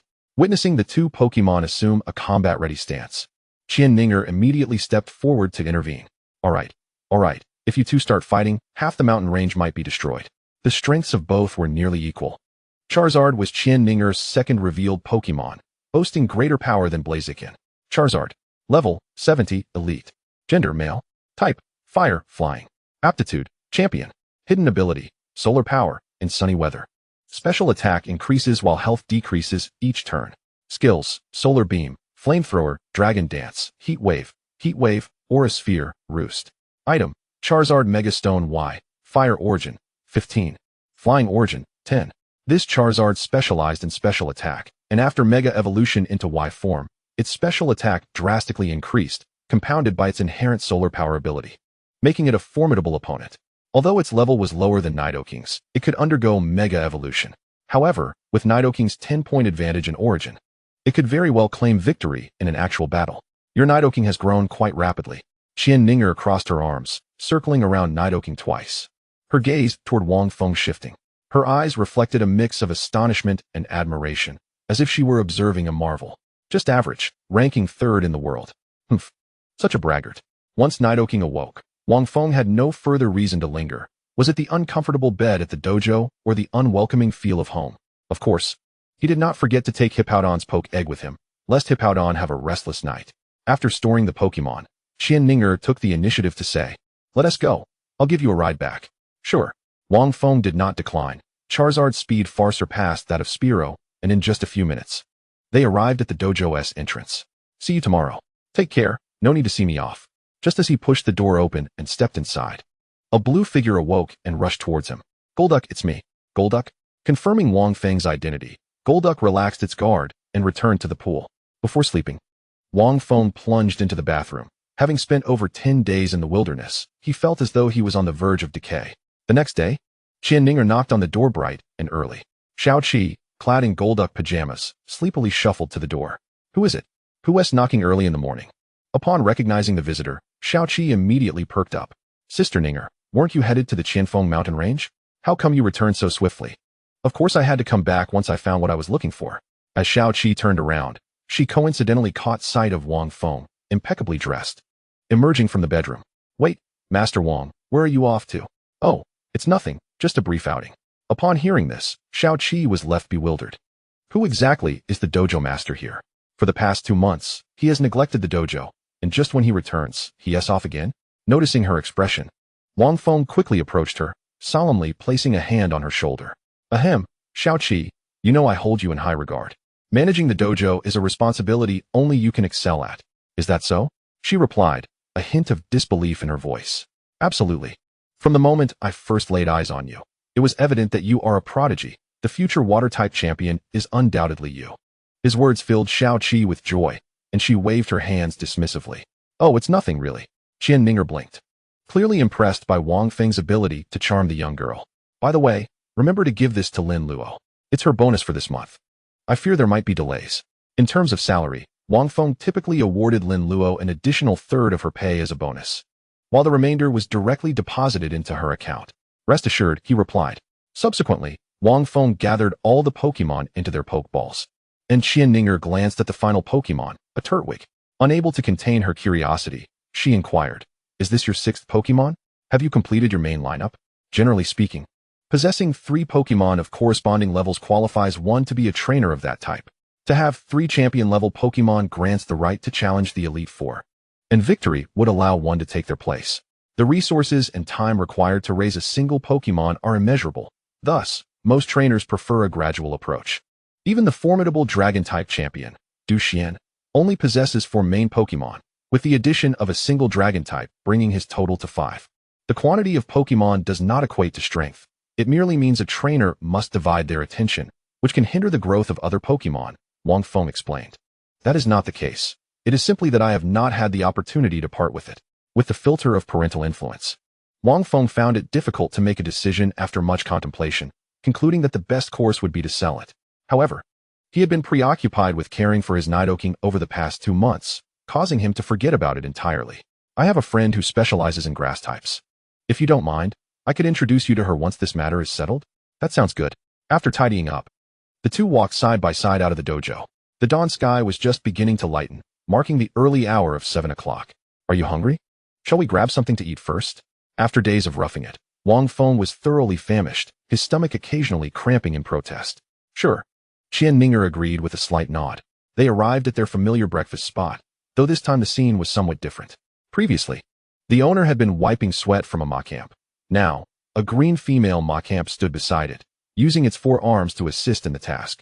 While the other 2 hands tenderly wiped the sweat from Machamp's brow, the Macamp, gazing affectionately at its shiny counterpart, hastened its own efforts. As for the owner, he sat nearby, using a bottle to feed a small Macop. Upon seeing Wang Feng, he immediately stood up, brimming with excitement. Master Wang, please, take a seat. Your suggestion was truly invaluable. Ever since I acquired a shiny wife for my Macamp, its motivation has skyrocketed, and its efficiency is remarkable. Feel free to order whatever you like. It's on the house. Wang Feng couldn't help but twitch his lips in surprise. He hadn't expected his casual remark to be taken so literally by the owner. Fortunately, the outcome was delightful. Steaming dumplings were served at the table, and Wang Feng also ordered 2 servings of congee, preferring a lighter breakfast to soothe his stomach. By the way, what exactly do you need my assistance with? Qianfeng set down her chopsticks, dabbed her mouth with a napkin, and gazed at him with a cool demeanor as she uttered a few words. Indigo Orb. Chapter 73. Indigo Orb? Yunzhong City. Cough, cough, cough. What? Wang Feng's pupils dilated in shock, nearly choking on his congee. He quickly set the bowl down, his eyes fixed intently on Qianfeng. The crimson orb beside him shared in the excitement, fervently conveying its thoughts to Wang Feng. Destroy it. It must be destroyed. Are you certain it's the Indigo Orb? What? You know about it? A knowing smile graced Qianfeng's lips. Most people would be baffled upon hearing the term Indigo Orb. It pertains to divine beasts, and very few are privy to its significance. Wang Feng's reaction, however, indicated that he was well aware of its origins and implications. He had read about it in a book. It was said to be a relic associated with Kyogre, the creator of the oceans, and its emergence heralds the onset of calamity. Indeed, Qianfeng confirmed with a slight nod, her demeanor casual as she rested her chin on her hand. But is it merely a myth or a reality? No one has ever witnessed it. Then this time, in response to Wang Feng's inquiry, Qianfeng glanced around, her meaning clear. This was not a suitable place for discussion. Owner, I have to take my leave for now. Sure thing. Take care. Once they reached an open space, Qianfeng summoned her Charizard, indicating for Wang Feng to join her. With a powerful flap of its broad wings, Charizard soared into the clouds, racing towards the horizon. The speed was exhilarating, yet the stability was unwavering. They felt as though they were gliding through the clouds. You know Du Xian, the Dragon-type champion, right? Previously, the Alliance tasked him with investigating issues concerning Qianfeng City, where he stumbled upon clues regarding the Crimson Orb. The Crimson Orb? To avoid arousing Qianfeng's suspicions, Wang Feng immediately feigned surprise. Qianfeng nodded and continued. Subsequently, the Alliance began investigating the Indigo Orb. Upon hearing that the Hunter Association had a presence in Yunzhong City, I volunteered to come. What? Wang Feng found it understandable that the Alliance would look into the Indigo Orb, and it made sense to focus on the Hunter Association as well. However, he was taken aback that Qianfeng had taken the initiative to come herself. The Hunter Association was notorious not only for their malevolence, but also for their reckless combat style. The Alliance had faced countless battles against them in recent years, with few ever managing to survive intact. You never know what these lunatics will concoct next. It's common for them to drag innocent lives into their madness. The Hunter Association deserves to be eradicated, don't you think? As if sensing Wang Feng's thoughts, a golden glimmer flashed in Qianfeng's eyes, momentarily illuminating her expression. That's true, Wang Feng murmured in agreement, and the two fell into silence. Yunzhong City lay a considerable distance from Qianfeng City. Even with Charizard's maximum speed, it would still take several hours to reach their destination. On the map, Qianfeng City was situated in the plains beneath the capital, though the path to the capital was obstructed by the Qianfeng mountain range. In contrast, Yunzhong City was far to the west of the Huaxia Alliance, located in a plateau region with an average elevation of 1,000 to 2,000 meters. To alleviate the boredom, Wang Feng decided to summon his Swampert. Among his Pokémon, only Swampert could be comfortably released on Charizard's back. Nico. Upon emerging, Swampert was initially thrilled, peering down from their lofty perch. However, upon seeing the vast expanse below, it immediately retreated into Wang Feng's embrace, trembling in fear. Ha ha ha, Swampert, are you really that timid? Nico. In response to Wang Feng's teasing, Swampert defiantly peeked again, but promptly fainted from fright. Well, now it's truly fainted from fear. Isn't your Noctowl considered a main Pokémon? Qianfeng leaned against Charizard's body, unexpectedly asking. Well, it is actually one I captured from the Hunter Association. Wang Feng clarified. The reason I don't use Noctowl as my main Pokémon is not due to its type, but rather because it lacks ambition regarding its own strength. Its qualifications suggest that reaching the elite level is merely the beginning of its journey, as advancing beyond that point becomes exceedingly arduous. The creature known as the Gyarados possesses a capricious nature. Faced with such challenges, it chooses to languish in idleness, contentedly indulging in the comforts provided by Wang Feng. While it specializes in the ground type, nurturing a versatile Pokémon capable of transportation as a primary asset remains prudent.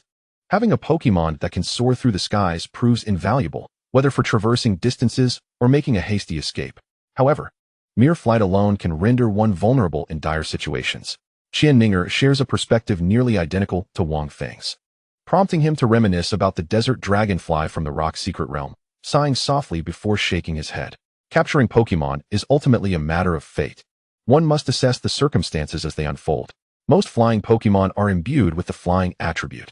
Do you know what the most renowned feature of Cloud City is? A spark of realization ignites within Wang Feng, prompted by Qianfeng's words. Indeed, the most celebrated aspects of Cloud City are the Cloud Gym and the Cloud Canyon. The gym leader of the Cloud Gym is the only elite flying-type trainer in all of China. Furthermore, the Cloud Canyon is a famed gathering spot for Pokémon, with its treacherous terrain and harsh living conditions fostering predominantly flying-type creatures. Perhaps it is there that one might discover a coveted Pokémon. After an hour of flight, Wang Feng acutely sensed the struggle to breathe. The elevation had rendered the oxygen scarce. Initially concerned for the Swampert, he glanced down to find it grinning foolishly, seemingly unaffected by altitude sickness. Upon reaching the highlands, Cloud City was now within reach. Qianfeng stretched languidly and tossed a small blue vial to Wang Feng. What is this? He inquired. A special medicine. You wouldn't want to remain afflicted by altitude sickness, would you? On solid ground, Wang Feng would scoff at such ailments. But in the air, he had no choice but to comply and consume the remedy. Before long, the silhouette of a city emerged in the distance. In terms of scenery, Cloud City is undoubtedly among the finest. Its poetic name derives from its geographical position, appearing to float amidst the clouds, resembling a celestial paradise. As they approached Cloud City, two trainers clad in alliance uniforms descended on their Pidgeots. The use of flying Pokémon within the city was strictly prohibited. Indeed, even in a city renowned for its flying types, airborne travel was forbidden. Yet, Qianfeng remained unfazed, raising her hand to display her fire-type badge. I am the gym leader of the Kyoto Fire Gym, and I must see the gym leader of Cloud City immediately. Please, step aside. The two trainers exchanged glances, bowed slightly, and granted them passage. The Charizard soared effortlessly, landing directly before the Cloud Gym. The gym itself predominantly featured white, adorned with an emblem of a three-winged design, exuding an air of sanctity. Chapter 74, The Boy Born with Disabilities. How wonderful! I've finally obtained the Cloud Badge. As Wang Feng and Qianfeng approached the entrance, an exuberant trainer burst forth. Simultaneously, a gentle voice resonated from within the gym. Do not become complacent upon your return. The path of a trainer is akin to rowing against the current. Stagnation leads to regression. Understood. You two have traveled far. Will you not come inside for a moment? The voice was present, yet the speaker remained unseen, leaving Wang Feng puzzled. The gym leader of Cloud City seemed rather aloof. Upon entering the gym and beholding the scene before him, Wang Feng felt an overwhelming urge to slap himself. A fair-skinned youth sat before them, clad in a white shirt that accentuated his frail frame, his complexion unnaturally pale. He appeared quite young, perhaps in his teens. Most striking were his legs, which were entirely encased in a wheelchair, covered by a tattered, colorful blanket. Miss Ninger, Gym Leader Qian, it is an honor to meet you, the boy greeted, maintaining a demeanor of calm respect in the presence of the two imposing figures. You know me? Wang Feng queried, taken aback that the gym leader from thousands of kilometers away recognized him. The boy smiled faintly. How could I not? The ranking of Qianfeng Gym is about to surpass that of Cloud Gym. Please, do not stand. If you have matters to discuss, have a seat. The gym is simple, so do not mind its modesty." As he spoke, a small, entirely orange Pokémon trotted over, its large gray eyes and rounded snout exuding charm. Above its head, two long, slender antennae and a small horn adorned its form, while its abdomen was a creamy hue, rendering it irresistibly adorable. Dragonite. This was Wang Feng's first encounter with the creature, prompting him to instinctively open the system panel. Dragonite, level 68, elite, gender, male type, dragon, flying potential, champion ability, hidden multiscale, when at full HP. Damage taken is reduced. Skills: Roost, Quick Attack, Hurricane, Thunder Wave, Fire Punch, Bind, Thunder Punch, Dragon Tail, Dragon Dance. Item: Dragon Feng X10, increases the power of Dragon-type moves when held. Base Source: Dragon Source X10. One must admit, this Dragonite is formidable, especially with an item like the Dragon Feng. Do not underestimate him. He is the youngest among the 16 elites of China, merely 20 years old. Dragonite swiftly arranged chairs and thoughtfully poured them tea. Wang Feng discreetly glanced at the gym leader, his panel manifesting before him. Jun Wuxia, gender, male ability, none special ability. Pokemon affinity, his unique aura fosters goodwill among Pokemon, particularly those of the flying type. Pokemon: Dragonite, elite, Skarmory, elite, Noivern, elite. Zubat, gym level. Wang Feng nearly lost his composure. Humorously, the elite flying-type trainer possessed more dragon-type Pokemon than the actual dragon-type elite. Gym leader Qian. Do I have something on my face? Jun Wuxia inquired, noticing Wang Feng's unwavering gaze. No, I was lost in thought. Jun Wuxia paid it no mind, turning his attention to Qian Ninger. Miss Ninger, you are likely already aware of the situation. Several trainers have reported sightings of the Hunter Association in Cloud Canyon, seemingly in search of something. My mobility is limited, so I must trouble you both.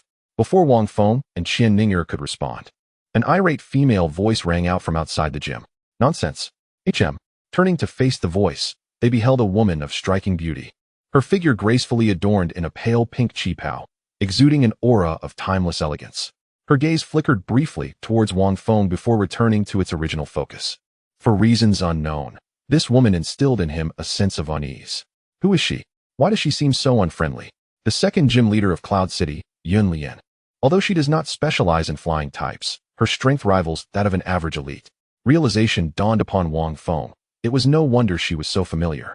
Typically, gym leaders within the same city harbor competitive tensions, as only the strongest gym can claim the title of the city's emblematic gym.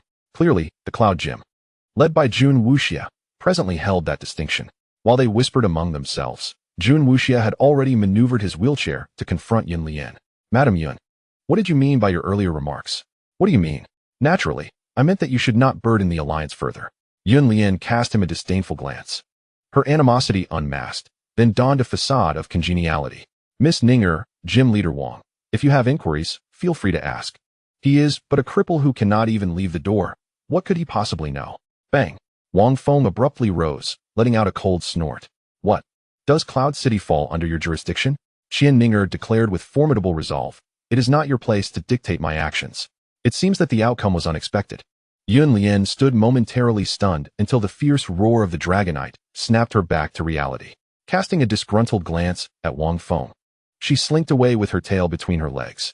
Throughout the ordeal, Jun Wuxia exhibited no signs of anger, as if he were accustomed to such events. He turned his wheelchair and inquired, when do you plan to set off?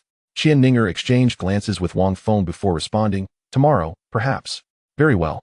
The pair declined Jun Wuxia's generous offer for accommodation and then meandered through the bustling streets of Yinchong City. Speaking of which, this Jun Wuxia bears some resemblance to you, though he seems a touch more capable. What do you mean? Qian Ninger refrained from answering and instead gestured for Wang Feng to look over there. A swarm of hive-like fairies danced in the air, their queen notably larger, donning a beehive as if it were a gown. They were none other than the Combi and its evolved form, Vespican. The fairies meticulously deposited the honey they gathered into glass jars, which the trainers would subsequently heat and extract with specialized tools, swiftly crafting intricate designs from the spun sugar. Sugar figurines? Boss, I'll take one. Just a moment, please. With a sugar figurine shaped like a charmeleon in her mouth, Qian Ninger smiled, her eyes sparkling. Jun Wuxia inherited his position as the gym leader. His parents tragically perished in the Yunchong Gorge, leaving him a substantial inheritance along with a semi-divine Pokémon egg. That egg drew the envy of many, particularly Yun Lian, but fortunately, it hatched just in time. Who could have imagined that a boy born with a disability would ascend to the rank of champion a decade later? Wang Feng felt a pang of sympathy, recognizing the parallels in their experiences, and clenched his fists tightly. Indeed, Jun Wuxian managed to preserve the Pokémon left by his parents, while he could not. Chapter 75, Night Raid, the Psychic.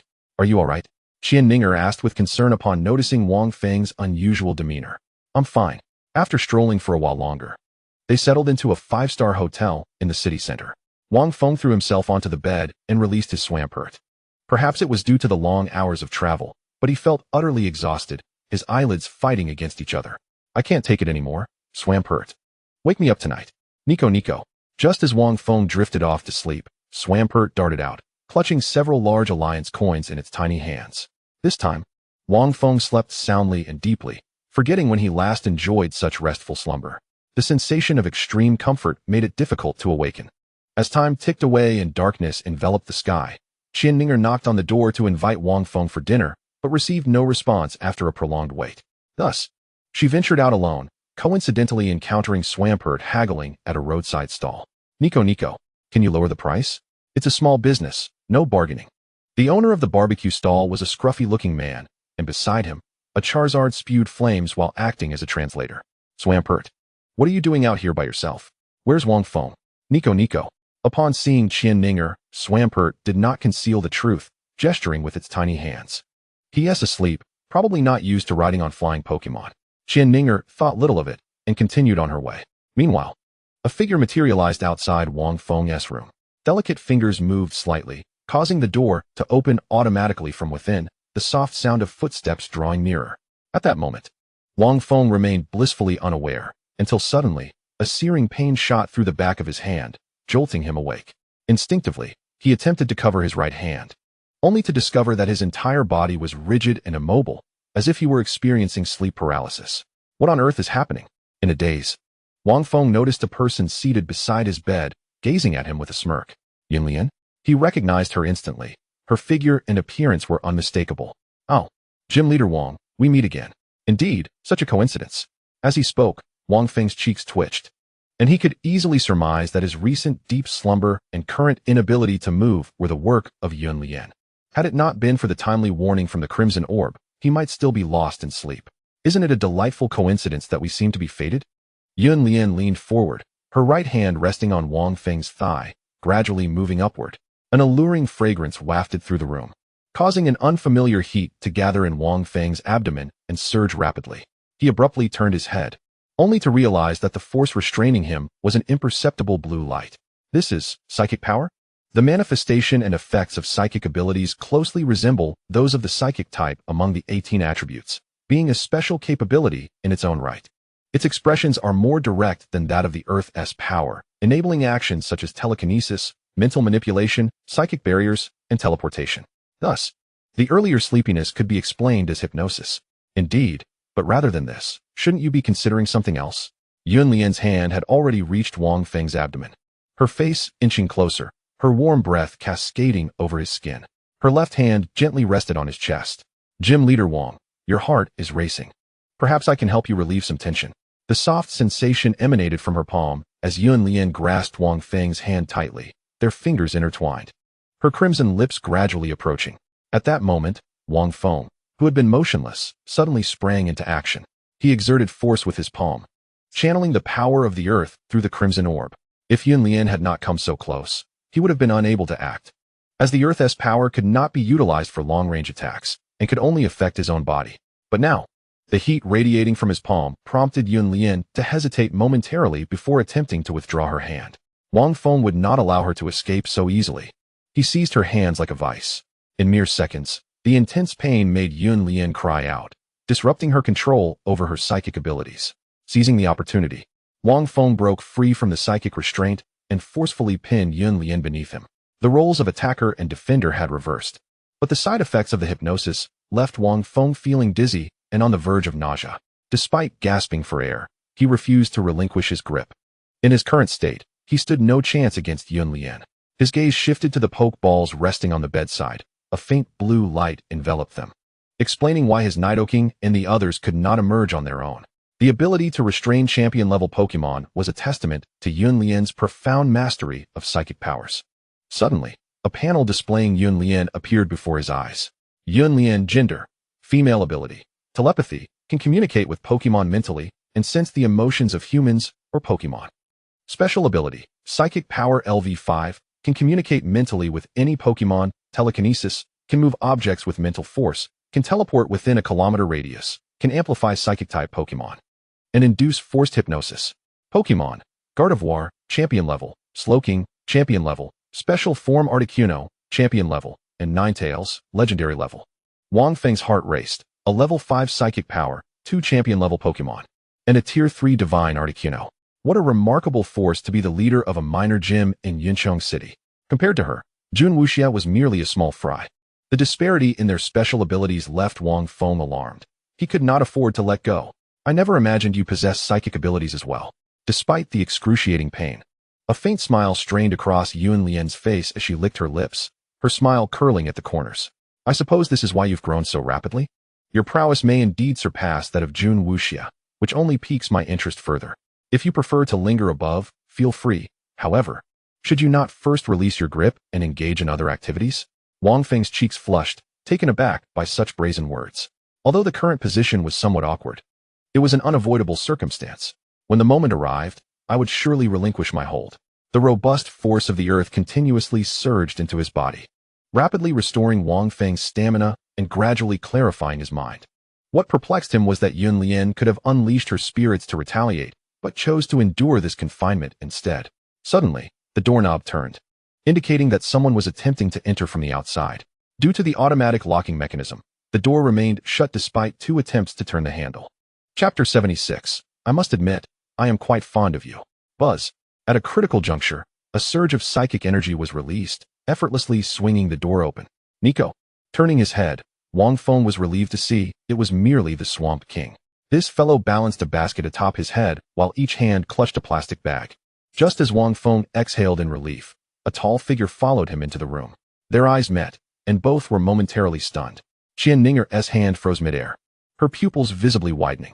Meanwhile, Yunlian mischievously remarked, "Miss Ninger, is it not somewhat impolite to enter without knocking?" The brief silence felt interminable to Wang Feng, as though centuries had passed. Do not heed her nonsense. The situation is not as you perceive. I shall take my leave. I do not wish to intrude upon your intimate moment. With a resounding bang, Qianfeng turned and exited, slamming the door behind her. The Swamp King, sensing the tension, placed down the food and prepared to flee. Swamp King, unleash a deadly poison upon her. Nico, are you certain? The Swamp King appeared bewildered, never anticipating that the trainer would target his wife. Certain. Hurry. Just as the Swamp King's tiny, glowing hand was about to touch Yunlian, an invisible psychic force intervened. Simultaneously, Wang Feng's earth power surged forth, merging with Yunlian's body, clashing against her psychic abilities. 2 distinctly different energies manifested in blue and yellow, filling the room and sharply dividing it into 2 realms. Although Yunlian's psychic abilities were indeed superior to Wang Feng's, the enduring nature of the earth power was unparalleled. As long as he drew breath, he could recover. I find myself increasingly fond of you, Yunlian remarked, a glimmer of surprise illuminating her eyes as she felt that unique power, a smile unconsciously gracing her lips. Not necessary. Under the influence of their mental connection, the Swamp King ceased its assault and immediately lunged for Wang Feng's pokeball. With the exception of the Swamp King, the other spirits possessed elite-level strength. The emergence of just one could alter the course of the battle. At that moment, a yellow spirit suddenly appeared before the Swamp King. Its long whiskers and pointed ears distinctly notable, 3 fingers on each hand, each wielding a spoon. Who? Alakazam. Level, 70, elite level. Gender, male. Type, psychic. Qualification, champion level. Ability, synchronize, transfers its poisoned, paralyzed, or burned status to the opponent. Skills, telekinesis, teleportation, spoon bending, psychic, confusion, psybeam, reflect, self-recovery, future sight. Item, bent spoon, 15, when held. Boosts the power of psychic-type moves. Origin, psychic source, 15. A level 70 Alakazam. Upon its appearance, Alakazam did not immediately attack, but instead let out a couple of cries. Gazing towards the outside of the room. What a troublesome creature, Yunlian sighed, her psychic power suddenly escalating, surging directly towards the earth power. Sensing the impending danger, Wang Feng hastily released his grip to prevent her psychic energy from invading his body, simultaneously clenching his right fist and striking down hard. Clang! Unsurprisingly, his punch collided against the psychic barrier, causing only a slight ripple with minimal reaction. Yet, Wang Feng did not relent.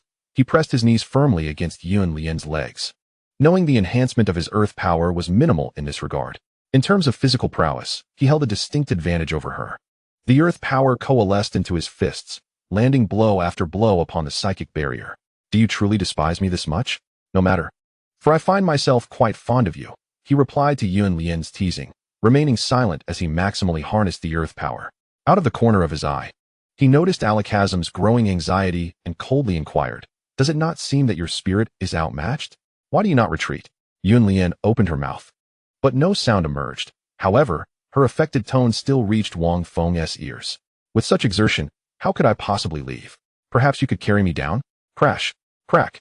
The only response was the roaring earth power, which shattered the psychic barrier and struck Yuan Lian in the abdomen. With a muffled groan, she raised her hand, unleashing her psychic abilities to connect with Alakazam, her form vanishing in an instant at the doorway. Such violence. Yet, I find it appealing.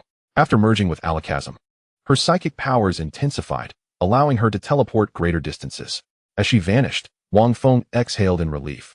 This psychic power was indeed troublesome. If she were to get serious, resistance would be exceedingly difficult.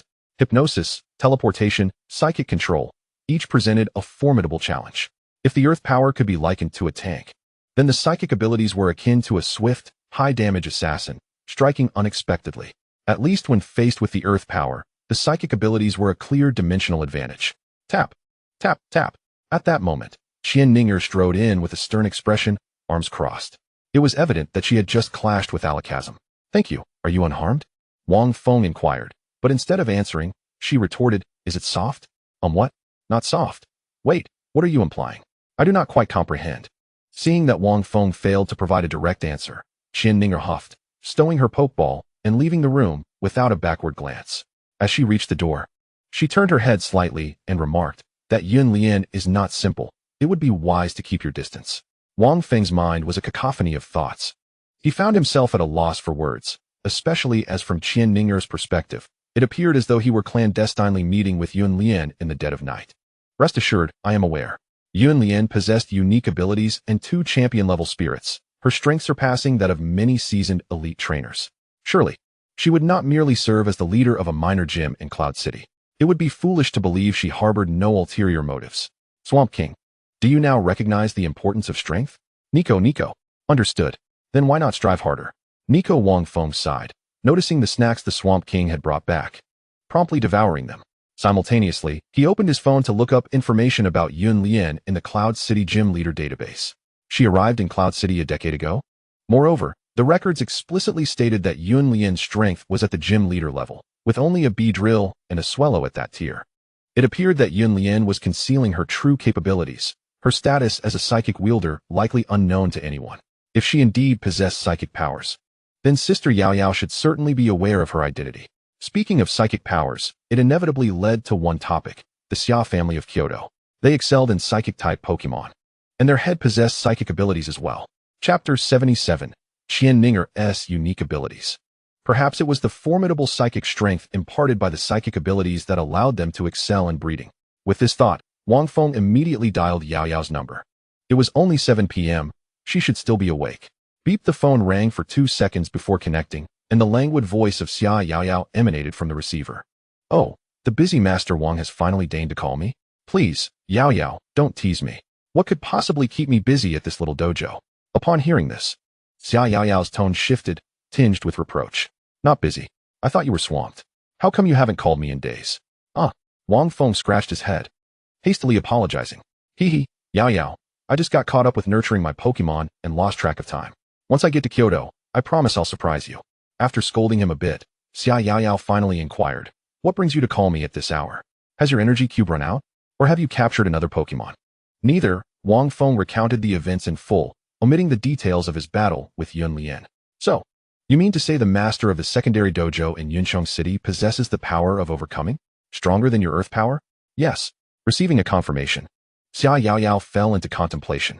Logically, such a powerful individual with a unique ability could not remain hidden from the world. Someone would surely know of him. With the resources of the Xia family, they could trace him with even the smallest hint. Moreover, given that Wang Feng's earth power was nearly at dojo level, this individual's overcoming power could possibly be at the champion level. How could such a formidable being remain unheard of? Yao Yao, do you know this person's identity?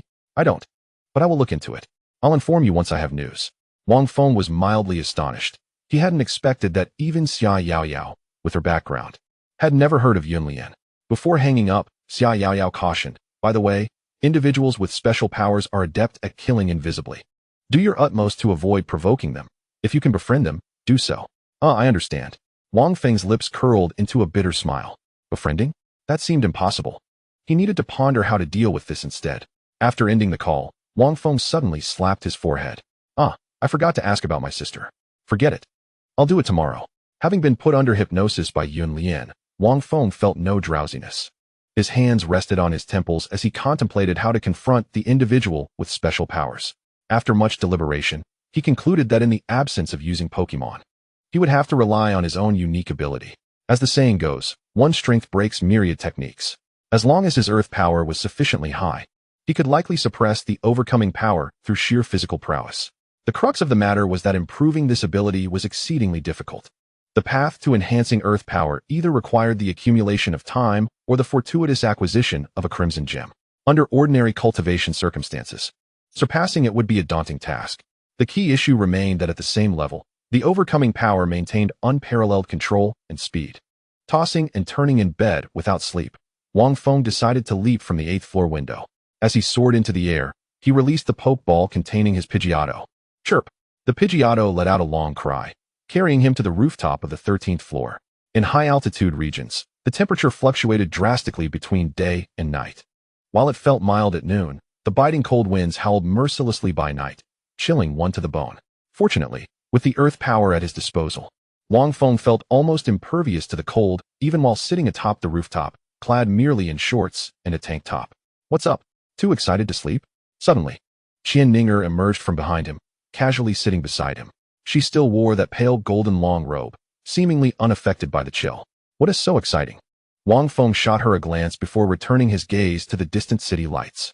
From this vantage point, one could behold the entirety of Yincheng City. The twinkling lights provided an inexplicable sense of tranquility. If it's just a few members of the Hunter Association, we can leave the day after tomorrow. Let us hope so. The two sat in silence, while Pidgeotto perched on the railing, its gaze fixated on a single direction.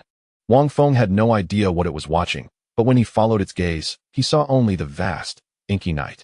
Suddenly, Qianfeng leaned closer, her right hand gripping Wang Feng's palm firmly. Rather than intertwining fingers, she held his hand tightly. If I'm not mistaken, you possess another unique ability. One that complements your earth power. Wang Feng turned his head, instinctively attempting to withdraw his hand, but it was futile. He resigned himself to the situation. He found her inquiry perplexing. If he had a second unique ability, how could he have been so thoroughly suppressed by Yunlian? You're overthinking it. I'm not even aware of having a second unique ability. However, it was clear that Qianfeng was not willing to relent easily. With a sudden exertion, she tugged Wang Feng's right hand towards herself. Caught off guard, he instinctively shifted sideways, their shoulders brushing against one another. To his astonishment, he discovered that Qianfeng was radiating an intense warmth. Could her second unique ability be fire-based? Perhaps all it needed was a trigger?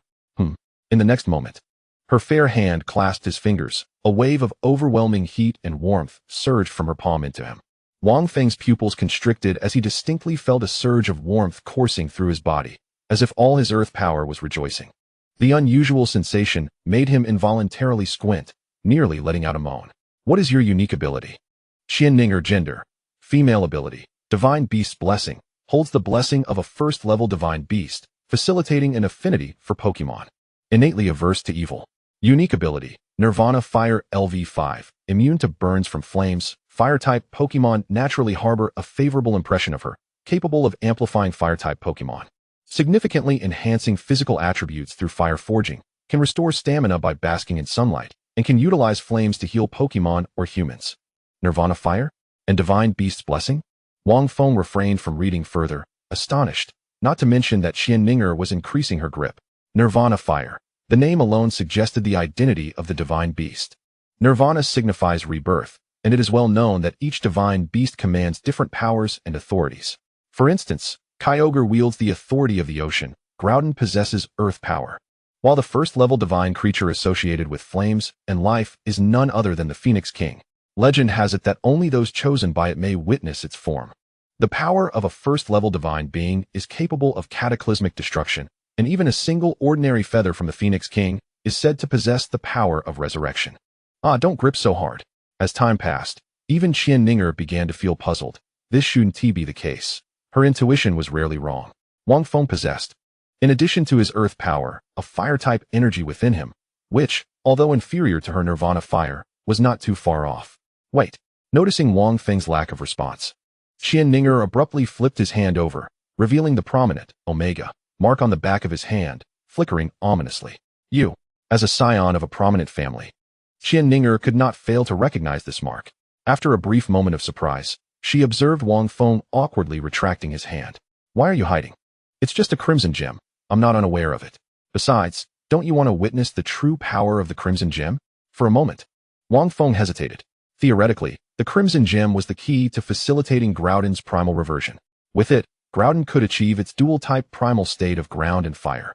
Upon the first encounter with the crimson gem, it had demonstrated the power of flames, directly enabling the onyx to complete a natural forging process that would have otherwise taken a century, bestowing it with fire immunity. To assert that it could only enhance earth power was something Wang Feng could not believe. Yet, this girl evidently had her own agenda.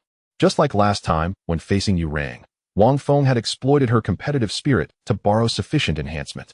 To speak plainly, it would be utterly impossible to simply request the endowment of flame abilities. Do you have a solution? Why not give it a try? In an instant, golden flames enveloped Qianfeng, her eyes resembling the rising sun. A feather-like mark quietly appeared on her forehead. With a hum, she grasped Wang Feng's arm, the golden radiance intricately intertwining with his essence. As she held his right arm, the golden light first coursed through the crimson jewel. Typically, when a treasure of such caliber chooses to merge with your being, it signifies its acknowledgement of you. However, it had yet to activate its power, regardless of the reason.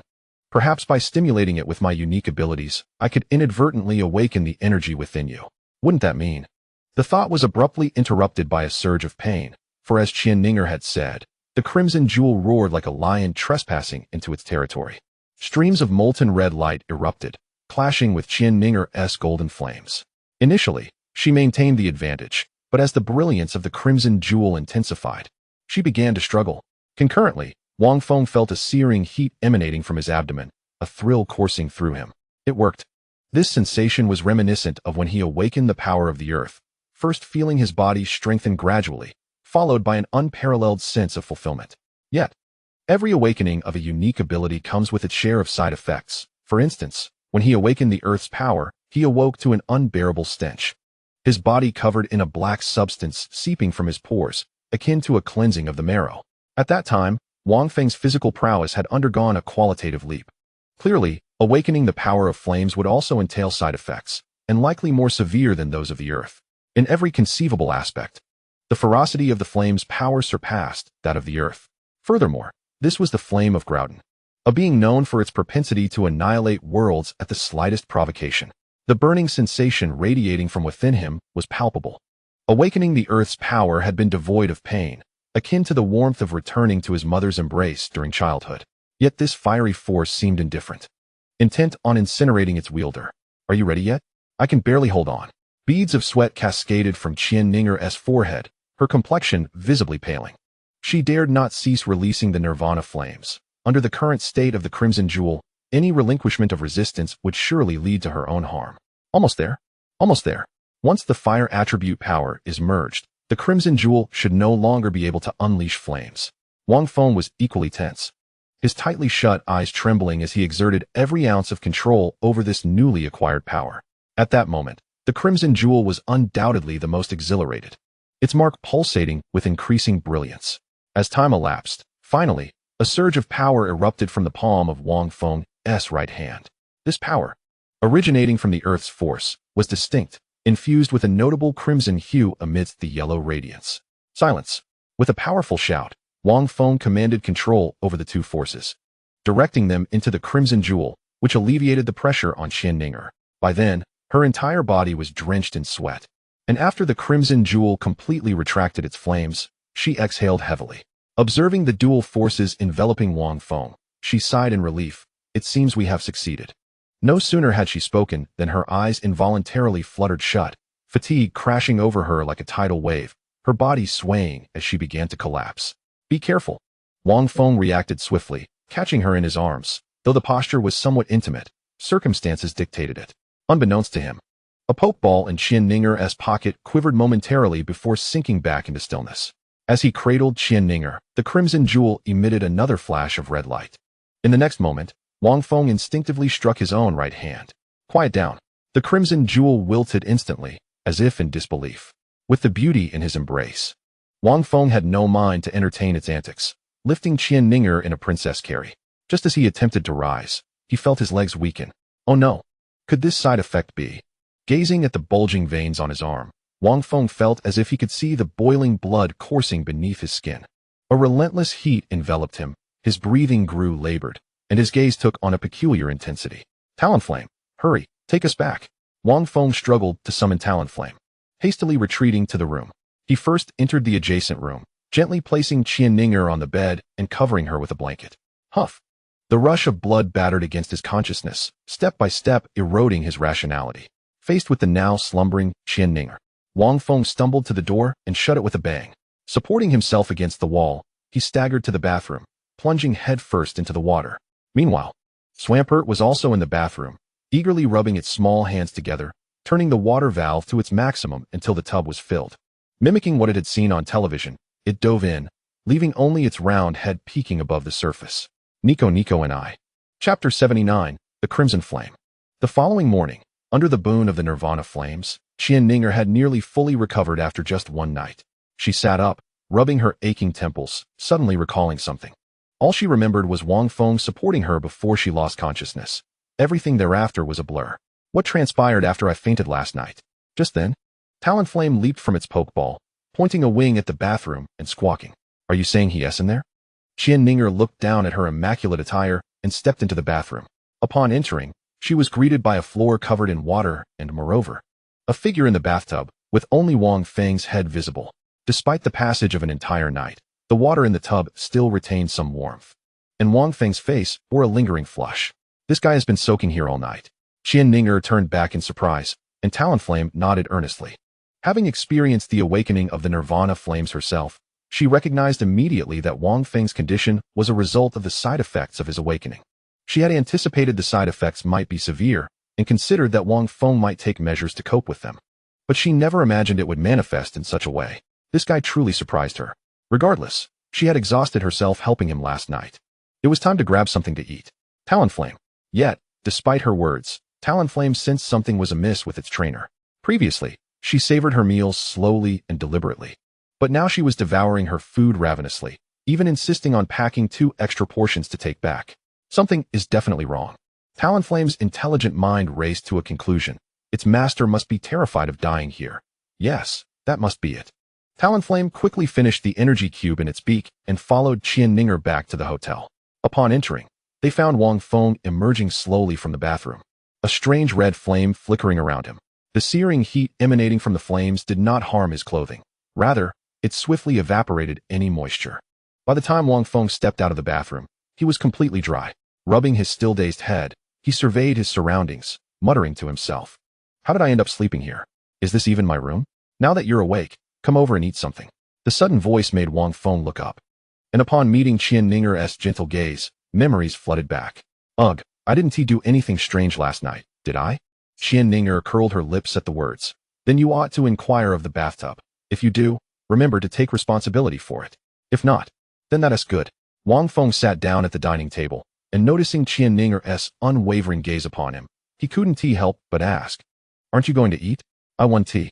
Both servings are for you. Then I shall not be polite. Wang Feng succumbed to his hunger, devouring the food voraciously. After a night of exertion, he felt an overwhelming emptiness in his body, desperately in need of replenishment.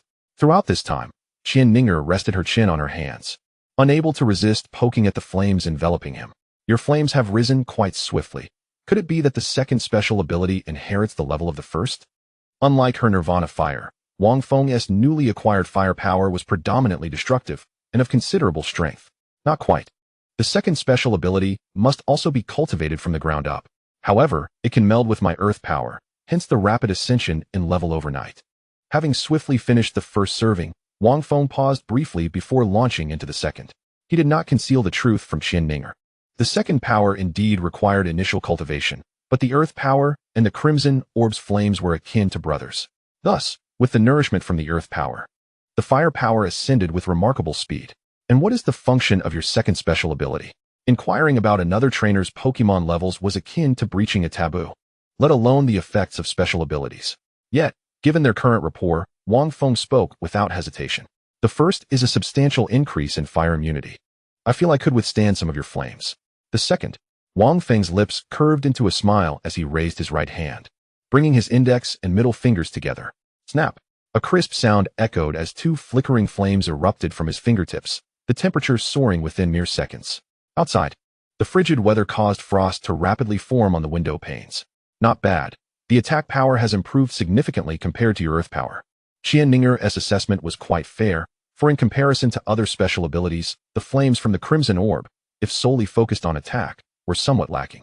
Wang Feng, however, found himself wondering, if nothing else, surely there must be enhancements for Pokemon? With this thought, he opened his panel. Wang Feng, gender, male ability, all-seeing eye special ability, earth power LV4, increases affinity for ground and rock-type Pokemon, providing a continuous amplification while standing on the ground. Capable of amplifying Pokemon, doubling the effect on ground and rock-type Pokemon, and granting immunity to a certain degree of fire-type damage. Crimson Fire LV4 allows free manipulation of firepower for attacks, with an attack power equivalent to gym-level Pokemon. When fused with earth power, it enhances all its effects. Pokemon: Nidoking, King level; Swampert, Gym level; Steelix, King level; Dugtrio, King level; Rampardos, King level; Fearow, King level. Enhancing all effects? Wang Feng suddenly realized that this fire immunity was not a function of the Crimson Fire at all, but rather an effect amplified by the Earth Power's fire immunity. Although the Crimson Fire had only two functions, they were more than sufficient. Isolated, it might not measure up to other special abilities, but once combined with Earth Power, it could yield a synergistic effect. Excited yet puzzled, Wang Feng contemplated whether his Earth Power truly stemmed from Groudon, which might explain why the Crimson Orb chose him. The more he thought about it, the more plausible it seemed, to the point he forgot to eat. Hey, why are you dawdling? We need to set off to the Cloud Valley. Oh, right. Wang Feng snapped back to reality, swiftly finishing his remaining breakfast before returning to his room to change clothes. Nico. Upon entering the bathroom, he found Swampert still luxuriating in the bath, and Wang Feng's expression darkened. Are you enjoying yourself more than I am? Nico. Swampert protested defiantly, seemingly oblivious to the fact that someone had spent the night in his room. Wang Feng glared. I merely fainted. Nico. Chapter 80. The Pidgey and Firebird flock outside Cloud City. The biting cold wind howled fiercely as two figures stood resolutely against it. The figure on the left appeared rather diminutive, clearly seated in a wheelchair. When Wang Feng and Qianfeng arrived aboard their Pokemon, they found not only the expected Jun Wuxia, but also Yun Lian. Upon seeing Yun Lian, Wang Feng could not contain his fury, his expression shifting dramatically. Why do you stare at me like that, Master Wang? Yun Lian feigned innocence, blinking her eyes and playfully blowing a kiss. If glares could kill, Yun Lian would have perished hundreds of times. Qianfeng tugged at Wang Feng's sleeve, subtly shaking her head. It's nothing. Seeing Master Yun reminds me of an old acquaintance. You must visit me sometime. The words were nearly ground out through clenched teeth as Jun Wuxia cast a sidelong glance at him, shifting his gaze between Wang Feng and Yun Lian. Certainly. Qianfeng disregarded Yun Lian and instead took a map from Jun Wuxia's hand. This is the map of Cloud Valley. You may use it to enter. The paths within the valley are intricate, so remain vigilant against dangers from the skies. Cloud Valley is predominantly inhabited by flying-type Pokemon, which excel at launching surprise attacks from above, making them exceedingly difficult to counter. Thank you. Qianfeng nodded, then gracefully leaped onto the back of her Charizard, while Wang Feng mounted his Fearow. What made you think of riding your Fearow today? After flying a short distance, Qianfeng instructed Charizard to maintain a speed parallel to Fearow. Otherwise, Charizard's pace would have quickly distanced them. I'm not sure. This fellow volunteered to take me to Cloud Valley early this morning. Wang Feng spread his hands, equally puzzled by the usually taciturn Firo's sudden enthusiasm. However, taking it slow posed no issue, so he allowed it to continue. The valley, shaped by geological uplift and erosion, is a true marvel of nature. Cloud Valley, also known as the Great Cloud Canyon, is the largest canyon in the Huaxia region, with depths exceeding 1,600 meters. From a distance, it resembles a massive fissure in the earth. A gentle stream trickled from the canyon. Who could have imagined that this seemingly insignificant flow was the source of the Han River? As one of the largest rivers in Huaxia, the Han River is a paradise for water-type Pokémon, with many cities flourishing along its banks. As they entered, the biting wind struck them, and the temperature seemed to plummet by several degrees. Fortunately, both had fire affinities, so they were not adversely affected. According to the map, traces of the Hunter Association frequently appeared in the central region, where Pokémon levels typically reach gym level. Wang Feng nodded, noting that the distribution of Pokémon in Cloud Valley bore similarities to the Qianfeng mountain range, divided into outer, central, and the most perilous core zones, corresponding to the first 500 meters, the middle 500 meters, and the final 600 meters, respectively. Unlike the Qianfeng mountain range, however, Cloud Valley's Pokémon population, both in quantity and quality, was vastly inferior. This was due to the superior resources and living conditions of the Qianfeng mountain range. This task will be entrusted to you. Suddenly hearing Qianfeng say this, Wang Feng felt a twinge of confusion and turned to look at her. Is there a problem? No, just ensure you keep watch. Wang Feng was aware that she had infused him with Nirvana fire the previous day, and thus he readily agreed. Upon entering the canyon, the wild Pokémon sensed his king-level aura and scattered in fright. However, once they reached the central region, swathes of wild Pokémon swooped overhead, seemingly oblivious to the presence of the aura emanating from Charizard. They typically manifest in groups, often led by a singular, fully evolved leader. They must traverse the territory of the gentle Pidgey, which should pose no issue as we pass swiftly through. Just as the thought crossed Wang Feng's mind, the large beak Pokémon beneath him suddenly accelerated, emanating a soft white glow. The unexpected surge in speed nearly dislodged Wang Feng, but he managed to grasp the feathers of the large beak Pokémon just in time. I meant for you to pass quickly, not to engage in high-speed maneuvers. Before he could voice further complaints, several Pidgeottos rushed towards them, evidently indicating they had entered Pidgey's territory. Trailing behind them were several of their unevolved forms, Pidgeys, as well as the fully evolved Pidgeot. Pidgeot, level 43, elite. Gender, male. Type, normal, flying. Potential, gym level. Ability, keen eye. Thanks to its keen eye, accuracy cannot be lowered. Skills, gust, sand attack, tackle, quick attack, whirlwind. Pidgeotto, level 25, advanced. Gender, female. Type, normal, flying. Potential, elite. Ability, tangled feet. Evasion increases when confused. Skills, gust, quick attack, sand attack, tackle. A horde of Pokémon, all of which were merely of elite caliber, were no match for the large beak Pokémon. As they floundered helplessly in the fierce gale it generated, many collided with the nearby cliffs, instantaneously losing their combat ability. Even when faced with a few gym-level Pidgeots, the large beak Pokémon remained unperturbed. Despite its weaknesses, it was still among the stronger in the hierarchy. Who would dare to claim it was weak against non-legendary Pokémon? Alas, I had forgotten that the Fire Sparrow and Pidgey were bitter rivals, destined to clash until one was vanquished. In the realm of Pokémon, enmity exists as well, where two species will engage in relentless combat upon encountering one another. For instance, the enmity between the Mankey and the Snivy is etched into their very essence, nearly impossible to quell by external forces. There are distinctions in strength and the determination of life and death. Only after vanquishing the entire flock of Pidgeys did the large beak Pokémon settle down, throwing its head back to emit a victorious cry. Did you already know there was a Pidgey flock here, hence your eagerness to take the lead? The large beak Pokémon nodded, then with a powerful flap of its wings, it urged Wang Feng in another direction. Following Wang Feng's affirmative response, Qianfeng also pursued, keen to investigate whether there were any traces of the Hunter Association in that direction. After several twists and turns, the large beak Pokémon led them to a quiet haven. Although it appeared tranquil, the resources here were lamentably scarce. Such places typically served as refuges for groups that had failed in competition.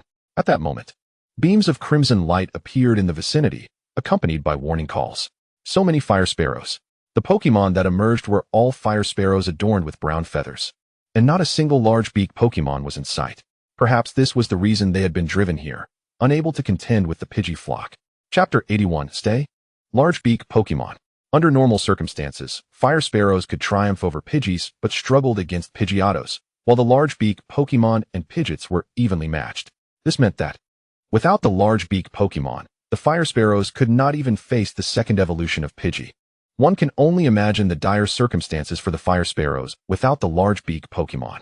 Qianfeng too perceived the plight of this group, resting her chin on one hand. This shouldn't be. Although this is the fringe of the central area, they cannot possibly survive here without a gym-level leader. With a mighty cry, the large beak Pokémon asserted its dominance, and under the pressure of its kin's strength, the other fire sparrows dared not obstruct its path, quickly parting to allow passage. On the cliff's stone face, there was a cave just large enough for a single individual to enter. The large beak Pokémon paused at the entrance, turning back to gaze at Wang Feng, its eyes reflecting a growing sense of nostalgia. Wang Feng immediately discerned that the large beak Pokémon was likely a member of this group, having departed after being captured by Lu Bahai. Its ascension to the level of a champion indicated that its parents were at least of gym-level potential, perhaps even the leaders of this group. At Wang Feng's behest, the large beak Pokémon halted at the cave's mouth, retracting its wings as it ventured inside first. Wang Feng and Qianfeng followed closely, while the Charizard, due to its imposing size, remained outside. The cave was not particularly deep, perhaps only 4 or 5 meters. At its deepest point lay a mound of dry grass, upon which rested a smaller, battle-scarred large beak Pokémon. Were it not for the slight rise and fall of its chest, Wang Feng would have assumed it was lifeless. Upon sensing intruders, the injured large beak Pokémon struggled to rise, but its grievous wounds caused it to collapse once more. The large beak Pokémon rushed forward, pressing its head against that of the injured one, emitting soft growls. They were likely kin, through their unique abilities. Both Wang Feng and Qianfeng could sense the emotions between the two Pokémon. In this scenario, it was akin to a child returning to their homeland, only to find their mother under duress. Who could withstand such a sight? With a fierce glint in its eyes, the large beak Pokémon was consumed with a profound hatred for its earlier self. Why didn't TI eradicate that entire flock of Pidgeys? In Pokémon battles, when one side loses its combat capability and enters a near-death state, it signifies the conclusion of the conflict. However, being near death does not equate to true demise. Only through subsequent strikes can one ensure a complete kill. Sensing the palpable aura of vengeance emanating from the large beak Pokémon, Wang Feng refrained from intervening. He raised his hand to channel the power of the earth to heal the injured large beak Pokémon, and upon realizing he was its trainer, it offered no resistance. With the aid of gym-level earth powers, it took mere moments for the large beak Pokémon to fully recover, its injuries vanishing as if they had never existed. It lifted its head to emit a cheerful cry. Seeing its mother restored, the large beak Pokémon gently nuzzled Wang Feng, then turned its gaze towards the cave entrance, indicating its intent to seek retribution. Go, Wang Feng nodded slightly, having made a resolute decision in his heart. In the realm of nature, survival of the fittest remains an immutable truth. The scarcity of large beak Pokémon within their group, aside from the leader, was undoubtedly tied to the Pidgey flock. There exists no absolute justice or evil in nature.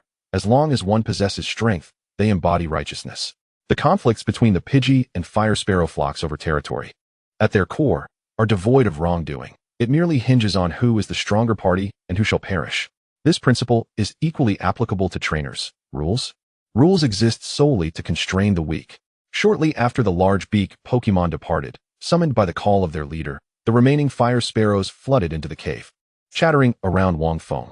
There appeared to be barely 20 of them, a stark contrast to the Pidgey swarm, and even fewer than the Pidgeotos. Wang Feng, seizing the moment, retrieved the energy cubes he had prepared for the large beak Pokémon, breaking them into smaller pieces to distribute among each fire sparrow. Large beak Pokémon. Level, 52 gym level. Gender, female. Type, normal, flying. Potential, gym level. Ability, keen eye. Skills, fury attack, glare, sing, peck, pursuit, mimic, drill peck, quick attack. While taking this opportunity, Wang Feng opened the panel of the large beak Pokémon's mother, a sight that elicited a sigh from him. As the leader of the group, her strength was paramount not only for the survival of the flock, but also for its future development. It was evident that the large beak Pokémon's mother had long since passed her prime, and it would be challenging for her to achieve further elevation in level. This level, while adequate in the outer regions, would be insufficient to secure a foothold in the central area.